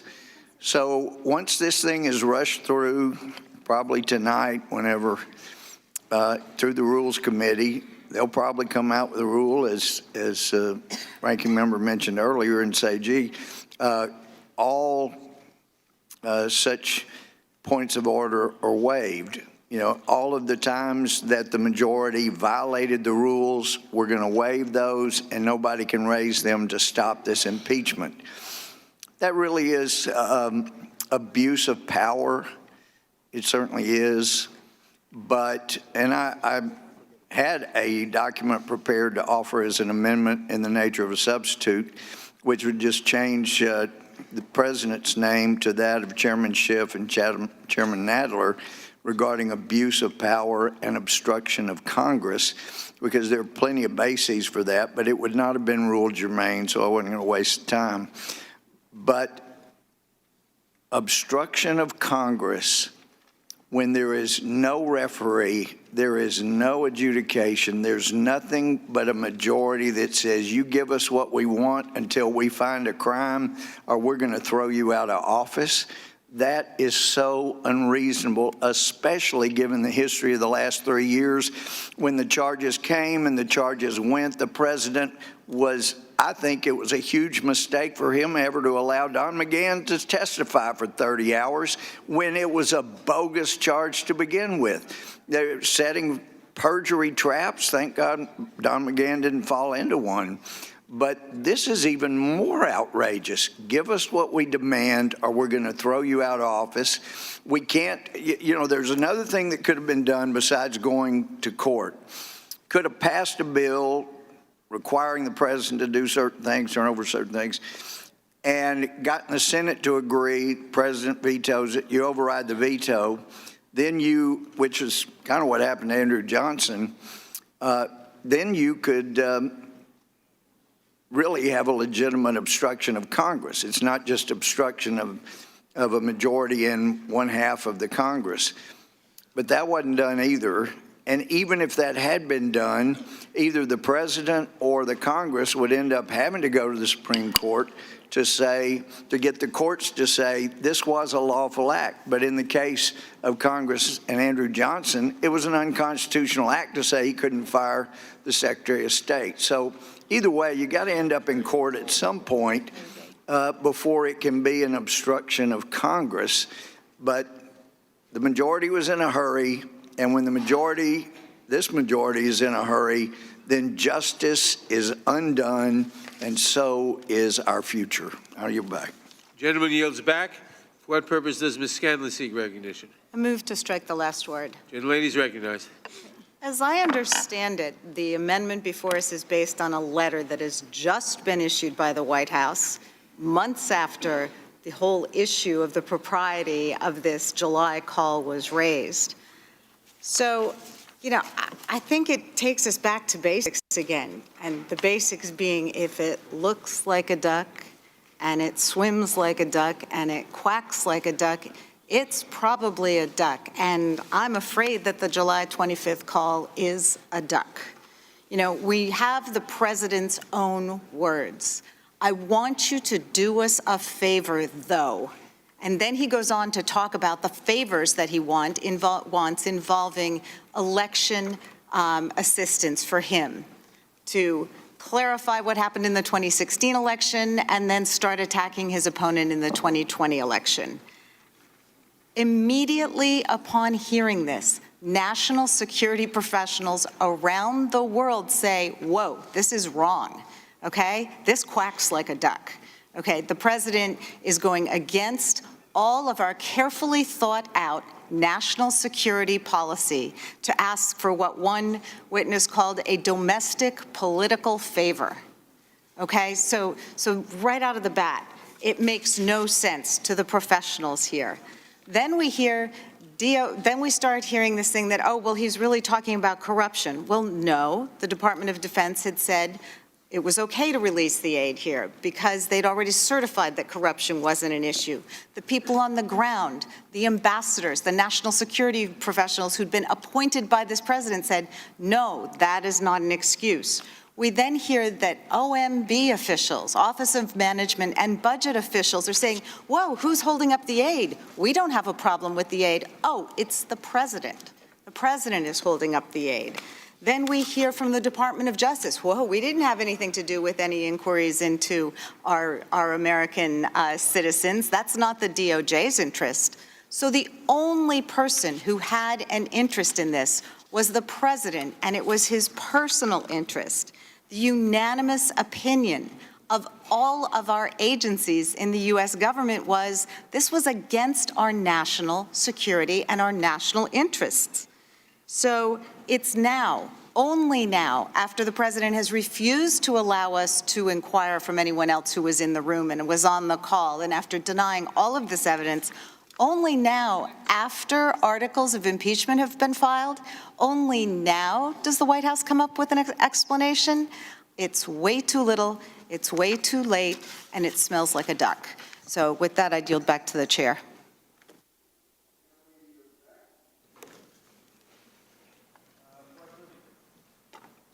For what purpose does Mr. Gates seek recognition? Move to strike last word. Gentleman is recognized. Thank you. Before I make my point, during the break, a Reuters photographer, Josh Roberts, approached the dais and took pictures of the notes of the desks of several of my Democratic colleagues. We noticed that, announced it to staff, and that photographer has been removed. And I would just say no member, Republican or Democrat, should be subject to that. We ought to have the opportunity to take our notes, participate in debate, and have a fair discussion. Substantively, though, President Trump did nothing wrong. As we've sat here today, each and every action of the president has been explained. We have offered the basis, the understanding. We've gained an appreciation for why a president would have reasonable concern about Ukraine, why a president would have specific concern about this Biden-Burisma nexus. Here's what you haven't heard today. You haven't heard any defense of Burisma from them. You haven't heard them say, oh, well, this was all bogus. President should not have been asking this question, because we have put into the record, we have cited in the record the testimony of people like George Kent, who said that there were deep, legitimate concerns, even the testimony of Ambassador Yovanovitch about having to expressly prepare for that. Then they say, well, this aid's been withheld. The withholding of this aid is this bad presidential conduct. But the Biggs Amendment that I encourage my colleagues to support ripens the fact that there was a very understandable reason for why the aid was released when it was. And it had nothing to do with the election or anything like that. It had to do with the fact that the Ukraine took substantive steps to ensure that our aid would be appropriately used for the cause that is now apparently the cause celeb of the left, and that is the defending the Ukraine against Russia. Then they say, oh, well, the president's next bad act is this great obstruction of Congress. They have subjected President Trump to more presidential harassment than at any other time in American history, attacking his family, not allowing his administration to continue to do its work on behalf of the people. And amazingly, despite all this distraction, despite all of the obstruction of the president that the Democrats have engaged in, jobs are rising, wages are rising, our economy is restored and renewed. There are a few things my colleague said. The colleague from Rhode Island read, well, these are the findings of fact. Let me tell you what the factual findings are. I just want America to know he was reading from the Adam Schiff report. The same Adam Schiff report that Adam Schiff himself would not sit there and explain. They lacked so much confidence in that report that when it was presented to the Judiciary Committee, they had some of their donors asking questions of other of their donors and then doing this weird switcheroo that was very unexplainable. I don't know how my very smart colleagues, like the gentleman from New York, can say there is uncontradicted evidence of pressure. Uncontradicted evidence of pressure. What do they think Zelensky's statements are? When Zelensky says there is no pressure, that is, at a bare minimum, evidence. When Mr. Yermak says there is no pressure, that is evidence. There is no evidence of a quid pro quo. There's no evidence of conditionality. And the reason you know they lack that evidentiary basis is because they have to keep changing their language. When their pollsters and pundits told them to call it bribery, oh, that was the message of the week. Bribery was on every one of their lips. But then when we asked the witnesses, did you see any bribery? Were you a part of any bribery? The answer was no, and so they have to keep evolving the claims because there is no factual predicate. I also heard my colleague from New Orleans say that this hearing would be informed by our understanding of regret. There would be this deep sense of regret. Well, my friend is from a deep blue district, so he probably won't be the one regretting it the most. The folks that will be regretting what they're doing are the Democrats in swing districts who probably aren't coming back. I tell them for the upcoming year, rent, don't buy here in Washington, D.C. And so today, the only question that we are left with when we conclude this hearing is whether or not, as we move impeachment to the floor of the House of Representatives, which will occur more rapidly? Will they lose votes or will they lose the majority? Because if these folks who promised to come here and work with us on health care and infrastructure vote for this impeachment, they won't be back. We'll be holding the gavels, and we'll remember not just how you treated us, not just how you treated the president. We'll remember how you treated the American people. And we're going to come and restore a sense of honor and integrity in the next election. I yield back. The gentleman yields back. For what purpose does Mrs. Cicilline seek recognition? Move to strike the last word, Mr. Chairman. Gentleman is recognized. I first want to respond to the gentleman from Ohio's reference that people who are listening on the call should just shut up. I couldn't disagree more passionately. The extraordinary, courageous patriots who love our country spoke up when they saw something that was wrong, that violated the law, violated the Constitution, and undermined the national security interests of the United States. And thank God they did. Otherwise, the President of the United States would have gotten away with this scheme of dragging foreign interference into our elections to help him cheat in 2020. So I salute the extraordinary men and women in the Foreign Service and our intelligence community for the courage they've shown in coming forward and reporting what they've seen. I wish we could find more of it on this committee. But I want to say, facts are a stubborn thing. This amendment, unfortunately, is just not true, because what we know is this scheme, called a drug deal by the president's own Mr. Bolton, called a domestic political errand by another Trump appointee for which there is no explanation. My Republican colleagues are trying to find an answer, and so they say, oh, but it was because he was fighting corruption. The idea that Donald Trump was leading an anti-corruption effort is like Kim Jong-un leading a human rights effort. It's just not credible. It's just not credible. And we have facts that will demonstrate that. So, for example, at the very time you claim he's interested in ferreting out corruption in Ukraine, you know what he proposed? Cutting him by more than 50% anti-corruption efforts in Ukraine. And here's an article. Trump administration sought billions of dollars in cuts to programs aimed at fighting corruption in Ukraine and elsewhere. We restored the money. Congress restored the money. He proposed deep cuts. That's not evidence of a serious commitment to fighting corruption.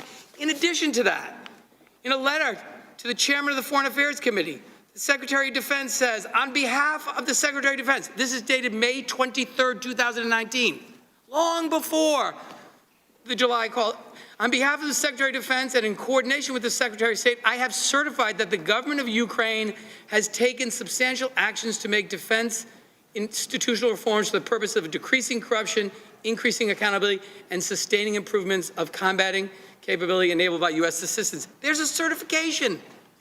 And so there's only one explanation for why it was finally released.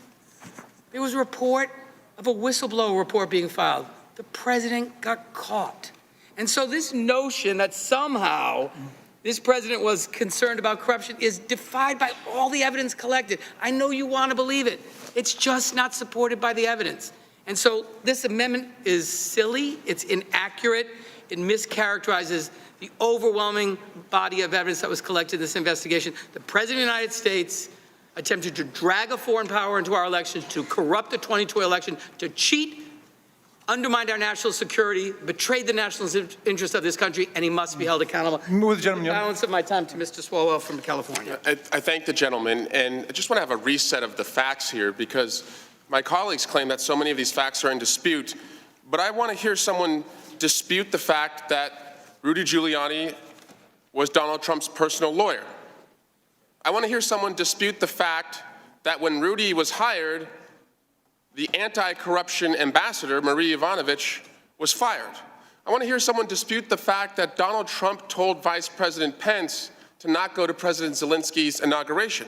I want to hear someone dispute the fact that President Trump ignored the talking points about anti-corruption in his both April 21 and July 25 calls with President Zelensky. Well, gentlemen, I want to hear someone dispute the facts that President Trump invoked his political rival's name 4 times on that July 25 call. I want to hear someone dispute the facts that the President's Chief of Staff said, we are withholding the military aid because the Ukrainians need to investigate 2016. Not I, we. We, as in Mick Mulvaney and Donald Trump. I want to hear someone dispute the facts that Ambassador Sondland said that a White House meeting absolutely, quid pro quo, conditioned on the investigations. I also listened to your witness, Professor Turley, and he said President Trump's call was anything but perfect. That was your witness who said it was anything but perfect. I want to see a show of hands on your side. Does anyone agree with the one witness that you were able to bring that that call was anything but perfect? That is sad, and you will regret that you have sanctioned this. And I yield back. Gentlemen, Mr. Chairman. it's Mr. Cicilline's time. I yield back, Mr. Chairman. Gentleman yields back. Mr. Johnson, for what purpose is Mr. Johnson seek recognition? Move to strike last word. Gentleman's recognized. I want to speak in favor of the Biggs amendment. I'll ignore Mr. Swalwell's rhetorical question. It's kind of a silly one. I do want to refute what Ms. Cicilline has said and what some of the others have said here, that there's just no evidence in the record that the president was concerned about corruption. I mean, of course that's absurd. Everybody at home knows this. The president's been talking about foreign governments and foreign corruption and the misuse of American taxpayers' treasure since before he ran for president. He tweets about it all the time. I mean, everybody knows this. This is one of these things in the law that's just well understood. We would call it res ipsa loquitur. But look, every witness in the record, every witness testified that President Trump was concerned about corruption with foreign governments. That includes Ukraine. And the White House released a transcript of the remarks between President Trump and President Zelensky before the bilateral meeting in New York, September 25th. This is after the funds are released, of course, but he's explaining that he became convinced that the new Ukrainian administration was serious about reform measures. Let me read you a couple of excerpts from that. President Trump says, "Hi, I'm here with the President of Ukraine. He's very, very strongly looking into all sorts of corruption and some of the problems they'd had over the years. I think it's one of the primary reasons he got elected," the president says. "His reputation is absolutely sterling. It's an honor to be with you." You go through the transcript. President Zelensky responds a few moments later. "Thank you for your support, especially now when you know we have two wars in Ukraine. The first one is with corruption, but we'll fight. No, we'll be the winner in this fight, I'm sure." A couple of pages later in the transcript, President Trump goes back, "And stop corruption in Ukraine, because that will really make you great. That will make you great personally," he's talking to Zelensky, "and it'll also be so tremendous for your nation in terms of what you want to do and where you want to take it." Later, President Trump says, "I want him to do whatever he can. This was not his fault. He wasn't there the previous years. He's been here recently, just recently. But whatever he can do in terms of corruption, because the corruption is massive. I know the president. I've read a lot about Ukraine. He wants to stop corruption." The president continues, "He was elected, I think, #1 on the basis of stopping corruption, which unfortunately has plagued Ukraine. And if he could do that, he's doing really the whole world a big favor. I know, and I think he's going to be successful." It goes on and on through the transcript, and I'll ask unanimous consent to enter a clean copy of this into the record, Mr. Chairman. But I just want to say that, thank you, with this is just one additional piece, as with all the other pieces of evidence, the very thin, paper-thin record that we have here. One thing is very clear, that you can't even, I don't even think you can refute it with a straight face. Everybody knows the president is concerned about the misuse of American taxpayer dollars overseas. It's one of his primary driving forces. It's one of his main talking points. So for anybody to sit in here today and pretend like that isn't the case, that he wasn't, Ukraine, the third most corrupt nation in the world, is the only one on the list that he wasn't concerned about? It just doesn't hold water. It doesn't make sense. And nobody back home is buying this. No one. So let's stop with the games. Let's acknowledge this for what it is, and let's move on. I yield back. Gentleman yields back. I yield the remainder of my time. I'm sorry, I had some left. Yield to Mr. Jordan. Well, I just want to answer the statement that gentleman from Rhode Island made a little bit earlier. He said, pointing at Mr. Biggs' amendment, that his amendment was not true. His amendment's real clear. It says the Ukrainians under President Zelensky signed 2 major anti-corruption measures. That's exactly what they did. They enacted this high anti-corruption court when the parliament was first sworn in, and they got rid of absolute immunity for members of their parliament. 2 pretty darn important anti-corruption measures. In fact, Mr. Morrison, when he testified in front of this committee, told us, when he did his deposition, he told us that when they were there with Ambassador Bolton visiting with the Ukrainians, August 27th, he said the Ukrainians were tired because they'd been up all night preparing this legislation, putting it together. That's how focused they were on this. And then when it passed, when it was enacted, that's in fact when the aid was released. If I could, if the gentleman would, I'll yield back and you yield to the ranking. No, yield to the ranking member. No? Yield to Mr. Gates. Thank you, Mr. Chairman.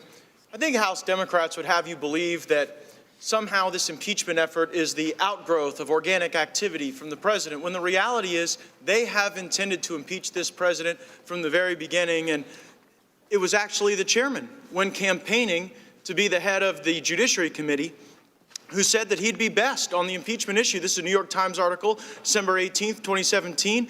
And it says, as our constitutional expert, and with his demonstrated leadership on impeachment in the 90s, Nadler is our strongest member to lead a potential impeachment. This is what Chairman Nadler wrote on his pocket-sized campaign literature to his fellow Democrats when he wanted the job. He was literally campaigning on impeachment before the president even made the phone call to President Zelensky. It's who they are, it's what they've wanted, and it's all because they cannot stand the fact that the America First movement is the most powerful movement in American political history. Mr. Chairman, I seek unanimous consent to enter into the record this New York Times article from December 18th, 2017, outlining your ambition on impeachment. Back home in my 2 seconds left, we call that a mic drop moment. I yield back. Gentleman yields back. Mr. Chairman. For what purpose does Ms. Jayapal seek recognition? Strike last word. Gentlelady is recognized. Thank you, Mr. Chairman. I want to go back to the facts, and I want to go back to this amendment. My colleague from Florida said that this amendment is putting forward a, quote, understandable reason for why the president withheld the aid and then suddenly released the aid. And my colleagues on the other side have also made the point that we don't know what the intent was of the president. This is the stated intent, that because he was waiting for the Ukrainian government to do some massive anti-corruption measures, that was the intent. But I just want to remind people again of what I said yesterday. The president is the smoking gun. After his call with President Zelensky, the president came out onto the lawn and he was asked by a reporter, what did you want to get out of that call with President Zelensky? And the president said, I wanted him to, and these aren't the exact words, but he basically said, I wanted him to open an investigation into the Bidens. It's that simple. So the president himself has told us what his intent is. But let's go on to say that if my Republican colleagues, as some just did, argue that the president, nobody can argue that the president is so interested in corruption. Of course, he's so interested in corruption.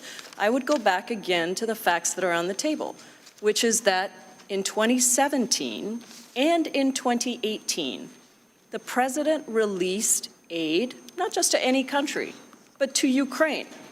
Now, my colleagues have also said that the president knew that President Zelensky was an anti-corruption fighter, but they just wanted to see if maybe he was really going to follow through. So they're saying that the person before this president, before President Zelensky, the previous president of Ukraine, was a corrupt individual. They've said that through their remarks. Well, if that president was corrupt, why, if President Trump cared so much about corruption, why did he release the aid in 2017 and 2018 to Ukraine? Now, then I'd like to get to the question of this particular amendment. I looked at that OMB letter, and I would call that an after-the-fact cover-up. Why do I say that?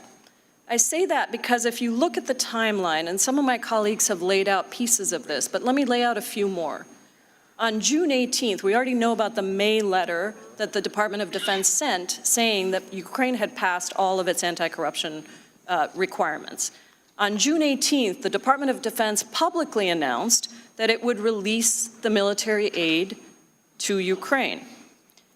Lieutenant Colonel Vindman testified that by July 3rd, he was aware of the hold, and he was aware that the Office of Management and Budget, OMB, was making queries that were, quote, abnormal. He used that word abnormal. Fiona Hill testified that there was no explanation given for the hold. Undersecretary of State David Hale testified that he was frustrated because he was simply told that this was the president's wish. In August, several OMB divisions wrote a joint memo recommending that military aid go to Ukraine as soon as possible. And they said in that memo that it was necessary, this military aid was necessary for supporting a stable and peaceful Europe. I would also note that just recently, just a few weeks ago, 2 OMB officials resigned. And they resigned because of deep concerns that they had about what they were being asked to do. One of those individuals worked in the legal department that issued this after-the-fact cover-up memo from OMB. Now, let me just ask the American people this. If the president was waiting, had deep concerns about corruption, and was waiting for Ukraine to take major steps on corruption, let me ask you what you think any president might do in that situation. Might they ask the Department of Defense to follow up on those major anti-corruption things that they were trying to get done? They didn't. He did not do that. Would that president inform top agencies who are about those concerns? No, he didn't do that either. In fact, they were all universally in agreement that the aid should be released. And might the president inform Congress that this was something that he was concerned about and he had to withhold the aid? He didn't do that either. After the fact cover-up memo. That's all this is, and we need to oppose this amendment. Gentlelady's time has expired. For what purpose does Mr. Collins seek recognition? Move to strike the last word. Gentleman is recognized. It is amazing that this is an after-the-fact cover-up since it was asked for by a Democratic senator. A Democratic senator asked for this letter.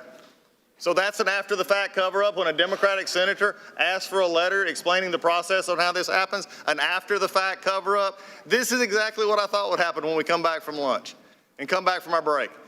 All the things were over, their arguments were dead, everything was going, and they said, well, let's get back in there and tell the same things over and over again. Maybe the ones who were watching in the morning wasn't watching in the afternoon. That's got to be one of the best ones I've heard, though, an after-the-fact cover-up when it was asked for by a Democratic senator just a few weeks ago. How is that an after? I mean, I guess Trump's blamed for a Democratic senator thinking, ooh, be careful what you wish for. But there's other things that's coming out again. One of the things that really bugged me here is this lawful delay. This money was not due to be appropriated. It could have been by Congress if we'd have said do it on a certain day. We said by September 30th. So really and truly, if there was no ever interaction between the U.S. and Ukraine and the money was not listed until September 30th, there was nothing wrong here, and it's still nothing wrong here. It's been evidence to me that the evidence reveals that only the majority, again, this one is just mind-boggling. How was anybody in the press or anybody else let them get away with the continual belittling of Mr. Zelensky?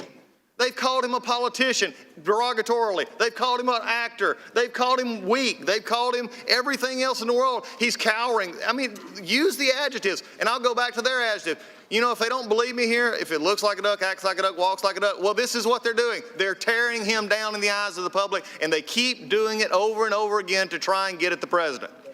This is crazy. You know why they do that, though? Again, I'm going to repeat it one more time because there seems to be a problem of reruns around here. The reason I keep repeating this is because they can't make their case. They keep putting this out there, and again, it is amazing to me. The next untruth that we're dealing with here today. And this one is very sensitive to many in the military, many who have been texting me who served overseas on our military and others. When they say, and put in an article, we agreed to put it in the record, 13 Ukrainian soldiers were killed during President Donald Trump's administration withholding aid from the country from mid-July to September. Guess what, my colleagues? There were Ukrainians killed when they had received their previous aid. There were Ukrainians who were killed in this battle before. This is the most despicable of drive-bys. To say that this many, you're saying Undersecretary Held has told you over and over, you talk about evidence, read the transcript. He said this was prospective money, not current money. But yet we keep putting it in the record because if you tell the story enough time, somebody out there is going to believe it. That's despicable for these 13s who lost their lives in Ukraine, and it's despicable for anyone who's actually fought in a battle for this country. Don't keep doing it, and if they do, call them out on it. We're going to call facts facts here. There's no crime. You know why? It's interesting. My friend from California just said, where are they on these different things? Where's the Democrats? My question is, where's your crimes? You talk about them. You want people to think they're there. You want people to come out and say, well, there's bribery, extortion, high-minded words. And you do it over and over and over again. The problem is if you had it, you would have put articles on it. You don't have it, so you didn't put articles on it. That's the stain on your articles. That's the stain on this committee. This committee couldn't make their case, so they came up with abuse of power. So they could put anything in it. And today we've heard that over and over and over again. Why? Because at the end of the day, the aid was delivered, nothing was held, but yet we're going to tell, because there was supposedly pressure that the two on the call said didn't exist, and the Ukrainian leader said did not exist over and over and over again. But our majority would rather besmirk Mr. Zelensky and take him down because they can't make their case. My question is, who are they hurting now? They're trying to take down the American president, and they're trying to take down the Ukrainian president at the same time by making him look small in the middle of his own country, in the middle of a hot war. You can't have quid pro quo. You can't have pressure if the gentleman who is supposedly pressured says there is no pressure. You can't make excuses for him when he goes out over and over again and talks about it because he looks at it as it was in the call. But also to me, it is just amazing. Continuing this discussions to get people distracted. People died because money was held. That's not true. Quit saying it. And I don't care how many times you put in a Newsweek article, it's still not true. When you understand what's going on here, that at the end of the day, it's very simple. I'll make it very slow for you to copy. They can't make a crime. They hold back to the fact that we can impeach him for anything, and that's what they've done. I yield back. Unanimous consent request, Mr. Chairman. Mr. Chairman. The gentleman yields back. Unanimous consent request. Gentleman is recognized for that. Los Angeles Times story, October 16. Trump froze military aid as Ukrainian soldiers perished in battle. Without objection. I object. I'm not sure how many times that this is being perpetrated, but it was prospective money, not current money. Gentleman does not have the time. Mr. Deutsch, for what purposes, Mr. Deutsch? Coming from the Los Angeles Times. First, unanimous consent request. Gentleman is recognized. I ask unanimous consent to submit for the record the May 23rd letter from John Rood certifying that the government of Ukraine has taken action to make institutional reforms to decrease corruption. Without objection. And I move to strike the last word. Gentleman is recognized. Thank you, Mr. Chairman. Mr. Chairman, the ranking member was right. It is important to repeat some of what's been said because most of America doesn't watch all day long. But for people who do, they need to understand that the reason we're here, the reason that we're moving forward on articles of impeachment is because the President of the United States abused his power by soliciting foreign interference in his own reelection, thereby cheating American voters. It's true that on May 23rd, the date that the Undersecretary of Defense certified that Ukraine had taken action to make institutional reforms to combat corruption, it's true that they had done that day. It's an important day because we've talked a lot about Ukraine needing the assistance, the security assistance as they were at war with Russia, and they did. They also needed the White House meeting. And also on May 23rd, it's just important for us to remember what the facts are. On May 23rd, a delegation returned from President Zelensky's inauguration. They met with the president, and the president told them, work with Rudy. Ambassador Sondland said, work with Giuliani or abandon the goal of a White House meeting. Let me say a word about Ambassador Sondland.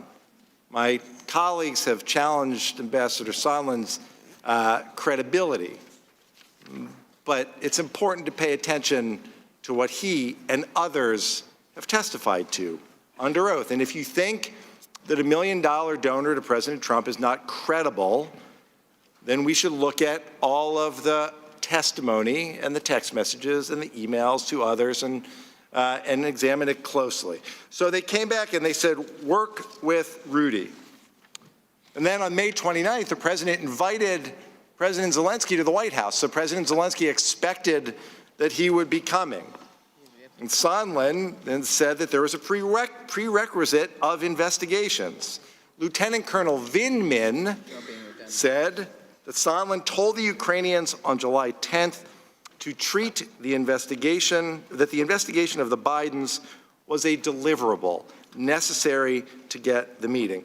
Then on July 19th, Ambassador Sondland emailed Robert Blair and Lisa Kennedy, Brian McCormick, and Chief of Staff Mulvaney, and Secretary Perry, and Secretary Pompeo, all of them, and said that Zelensky was prepared to receive POTUS's call and offer assurance on the investigation. And Volker had breakfast with Giuliani and texted Ambassador Sondland and said, most important is for Zelensky to say he will help with the investigation. And Volker texted the morning of the call. He texted Yermak and said, heard from the White House, assuming President Zelensky convinces Trump that he will investigate and get to the bottom of what happened, we will nail down a date for a visit to Washington.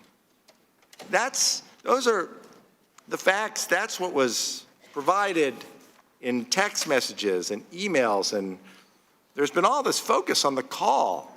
This is an effort that started the moment that this delegation got back from the inauguration, and it continued through the end of May and June and July, and then there was a call, but it continued on through August and through September. This isn't one time with 8 lines. This is a concerted effort to make sure that Ukraine, who is at war with Russia, understood that they weren't going to get their security assistance and they weren't going to get their White House meeting until they announced an investigation of the president's principal political opponent. That is abuse of power. And multiple times, my colleagues over here have asked if anyone objects to the President of the United States abusing his power for political gain like that.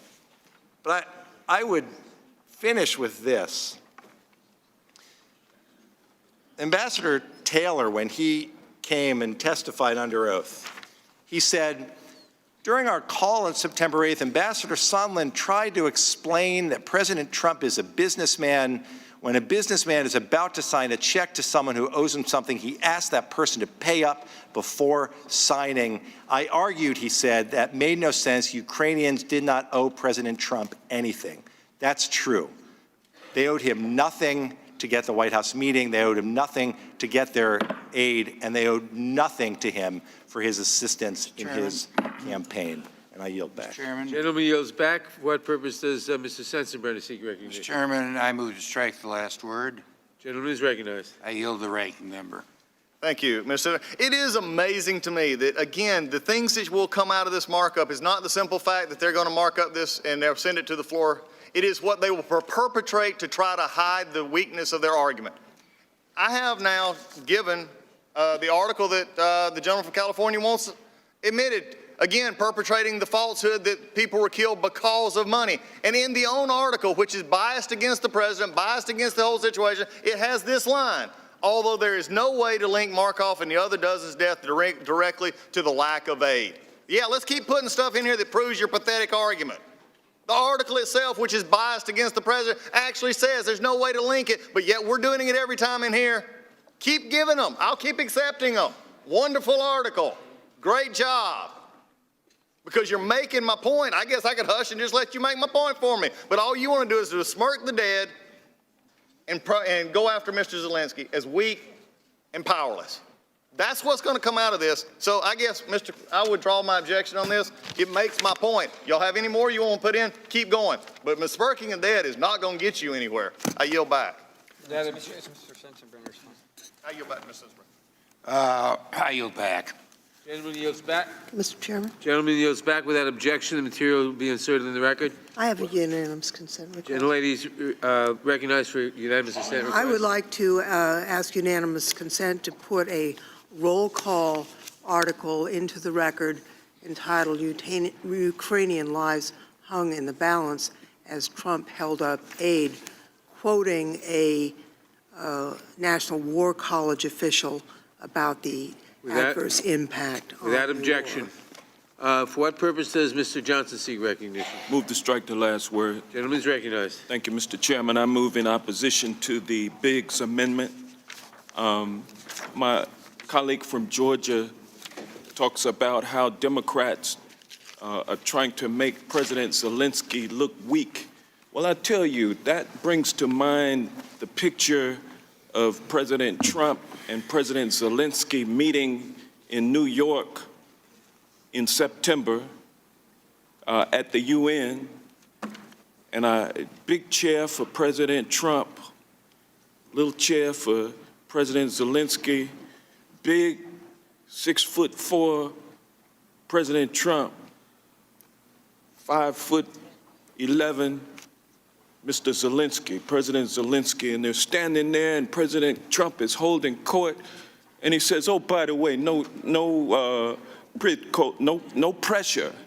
And you saw President Zelensky shaking his head as if his daughter was downstairs in the basement, duct taped. I mean, there's an imbalance of power in that relationship. It always has been. And there's no way that the nation of Ukraine can stand up to the power of the United States of America. And President Trump used that unequal bargaining position. He leveraged his power in that relationship, not for the benefit of the United States of America, but for his own benefit. He again held President Zelensky over a barrel up there in New York, the same way he did on the telephone call on the 25th of July. And he told him, "Look, I know that you need those javelins, but I need you to do me a favor, or do us a favor." And who was us, by the way? Was it the American people, or was it the Trump campaign and all of those corrupt officials that he aligns himself with, half of whom are in jail or facing charges or facing sentencing? Who was he talking about? Us. It wasn't the American people. It was the Trump organization and the Trump campaign. And that's wrong. It's wrong for the United States president to use his position for himself. It's wrong. And that's what President Trump did, and that's what we're holding him accountable for today. And President Trump pretty much sold out our Constitution for his own personal benefit. We're called upon today with the question of whether or not we're going to sell out our positions, whether or not we're going to be sellouts. I mean, each and every one of us had a career before we came to Congress. I myself was a criminal defense lawyer, and I enjoy my job. I'm honored to represent the biggest client that I've ever represented, and that is the citizens of the 4th Congressional District of Georgia. But I would gladly, to protect the Constitution, give up my job that I love, and I'd go back to Georgia to do what I used to do if I had to pay a heavy price for doing what was right for the Constitution. And that's what my friends on the other side of the aisle are charged with now. I know that there's a lot of fear about what about them being in Zelensky's position, about them being in that little small chair with the president, with the bully pulpit, the right-wing media, Fox News, everything being on his side, and him levying and leveraging that power against them as they approach their primaries. They don't want to get primaried. I know that that is the desire, but let's not sell out the country for our own desire, which is exactly what we're charged with protecting our country from President Trump doing. Let's not do that. Let's make ourselves look good in the eyes of history. Let's do the right thing. And with that, I will yield back. Gentleman yields back. For what purpose does the gentlelady from Florida, Ms. McCarcel-Powell, seek recognition? Thank you, Mr. Chairman. I move to strike the last word. Gentlelady is recognized. Thank you. I want to respond to, I've been here all day listening to all the comments from my Republican colleagues, and the one thing that has continued to be mentioned is that there has been no crime committed. And I have been asked by some of the people that live in my district, live in my community, Americans, that say, but what is the crime? And I have to say that there is no higher crime than for the president to use the power of his office to corrupt our elections. We are seeing behavior from this president that we have not seen in the history of our country, violating 3 of the most dangerous violations of the Constitution. 1, abuse of power through self-dealing. 2, betrayal of national security. 3, corruption of our elections. And I want to make something very clear. We are here today because the President of the United States of America has violated the law. The President's conduct meets all the elements of criminal bribery under 18 U.S.C. 201b2a. A public official demands or seeks anything of value personally in return for being influenced in the performance of any official act. Why are we here? How did we get here? The Inspector General of the intelligence community brought to Congress an urgent and credible threat to our national security, to our democracy. That is why we're here today. You have heard conspiracy theories. You have heard things that are not true to distract from the fact that this president abused the power of his office to extort a foreign government for his own private political gain, not for the interest of the United States of America. Now, you also hear about that we're trying to overturn our election. If you see, they have a poster over there saying that we're trying to overturn the election. That couldn't be anything farther from the truth. It is a ridiculous statement. Impeachment is a crucial part of the Constitution that ensures a democratic government. It was created by the founders as a check to prevent a president from becoming a king. And it is incredible to me to see some of my colleagues bend over backwards to cover up for this president. My sister is a yoga teacher. She doesn't contort the way some of my Republican colleagues distort the facts, all to protect this president. The founders knew that elections would come every 4 years, but included impeachment in the Constitution to protect the republic against a president who would be an imminent threat to our democracy. And that is why we are here today, because this president has shown us that he is welcoming foreign interference. He has asked Russia, he has asked Ukraine, he has asked China, asking them to investigate his political opponents. We've seen it. We have seen those videos. That is direct evidence. We have documentary evidence. We have a transcript of a call. We have text messages. We have emails from Ambassador Sondland. Everyone was in the loop. This is a scheme that began back in February, March. This was a complaint that was brought forth to Congress. because it was an urgent and credible threat. The President of the United States has violated the law. He has abused his power. He is undermining our freedoms, our democracy. We must act. That is why we're here today. No one, no president in this country is above the law. I yield back my time. The gentleman yields back. For what purpose does Mr. Armstrong seek recognition? Move to strike the last word. Gentleman is recognized. I think that argument would have a lot more merit on the abuse of power charge if we don't take a look back and look at the whole destination and how we got here. And the reason I say that is because for 2 years we heard about Russian conspiracy, Russian collusion. How are we going to prove it? Chairman of the Intelligence Committee went on national TV and said he had direct evidence of Russian conspiracy. Well, the Mueller report came out. And actually, if you watch media, about a week before the Mueller report came out, we started switching to obstruction and obstruction of justice.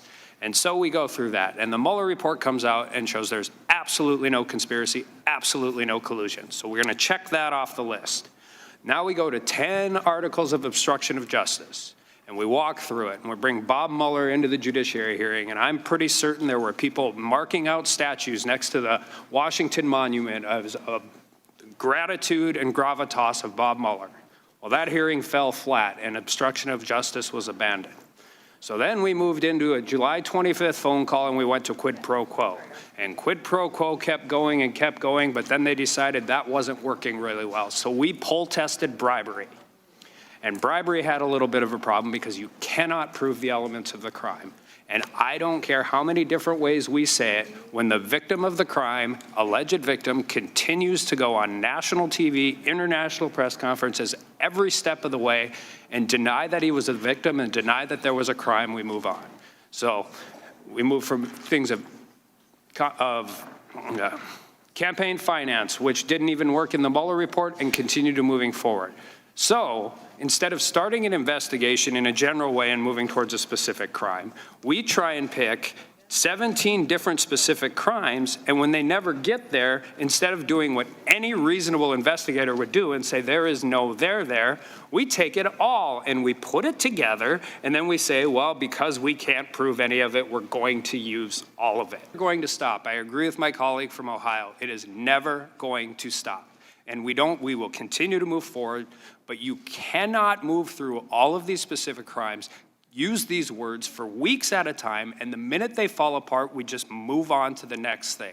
I think that's why you're losing the support of the American people. I think that's why you're losing support of your colleagues on your side of the aisle in Congress, and that's why we're here. So let's call it like it is and explain how we got here, why we're here, and where we continue to go. And Well, with that, who? Who needs? Yeah, I'll yield to ranking member. Thank you. Mr. Arnold, you just brought up a great point. You know why we know what you just said is true? You know, again, we've dealt in a lot of non-truth here, and we just say it over and over enough so people believe it. But what you just said is completely true, that this will never end.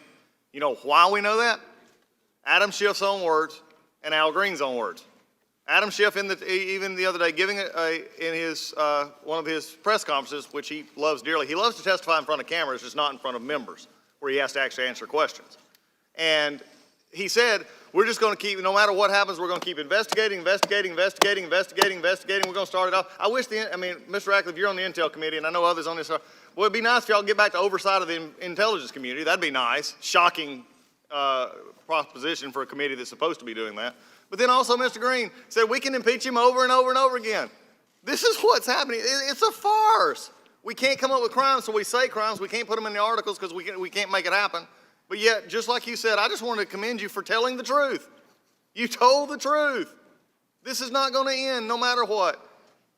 Except, and the reason we know it is because we don't have to infer. We don't have to find articles to put in the record. We just listen to their own words. I yield back to Mr. Armstrong. And with that, I yield back. Gentleman yields back. For what purpose does Ms. Deming seek recognition? Mr. Chairman, I move to strike the last word. Gentlelady is recognized. You know, I rise today in opposition of this amendment. It is so obvious, it's so obvious, that it is a last-minute, after-the-fact, desperate scramble to cover up the president's wrongdoing. And I tell you what, we're not falling for it. And I really do believe the American people are not falling for it and probably are offended by it. You know, my Republican colleagues have talked about a lot of things today, and they're really working very hard to protect the president. It appears like at any and all costs. But I really wish that my colleagues on the other side would work as hard to protect voting rights for the American people, believing that everybody should have the right to vote, and that cheating in our elections by anyone at any time or any place is just not right. It just amazes me to suggest that abuse of power is somehow inadequate or inappropriate or not serious enough. Abuse of power by the highest position in the land, the leader of the free world. That abuse of power is not enough to impeach this president or any other president. But the framers were so desperately concerned about abuse of power by the president. They were terrified of the thought of an unprincipled man, a person finding their way into the White House. To suggest that abuse of power is not serious, it's not enough, is simply ridiculous to me. The president has a constitutional duty, and that really is the highest document in the land, to violate the Constitution. He has a constitutional duty to faithfully execute the law.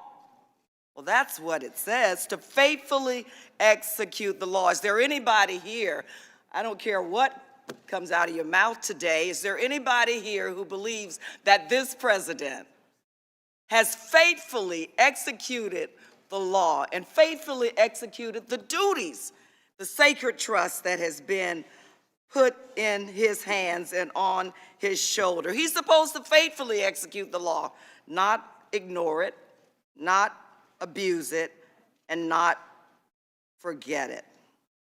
President is supposed to be motivated by public interest, the interest of the people. But rather than remembering that or caring about that, I'm not really sure he ever really did, the president chose to try to coerce a foreign power, a newly elected young president that we all were excited about, an anti-corruption president. President tried to coerce him into interfering in the 2020 elections. The things that I have heard today about Vice President's child, things I've heard about the Vice President's son, when we have millions of people in this country who are suffering from addiction, I just believe to protect this president at any cost is shameful. Article 2 in the Nixon impeachment said this: the article principally addressed President Nixon's use of power, including powers vested solely in the president to aid his political allies, harm his political opponents, and gain improper personal political advantages. In explaining this article of impeachment, the House Judiciary Committee then stated that President Nixon's conduct was undertaken for his personal political advantage and not in the furtherance of any valid national policy objective. The president abused his power. And to me, and at least the members on this side of the dais, that matters. And with that, I yield the remaining time to Mr. Richmond from Louisiana. Thank you, Mr. Chairman. Very quickly, I just want to remind people that or the people watching, that when you look at the credibility of a testimony and weighing the evidence, you can look at other things. So I want to enter into the record unanimous consent, the Guardian article, Roger Stone, the Michael Cohen, the men in Trump's orbit implicated in crimes. Without objection. CNN Politics, 6 Trump associates Trump associates have been convicted in Mueller-related investigation. Without In honor of my wise grandmother who said, birds of a feather flock together. And then also, President Trump has made 13,435 false or misleading claims over 993 days. Without objection, and the gentleman's time is expired. For what purpose does Ms. Jackson-Lee seek recognition? To strike the last word. Gentlelady is recognized. Mr. Chairman, thank you. And I wanted to speak first to the underlying amendment that calls for the acknowledgement that the aid was released in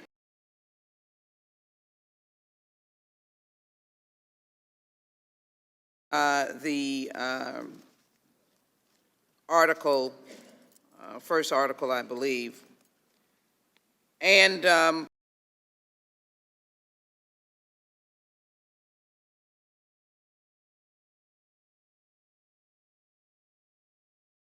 article, first article, I believe.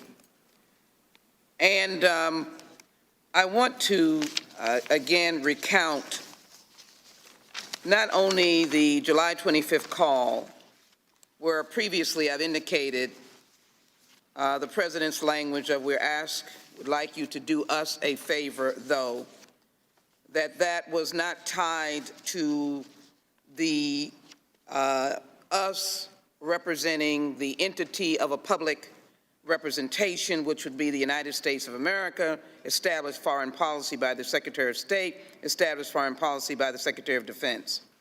And that is because, of course, the Secretary of Defense and State had already certified that Ukraine was working to graduate working to ensure the end of corruption that had met the standards that were required for funding. The other thing is that when Lieutenant Colonel Vindman thought that the words that he heard were appalling and seemed to him to be inappropriate for a call to the President as relates to a question tying the military aid to investigation of Biden and others, sons and others, not official policy, he immediately gave it to the NSC counsel, John Eisenberg. John Eisenberg took the information and then ultimately put it in a separate coded filing and asked that the lieutenant colonel not say anything about it. That is unusual because you would think that if it was normal business, if it had to do with standard U.S. foreign policy, it'd be okay to talk about that call. But they knew a major mistake had been made. They knew that the President had offered to give military aid if he got an investigation against his political rival, and his political rival happened to be Joe Biden, and he knew that was, in fact, conspicuously using public office and public money for public and private desires. Let me also say that our friends talk about the courts. We have not shied away from the courts. In fact, Judge Howell, regarding the 6E grand jury materials, specifically said, there is an impeachment inquiry. You can't stand in the way, Mr. President. Judge Jackson indicated in her decision that the President was not a king. And so we're here to talk about not as a mother, someone's child who may have some concerns like every American's child may have, which I am saddened that those personal matters were raised. We're here to talk about the abuse of this President and the obstruction of Congress, another amendment that we voted against. Because in Rodino's statement during the Nixon proceedings, he made it very clear to President Nixon regarding his failure to comply with subpoenas issued pursuant to the Watergate impeachment inquiry. And the Constitution reinforces the fact that we have the sole power of impeachment. And the underlying decisions of the two court decisions I mentioned was that we were in an impeachment inquiry. And as a reminder to my colleagues, this committee ultimately approved an article of impeachment against Richard Nixon on the obstruction of Congress matter. I wanted to clean up and bring some more points on that. And it was clear that it was a case where the president could not dictate to the House impeachment inquiry what he was refusing to give or not. This is where my friends steer off the rails. They refuse to acknowledge the facts of the case. The president took public money with a public intent, with a private intent, to use those monies to deny Mr. Zelensky, who was going to go ahead and announce investigations on CNN, but was stopped in his tracks when the whistleblower's letter or statement was released. It was out the bag that the president had done this on the July 25th call. Let's be clear, this is about facts and the Constitution. I yield back, Mr. Chairman. Gentlelady yields back. For what purpose does Ms. McBath seek recognition? Thank you, Mr. Chairman. Ladies and gentlemen, I've been sitting here all day. Gentlelady, strike the last word. Yes, excuse me. I moved to Gentlelady's strike the last word. recognized. I've been anxiously sitting here all day long, and I just want to be able to say this to the American people before our day ends today. My colleagues and I have been explaining the evidence that we've heard. We've been talking about all the documents and heard from so many witnesses along the way. And as we have been upholding our constitutional obligation to defend the Constitution, some today have argued that we have not upheld our constitutional obligation to legislate, to solve problems, and that all we want to do is impeach the President of the United States. And I truly want to assure the American people and to give you hope that this is not true. I want to make sure that we set the record straight so that you know that we have been working on your behalf. And despite what many people in this country think, Congress can walk and chew gum at the same time. This Congress has been working very, very hard on behalf of the American people in spite of everything that's happening with this impeachment. This very day, we passed a bill that lowers the cost of prescription drugs for hundreds of millions of Americans, H.R. 3. It will save our taxpayers over $456 billion over the next decade and allow for the expansion of Medicare coverage, including hearing, dental, and vision benefits. Just this week, we achieved monumental changes to the U.S.-Mexico-Canada trade agreement. Yes, we've been waiting a very long time for that. This agreement is huge. It's a huge win for our families, our workers, and business owners in every district across the United States. And we continue to work to make sure that we stay competitive in a global environment.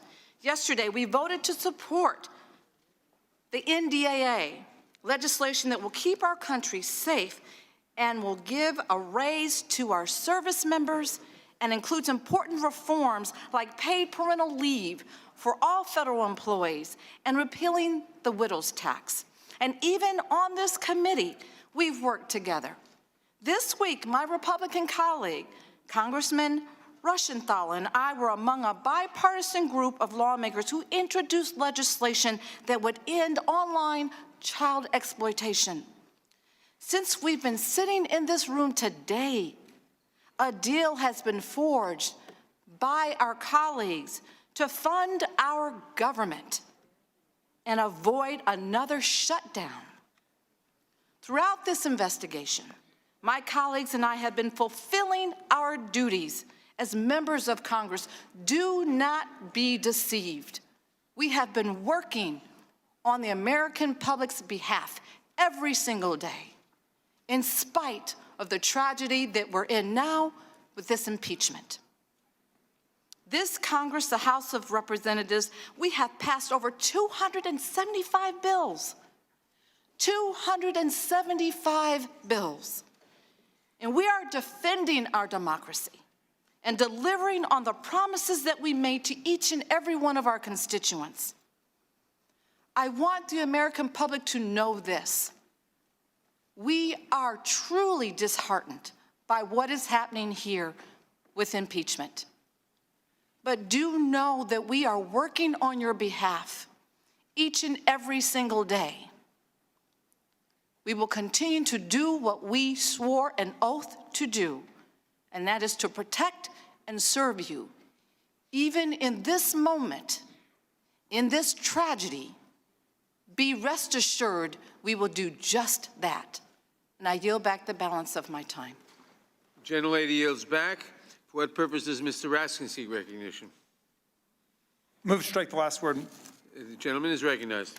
Thank you very much, Mr. Chairman. You know, in law school, I teach my students to try to take the best argument of their opponents and not the worst arguments. And so I'm going to ignore all of the frivolous process objections about the rooms and the temperature and all that kind of stuff we've heard about.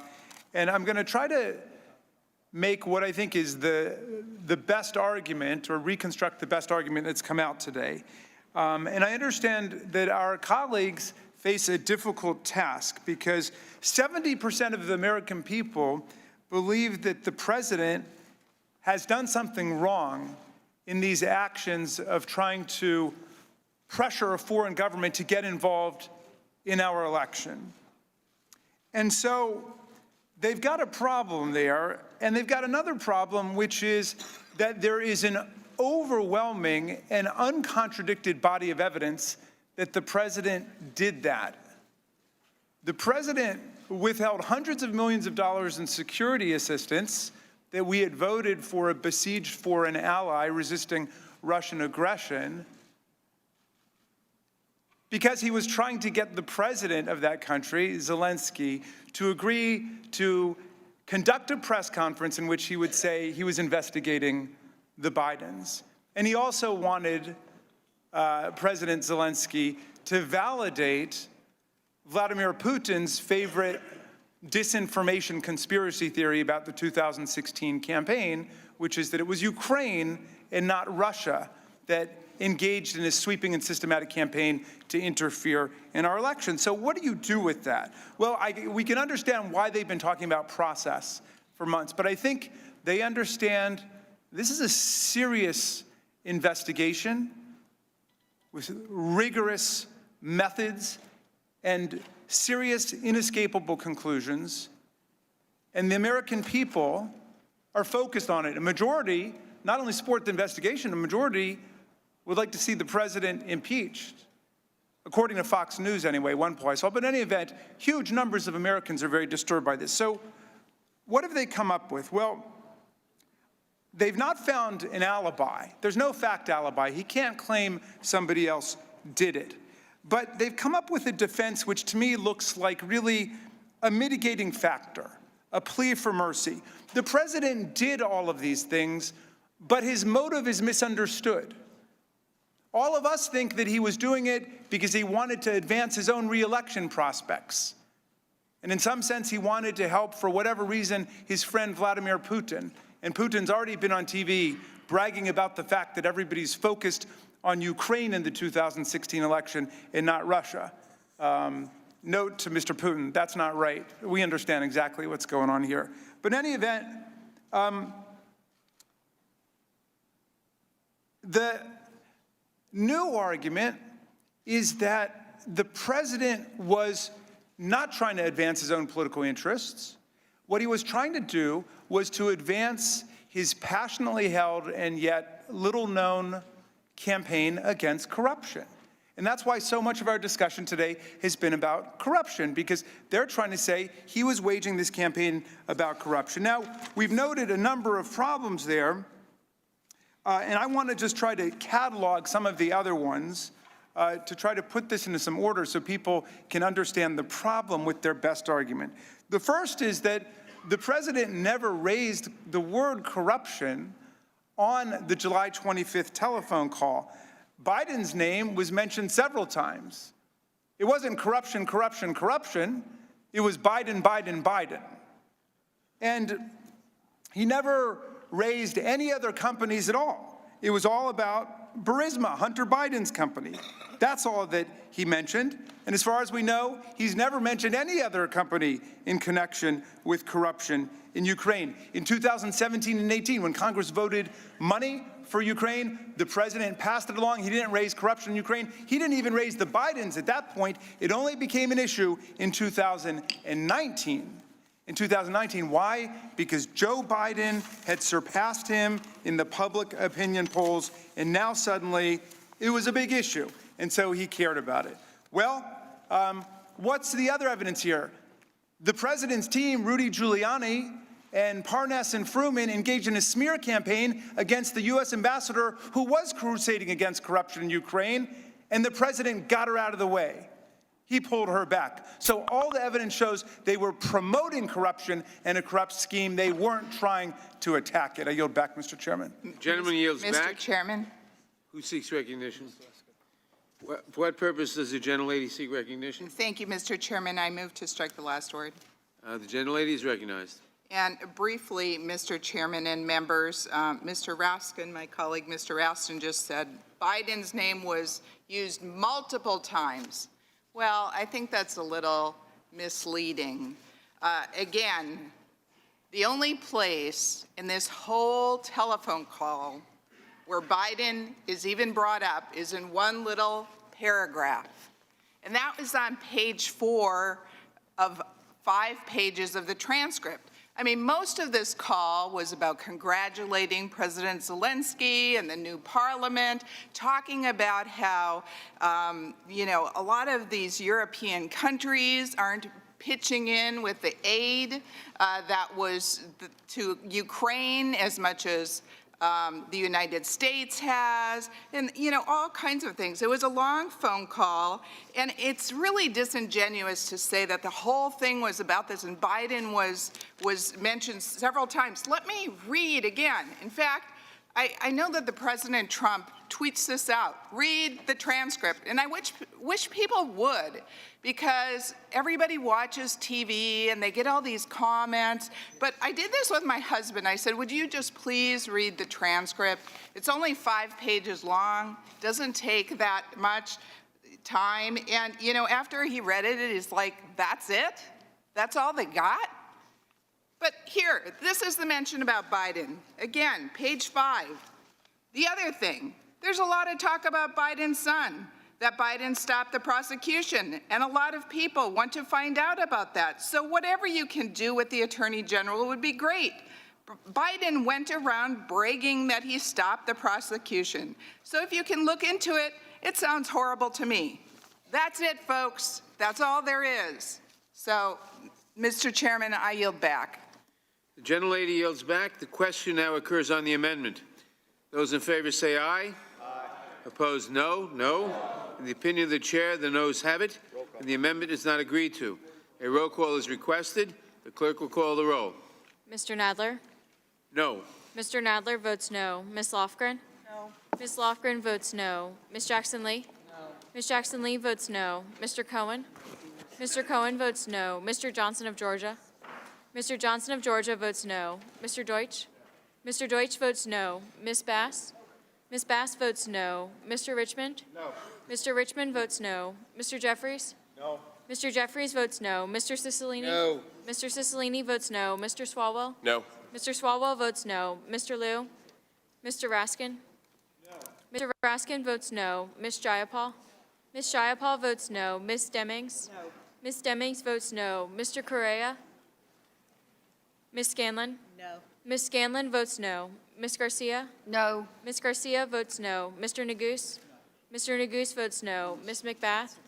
Ms. McBath votes no. Mr. Stanton? No. Mr. Stanton votes no. Ms. Steen? No. Ms. Steen votes no. Ms. McCarcel-Powell? No. Ms. McCarcel-Powell votes no. Ms. Escobar? No. Ms. Escobar votes no. Mr. Collins? Mr. Collins votes aye. Mr. Sensenbrenner? Mr. Sensenbrenner votes aye. Mr. Shabbat? Mr. Shabbat votes aye. Mr. Gomert? Mr. Gomert votes aye. Mr. Jordan? Mr. Jordan votes yes. Mr. Buck? Mr. Buck votes aye. Mr. Radcliffe? Mr. Radcliffe votes yes. Ms. Roby? Ms. Roby votes aye. Mr. Gates? Mr. Gates votes aye. Mr. Johnson of Louisiana? Mr. Johnson of Louisiana votes aye. Mr. Biggs? Mr. Biggs votes aye. Mr. McClintock? Aye. Mr. McClintock votes aye. Ms. Lesko? Aye. Ms. Lesko votes aye. Mr. Reschenthaler? Aye. Mr. Reschenthaler votes aye. Mr. Klein? Aye. Mr. Klein votes aye. Mr. Armstrong? Yes. Mr. Armstrong votes yes. Mr. Stube? Yes. Mr. Stube votes yes. Has everyone voted who wishes to vote? Mr. Correa, you are not recorded. Mr. Correa? Mr. Correa votes no. Anyone else who wishes to vote who hasn't voted? The clerk will report. Mr. Chairman, there are 17 ayes and 23 noes. The amendment is not agreed to. Are there any further amendments to the amendment in the nature of a substitute?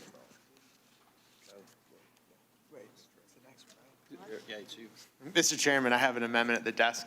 Mr. Reschenthaler has an amendment at the desk. The clerk will report. Amendment to the amendment in the nature of a substitute to H-Res 755, offered by Mr. Reschenthaler of Pennsylvania. The gentlelady reserves a point of order. Page 5, beginning on line 6, strike Article 2. I withdraw my point of order. Strike Article 2. The gentleman is recognized for 5 minutes to explain his amendment. Thank you, Mr. Chairman. My amendment would strike all of Article 2, which is the obstruction of Congress charge. The facts simply do not align with the Democrats' claim of obstruction. Our government has 3 branches for a reason. When there is a disagreement between the executive and the legislative branch, it is supposed to be resolved by the 3rd branch, the court. Republicans recognized this in 2011 when they investigated President Obama's Fast and Furious scandal. The Fast and Furious scandal allowed 2,000 firearms to fall into the hands of drug cartels and resulted in the death of an American Border Patrol agent. People actually died in President Obama's scandal. Throughout the Republicans' investigation of that scandal, they made numerous attempts to accommodate the Obama administration. Yet despite their efforts, President Obama invoked executive privilege and barred testimony and documents. So what did the Republicans do? The appropriate thing. They went to the courts. Compare those efforts with what we have seen from the Democrats during this impeachment sham. House Democrats could have worked with the administration to reach accommodations for their requests, but they didn't. House Democrats should have worked through the courts, but they didn't. And why is that? It's simple. Because they have a political expedient deadline to send this mess out of Congress into the Senate before Christmas. So despite what you hear from my colleagues, the administration has consistently cooperated with Democrats, even though they have been out to get this president since the very moment he was elected. Let's just go through the numbers. Over 25 administration officials have testified before the House Oversight Committee. Over 25. Over 20 administration officials have testified before this very committee. The administration has also handed over more than 100,000 pages of documents since the start of the sham impeachment inquiry. Now let's contrast that with the conduct from the Democrats. Democrats have threatened witnesses that, quote unquote, any failure to appear in response to a letter requesting their presence would constitute evidence of obstruction. Let me just go through that language. It's a letter would constitute evidence of obstruction. That's not a subpoena, that's a letter. Democrats have also told the State Department employees that if they insisted on using agency counsel to protect executive branch confidentiality interests, they would have their salaries withheld. That kind of sounds like abuse of power, but I digress a little bit. Democrats have not afforded this president basic procedure protections, such as the right to see all the evidence, the right to call witnesses, or the right to have counsel at hearings. But it's just not the Trump administration that's been railroaded by the Democrats. Judiciary Democrats voted down my own subpoena, my own motion to subpoena the whistleblower, even though I said that he or she could testify in executive session, which would be private, and yet they voted it down on party lines. Chairman Nadler also refused requests to have Chairman Schiff testify before this committee. House Democrats also have denied every Republican request for a fact witness. So I ask, who is really obstructing Congress? The Democrats have no case when it comes to obstruction. This obstruction charge is completely baseless and bogus. If they really wanted to charge someone with obstruction, how about they start with Adam Schiff? Thank you, and I yield back the remainder of my time. Gentleman yields back. For what purpose does Ms. Bass seek recognition? Strike the last word. Gentlelady is recognized. I'd like to begin by answering my colleague's question. He asked, who is really obstructing Congress? Who is obstructing Congress? President Donald Trump. The text of the Constitution devotes only a few sentences to a discussion of impeachment power. Yet among those few sentences is the clear statement that the House possesses the sole power of impeachment. And what that means is that within the sole discretion of the House to determine what evidence is necessary then for it to gather in order to exercise that power. So it's unnecessary for the House to go to the court to enforce subpoenas issued pursuant to an impeachment investigation. If it did, the House's sole power of impeachment would be beholden to the dictates of the judicial rather than the executive branch. Past presidents have disapproved of impeachments, criticized the House, doubted its motives, and insisted they did nothing wrong. But no president, however, including President Nixon, who was on the verge of being impeached for obstruction of Congress, had declared himself and the entire branch of government he oversees totally exempt from subpoenas issued by the House pursuant to its sole power of impeachment. President Trump has made compliance with every demand a condition of even considering whether to honor subpoenas, and he has directed his senior officials to violate their own legal obligations to turn over subpoenas and provide testimony. Indeed, the House was only able to conduct its inquiry into the Ukraine matter because several witnesses, like the ambassadors, the Lieutenant Colonel Vindman, had the courage to defy the president's unlawful command. President Trump's conduct toward the current House impeachment inquiry is unprecedented. My colleagues talk about information that we should wait to get from the courts. We really wouldn't have to wait to get from the courts if the president would comply and provide documents. I remember when Ambassador Sondland was testifying, and he said that he was testifying from memory because he wasn't even allowed to have access to his own notes in the State Department. President Trump has abused his power and is a continued threat to our democracy and national security.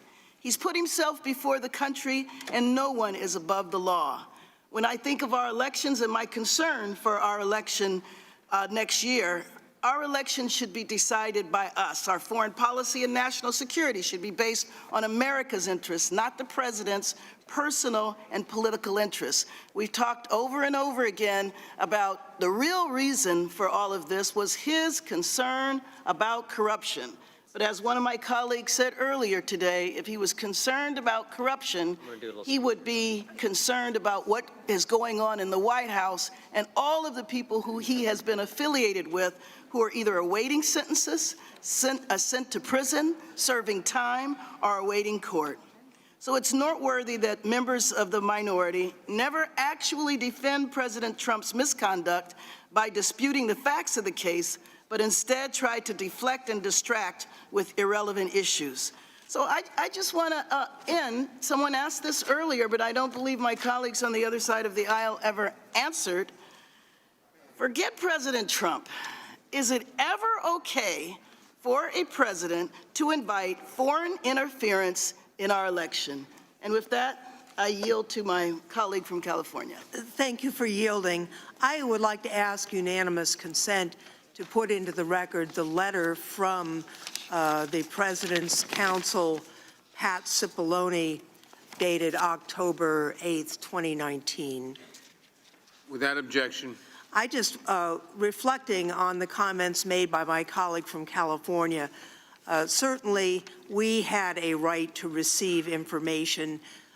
We have a right to make a judgment on the information that we have been able to obtain because impeachment is solely in the province of the Congress. But just on the narrow issue of the assertion of privilege, I think it's important to note that no privilege was asserted in this letter by the counsel. He doesn't say it's executive privilege. He doesn't say anything that you could take to court. He just says he doesn't like what we're doing, and they're not going to give us anything. No, not a piece of paper, not a witness, just no. And that is an absurd situation. It is not acceptable, and it is really obstruction of Congress. And I thank the gentlelady for yielding and yield back to her. I think my time has expired. I yield back. Gentlelady's time has expired. Chairman, For what purpose does Mr. Sensenbrenner seek recognition? I move to strike the last word. Gentleman is recognized. Listening to my two colleagues from California, this seems to be the greatest amount of circular reasoning that we've heard in the last couple of days. There's been a lot of it, but this is one that I think grabs the blue ribbon. Because what I hear is that an impeachment inquiry, if the White House does not give the House of Representatives in this committee everything we ask for, then that's obstruction of Congress and an impeachable offense. And that's not what the law said, and it's not what the law should be. There are certain privileges and immunities that the President has, irrespective of whether we're doing oversight or whether we're using our Article 2 power, the sole power of impeachment. And he ought to be able to present those, in a court of law. This is not a court of law. I don't blame White House counsel Cipollone for not saying that there were any privileges involved, because we know what the answer is going to be. And that is, we're going to blow any claim of privilege away. We're going to blow any type of executive immunity away. We are going to simply say, we want it, and you got to give it to us, no matter whether it's private information or doing some legitimate oversight. Now, we know that the rejection of the argument that we shouldn't have to go to court for that is bogus, because the House of Representatives has gone to court to try to get enforcement of subpoenas that are as a result of this impeachment inquiry.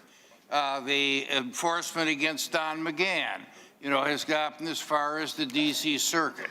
There are others that are pending a little bit further backwards in the judicial system. But what I would like to ask my friends on the majority side is, okay, say we're done with this impeachment inquiry next week. The House passes both articles of impeachment and it goes to the Senate for trial. Does that mean that the whole nexus of why you are attempting to enforce those subpoenas is gone? Are you going to go to court and say it's gone? Are you going to move to dismiss those actions to support enforcement of the subpoenas? If you are following the argument that I've just heard, you got to do it. But I doubt it. I yield back. Oh, I would have taken that. Gentleman yields back. I recognize myself for 5 minutes. The actions of the White House, of the President in this case, are different in kind from all previous actions of executives, of presidents. It is not a question of asserting privileges. It is not a question of adjudicating rights given in court. Rather, the counsel wrote, given that your inquiry lacks any legitimate constitutional foundation, the executive branch cannot be expected to participate in it. It is not up to the President to decide whether an impeachment inquiry by the Congress is legitimate or not. That's our function. That sentence shows right there a usurpation by the President of congressional power, number one. Number two, if the White House had simply asserted privileges for a number of witnesses, that could be adjudicated. And maybe, it may very well be that had we chosen to oppose that as a reason for an impeachment, that would be invalid. But that's not what we're talking about. We're talking about the President saying he does not recognize our impeachment and he will not participate in it. He will not grant anything. That is an obstruction of Congress. It's a usurpation of Congress's role to decide whether to have an impeachment inquiry, and it's a decision to completely try to frustrate that inquiry by denying all participation, by denying all documents and all witnesses without asserting any privileges. There's nothing to do with privileges. Privileges may be adjudicated in court. An assertion by the executive that the impeachment power cannot be exercised by Congress is an obstruction of Congress, and if allowed to get away with it, eliminates the power of impeachment as a check on the power of the presidency, and is a large step toward dictatorship, because the threat of impeachment is the only threat, the only enforcement mechanism that Congress has on a president who would usurp powers and destroy the separation of powers, especially given the Department of Justice's policy that a sitting president cannot be indicted, and the administration's assertion that he cannot even be investigated criminally. That leaves only impeachment as a remedy and as a check on presidential power. And if you don't want a dictatorship, you have to allow Congress to exercise the power of impeachment. And the Congress has a sole power, the House has a sole power of impeachment, which means we have the right to get the documents we demand, may be subject to certain privileges, but that's not at issue here because no privileges have been asserted. Instead, what has been asserted is that the executive has the right to determine that the impeachment inquiry is invalid. They usurp the role of the House. This is an assertion of tyrannical power. That's why we must impeach the president on this article to go along with this amendment and get rid of Article 2 and say it is, in effect, it is permissible for the president to deny the impeachment power of the House is a long step away from constitutional government, a long step away from any control over the power of a president, and a long step toward tyranny. And I oppose the amendment. I yield back. Mr. Chairman, who seeks recognition? I just wanted to ask if you would yield for 1 minute, one quick question on that. I will yield. I yielded back, but I'll yield. I just wanted to ask, you said it's the only, or to paraphrase, it's the only remedy. Why is court not an appropriate remedy in this case? Court would be an I think your microphone's off. Sorry. Court might be an appropriate remedy if a privilege were asserted. I'm not willing to say that you couldn't mount an impeachment based on overbroad assertions of privilege. But no privileges have been asserted. There's nothing for a court to review. All that the president has said is there will be no, he has directed everyone in the executive branch, do not provide a piece of paper, do not testify. There's nothing for the court to review. He has simply asserted that the Constitution, that he doesn't recognize the constitutional power of Congress to impeach.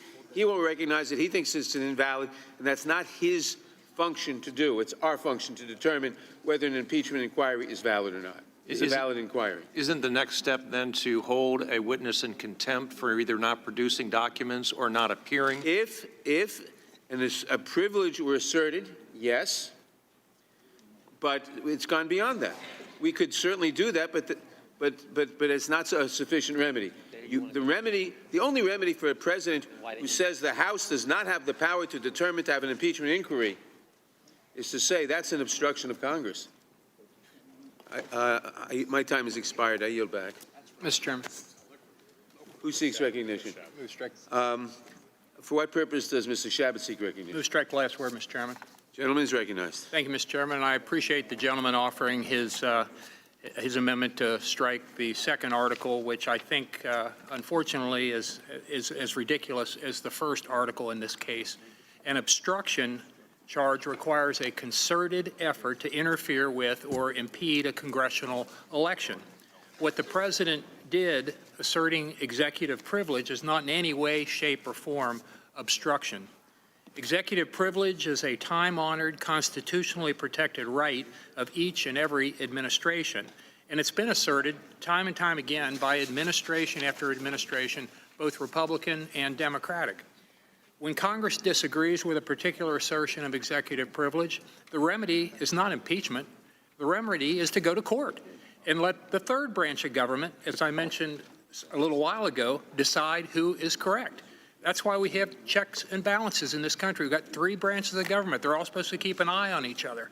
And in this case, the remedy is to go to the courts and let the courts decide if the president and this Congress disagree. And except that the House Democrats have decided that they don't want to wait for the courts to decide, not when they can instead just impeach the president and maybe damage him politically, although apparently that's not happening, but I think that was their goal. You want to talk about abuse of power? What the House Democrats are doing here is a clear case, in my view, of abusing their office for political gain. The majority really should hold themselves in contempt for conducting this one-sided, biased impeachment investigation and then attacking the White House for refusing to participate in such a patently unfair process. And I think if you look at the record of this president thus far, and he's only been in office 3 years at this point, the accomplishments are quite considerable. Impeaching a president that's accomplished these types of things is just patently absurd. Look at the economy right now. And why is the economy doing so well? I think it's principally 2 things. The Tax Cuts and Jobs Act that this president pushed and was passed when the previous Congress was in control. It was Republicans, both the House and the Senate at that time. The Democrats kept screaming, oh, these are tax cuts for the rich, tax cuts for the rich. About 85% of the American people had their taxes reduced. Yes, wealthy people got their taxes cut, but so did virtually everybody else in this economy. That's one of the principal reasons that we're seeing the economy continue to grow. That's one of the reasons that unemployment in this country is so low right now. It's at historic lows, about 50 years. And it's not just wealthy people doing well. A lot of people are doing well, and it's because of the tax cuts. About, as I mentioned, 85% of the people got their tax cuts. Unemployment in this country among African Americans, Hispanic Americans, Asian Americans is at all-time low. Unemployment all-time low among those groups because of this president's policies in conjunction with Congress back when Republicans were in the majority. I happen to be the ranking member, the lead Republican on the House Small Business Committee. I was the chairman of that committee for the last 2 years. Small businesses all across America are doing very well right now. Their confidence is at all-time highs. Why is it so important that small businesses do well? Well, about 70% of the new jobs created in the American economy are created by small business folks all across this country. They're the backbone of the American economy. And the other reason I think, other than taxes being reduced, why you're seeing the economy grow so well, is because he has reduced the red tape, the bureaucracy, the regulations that come out of Washington. Because when he was running as a candidate, he said his goal was to get rid of 2 existing regulations right now, red tape, 2 existing regulations for every new regulation coming out of Washington. That was a tough goal, but we've even exceeded that. So those 2 things together, I think, are one of the principal reasons this economy is growing so well. There's so many things that you could talk about the successes, but one that's actually going to happen soon is improving NAFTA, the USMCA. And again, hopefully the Democrats are going to pass this. They're in control here in the House now. And they face the challenge because if they passed it, then the president's obviously going to get some credit because he's been pushing this. They don't really want the president necessarily to get any credit, but they also are trying to get rid of the label of being a do-nothing Congress since they've been in control now. So they're going to apparently impeach the president and at the same time pass the USMCA. It's unfortunate it takes impeaching a president to pass it, but I'm really happy that we're impeaching it because, that we are passing USMCA because that's really good for the country. And I yield back, Mr. Chairman. The gentleman yields back before he gets into too much trouble. It takes impeaching a president to pass it, but I'm really happy that we're impeaching it because, that we are passing USMCA because that's really good for the country. And I yield back, Mr. Chairman. The gentleman yields back before he gets into too much trouble. I recognize, for what purpose does Ms. Scanlon seek recognition? I move to strike the last word. Gentlelady is recognized. I'm really uncomfortable with the suggestion that's been made several times today that the U.S. Constitution is for sale. You know, there's no exception in the Constitution that allows a president to cheat in an election just because the economy is going well. My oath to protect and defend the Constitution isn't for sale. Look, if President Trump's obstruction, abuse of power, and obstruction of Congress are not impeachable, nothing is. Article 1 charges Trump with the abuse of power for attempting to undermine our elections. The primary check on a president becoming a king is elections. This president abused his powers to undermine our elections. That's Article 1. Article 2, which my colleague has suggested we should abandon, charges President Trump with obstruction of Congress for blocking the production of all documents and witnesses subpoenaed by Congress in the impeachment investigation. Congress's power to investigate and impeach the president is the backstop to elections to protect our government from being overrun by executive. The president has undermined our Constitution by obstructing Congress's impeachment power without a legal basis. For our Constitution to operate properly, it depends upon people acting in a reasonable manner. We're not dealing with an executive at this point who is acting in a reasonable manner.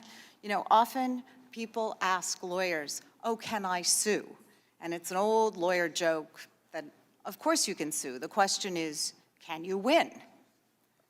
President Trump has made a career out of suing, knowing that he had no chance to win. He has clogged up our courts for decades, and he usually loses because he hasn't a legal leg to stand on. That's the situation we're in now. He has defied congressional subpoenas without a legal leg to stand on. He hasn't claimed executive privilege, which is something that could go to the courts. He's made up something called absolute immunity. Never before in the history of our country have we had a president who said, you can't talk to anyone in my administration, you can't see any documents. When we had Hope Hicks come before this, his communications secretary, come before this committee several months ago, she was subject to a claim of absolute immunity. She wasn't allowed to testify to anything that had happened, that she'd seen, that had been done from the moment she walked into the White House until she left. She wasn't allowed to tell us where her office was. I mean, this is the kind of absolute, tempted to say, iron curtain that this president has tried to place between his administration and the American people. There is no way in hell I will vote to remove obstruction of Congress from these articles, and I yield back. The gentlelady yields back. Chairman, Mr. Chairman. The gentlelady yields back. For what purpose does, what? Oh, For what purpose does Mr. Jordan seek? move strike the last word. Gentleman is recognized. I support the gentleman from Pennsylvania, his amendment. He said in his remarks, he said the real obstruction came from Chairman Schiff. So true. And you know who the first victim was? This committee. This committee, unless you were on the Intel Committee, the Oversight Committee, the Foreign Affairs Committee, you couldn't set in for the 17 fact witnesses. You couldn't be a part of those depositions. Now, some people tried. My good friend from Florida tried to get in as a member of the committee that's now marking up the articles of impeachment, but he wasn't allowed. So the first victim of the real obstruction to get to all the information was this committee. The committee charged with writing up the articles of impeachment, marking them up as we speak, wasn't allowed to be in there for the 17 fact witnesses that we all deposed. But the Democrat rules were even worse. No subpoena power for Republicans. Depositions, as I said, done in secret, in the bunker, in the basement of the Capitol. In those depositions, remember, these witnesses were subpoenaed. They're supposed to answer our questions, but only the Democrats got all their questions answered. There were questions that Republicans asked that the chairman of the Intel Committee prevented the witnesses from answering. Democrats denied Republicans witnesses for the open hearings. We weren't allowed to call the witnesses we want. We had to submit a list. We put a couple people on the list from the 17 people that Adam Schiff subpoenaed just so we could have some people that we thought might help make the real case and present the facts, but we weren't allowed to call our witnesses. And of course, the one witness that we really wanted to call, even though Adam Schiff initially said that we'd get a chance to hear from him, we weren't allowed to, and that's the whistleblower. Remember when this all happened in September? Adam Schiff told us we were going to get to hear from the whistleblower. The whistleblower with no firsthand knowledge, who was biased against the president, who worked with Joe Biden. He said, we're going to get to hear from him, but then changed his mind. And what changed the chairman's mind? Well, remember, the day after the call, the whistleblower writes this memo. Says the call was, all describes it as crazy, frightening, but he waits 18 days to file his complaint. But what happens in that 18-day time frame? Whistleblower goes off and sees Adam Schiff, gets some marching orders from Adam Schiff's staff, and everything changes. We don't get to hear from him.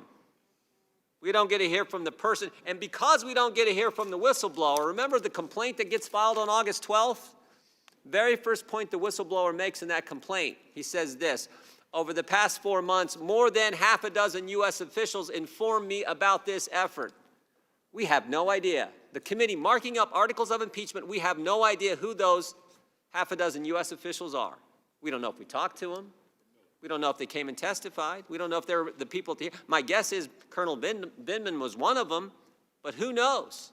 We don't know, because we never got to talk to the individual who started it all with the complaint that the chairman of the Intel Committee told us when it all started, we're going to get to hear from him, but then when it's discovered that his staff had communicated with the whistleblower, nope, we're not going to get to. So the real victim of the obstruction here is this committee. We've not had any fact witness. We've had 4 Democrat witnesses in front of us. 3 law professors that the majority called in, and 1 Democrat law professor that the Republicans called in. That's all we've heard from. Those are the 4 witnesses, and then a bunch of staff. None of the 17 witnesses. So I support the gentleman from Pennsylvania's amendment, and he's exactly right. The obstruction came from the chairman of the Intel Committee. With that, I yield back. The gentleman from Rhode Island is recognized. Madam Chair, I move to strike the last word. Okay, you are recognized. Madam Chair, so we're charged with the responsibility of taking the facts that have been established in this investigation, applying them to the Constitution that we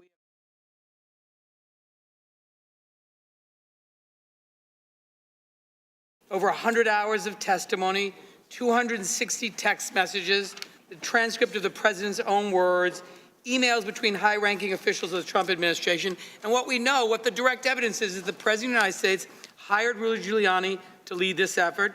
The President engaged in a smear campaign against Ambassador Yovanovitch and then fired her because she was an anti-corruption fighter. The President put a hold on military aid to Ukraine. The President and others acting on his behalf demanded that President Zelensky publicly announce an investigation of the President's chief political rival. The President put the 3 amigos, Ambassador Sondland, Perry, and Volker, in charge of Ukraine. The President refused to have a meeting or release aid until the public announcement of the investigation of his political opponent. The President told the Vice President Pence, not to attend the new President of Ukraine's inauguration. And the President spoke to Ambassador Sondland about what Ambassador Sondland described as a quid pro quo, just to name a few highlights of the evidence. But what we know also, if you drill down a little more, and I want to speak specifically about Trump administration officials who were in the middle of this activity. On July 21st, 2019, there was a text from Ambassador Taylor to Ambassador Sondland, and I quote, "President Zelensky is sensitive about Ukraine being taken seriously, not merely as an instrument in Washington domestic re-election politics." David Holmes testified, "I was surprised that the requirement was so specific and concrete. This was a demand that President Zelensky personally commit to a specific investigation of President Trump's political rival on a cable news channel." Mr. Holmes also testified in response to a question during counsel's examination. "You're acknowledging, I think, Mr. Holmes, are you not, that Ukraine very much felt pressured to undertake these investigations that the President, Rudy Giuliani, and Ambassador Sondland and others were demanding?" Answer from Mr. Holmes, "Yes, sir." Ambassador Taylor has a call on September 8th with Ambassador Sondland, and Ambassador Taylor says this is a career diplomat, a Vietnam War hero. And Ambassador Taylor says, "During our call, Sondland tried to explain to me that President Trump is a businessman, and when a businessman is about to sign a check to someone who owes him something, the businessman asked that a person to pay up before signing the check." And Ambassador Volker made the same argument. I argued to both of them that explanation made no sense. The Ukrainians did not owe President Trump anything. and holding up security assistance for domestic political gain was crazy. And finally, on September 9th, Ambassador Taylor, in a text exchange with Ambassador Sondland, again says, as I said on the phone, I think it's crazy to withhold security assistance for help with a political campaign, end quote.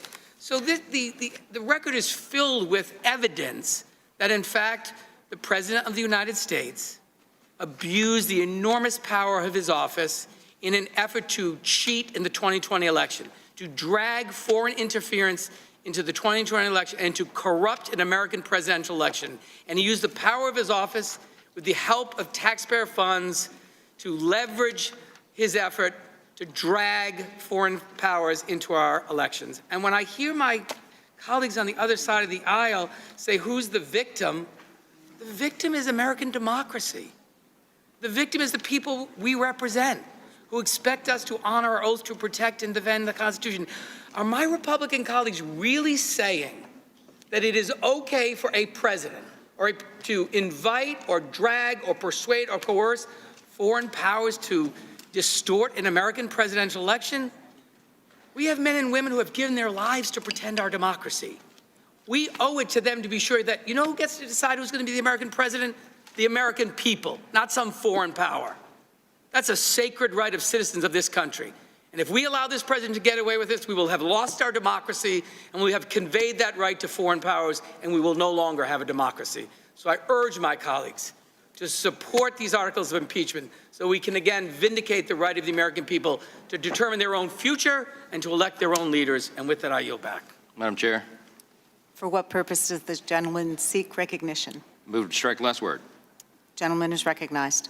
Thank you. I just wanted to urge support for this amendment striking Article 2. There's been a lot said today, as everybody's acknowledged, and I'm just struck by the hyperbolic language that is being used on the other side and this breathless charge that we hear over and over about Article 2, that this is the first time in the history of the Republic that any president has evoked this kind of privilege or evoked this kind of immunity over subpoenas from Congress. And of course, it's just simply not. And this breathless charge that we hear over and over about Article 2, that this is the first time in the history of the Republic that any president has evoked this kind of privilege or evoked this kind of immunity over subpoenas from Congress. And of course, it's just simply not true.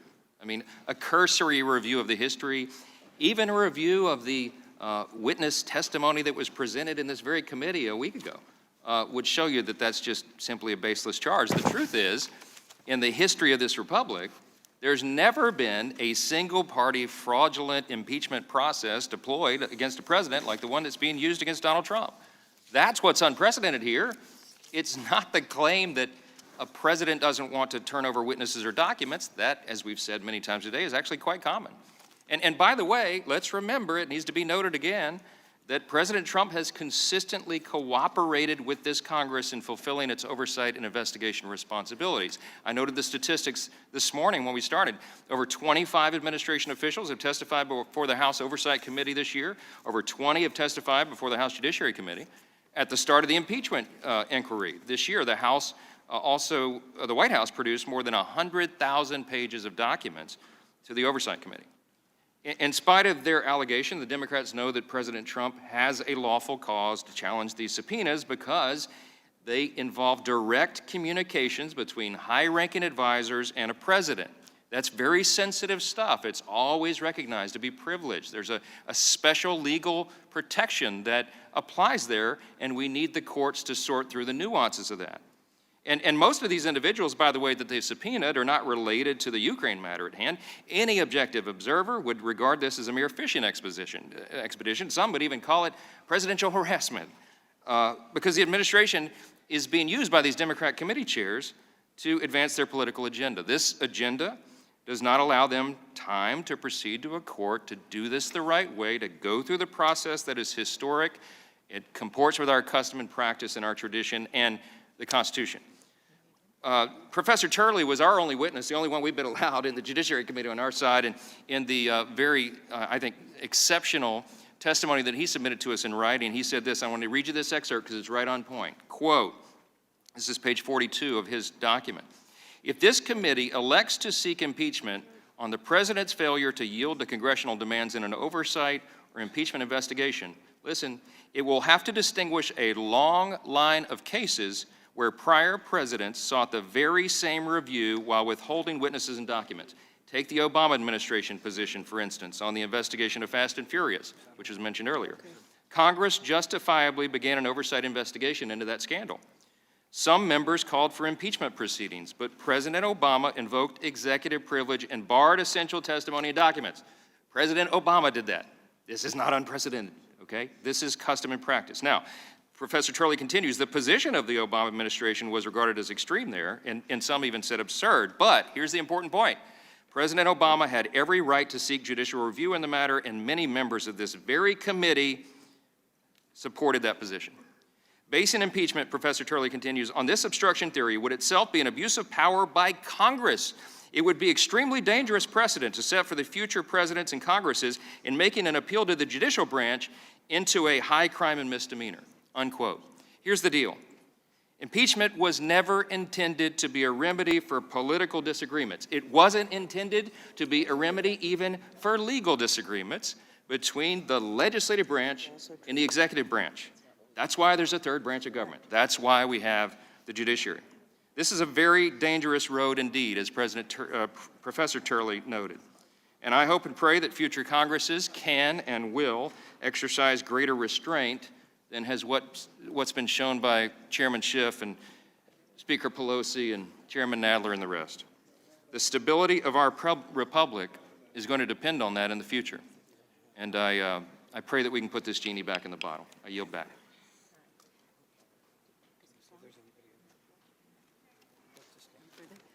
For what purpose does the gentlewoman from Florida seek recognition? I move to strike the last word. Gentlewoman's recognized. Thank you. It is the basis of our government.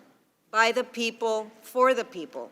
We have requested hundreds of documents and have been provided with absolutely not one document. The president has actually instructed the State Department to not give us the information that we've asked. He has told witnesses, people that we have subpoenaed to come in front of Congress to testify, to not come and testify. Talk about a dangerous precedent. I think that the people deserve to know how he's using the office of the presidency to advance his own interests above those of the people whom he was elected to serve. The president has abused his office and is now using that power of the office to hide the extent of that abuse from the people. That is abuse of power. That is an impeachable offense. And I just want to end by saying that it is also appalling that throughout this process, the president and the Republican Party have continuously attacked foreign service officers, the men and women of the military, our intelligence community, those who protect us every day, undermining our national security. They are patriots, and they should be treated as such. After all, we are all Americans. I yield back. The gentlelady yields back. For what purpose does Mr. Gomer seek recognition? I rise in support of the amendment. Does the gentleman strike the last word? Yep. Yes, I do. The gentleman is recognized. You know, this is so surreal. You know, it seems that we've come to a time when right is wrong, wrong is right, bullies are the victims, and the victims are called bullies. For 3 years, this president has been harassed. This is so surreal. You know, it seems that we've come to a time when right is wrong, wrong is right, bullies are the victims, and the victims are called bullies. For 3 years, this president has been harassed. He's been electronically surveilled, spied upon, as normal people would call it. Allegations have never ceased. They continue, and they're continuing today. At some point, you would think that someone would look at the abuses by Congress, by the Justice Department, friends of our Democrats, by the FBI, friends of our Democrats who hated the president when he was nothing but a candidate, at some point, somebody would go, this is out of control. We need to step back and say, wait, this train is off the tracks. It's time to get, and here's the word, reasonable. What's gone on the last 3 years is not reasonable. There's a doctrine those who are attorneys know. You're going to try to pursue some remedy, you need to have clean hands. The majority has been so abusive. Sure, this administration has produced tons of witnesses after subpoenas, some without, sometimes it's just negotiated. But normally what happens is subpoena is received, and it means you're not going to be able to use an agency attorney, even though, and an agency attorney will not be allowed in, even though the only way that the witness can appear and have executive privileges properly claimed is to have an agency or department attorney with them. And that's when things get negotiated and get worked out. But some of our friends know that if they're abusive enough with subpoenas and with lawfare, just not warfare, but using the law as a weapon, you can run people out of office. They successfully did that, continually suing Sarah Palin, Ryan Zinke. He couldn't afford to keep hiring individual lawyers when agency lawyers couldn't come. This is the kind of stuff that's been going on. And so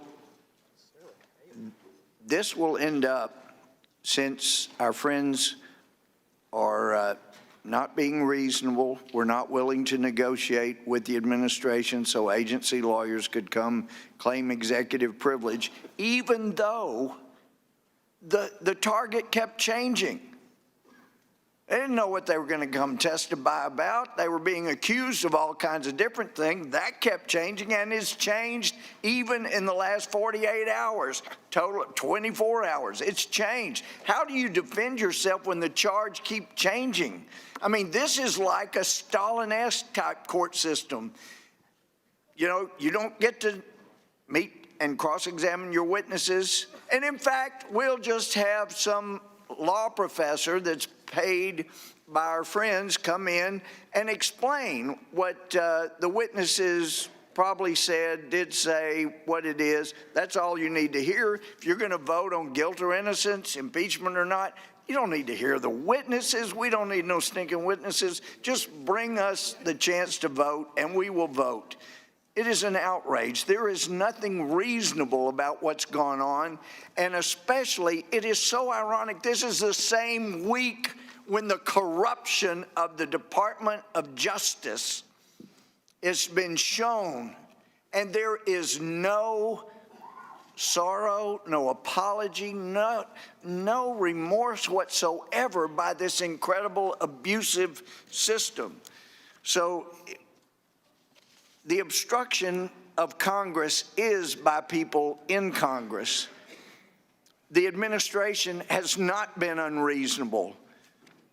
They've seen what has happened when this abusive Justice Department gets people in a perjury trap. They got nothing to go on, but if we can get you in and get you to testify, then we can prosecute you if you make a mistake while you're testifying. It was very, very reasonable not to come answer the subpoenas when you couldn't have an agency lawyer and there's no negotiation with the other side. I yield back. The gentleman yields back. For what purpose does Ms. Dean seek recognition? To strike the last word. Gentlelady is recognized. Throughout the course of this investigation, we've seen a stark contrast between the patriots who stood up to tell the truth and those who have turned a blind eye to the truth. And so tonight, to those patriots, I want to lift you up. I want to tell you thank you. Vietnam War I am in awe of Marie you. Yovanovitch, extraordinary former ambassador to Ukraine, who joined the Foreign Service during the Reagan administration.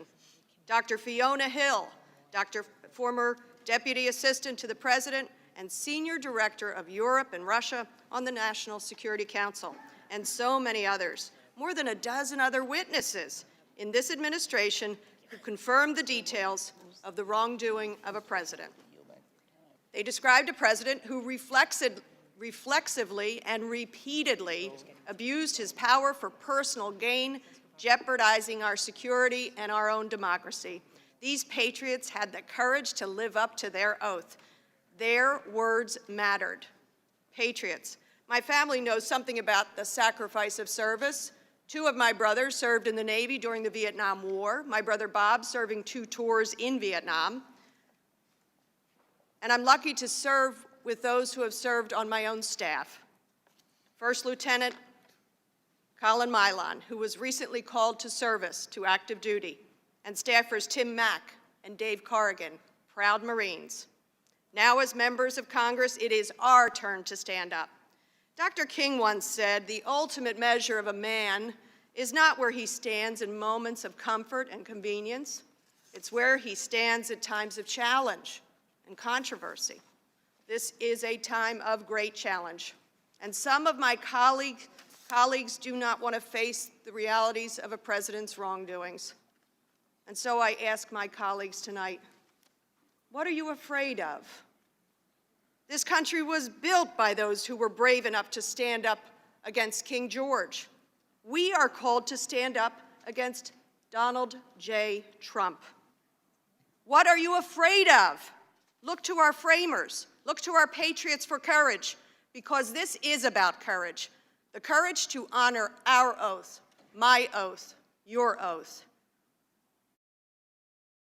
Mr. Chairman, I will, with somberness of purpose, yet with confidence in our Constitution, be voting no on this amendment and be voting yes on these articles of impeachment. And with that, I yield back. Mr. Chairman. Wait, the gentlelady yields back. Who seeks? Mr. Chairman. For what purpose does Mr. Biggs seek recognition? With respect, last word. Gentleman is recognized. Thank you, Mr. Chairman.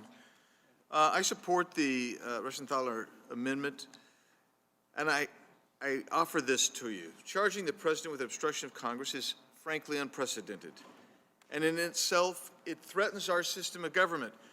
The principles of separation of powers and checks and balances demand that a president be permitted to resist demands that the president finds overly broad, burdensome, harassing, or otherwise violative of his constitutional privileges.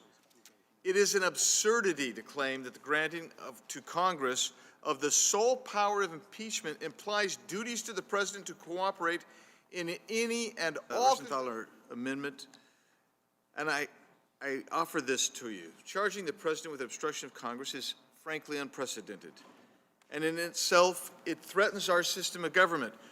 The principles of separation of powers and checks and balances demand that a president be permitted to resist demands that the president finds overly broad, burdensome, harassing, or otherwise violative of his constitutional privileges.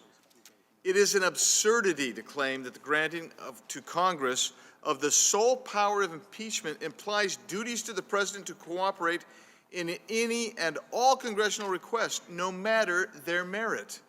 Disputes between the branches are actually a feature. They're a feature of our system. They're not a bug in the system. The branches are required to engage in a process of accommodation to reach an agreement that takes into account the relative equities of both sides. But both branches have rights and interests to protect. We do, the executive does. If those disputes cannot be resolved, the courts are to step in. Anything less threatens the separation of powers that is a very foundation of this Constitution. This majority has taken the position, quite frankly, the dubious position, that despite clear precedent to the contrary, that a vote of the full House is not required to an open impeachment proceeding. Think of the implication of that. Any rogue committee chairman can, on his or her own, commence an impeachment proceeding against a president. That chairman can then submit whatever subpoenas and document requests they wish. Under the theory of these articles, the president has no choice but to comply with a single rogue committee chairman because his failure to do so would be have defied congressional subpoenas, including President Obama on many occasions, as my colleague from Louisiana just pointed out a moment ago. Many presidents have outright refused to cooperate with congressional investigations as well, and I'm going to give you 3 historical cases that are not artifacts, but are actual cases where, for instance, President Jackson said in 1837 He called a House subpoena illegal and unconstitutional, stating that he would repel all such attempts as an invasion of the principles of justice, as well as of the Constitution, and he shall esteem it his sacred duty to the people of the United States to resist them as he would the establishment of a Spanish Inquisition.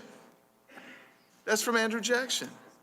Later, President Coolidge said in a New York Times article from April 24 that he sent a message in that op-ed piece to the Senate saying that he would cease to participate in their unwarranted intrusion and questioning the legitimacy of their investigation. And in 1948, for instance, President Truman published an executive order in the Federal Register ordering executive departments to respectfully decline any subpoena pertaining to congressional investigation into an executive branch personnel. And then we have the recent Obama example. So if you had a problem, you don't necessarily, the chairman said that, well, that he didn't exert privilege. Well, actually, he claimed executive privilege in a very broad way. Y'all were very disgusted about it when he initially did it. But typically what would happen is I'd issue a subpoena, have it served. The person doesn't show up. Guess what we do? We go into court and we prove the provenance of our subpoena. The court then issues an additional order. Maybe it's a warrant for arrest, maybe it's a fine, maybe it's a contempt citation, but we avail ourselves of the process. You haven't done that. And you haven't done it because Mr. Schiff said so just last week, because he didn't want to take the time to avail himself of the process that you claim you're defending. And that is precisely why Professor Turley and all who look at this with objective eyes say, you are the ones abusing the process. You are abusing Congress and you're abusing the president and the executive branch. But I'm afraid what happens is we actually denigrate our body and we denigrate the very process that we claim to be protecting today. With that, I yield back. Gentleman yields back. For what purpose does Ms. Escobar seek recognition? Move to strike the last word. Gentlelady is recognized. Thank you, Chairman. We've heard our colleagues argue that obstruction of Congress has not happened. One of our colleagues called the charge ridiculous. Another colleague said, quote, "The president has consistently cooperated with Democrats." A stunning statement. You know, I've had the incredible privilege of serving on the House Judiciary Committee now for almost a year. The freshmen were sworn in January 3rd, and we've had many, many, many hearings. And there's a thread that runs through all those hearings, especially those hearings where we are trying to provide proper oversight over the President of the United States. And that thread is that my colleagues complain bitterly about our efforts to be a check, our efforts to perform our obligation under the Constitution, and our efforts to provide oversight. We hear it time and time again. And this idea that the president has cooperated, that is the claim that is actually absurd. The president has refused to honor subpoenas during impeachment. So if you can imagine, this president has achieved a new low and lowered the bar significantly. If it were not for the patriots, and I associate myself with the statement by Representative Dean, who thanked them, they are heroes. They put their reputations, their names, their safety and their security at risk so that they could defend this country and defend the Constitution and uphold the oath of office, the oath that they took as public servants. But let's find out just how cooperative this president has been during this investigation. And I'd like to ask Representative Swalwell, my colleague who serves on intelligence, Representative Swalwell, how many documents did you all request during this investigation? 71. Gentlelady yields to Mrs. Swalwell. On pages 30 and 31 of the Intelligence Committee findings, it was 71 documents to the White House. And how many witnesses? 12 witnesses we asked to show up who the president directed to not show up. How many, so that the American public understands, so you requested 72 documents, 12 witnesses. How many documents and how many witnesses did the president provide? 12 were asked to show up and he directed them not to show up. 0 of the 71 documents were provided. Thank you so much, Representative Swalwell. I want to ask the American people, what is the president trying to hide from you? Why is he trying to keep you in the dark? If he has nothing to hide, then let him come forward with those documents and those witnesses. I want to conclude by just touching a little bit on something I mentioned last night. Unfortunately, we've come to expect this kind of behavior from the president. And this really is a very, very tragic moment in American history, a very dark moment in American history. But it's made even more tragic by enablers who seek to make sure that they protect one man at any cost. One man who is not for America, one man who is for himself. This is a reckoning for us, and this is a moment when we should be standing with the patriots. I am very proud, as dark as this moment is, I am very proud to stand with the patriots here on this committee, and I will continue to stand with the patriots who defend this country. Mr. Chairman, I yield back. Gentlelady yields back. For what purpose does Mr. Jayapal, I'm sorry. For what purpose does Mr. Klein seek recognition? Move to strike the last word. Gentleman is recognized. Thank you, Mr. Chairman. We've already talked today about the lack of evidence in support of the first article of impeachment, the abuse of power article. They can't prove bribery, they can't prove extortion, they can't even prove a campaign finance violation. Since they don't have the elements to prove any crime, they created one and said that there was, quote, no higher crime. There are higher crimes, there are actual crimes, but since the president didn't commit one, here we are. It's laughable if it weren't so sad. We do know a few things, though, the same 4 facts that have been repeated throughout. We've already talked today about the lack of evidence in support of the first article of impeachment, the abuse of power article. They can't prove bribery, they can't prove extortion, they can't even prove a campaign finance violation. Since they don't have the elements to prove any crime, they created one and said that there was, quote, no higher crime. There are higher crimes, there are actual crimes, but since the president didn't commit one, here we are. It's laughable if it weren't so sad. We do know a few things, though, the same 4 facts that have been repeated throughout. Both President Trump and President Zelensky have said there were no pressure on the call. There was no conditionality of aid in the call transcript. The Ukrainians were not aware that the aid was withheld when the president spoke. And we have the Time magazine article involving Andriy Yermak, which hasn't been pursued by this committee. And 4th, Ukraine didn't open an investigation but still received the aid and a meeting with President Trump. You know, my colleague said earlier, we can't prove any of it, so we're going to accuse him of all of it and call it abuse of power. That's it to a point. So now we have a second article charging obstruction of Congress. The Democrats have alleged that the president directed the unprecedented, categorical, and indiscriminate defiance of subpoenas issued by the House of Representatives.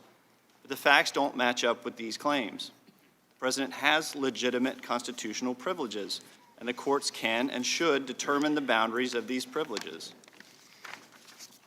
The White House released 2 call transcripts to the public for review during this process. Ambassador Sondland said the president told him, go tell the truth, when the ambassador told the president he was asked to testify before Congress. In addition, these claims of obstruction ignore the appropriate role of the 3rd branch of government to review conflicts between the executive and Congress. The majority, by seeking to impeach the president for failing to yield to their demands in an oversight or impeachment investigation, fails to distinguish instances where prior presidents sought the very same review while withholding testimony and documents. They also ignore instances where the 2 branches negotiated in good faith over the return of documents, But after the failure of the majority to negotiate in good faith over the rules for this very impeachment proceeding, why would we think that there would be an effort by the president to acknowledge and work in good faith to resolve said dispute? Better that in their minds to wait for the courts to resolve it, which is their right. President Obama, during the Fast and Furious investigation, invoked executive privilege and barred essential testimony and documents. During its litigation, the Obama administration argued the courts had no authority over its denial of such witnesses and evidence to Congress, but the federal court and Committee on Oversight and Government Reform versus Holder disagreed. Professor Turley, in his testimony to this committee, testified that he thinks the Democrats' impeachment process is an abuse of power. He said, quote, "What I'm saying is that if you want a well-based, a legitimate impeachment case to set this abbreviated schedule, demand documents, and then impeach because they haven't been turned over when they go to a court, when the president goes to a court, I think that is an abuse of power. If you make a high crime and misdemeanor out of going to the courts, it is an abuse of power. It's your abuse of power." I urge my colleagues to support this amendment, and I yield back the balance of my time. The gentleman yields back. For what purpose does Ms. Jayapal seek recognition? Move to strike the last word. The gentlelady is recognized. Thank you, Mr. Chairman. My Republican colleagues have been putting forward a lot of excuses today, and so I want to go through the ones that we've heard the most. First, they've said that the president's behavior was all about his supposedly legitimate concern about corruption.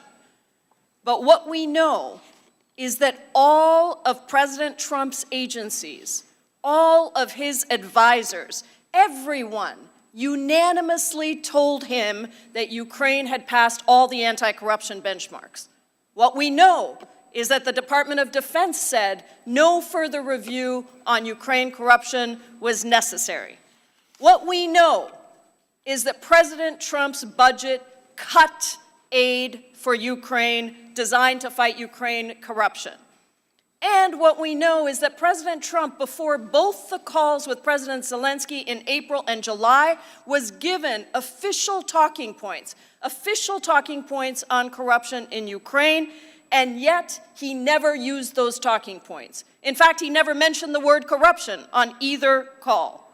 The only two names that President Trump mentioned were Joe and Hunter Biden on July 25th.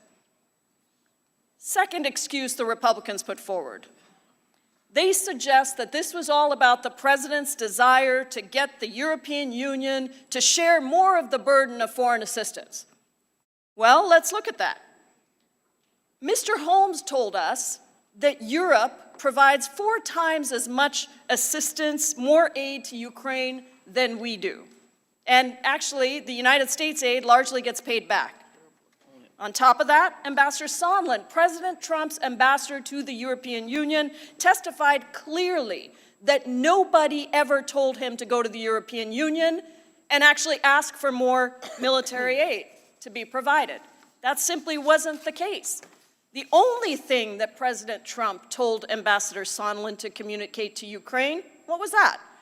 He told us that resumption of aid would likely not occur unless President Zelensky announced the investigations. And Ambassador Sondland made clear, and this is a quote, "Unless Zelensky went to the mic and announced these investigations, there would be a stalemate over the aid." So what were these investigations? 2016 election interference and Burisma, meaning the Bidens. So finally, left with no other defenses, my Republican colleagues say that President Trump had a legitimate reason to investigate Vice President Biden. But once again, let's look at the facts. That makes no sense whatsoever. The minority's own report states that the allegations against the Bidens were from 2015. 2015. But President Trump readily gave military aid to Ukraine in 2017 and then again in 2018. President Trump's own aides told him that there was no merit to these investigations. So what changed? What led to the sudden push to hold up congressionally approved, desperately needed military aid without telling anybody the reason, Vice President Biden began beating President Trump in the polls. The evidence is clear. When President Trump said, "Do us a favor," though, who was the us? We know who the us was because he said it. President Trump told President Zelensky that his personal attorney, his personal lawyer, Rudy Giuliani, quote, very much knows what's going on. President Trump could have gone through official channels if he wanted. He could have asked for the Attorney General to conduct an investigation. He could have conducted all sorts of legitimate investigations, but he didn't. And we know that too because the Department of Justice said that President Trump never asked them to do any investigations or even talk to Ukraine. Instead, President Trump asked his personal attorney because us was not about America. The president was not putting America first. This wasn't official policy. This wasn't what was right for our country. Every witness told us that too. This was personal. It was all for President Trump's personal political gain to benefit his own campaign and his reelection, and that's why he used his personal attorney to do that. He abused his power, he abused the power entrusted to him by we the people, and he placed our safety, millions of dollars of taxpayer money, on the table. That is an abuse of power. We must impeach Donald J. Trump. I yield back. The gentlelady yields back. For what purpose does Mr. Armstrong seek recognition? Move to strike the last word. Gentleman is recognized. Talk about obstruction of Congress and subpoenas, and I'd like to talk about subpoenas for a little bit and the Democratic majority's abuse of subpoenas and how it started. And it started in this committee with a subpoena to the Attorney General, Bill Barr. That compliance with that subpoena would have required him to violate the law. So like a reasonable, rational, deliberative body, what did we do? We held him in contempt. We held the Attorney General of the United States in contempt of Congress for not violating the law. But it gets better, because after that, we held a hearing in Judiciary about whether or not we should have held him in contempt. Oversight Democrats subpoenaed documents from Commerce, legal documents, relating directly to a case that was pending in front of the Supreme Court. And as I stated earlier, those same Democrats on oversight subpoenaed the personal emails of President Trump's children. Democrats on Ways and Means have subpoenaed President Trump's tax returns for purely political purposes. Speaking of politics, Adam Schiff used the subpoena power of the Intelligence Committee to obtain phone records. He then released the phone records of a member of the press and the ranking member and his political opponent. But you cannot weaponize the subpoena power of Congress in order to harass the executive branch and then not expect the executive branch to use every legal remedy at their disposal to oppose those subpoenas. You can continue with an impeachment proceeding. It's a political proceeding, but what you cannot do is charge obstruction because you're going to continue faster than allowing the courts to decide it. And before I finish, I'd just like to point out a couple things. You know who we haven't subpoenaed? Ambassador Bolton. And he basically begged to have one issued to him. We haven't subpoenaed the whistleblower. We haven't subpoenaed Adam Schiff. We haven't subpoenaed Adam Schiff's staff member who talked with the whistleblower. We haven't subpoenaed all the people that the whistleblower mentioned he talked to in relation to this phone call. So if we want to talk about abuse and obstruction and why these things are going on, I think, as another comment my Professor Turley said in a different hearing, we've met the enemy and he is us. And with that, I yield back. Gentleman yields back. For what purpose does Mr. Deutsch seek recognition? Move to strike the last word. All aspects of the constitutional impeachment process. October 26th, the president argued that Congress should not even be allowed to impeach him under the Constitution. And then on October 8th, the White House counsel, acting on behalf of the president, wrote a letter to the House and said that President Trump cannot permit his administration to participate. Well, this is not a fishing expedition. This is a matter of grave importance, and we've talked about at length the abuse of power. that the president has exhibited. But why did the president refuse to produce? Well, we've heard about the dozen officials that he's blocked. But what about all of the documents that we've asked for? What about the witnesses who did come forward, who told us about the briefing materials for President Trump's call with President Zelensky that were prepared by Lieutenant Colonel Vindman, and the National Security Council staff summaries of conclusions from meetings relating to Ukraine, including military assistance?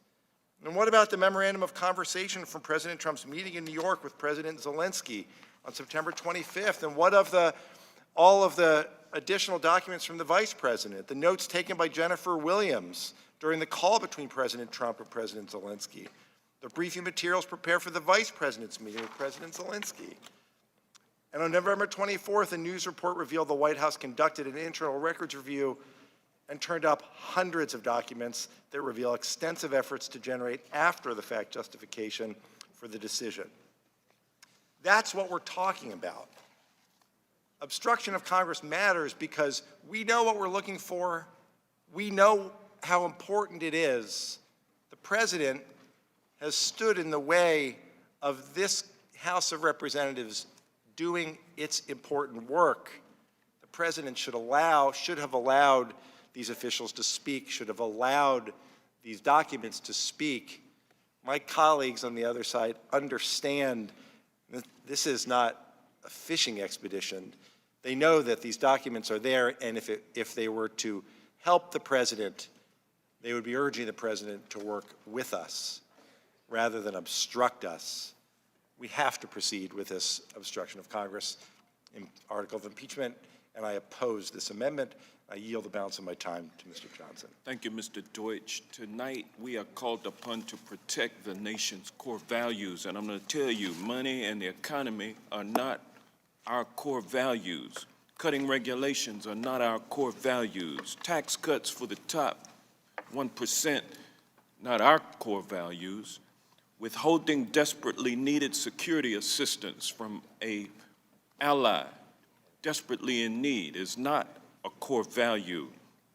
Coercing a foreign power to interfere in a presidential election is not our core value. Giving Congress the finger as it seeks to exercise its authority as a co-equal branch of government is not a core value. I'll tell you what a core value is: fair and free elections, and respect for the Constitution, and to take care that your duties are faithfully executed as president. That is our core value. The faithful execution of the office of the president, the upholding of the oath of office are our core values. To the best of your ability, preserving, protecting, and defending our Constitution, that is the nation's core values. When a president commits a grave abuse of the public trust by running roughshod over the high office of president, then Congress is left with no choice but to do its duty to protect the public and the republic from clear and present danger. We must impeach this president.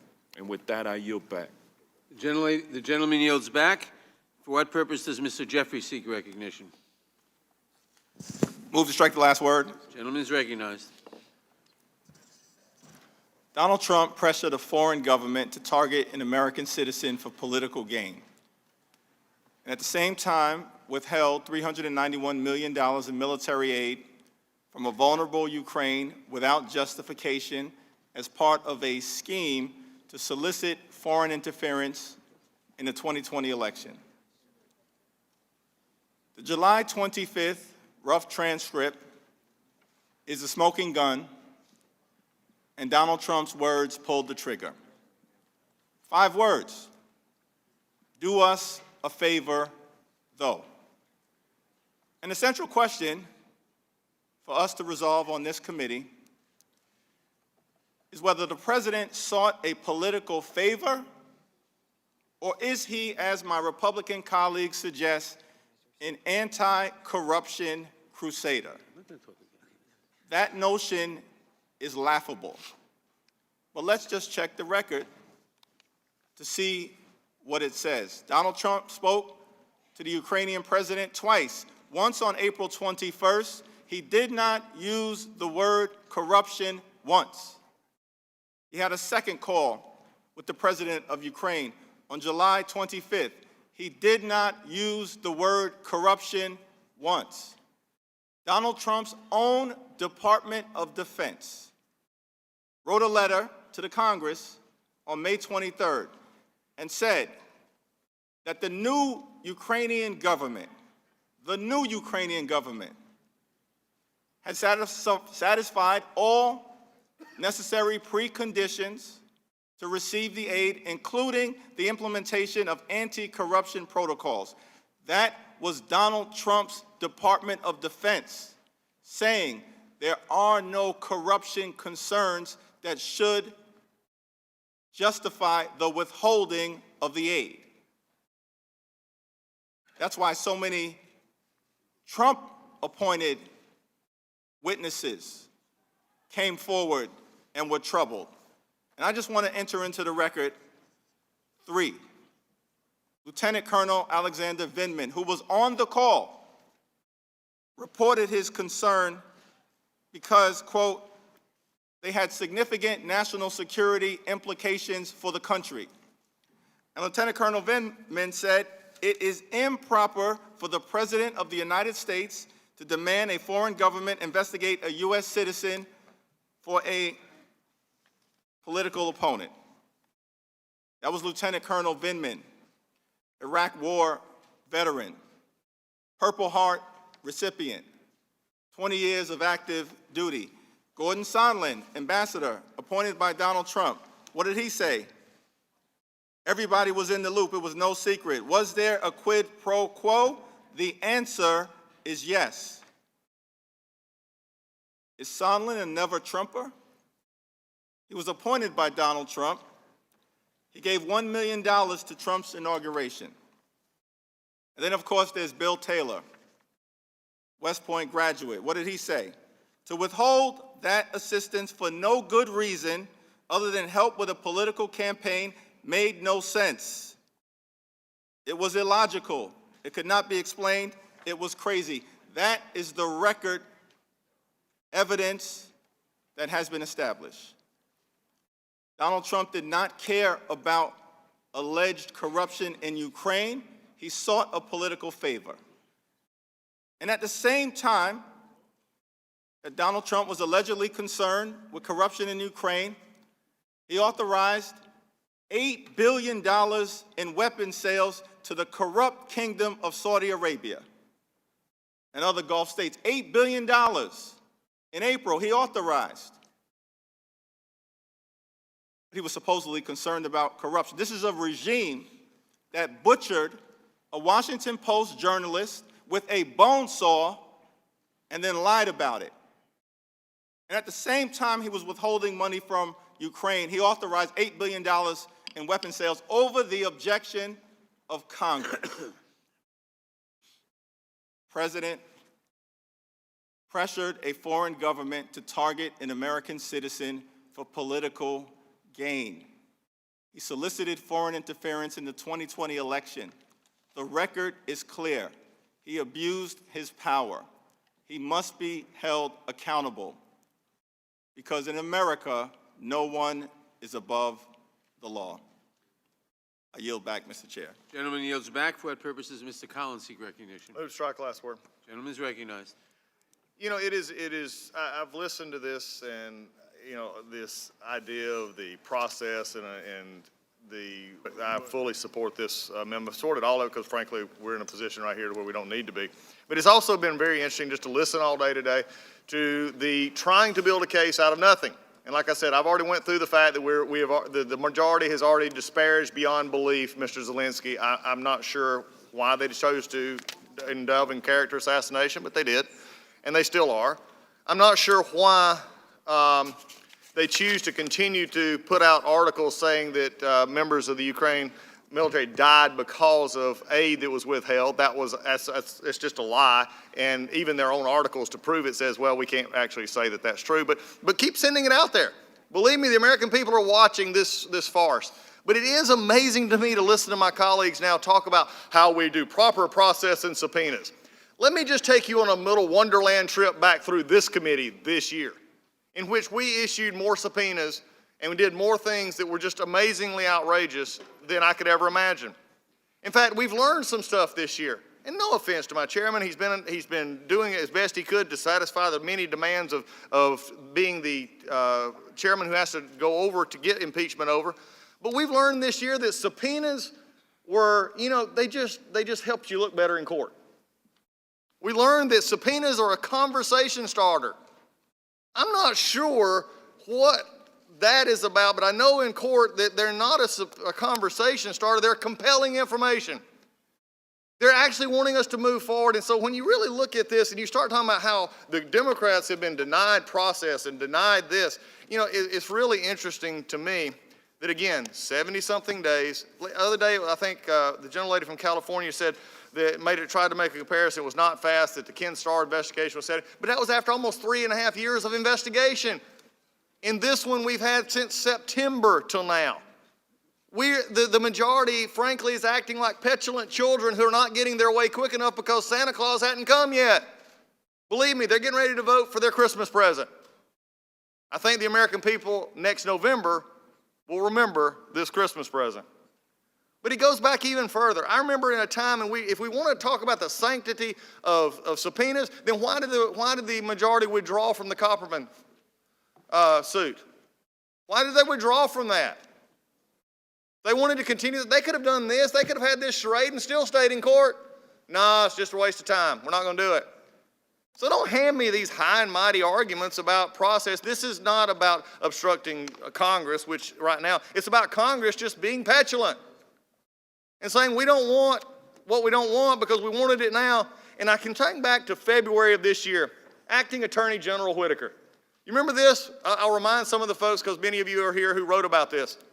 They were trying to get Acting Attorney General Whitaker here because they were trying to make political points before as the year got started because there was nothing rolling yet. Mueller hadn't happened, so they couldn't talk about it except in broad, generic terms. Bill Barr wasn't sworn in yet. And 1 week before Bill Barr was sworn in, we brought in Mr. Whitaker. Now, we threatened him with a subpoena and made public declaration about a subpoena until we found out the night before they sent him a letter saying, if you show up, we won't do that subpoena. No, we won't do that. I mean, we found it all right here. We talked about it. So it's a little bit hard for me to hear how this Congress, this committee, and then we're not even going to get started on Mr. Schiff, who, again, loves a camera, loves a microphone, loves his own gavel, but doesn't like to actually have to answer his own questions about his own work and what he's actually done. He doesn't like to have to answer questions, and him and Mr. Goldman last week, when Mr. Goldman was here, on who actually ordered the matching of that so that they could unmask ranking member and journalists, when they could have just as easily put in, if it had been proper, member one, congressperson one, individual, anyway, it doesn't matter, they could use whatever they wanted to, but no, they did it for drive-by purposes. So tonight, as we hear the angst and we hear the just plain out, just flat out hypocrisy, remember that this is a majority that had one thing in mind. And I will not deny that they have not passed bills. But I'll also deny that they've not passed bills enough that actually can get any bipartisanship in the Senate, which is known for that. We've done that before in this committee. We've passed bills that actually get signed into law. Instead, we want to talk about subpoenas that we don't enforce, processes we don't follow. Why? Because you can't make the argument. You don't have abuse of power, and you definitely don't have obstruction of Congress. I yield back. Gentleman yields back. For what purpose does Ms. Deming seek recognition?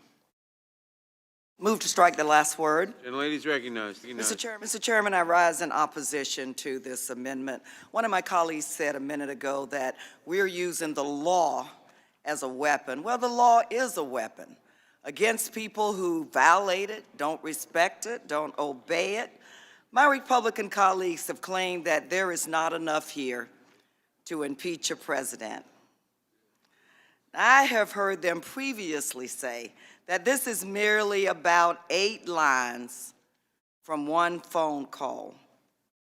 Well, perhaps they forgot that the pressure against Ukraine lasted for months. Perhaps they forgot that trying to limit this to merely 8 lines on one phone call underestimates the risk to our national security and our national interests. For you see, Ukraine's ability to protect themselves against Russian aggression is directly tied to our ability to protect ourselves from Russian aggression. But that's right. This president only cares about, and I quote, the big stuff.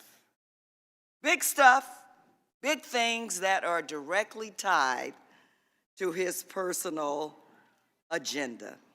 But my colleagues also seem to ignore the pattern of behavior, the pattern of misconduct, and certainly the abuse of power. First, the president welcomed interference in the 2016 election. His campaign had multiple contacts with Russia, and he himself publicly invited Russia to interfere. Remember this? Russia, if you're listening. I hope you're able to find the 30,000 emails that are missing. Then, after the special counsel was assigned to investigate the president's conduct, the president tried to cover it up by obstructing the investigation and refusing to cooperate. Then, this one really, as someone used to say, takes the cake. Just one day after the special counsel testified before Congress, the president was at it again. Apparently undeterred and emboldened, he demanded interference into the 2020 elections, telling a vulnerable ally, "I would like you to do us a favor, though," and conditioned official acts on the announcement of a sham investigation into the president's chief political rival. And true to form, after the president's scheme was exposed, after he was caught and Congress launched an investigation, the president tried to cover it up by trying to undertake a complete blockade of Congress's investigation. The president's misconduct is a part of a pattern.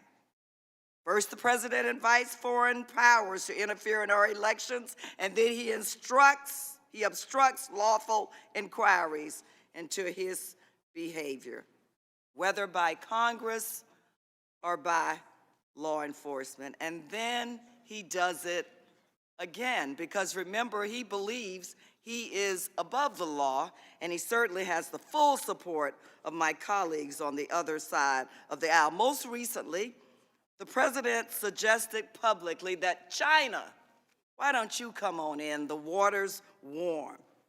China should interfere in our elections by investigating former Vice President Joe Biden. The president has taken no accountability for his misconduct. He has shown no remorse, no surprises there. Rather, he has doubled down and made clear that he will continue to solicit interference in our election for his own personal gain, not the gain of the American people. He will continue to disregard a co-equal branch of government that were designed to keep the executive branch in check. In other words, unless he is stopped, the president will continue to erode our democracy and the values on which our country was founded. We cannot and we will not allow that to happen. And Mr. Chair, I yield back. The gentlelady yields back. For what purpose does Mr. Ratcliffe seek recognition? Move to strike the last word. Gentleman is recognized. I yield to Mr. Reschenthaler. I thank the gentleman from Texas. You know, there's a saying, and it's that facts don't care about your feelings. So let's go through some facts. Let's talk about the Trump administration and how much they actually have cooperated with Congress. In the report, the Schiff report, Chairman Schiff argued that President Trump has obstructed the impeachment inquiry. In letters sent to request deposition witnesses, Chairman Schiff wrote, and I quote, "Any failure to appear for a scheduled deposition shall constitute evidence of obstruction of the House's impeachment inquiry, end quote. However, there's ample evidence of the administration complying with the congressional oversight and investigations during 2017 and 2018, even with congressional probes that the administration did not find legitimate. For example, over 25 administration officials testified before the House Oversight Committee. Over 20 administration officials have testified before the House Judiciary Committee. Additionally, as of the start of the Democrats' impeachment inquiry, the administration has produced more than 100,000 pages of documents to the House Oversight Committee. That's over 100,000 pages of documents. And I must say, they produced them in a timely manner. They didn't dump them within 48 hours of a hearing. But again, I digress. The administration also engaged in investigations that they disagreed with. For example, the House Oversight Democrats initiated a sweeping investigation into the White House security clearances practices, despite the president's broad authority to grant security clearances to whomever the administration wishes. In that investigation, the administration provided the current White House chief security officer to brief both members and staff of the White House security clearance process. The administration has also provided committee staff with in-camera reviews of over 500 pages of White House documents and policies related to the security clearance process. The FBI has also allowed committee staff to review in-camera hundreds of documents pertaining to the role the White House security clearance has played, and has briefed both members of the committee staff on their role in the White House security clearance process, and provided committee staff with multiple follow-up briefings regarding their own internal security clearance process. We've heard Democrats talk this evening about the border. So let's just talk about the border, the administration's willingness to open themselves up to review in that regard too. The administration has produced more than 9,600 documents in response to the committee's subpoenas related to child separation at the border. Again, that's over 9,600 documents. Additionally, in August and September of 2019, the administration accommodated 9 separate multi-day surprise congressional visits to ICE and DHS facilities across the country. The administration has worked with the committee staff to observe 11 CPB holding facilities, 13 ICE detention facilities, and 6 state-licensed privately run facilities that contract with HHS. So contrary to the assertions from the Democrats, the Trump administration has cooperated substantially in matters related to the border and elsewhere. But let's just contrast that with the Democrats' combative posture. In letters to the State Department employees, the committee threatened witnesses that, and I quote, any failure to appear in response to a mere letter requesting their presence for a deposition shall, and I quote, constitute evidence of obstruction. This is just letters, not subpoenas. In letters to the State Department employees,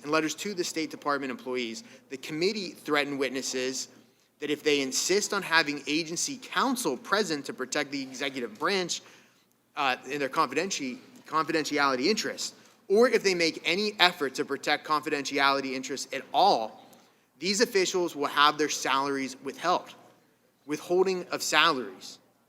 The committees have not afforded the president basic protections such as the right to seal evidence, the right to present evidence, the right to call witnesses, the right to have counsel present at hearings, the right to cross-examine all witnesses, the right to make objections relating to examination of witnesses, or the admissibility of testimony and evidence, and did not afford the president the right to respond to evidence and testimony presented.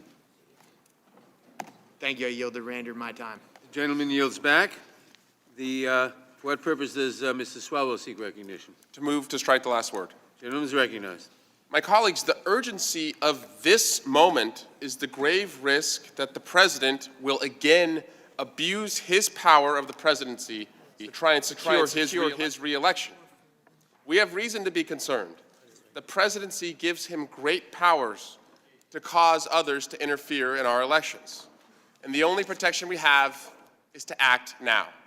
Because the president is cheating right now. And to any of my colleagues who ask why move on this right now, it's a crime spree in progress. And as Chairman Schiff said earlier this week, what are we supposed to do? Just let him cheat one more time? Expect him to eventually do the right thing? And here's what my colleagues' logic amounts to if we wait. It amounts to this: allow the building to burn, collapse, fall to the ground, and then you should call the fire department. This president has set our democracy on fire, and we must act to save it. And there's an urgency to act. And this president is not only being impeached because of what he has done, it's because of what he continues to do. We know what he's done, not really disputed. Abused his power, asked a foreign government to help him cheat, jeopardizing our national security, integrity of our elections for his own personal gain. But this was not a one-off. We've come to learn, as Ms. Demings just explained, this is what he does. And this is what he will keep doing. In 2016, as he said, Russia, if you're listening, hack my opponent's emails, you'll be rewarded. Turns out, Russia was listening. Turns out, Russia hacked his opponent's emails. That day, they sought to hack his opponent's emails. In that investigation, he went to great lengths to obstruct it. So why is it so urgent that we act right now? The president's lawyer was just in Ukraine. The president's lawyer said in May, I'm not meddling in an election.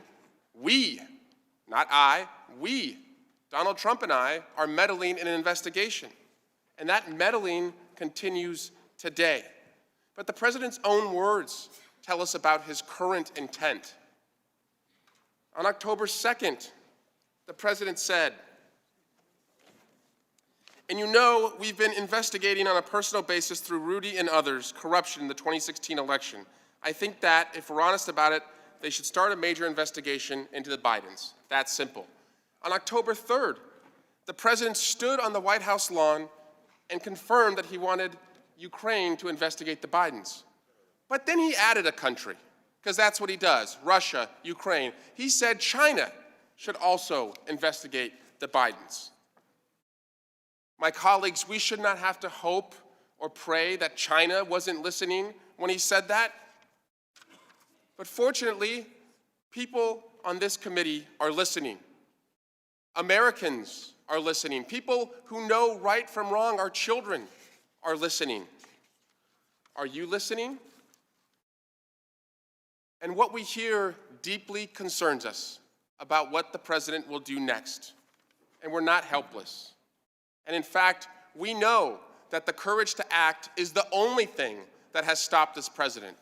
That's not a leap of faith.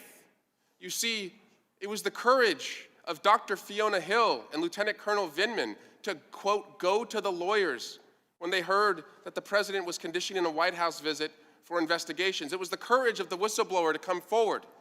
That's what got Ukraine the aid. The president got caught. Then Ukraine got the aid. If those people were not courageous and acted, Ukraine would not have the aid today. So we must follow their pattern conduct and act. We have pattern evidence that not only Donald Trump acts corruptly, but that when you show courage and act against him, you can stop him. It's actually the only way to extinguish his corrupt ways.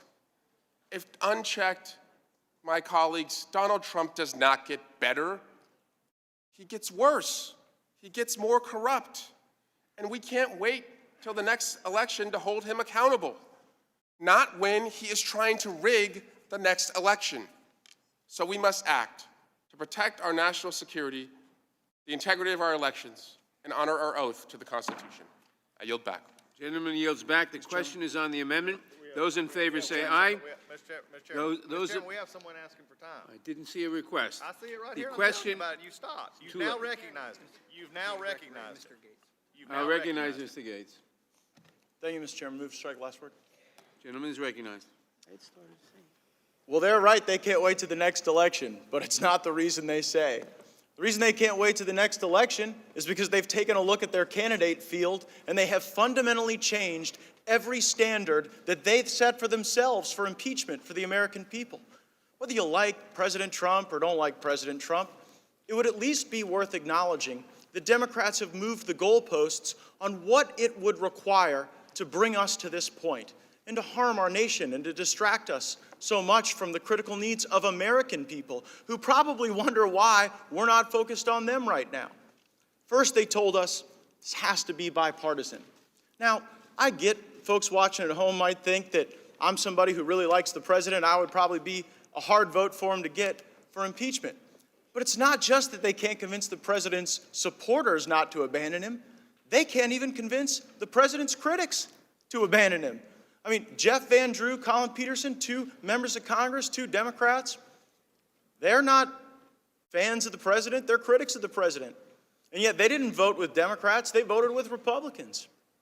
We've even got some Republicans. My colleague Will Hurd from Texas, he doesn't mind being a critic of the president, and he was honest with Democrats. He told them, this is not impeachable conduct.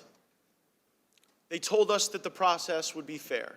And yet, when even members of this committee sought the opportunity not to read a transcript or see someone's second performance of their testimony, but to see their firsthand account, how they reacted, how they were breathing, did they fidget when they responded? We wanted to see those things, and we were excluded by the Intelligence Committee. Democrats said that to put our country through this, it would require compelling and overwhelming evidence. And each and every time they try to cast doubt on the president's conduct, we are able to show a legitimate concern the president had in corruption. We are able to cite the transcript that demonstrates no conditionality. And time and again, Democrats say, well, there's just no factual debate about what the president did. The factual debate comes from President Zelensky. It's President Zelensky who said, I wasn't pressured. And they said, oh, well, Zelensky might not have known. But Yermak, he knew. Sondland talked to Yermak and conveyed this shakedown. And the very day they introduced articles of impeachment, Yermak gives an interview and says, we never really perceived this as an exchange of military aid for any one thing. Time and again, they let us down in their claims. But one thing we know for certain is that this was a sad inevitability. I had someone ask me recently, do you feel some sense of history, some sense of moment that you're about to vote on impeachment? And sadly, I knew this time was coming since the Democrats took control of the House of Representatives, because they didn't lay out a plan to appropriate for the budget, work with us on critical generational issues. They set out a plan for impeachment. How do we know that?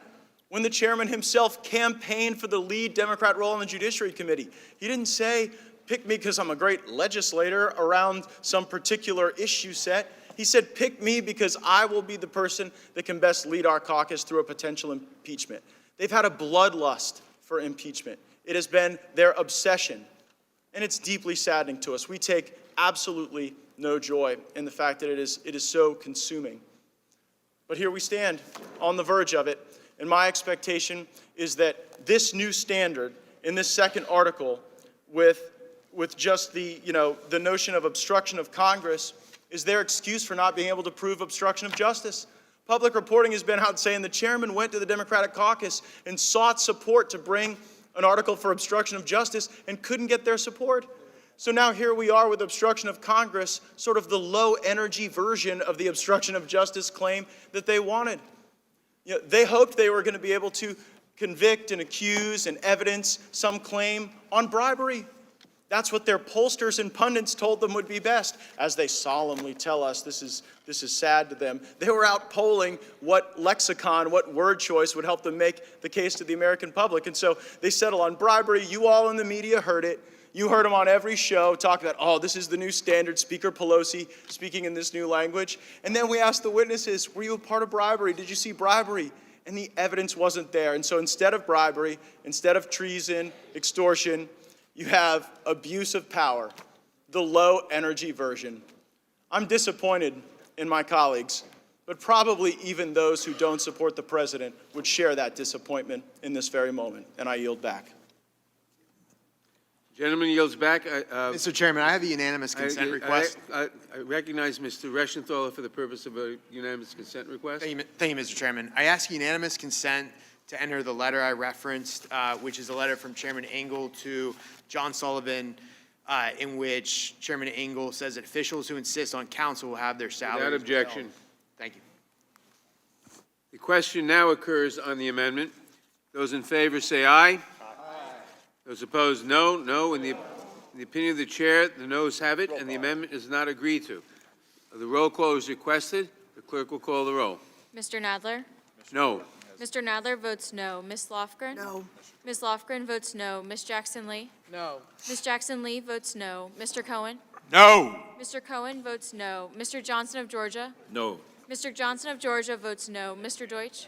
Mr. Deutsch votes no. Ms. Bass? No. Ms. Bass votes no. Mr. Richmond? No. Mr. Richmond votes no. Mr. Jeffries? No. Mr. Jeffries votes no. Mr. Cicilline? No. Mr. Cicilline votes no. Mr. Swalwell? No. Mr. Swalwell votes no. Mr. Liu? Mr. Raskin? No. Mr. Raskin votes no. Ms. Jayapal? No. Ms. Jayapal votes no. Ms. Demings? No. Ms. Demings votes no. Mr. Correa? No. Mr. Correa votes no. Ms. Scanlon? No. Ms. Scanlon votes no. Ms. Garcia? No. Ms. Garcia votes no. Mr. Neguse? No. Mr. Neguse votes no. Ms. McBath? No. Ms. McBath votes no. Mr. Stanton? No. Mr. Stanton votes no. Ms. Dean? No. Ms. Dean votes no. Ms. Mucarsel-Powell? No. Ms. Mucarsel-Powell votes no. Ms. Escobar? No. Ms. Escobar votes no. Mr. Collins? Aye. Mr. Collins votes aye. Mr. Sensenbrenner? Aye. Mr. Sensenbrenner votes aye. Mr. Shabbat? Mr. Shabbat votes aye. Mr. Gomert? Mr. Gomert votes aye. Mr. Jordan? Mr. Jordan votes yes. Mr. Buck? Mr. Buck votes aye. Mr. Radcliffe? Mr. Radcliffe votes yes. Ms. Roby? Ms. Roby votes aye. Mr. Gates? Mr. Gates votes aye. Mr. Johnson of Louisiana? Mr. Johnson of Louisiana votes aye. Mr. Biggs? Mr. Biggs votes aye. Mr. McClintock? Aye. Mr. McClintock votes aye. Ms. Lesko? Ms. Lesko votes aye. Mr. Reschenthaler? Mr. Reschenthaler votes aye. Mr. Klein? Mr. Klein votes aye. Mr. Armstrong? Mr. Armstrong votes yes. Mr. Stubbe? Yes. Mr. Stubbe votes yes. Has every member voted who wishes to vote? The clerk will report. Mr. Chairman, there are 17 ayes and 23 noes. The amendment is not agreed to. Are there any further amendments to the amendment in the nature of a substitute? Mr. Chairman, For what purpose does Mr. Jordan seek I have recognition? an amendment at the desk. I reserve a point of order. Gentlelady reserves a point of order. The clerk will report the amendment. Amendment to the amendment in the nature of a substitute, H-Res 755, offered by Mr. Jordan of Ohio. Page 4, strike line 23 and all that follows through page 5, line 5. Page 8, strike lines 10 through 17. The gentleman is recognized for the purpose of explaining his amendment. Yeah, I thank withdraw you. my point of order. Point of order is withdrawn. Thank you, Mr. Chairman. This simply strikes the last 8 lines in Article 1 and then the last 8 lines in Article 2. Look, you have a rigged and rushed process when you don't have the facts on your side. We've been through these facts many times. Ukraine didn't know aid was held up at the time of the call, but the Democrats assert that President Trump was pressuring Zelensky on the call to investigate the Bidens in order to get the aid that he didn't even know was on hold. That's their argument. And oh, by the way, down the road, President Zelensky says there was no pressure on the call, no pushing, no linkage whatsoever. But you have a rigged and rushed process when you don't have the facts. You have a rigged and rushed process when you can't accept the will of the American people. Speaker of the House Pelosi, Nancy Pelosi, called the president an imposter just 3 weeks ago. The Democrats have never accepted the will of the American people, and that's why they've been out to get this president since even before he was elected. And of course, you have a rigged and rushed process when you're afraid that you can't beat the president at the ballot box. When you're nervous about next fall's election, you have this kind of process, a rigged and rushed process. This is not about the concern. This is not really about the concern Mr. Swalwell talked about earlier, concern that somehow the president was going to do something wrong and try to influence the election. No, no, no. This is about their concern that they can't they can't win next year based on what the president has accomplished in the past 3 years.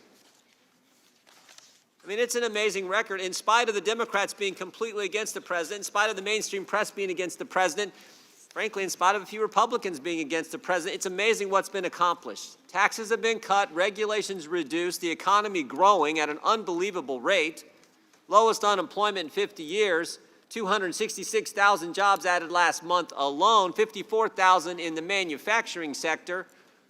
Mr. Gorsuch, Mr. Kavanaugh on the court, a lot of other federal judges confirmed. Out of the Iran deal, embassy in Jerusalem, hostages home from North Korea, new NAFTA agreement going to be voted on next week. Yeah, you guys are, it's a rigged rush process because you're nervous about next November. Mr. Green says we have to impeach him because he's going to win the election. We know what this is about. I think about this president. Think about this is why the American people like him so much, is because he is doing what he said he would do. In every presidential election I've been able to participate in, both candidates, Republican and Democrat candidate, when they campaign for the job, they tell the country, if you elect me, I'm going to move the embassy to Jerusalem. Republicans, Democrats, they all campaign on it. And then they get elected, and they come up with a million reasons why they can't do what they said they were going to do. More importantly, what the American people elected them to do, and they never get it done. But this president said, nope, I'm going to do it, even though the same people, the same interagency consensus that we've heard so much about over the last 3 months in this impeachment inquiry, even though that same interagency consensus was probably against him on that move, this president said, I'm going to do it. And it's been a good thing. And that's what the American people appreciate. And that's why we got this rigged and rushed process, because it's really about next November. They're all afraid. Some of their colleagues have said it straight up. They're all afraid that they can't beat him at the ballot box, so they're going to do this rigged, rushed, and wrong impeachment process. So I would urge a yes vote on the amendment. I would yield the remainder of my time to the gentleman. Well, I just wanted to ask the gentleman from Ohio a question. Based on the standards the Democrats are asserting here, if somebody is in the House or Senate running for president and they support or push impeachment of the president, would they be subject to being expelled for abusing their position?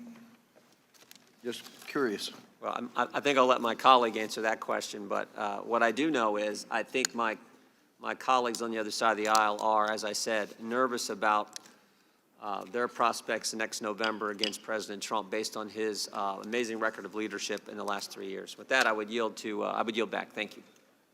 The gentleman yields back. I will recognize myself to speak in opposition to the amendment.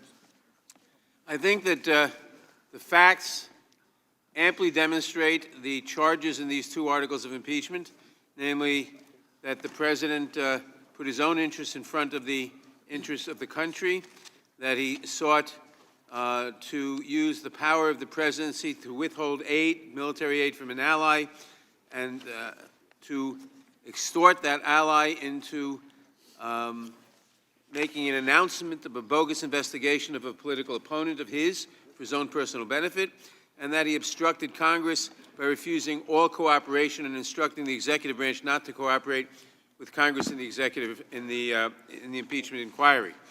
This amendment, this amendment simply takes the last two paragraphs out of each article. It takes the paragraph that says, wherefore the president should be impeached. It renders the two articles simply a catalog of various bad acts by the president, but takes the force and effect of the articles entirely away. It is silly. If you believe that the president is guilty of what the articles charge him with, you should vote for the articles of impeachment. If you believe he is not, you should vote against the articles of impeachment.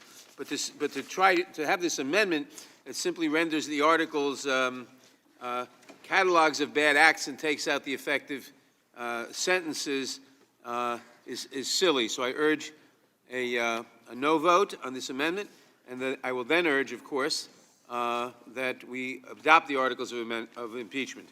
I yield back the balance of my time. Mr. Chairman. Mr. Chair. For what purpose does Mr. Collins seek recognition? Move to strike last word. Gentleman is recognized. I think it's really interesting that how you just described this, because really this is what we've seen this entire time. The facts here is really all that you have. You keep throwing around these.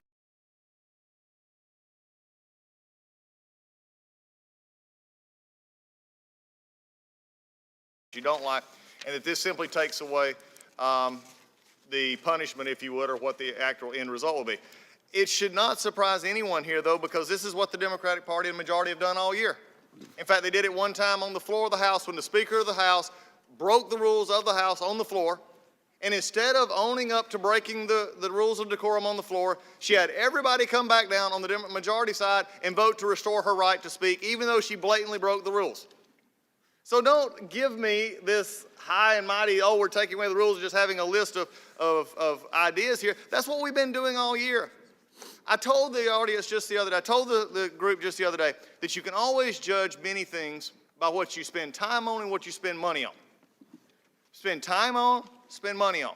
I've said already that this is a impeachment of clocking calendar, and I believe that to be true because we're seeing it tonight. We're seeing it in this whole process. Two hearings and a markup. That's all we're doing here. The rubber stamp in this committee is out. So it's a time issue because they've been told, and I understand this is, the leadership wants this to happen. This is why it's happening. They've got no choice. I feel for the chairman in that regard because he doesn't have a choice in this. The Speaker and others have told him this is what's going to happen, and we see how it's playing out. But he goes back to even further at the first of the year. This is a time and money issue. This is a calendar and clock issue because the committees, the Intelligence Committee and the Judiciary Committee decided early on to spend money to bring outside help in to prepare for tonight. They didn't know exactly it was going to be like this in January or November and December when they did hire that extra help to come in, but they knew they were going to get to it somehow. They just didn't know how. And they kept waiting and they kept waiting, so they hired extra outside counsel. They did it on the Intelligence Committee, and they wanted it because all they were going to do was investigate the president. And they did. The only thing I can say on that part is congratulations, they finally made it to what they've always wanted to do. And that's what we're seeing right here. But to describe this tonight and describe it as it was just described is simply taking away the punishment and just listing a lot of bad acts. I could do that about this majority all year in these committees and these investigations. We have had more hearings in which they got to basically scream at administration witnesses, but yet offer no solutions. It is mind-boggling. It's dehumanizing, as one of my colleagues said, and I called them about when we're talking about immigration. Now today, to again come before this committee, to take all of this and never have a fact witness. I think it was really interesting what my friend from Florida said. It's actually, there is a purpose to see people witness, even if they've testified before, to see how they would actually answer questions. And in this committee, that would have been a good thing. But we don't have that. But to say, with a straight face, and I appreciate this, to say, well, at the end of the day, all we're doing here is taking away the punishment because you have a list of bad actors, when the majority have done that all year, and especially the classic case of the Speaker on the floor of the House breaking the law of the rules of the floor and then having the majority come down and restore her rights just simply because they didn't like the fact that she had broke the rules. You see, this is where we're at. It's a money and time issue. It would be nice if it was high and noble. If it would have been nice if it was, except for all the crimes that they've talked about, extortion, bribery, honest service fraud. It would have been nice if they could have found actual facts enough to put that into an article. They couldn't. They won't. Why? Because they can't. Maybe it's because also they're having trouble explaining those because they couldn't. Poll testing wasn't good enough. And also they got members who need to go back to their districts and say, oh my, I was forced to do this, but really the president's a bad guy and this was an abuse of power. Again, say it long enough, somebody might believe it. But this is where we're at. And it's really interesting, again, from obstruction of Congress to watch this Congress, this majority work is just truly, truly amazing. And to say this, when no facts put together, abuse of power, obstruction of Congress, this is all they've got, all they have to make this excuse? Good luck. That dog ain't hunting anymore. Nobody is. Just ain't working. For that, I yield back. Gentleman yields back. Mr. Anyone Chair. else seek recognition? Mr. Chair, For what purpose does Ms. Lesko seek recognition? Thank you, Mr. Chair. I think it's an appropriate time, or I move to strike the last word. Gentlelady is recognized. Thank you, Mr. Chair. I think it's an appropriate time to remind you again of your own words that were stated just a few months ago last year. During an interview on MSNBC's Morning Joe on November 26, 2018, Chairman Nadler outlined a three-pronged test that he said would allow for a legitimate impeachment proceeding. And now I quote Chairman Nadler's remarks.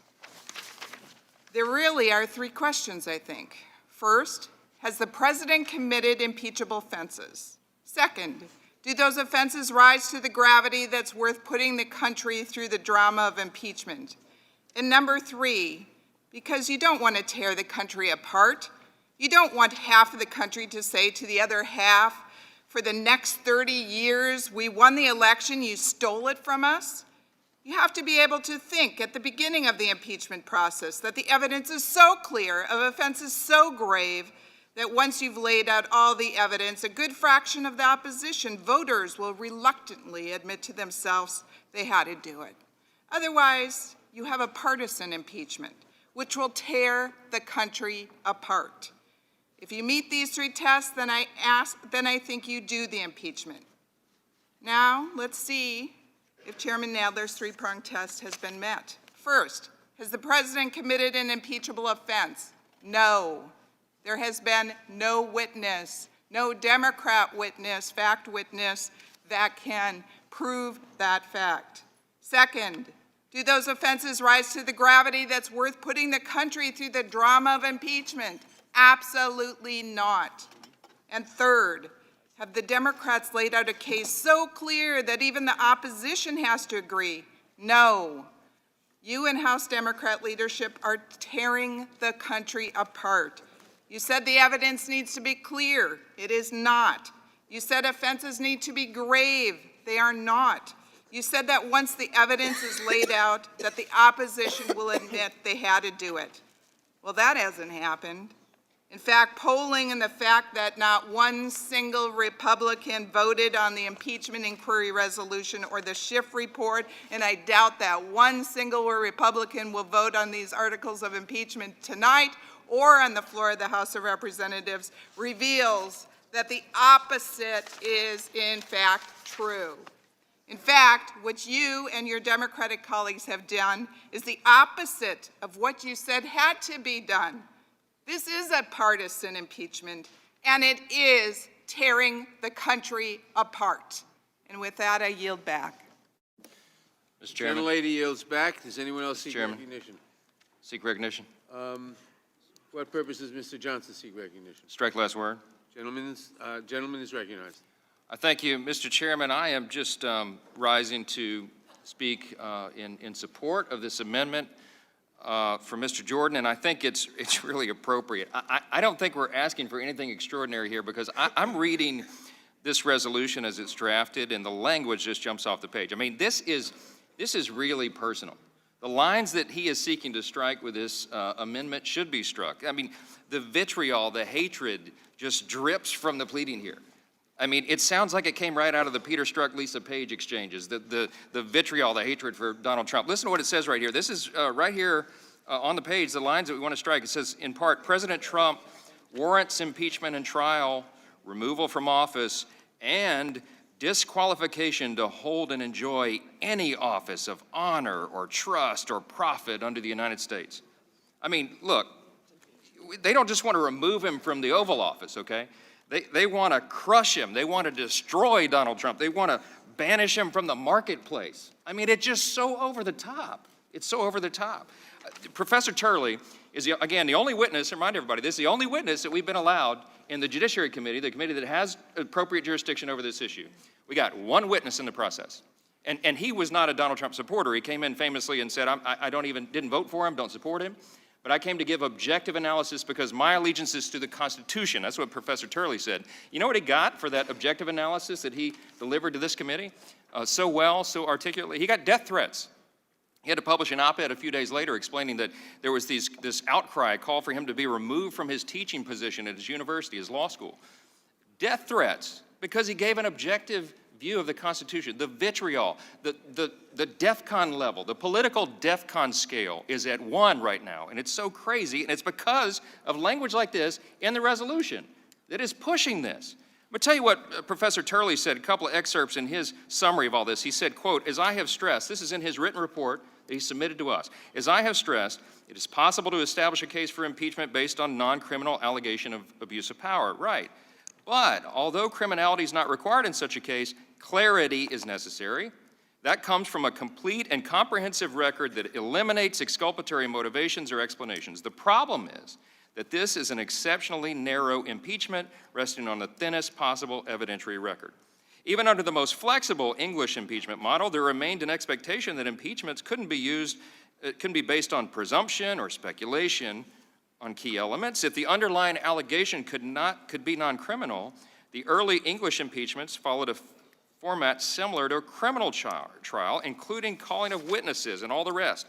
He said the history of American presidential impeachment shows restraint even when there are substantive complaints against the conduct of presidents. Indeed, some of our greatest presidents could have been impeached for acts in direct violation of their constitutional oaths of office, but it didn't happen because cooler heads prevailed in the Congress. This misuse, Professor Turley continues, this misuse of impeachment has been plain during the Trump administration. Members have called for removal based on a myriad of objections against this president. Representative Al Green of Texas filed a resolution in the House for impeachment after Trump called for players kneeling during the national anthem to be fired. I mean, come on. You don't like his political positions, great, but you can't impeach a president because you don't like him. That's not how this system works. We're in a constitutional republic. There are rules here. There are standards. You don't get to make that decision. The voters in this country do. And we have an election coming up in about 11 months. Let the people decide. Don't put yourselves in their place. You don't have the right to do it. You're not following the proper procedure. You're not doing this the right way. It's a rarely used constitutional device in our history. It's supposed to be. Professor Turley ended this way, and I will too. He said, quote, despite my disagreement with many of President Trump's policies and statements, impeachment was never intended to be used as a midterm corrective option for a divisive or unpopular leader, unquote. Look, we get it. You don't like him. That doesn't mean you can banish him from the marketplace. You can't send him out of his businesses and say he can't hold a position of honor or trust. You don't get the right to do that. The people of this country do. We live in a republic. I'm just sick of this. I yield back. I don't yield back. I yield to the gentleman, Mr. Jordan. You want the time? I got 30 seconds. 30 seconds, thank you. Look, in 2016, the Democrats had the insurance policy. Peter Strzok and Lisa Page, that was their deal in 2016, the FBI. 2020, it's impeachment. 2020, they're going to use impeachment. Insurance policy didn't work in 2016. Impeachment's not going to work in 2020 because the American people appreciate what this president is getting done on their behalf. I yield back. Gentleman yields back. Chairman. Anyone else seek recognition? Chairman. Mr. For what purpose does Move to Mr. strike Gomer the last seek words. Strike the last word. Gentleman's recognized. Which one? Thank you. It truly is amazing. We've heard over and over that this was all about the Bidens, all about getting information on the presidential candidate, the Bidens. But if you look at what the president said, he's talking about, you know, we've been through, this country, our country has been through a lot, and Ukraine knows a lot about it. I would like you to find out what happened with this whole situation with Ukraine. They say crowd strike. It's news to me, but my Democrat friends will know better. I didn't know Biden was involved with crime, with CrowdStrike. I didn't know he was involved with the DNC server being hacked. I didn't know that was all part of his thing, but that's what the president's asking about, because there's been information that there were some people in Ukraine that knew something about that. And that's what he's asking about. So I appreciate the revelation from our friends across the aisle. Biden was in the middle of all that. And then he said, I guess you have one of your wealthy people. The server, they say Ukraine has it. Again, I didn't know Biden was all in up to his eyeballs in that. But there are a lot of things that went on, the whole situation. And I think you're surrounding yourself with some of the same people. I would like to have the Attorney General call you and your people. I'd like to get to the bottom of it.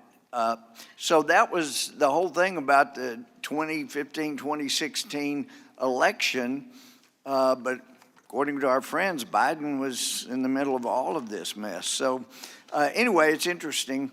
But my friend from Ohio has a brilliant amendment. They say it's not personal, that this isn't just about an election, that this is trying to undo the unfairness of the prior election, even though it turns out there was no Russia collusion, and it sounds like that there was, despite what the media is saying, that we know the Ukrainian ambassador came out lambasting Trump. It was clearly that would not have been done without official okay. They were all in for Hillary Clinton. That's why it was reported that they were figuring after the election that Trump won, maybe we better try to warm up to Trump. But there's been so much made of the fact that President Trump did not ask the former corrupt administration for help in rooting out corruption. That is just almost unfathomable that that point would continue to be made all day today.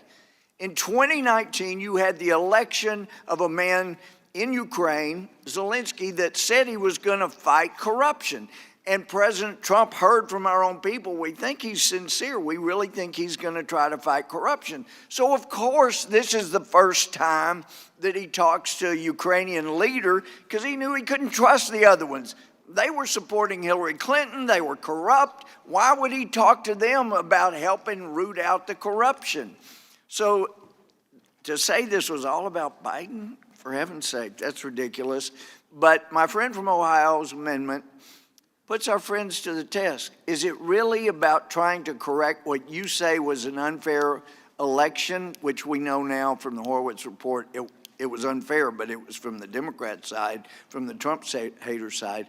So if that's really the case, then let's just strike the part that says he can't ever run for office again or be reelected again. Right? Wouldn't that help some of your vulnerable Democrats if you made it more reasonable like that? Or do you want to continue to persist in making it so personal that it's walk off the plank time for anybody that wants to try to be reasonable about what's going on here? So we will see, but it's a good amendment. I would encourage my colleagues on both sides of the aisle. Help some of your vulnerable people out. Vote for Mr. Jordan's amendment. You'll be better off. The country will be better off because I feel sure he'll be reelected. And the scary part for me, though, is that bar has been set so low. I am really afraid no matter what party is in the White House, if there's an opposing party in Congress, they're going to use this tactic to try to take them down. One silver lining, though, it's been hard to know who all the deep state people were, especially in the State Department. By our friends going through this, we now know who the people are that don't want the swamp drained, and we can deal with that. I yield back. Gentleman yields back. I now recognize myself. Mr. Chairman. You recognize my... Oh, I'm sorry. I recognize, for what purposes Mr. Swell will seek recognition? I yield to the chairman. Thank you. Impeachment was put into the Constitution because the framers recognized that a president might arise who posed such a threat to the country, to our democratic system, to our free elections, that we couldn't wait till the next election to cure it. That's why impeachment was put into the Constitution. And let's look at now, we've heard a lot of very distracting facts about what Hunter Biden may or may not have done, about all kinds of things, about what our members may have said 3-4 years ago. All of that is irrelevant. What's relevant is that there are ample facts demonstrate that President Trump put his personal interests above the interests of the country, its citizens, and the Constitution. This is the highest of constitutional crimes, an abuse of power. An abuse of power is the preeminent crime which the framers, even in the Federalist Papers, talked about as high crimes and misdemeanors for the purpose of impeachment. In President Trump's abuse of power, he did it in two ways. Number one, he endangered our free elections by inviting foreign powers to interfere, to influence our elections twice. He invited the Russians in 2016. Remember, if you're listening, please find the emails. That was a direct solicitation, and in fact, they tried to hack into the emails of the Democrats that very night. And then he tried to cover it up. And then, for 2020, he invited in he asked the Ukrainians to announce a bogus investigation of the person he perceived as his major political opponent in the 2020 election. And, it's basically admitted, Mick Mulvaney said, we did it. The president is on, the transcript shows very clearly that he did it.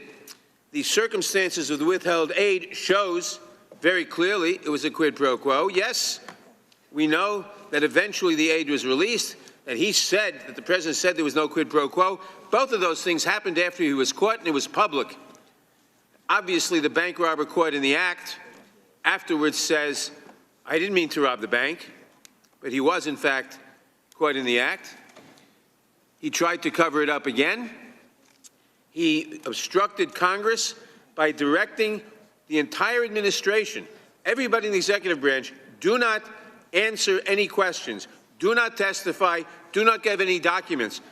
Fundamentally different from what other presidents have done on occasion, which is to oppose certain subpoenas on grounds of privilege. He didn't assert any privilege. He just said nobody should cooperate.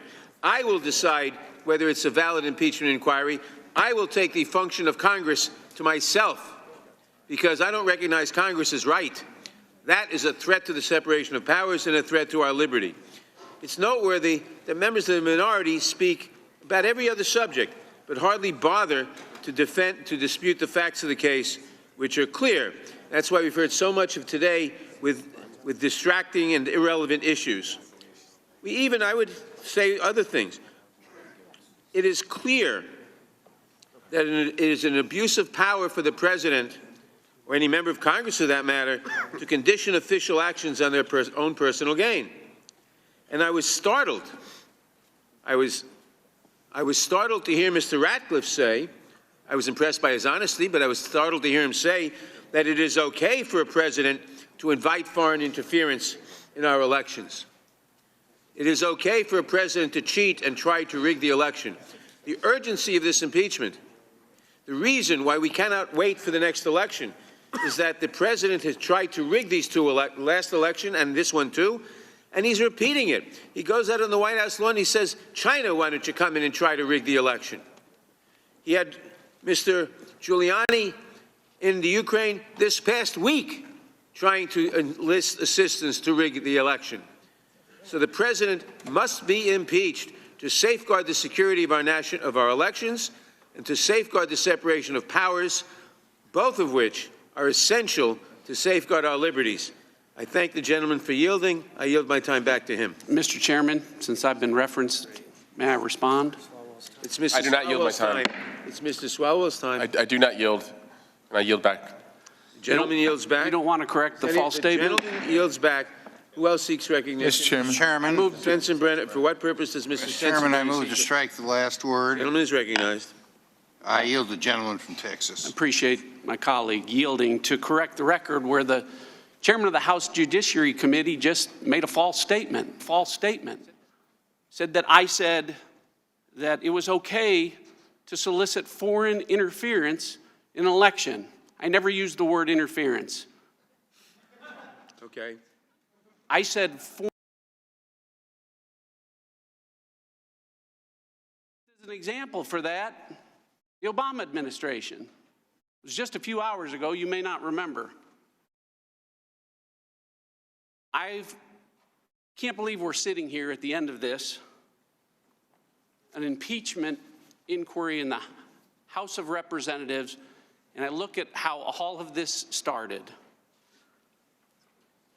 Started with a phone call, a congratulatory phone call between two presidents.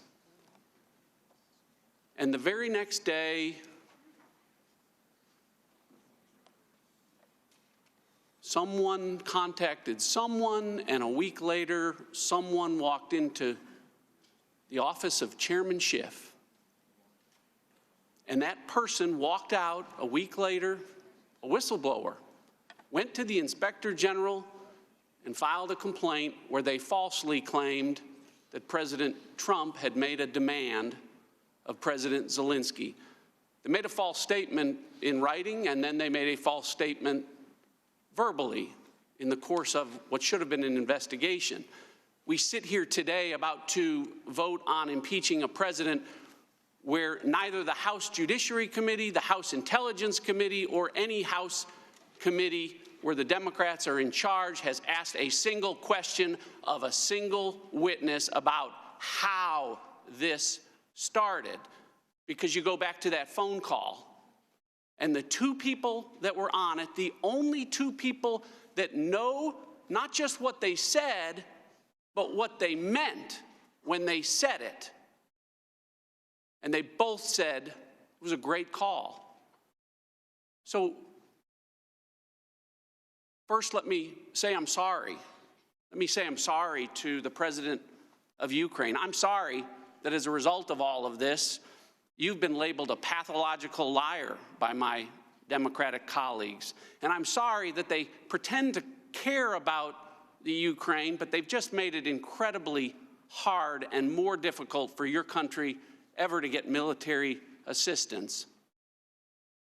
I'm also sorry to the other person that was on that call who knew what he said when he meant it, President Trump. I'm sorry, President Trump, that you've tried to keep every promise. You've given us a great economy, and you did it against incredible headwinds where you were falsely accused of treason. You were accused of being a Russian agent by the folks in this room.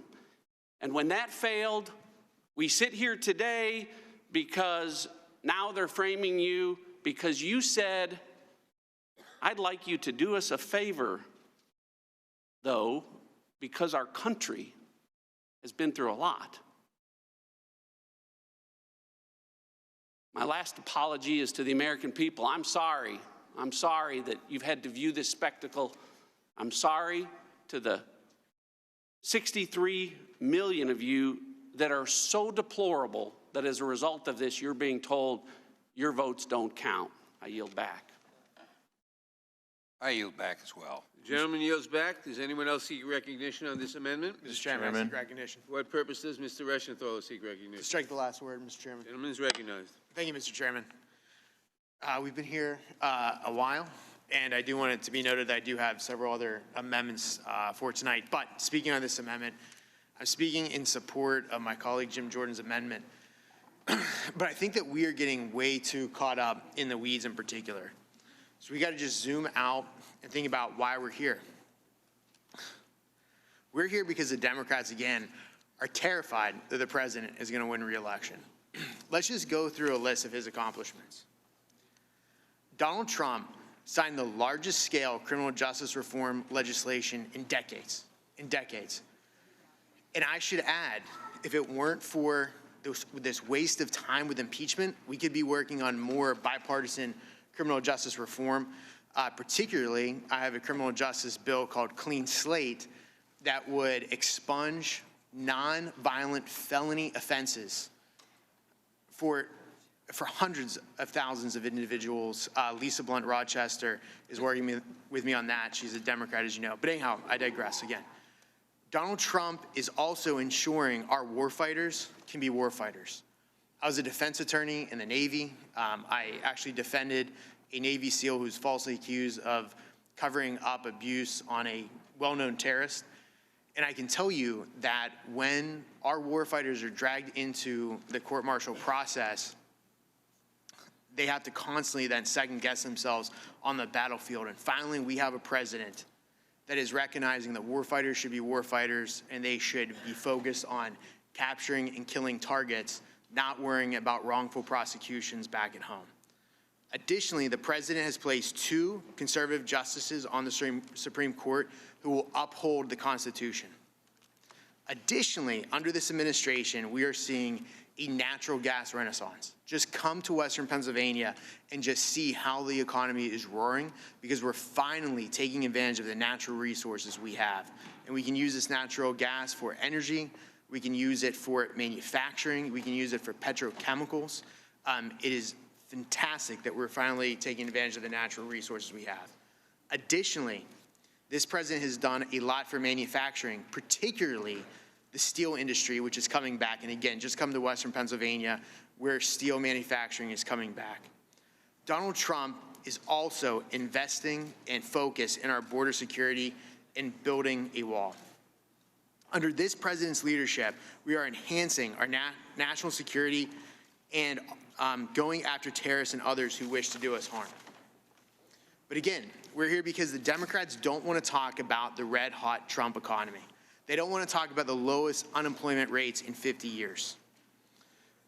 We're here because Democrats don't want to talk about how President Trump has finally held China accountable for currency manipulation, for dumping steel and aluminum in American markets.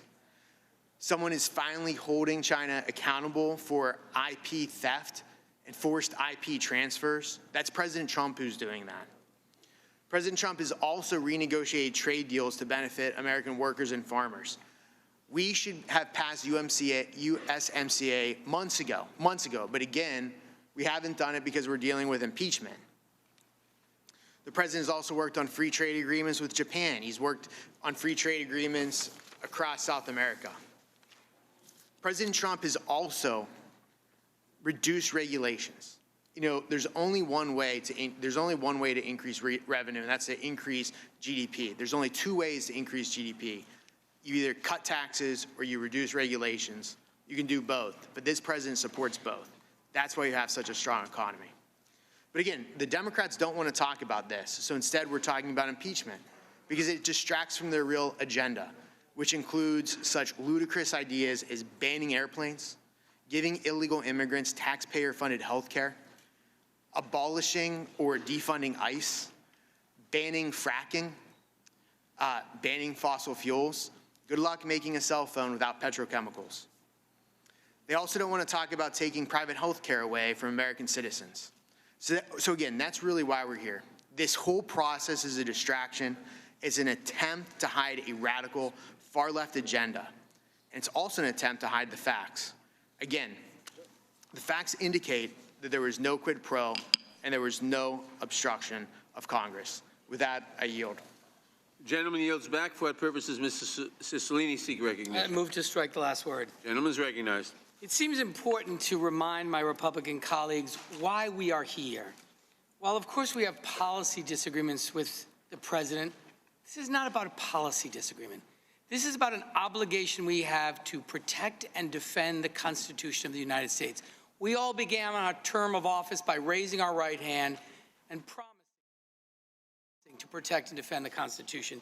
And we're here because the President of the United States engaged in a scheme to drag a foreign power into our elections, to corrupt our elections for his own personal benefit, and he used hundreds of millions of dollars of taxpayer money to attempt to achieve that objective. And think about this. There is nothing more sacred than protecting the right to free and fair elections in this country. It's the heart and soul of our democracy. And the President of the United States reached out to a foreign power in an attempt to drag them into corrupting our elections to help him cheat and win in the election in 2020. And so when my Republican colleagues say people are worried about the election, we are worried. But the person who's really worried about the outcome is clearly President Trump, because he's reaching out to a foreign power, asking them to help him cheat in the 2020 election. And we have a solemn responsibility to stand up and to protect our democracy and prevent this president or any president from attempting to corrupt our elections. And so if we don't do that, if we allow President Trump to get away with trying to cheat in 2020, particularly in light of what he did in 2016, we won't have a democracy. We'll have a king or a monarch. The American people will lose their voice and their right to self-determination and to elect their own leaders. And so, you know, my Republican colleagues should remember that Trump administration officials, many of them, saw this scheme and became very alarmed. The president's own ambassador, Ambassador Bolton, called it a drug deal. Dr. Fiona Hill, another Trump administration official, called it a domestic political errand. The investigation began by the Intelligence Committee. 17 witnesses, 100 hours of testimony, 260 text messages examined, transcripts of the president's own words on the call, emails exchanged between high-level Trump officials, and we know the direct evidence. The president put the three amigos, Ambassador Sondland, Perry, and Volker, in charge of this. The president refused to have a meeting or to release the funds that were put on hold until a public announcement of a bogus investigation against his chief political rival. He told the vice president, don't go to the inauguration. He spoke to Ambassador Sondland. Ambassador Sondland testified it was a quid pro quo. The president hired his personal lawyer, Rudy Giuliani, to lead this effort. He smeared Ambassador Yovanovitch and then fired her because she stood in the way. She was an anti-corruption champion, and she stood in the way of the president's scheme. And the president and those acting on his behalf demanded that President Zelensky publicly announce an investigation of his chief political rival. And it should be remembered, the American people should know that President Zelensky, the evidence is filled with examples of Trump administration officials who say things like, President Zelensky is sensitive about Ukraine being taken seriously, not merely as an instrument in Washington domestic re-election politics. That Ambassador Taylor has a call with Ambassador Sondland saying, during our call, Sondland tried to explain to me that President Trump is a businessman. When a businessman is about to sign a check to someone who owes him something, the businessman asks that person to pay up before signing the check, and that I argued to both Ambassador Volker and Ambassador Taylor that Donald Trump isn't owed anything by the Ukrainians. And I quote, and holding up security assistance for domestic political gain is crazy. And so there's tremendous evidence in the record that the President of the United States attempted to leverage foreign military assistance to Ukraine to drag a foreign power to corrupt our elections and allow him to cheat in 2020. We can't allow this to happen. If we don't hold this president accountable and move forward with impeachment, we can have every confidence the president will continue to do this. He's continuing to do it. Rudy Giuliani was in Ukraine last week. This is a crime in progress. And either we're going to do something about it and protect the rights of the American people to decide their own future and elect their own president, or we're going to let some foreign power do it. And you know who has the right to elect the American president? The citizens of this country and no one else. Men and women have died on the battlefield to protect our democracy. The least we can do is show the courage to stand up tonight and do our part to protect our democracy. And with that, I yield back. Gentleman yields back. Does anyone else seek recognition on the amendment? Mr. Armstrong. Mr. Armstrong. For what purpose does Mr. Armstrong seek recognition? Move to strike the last word. Gentleman's recognized. And I'm going to go back to actual language of the amendment, and particularly the removal from office and disqualification to hold and enjoy any office of honor, trust, or profit under the United States. Numerous points in times during today's debate have they, my friends on the other side of the aisle, have held up a pocket constitution, waved it around. I think it's interesting nobody's read from it yet, and I think there's a reason for that. But I'm going to read from the Constitution. And if we want to talk about Article 1, which we're so fond of, then let's go to Article 1, Section 2, Clause 5. The House of Representatives shall choose their Speaker and other officers and shall have the sole power of impeachment. Article 1, Section 2 deals with the U.S. House of Representatives. Article 1, Section 3 deals with the Senate. The Senate shall have the sole power to trial impeachments. Article 1, Section 3, Clause 6. Judgment in case of impeachment shall not extend further than to removal from office and disqualification to hold and enjoy any office of honor, trust, or profit under the United States. Article 1, Section 3, Clause 7. The language in this bill is overbroad, gives the U.S. House of Representatives and this impeachment article more power than the Constitution allows. We have heard through the course of this investigation, when we have complained about process, when we have talked about secrecy, when we have not been allowed to use minority rights, that this is more akin to a special counsel Adam Schiff has referred to himself as a special counsel, or it's more akin to an investigation or a grand jury. Well, right now, what we are doing is becoming the judge, jury, and executioner. The Senate has determined that issues of removal and disqualification are divisible from other articles of impeachment. Essentially, what happens in the Senate is there is a 2/3 vote if an impeachment is granted, and then a simple majority in which to say whether they're going to hold from other office. And while the House has the sole power of impeachment, the Senate also provides that the Constitution also provides that the Senate has the sole power to trial impeachment. I don't want to get in front of Matt. The Constitution describes the Senate's conviction power, which allows the Senate to remove an official from office, and disqualification of that official from holding future office. The Democrat articles of impeachment state the president should be removed from office and disqualified to hold future office.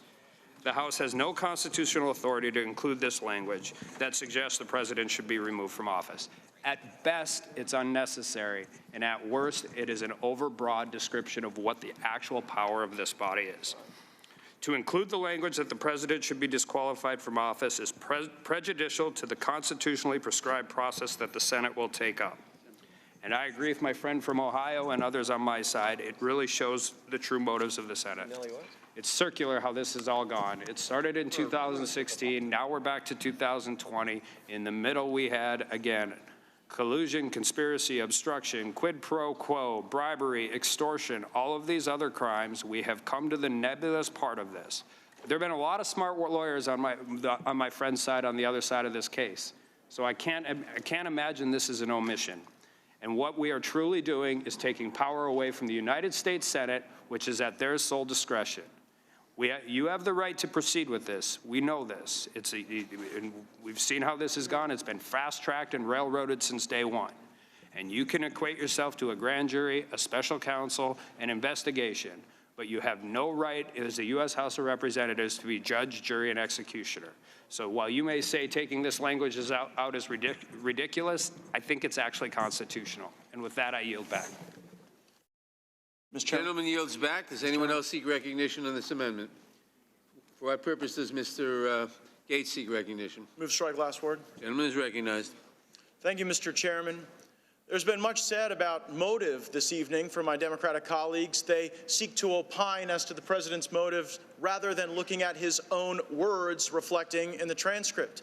They seek to opine into his motive rather than listening to the direct statements of President Zelensky that he felt no conditionality and no pressure in communications with the administration. But this amendment shows the true motive of the Democrats, because it is not about some cleansing of the office. It is not about some restoration of national security. If it was about national security, they would have been all up in arms when President Obama withheld military aid to the Ukrainians. But they weren't. It's all just a show to demonstrate some attack on the president. 4 facts never change. President Trump and President Zelensky both deny conditionality. The transcript shows no quid pro quo. Ukraine was not aware of any delay in military aid at the time of the call, and the aid was ultimately delivered in the absence of the investigations the Democrats are talking about. Nothing has changed those 4 facts. But I do wonder, if we had had the opportunity to hear witnesses, what more would we have learned beyond that? If we'd have been able to call Chairman Schiff as a witness like we had asked, maybe we would have learned about his office's contact with the whistleblower. Maybe we could have asked Chairman Schiff why he felt it appropriate to go engage in some weird theatrical reperformance of a transcript that never existed. It was just a fake thing that he did in the Intelligence Committee. Maybe we could have asked him why he wasn't fully forthcoming about his office's contact with the whistleblower when he was asked about it on national television. We could have asked Chairman Schiff his reasons for omitting exculpatory evidence in the majority's report, and most certainly we would have wanted to ask Chairman Schiff whether it was his decision or someone else's decision to publish correspondence and communications between the president's personal lawyer. Asked him why he wasn't fully forthcoming about his office's contact with the whistleblower when he was asked about it on national television.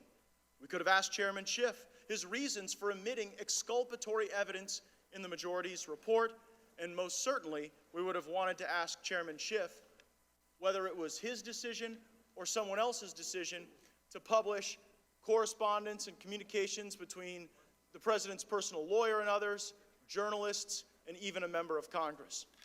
We could have also learned a lot probably from the whistleblower. We could have learned about who the multiple sources were that they spoke to and whether or not the information was accurate, whether or not it was reliable and verifiable.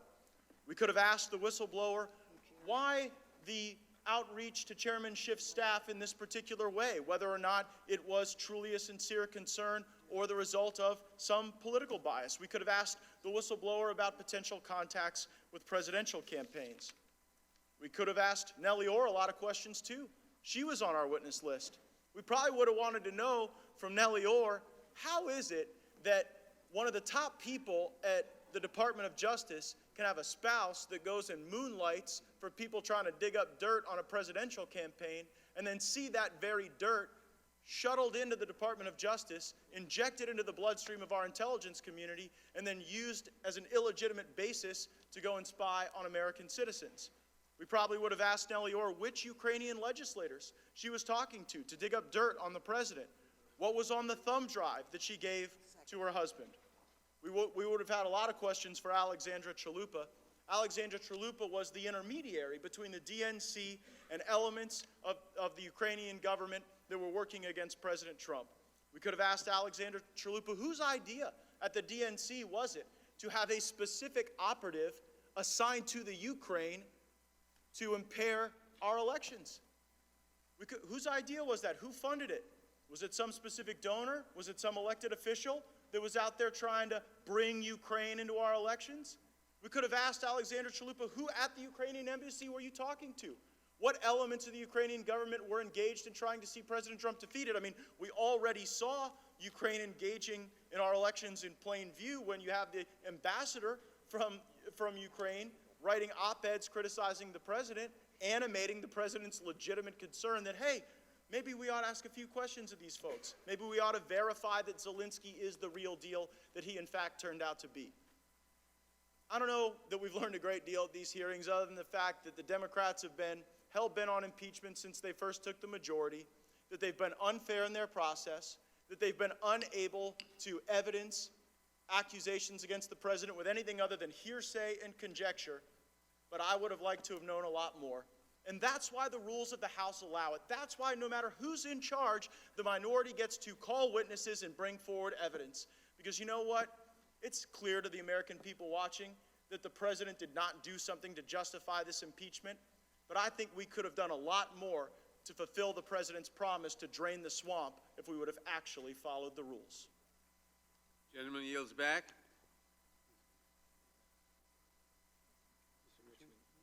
For what purpose does Mr. Richmond seek recognition? I move to strike the last word. Gentleman's recognized.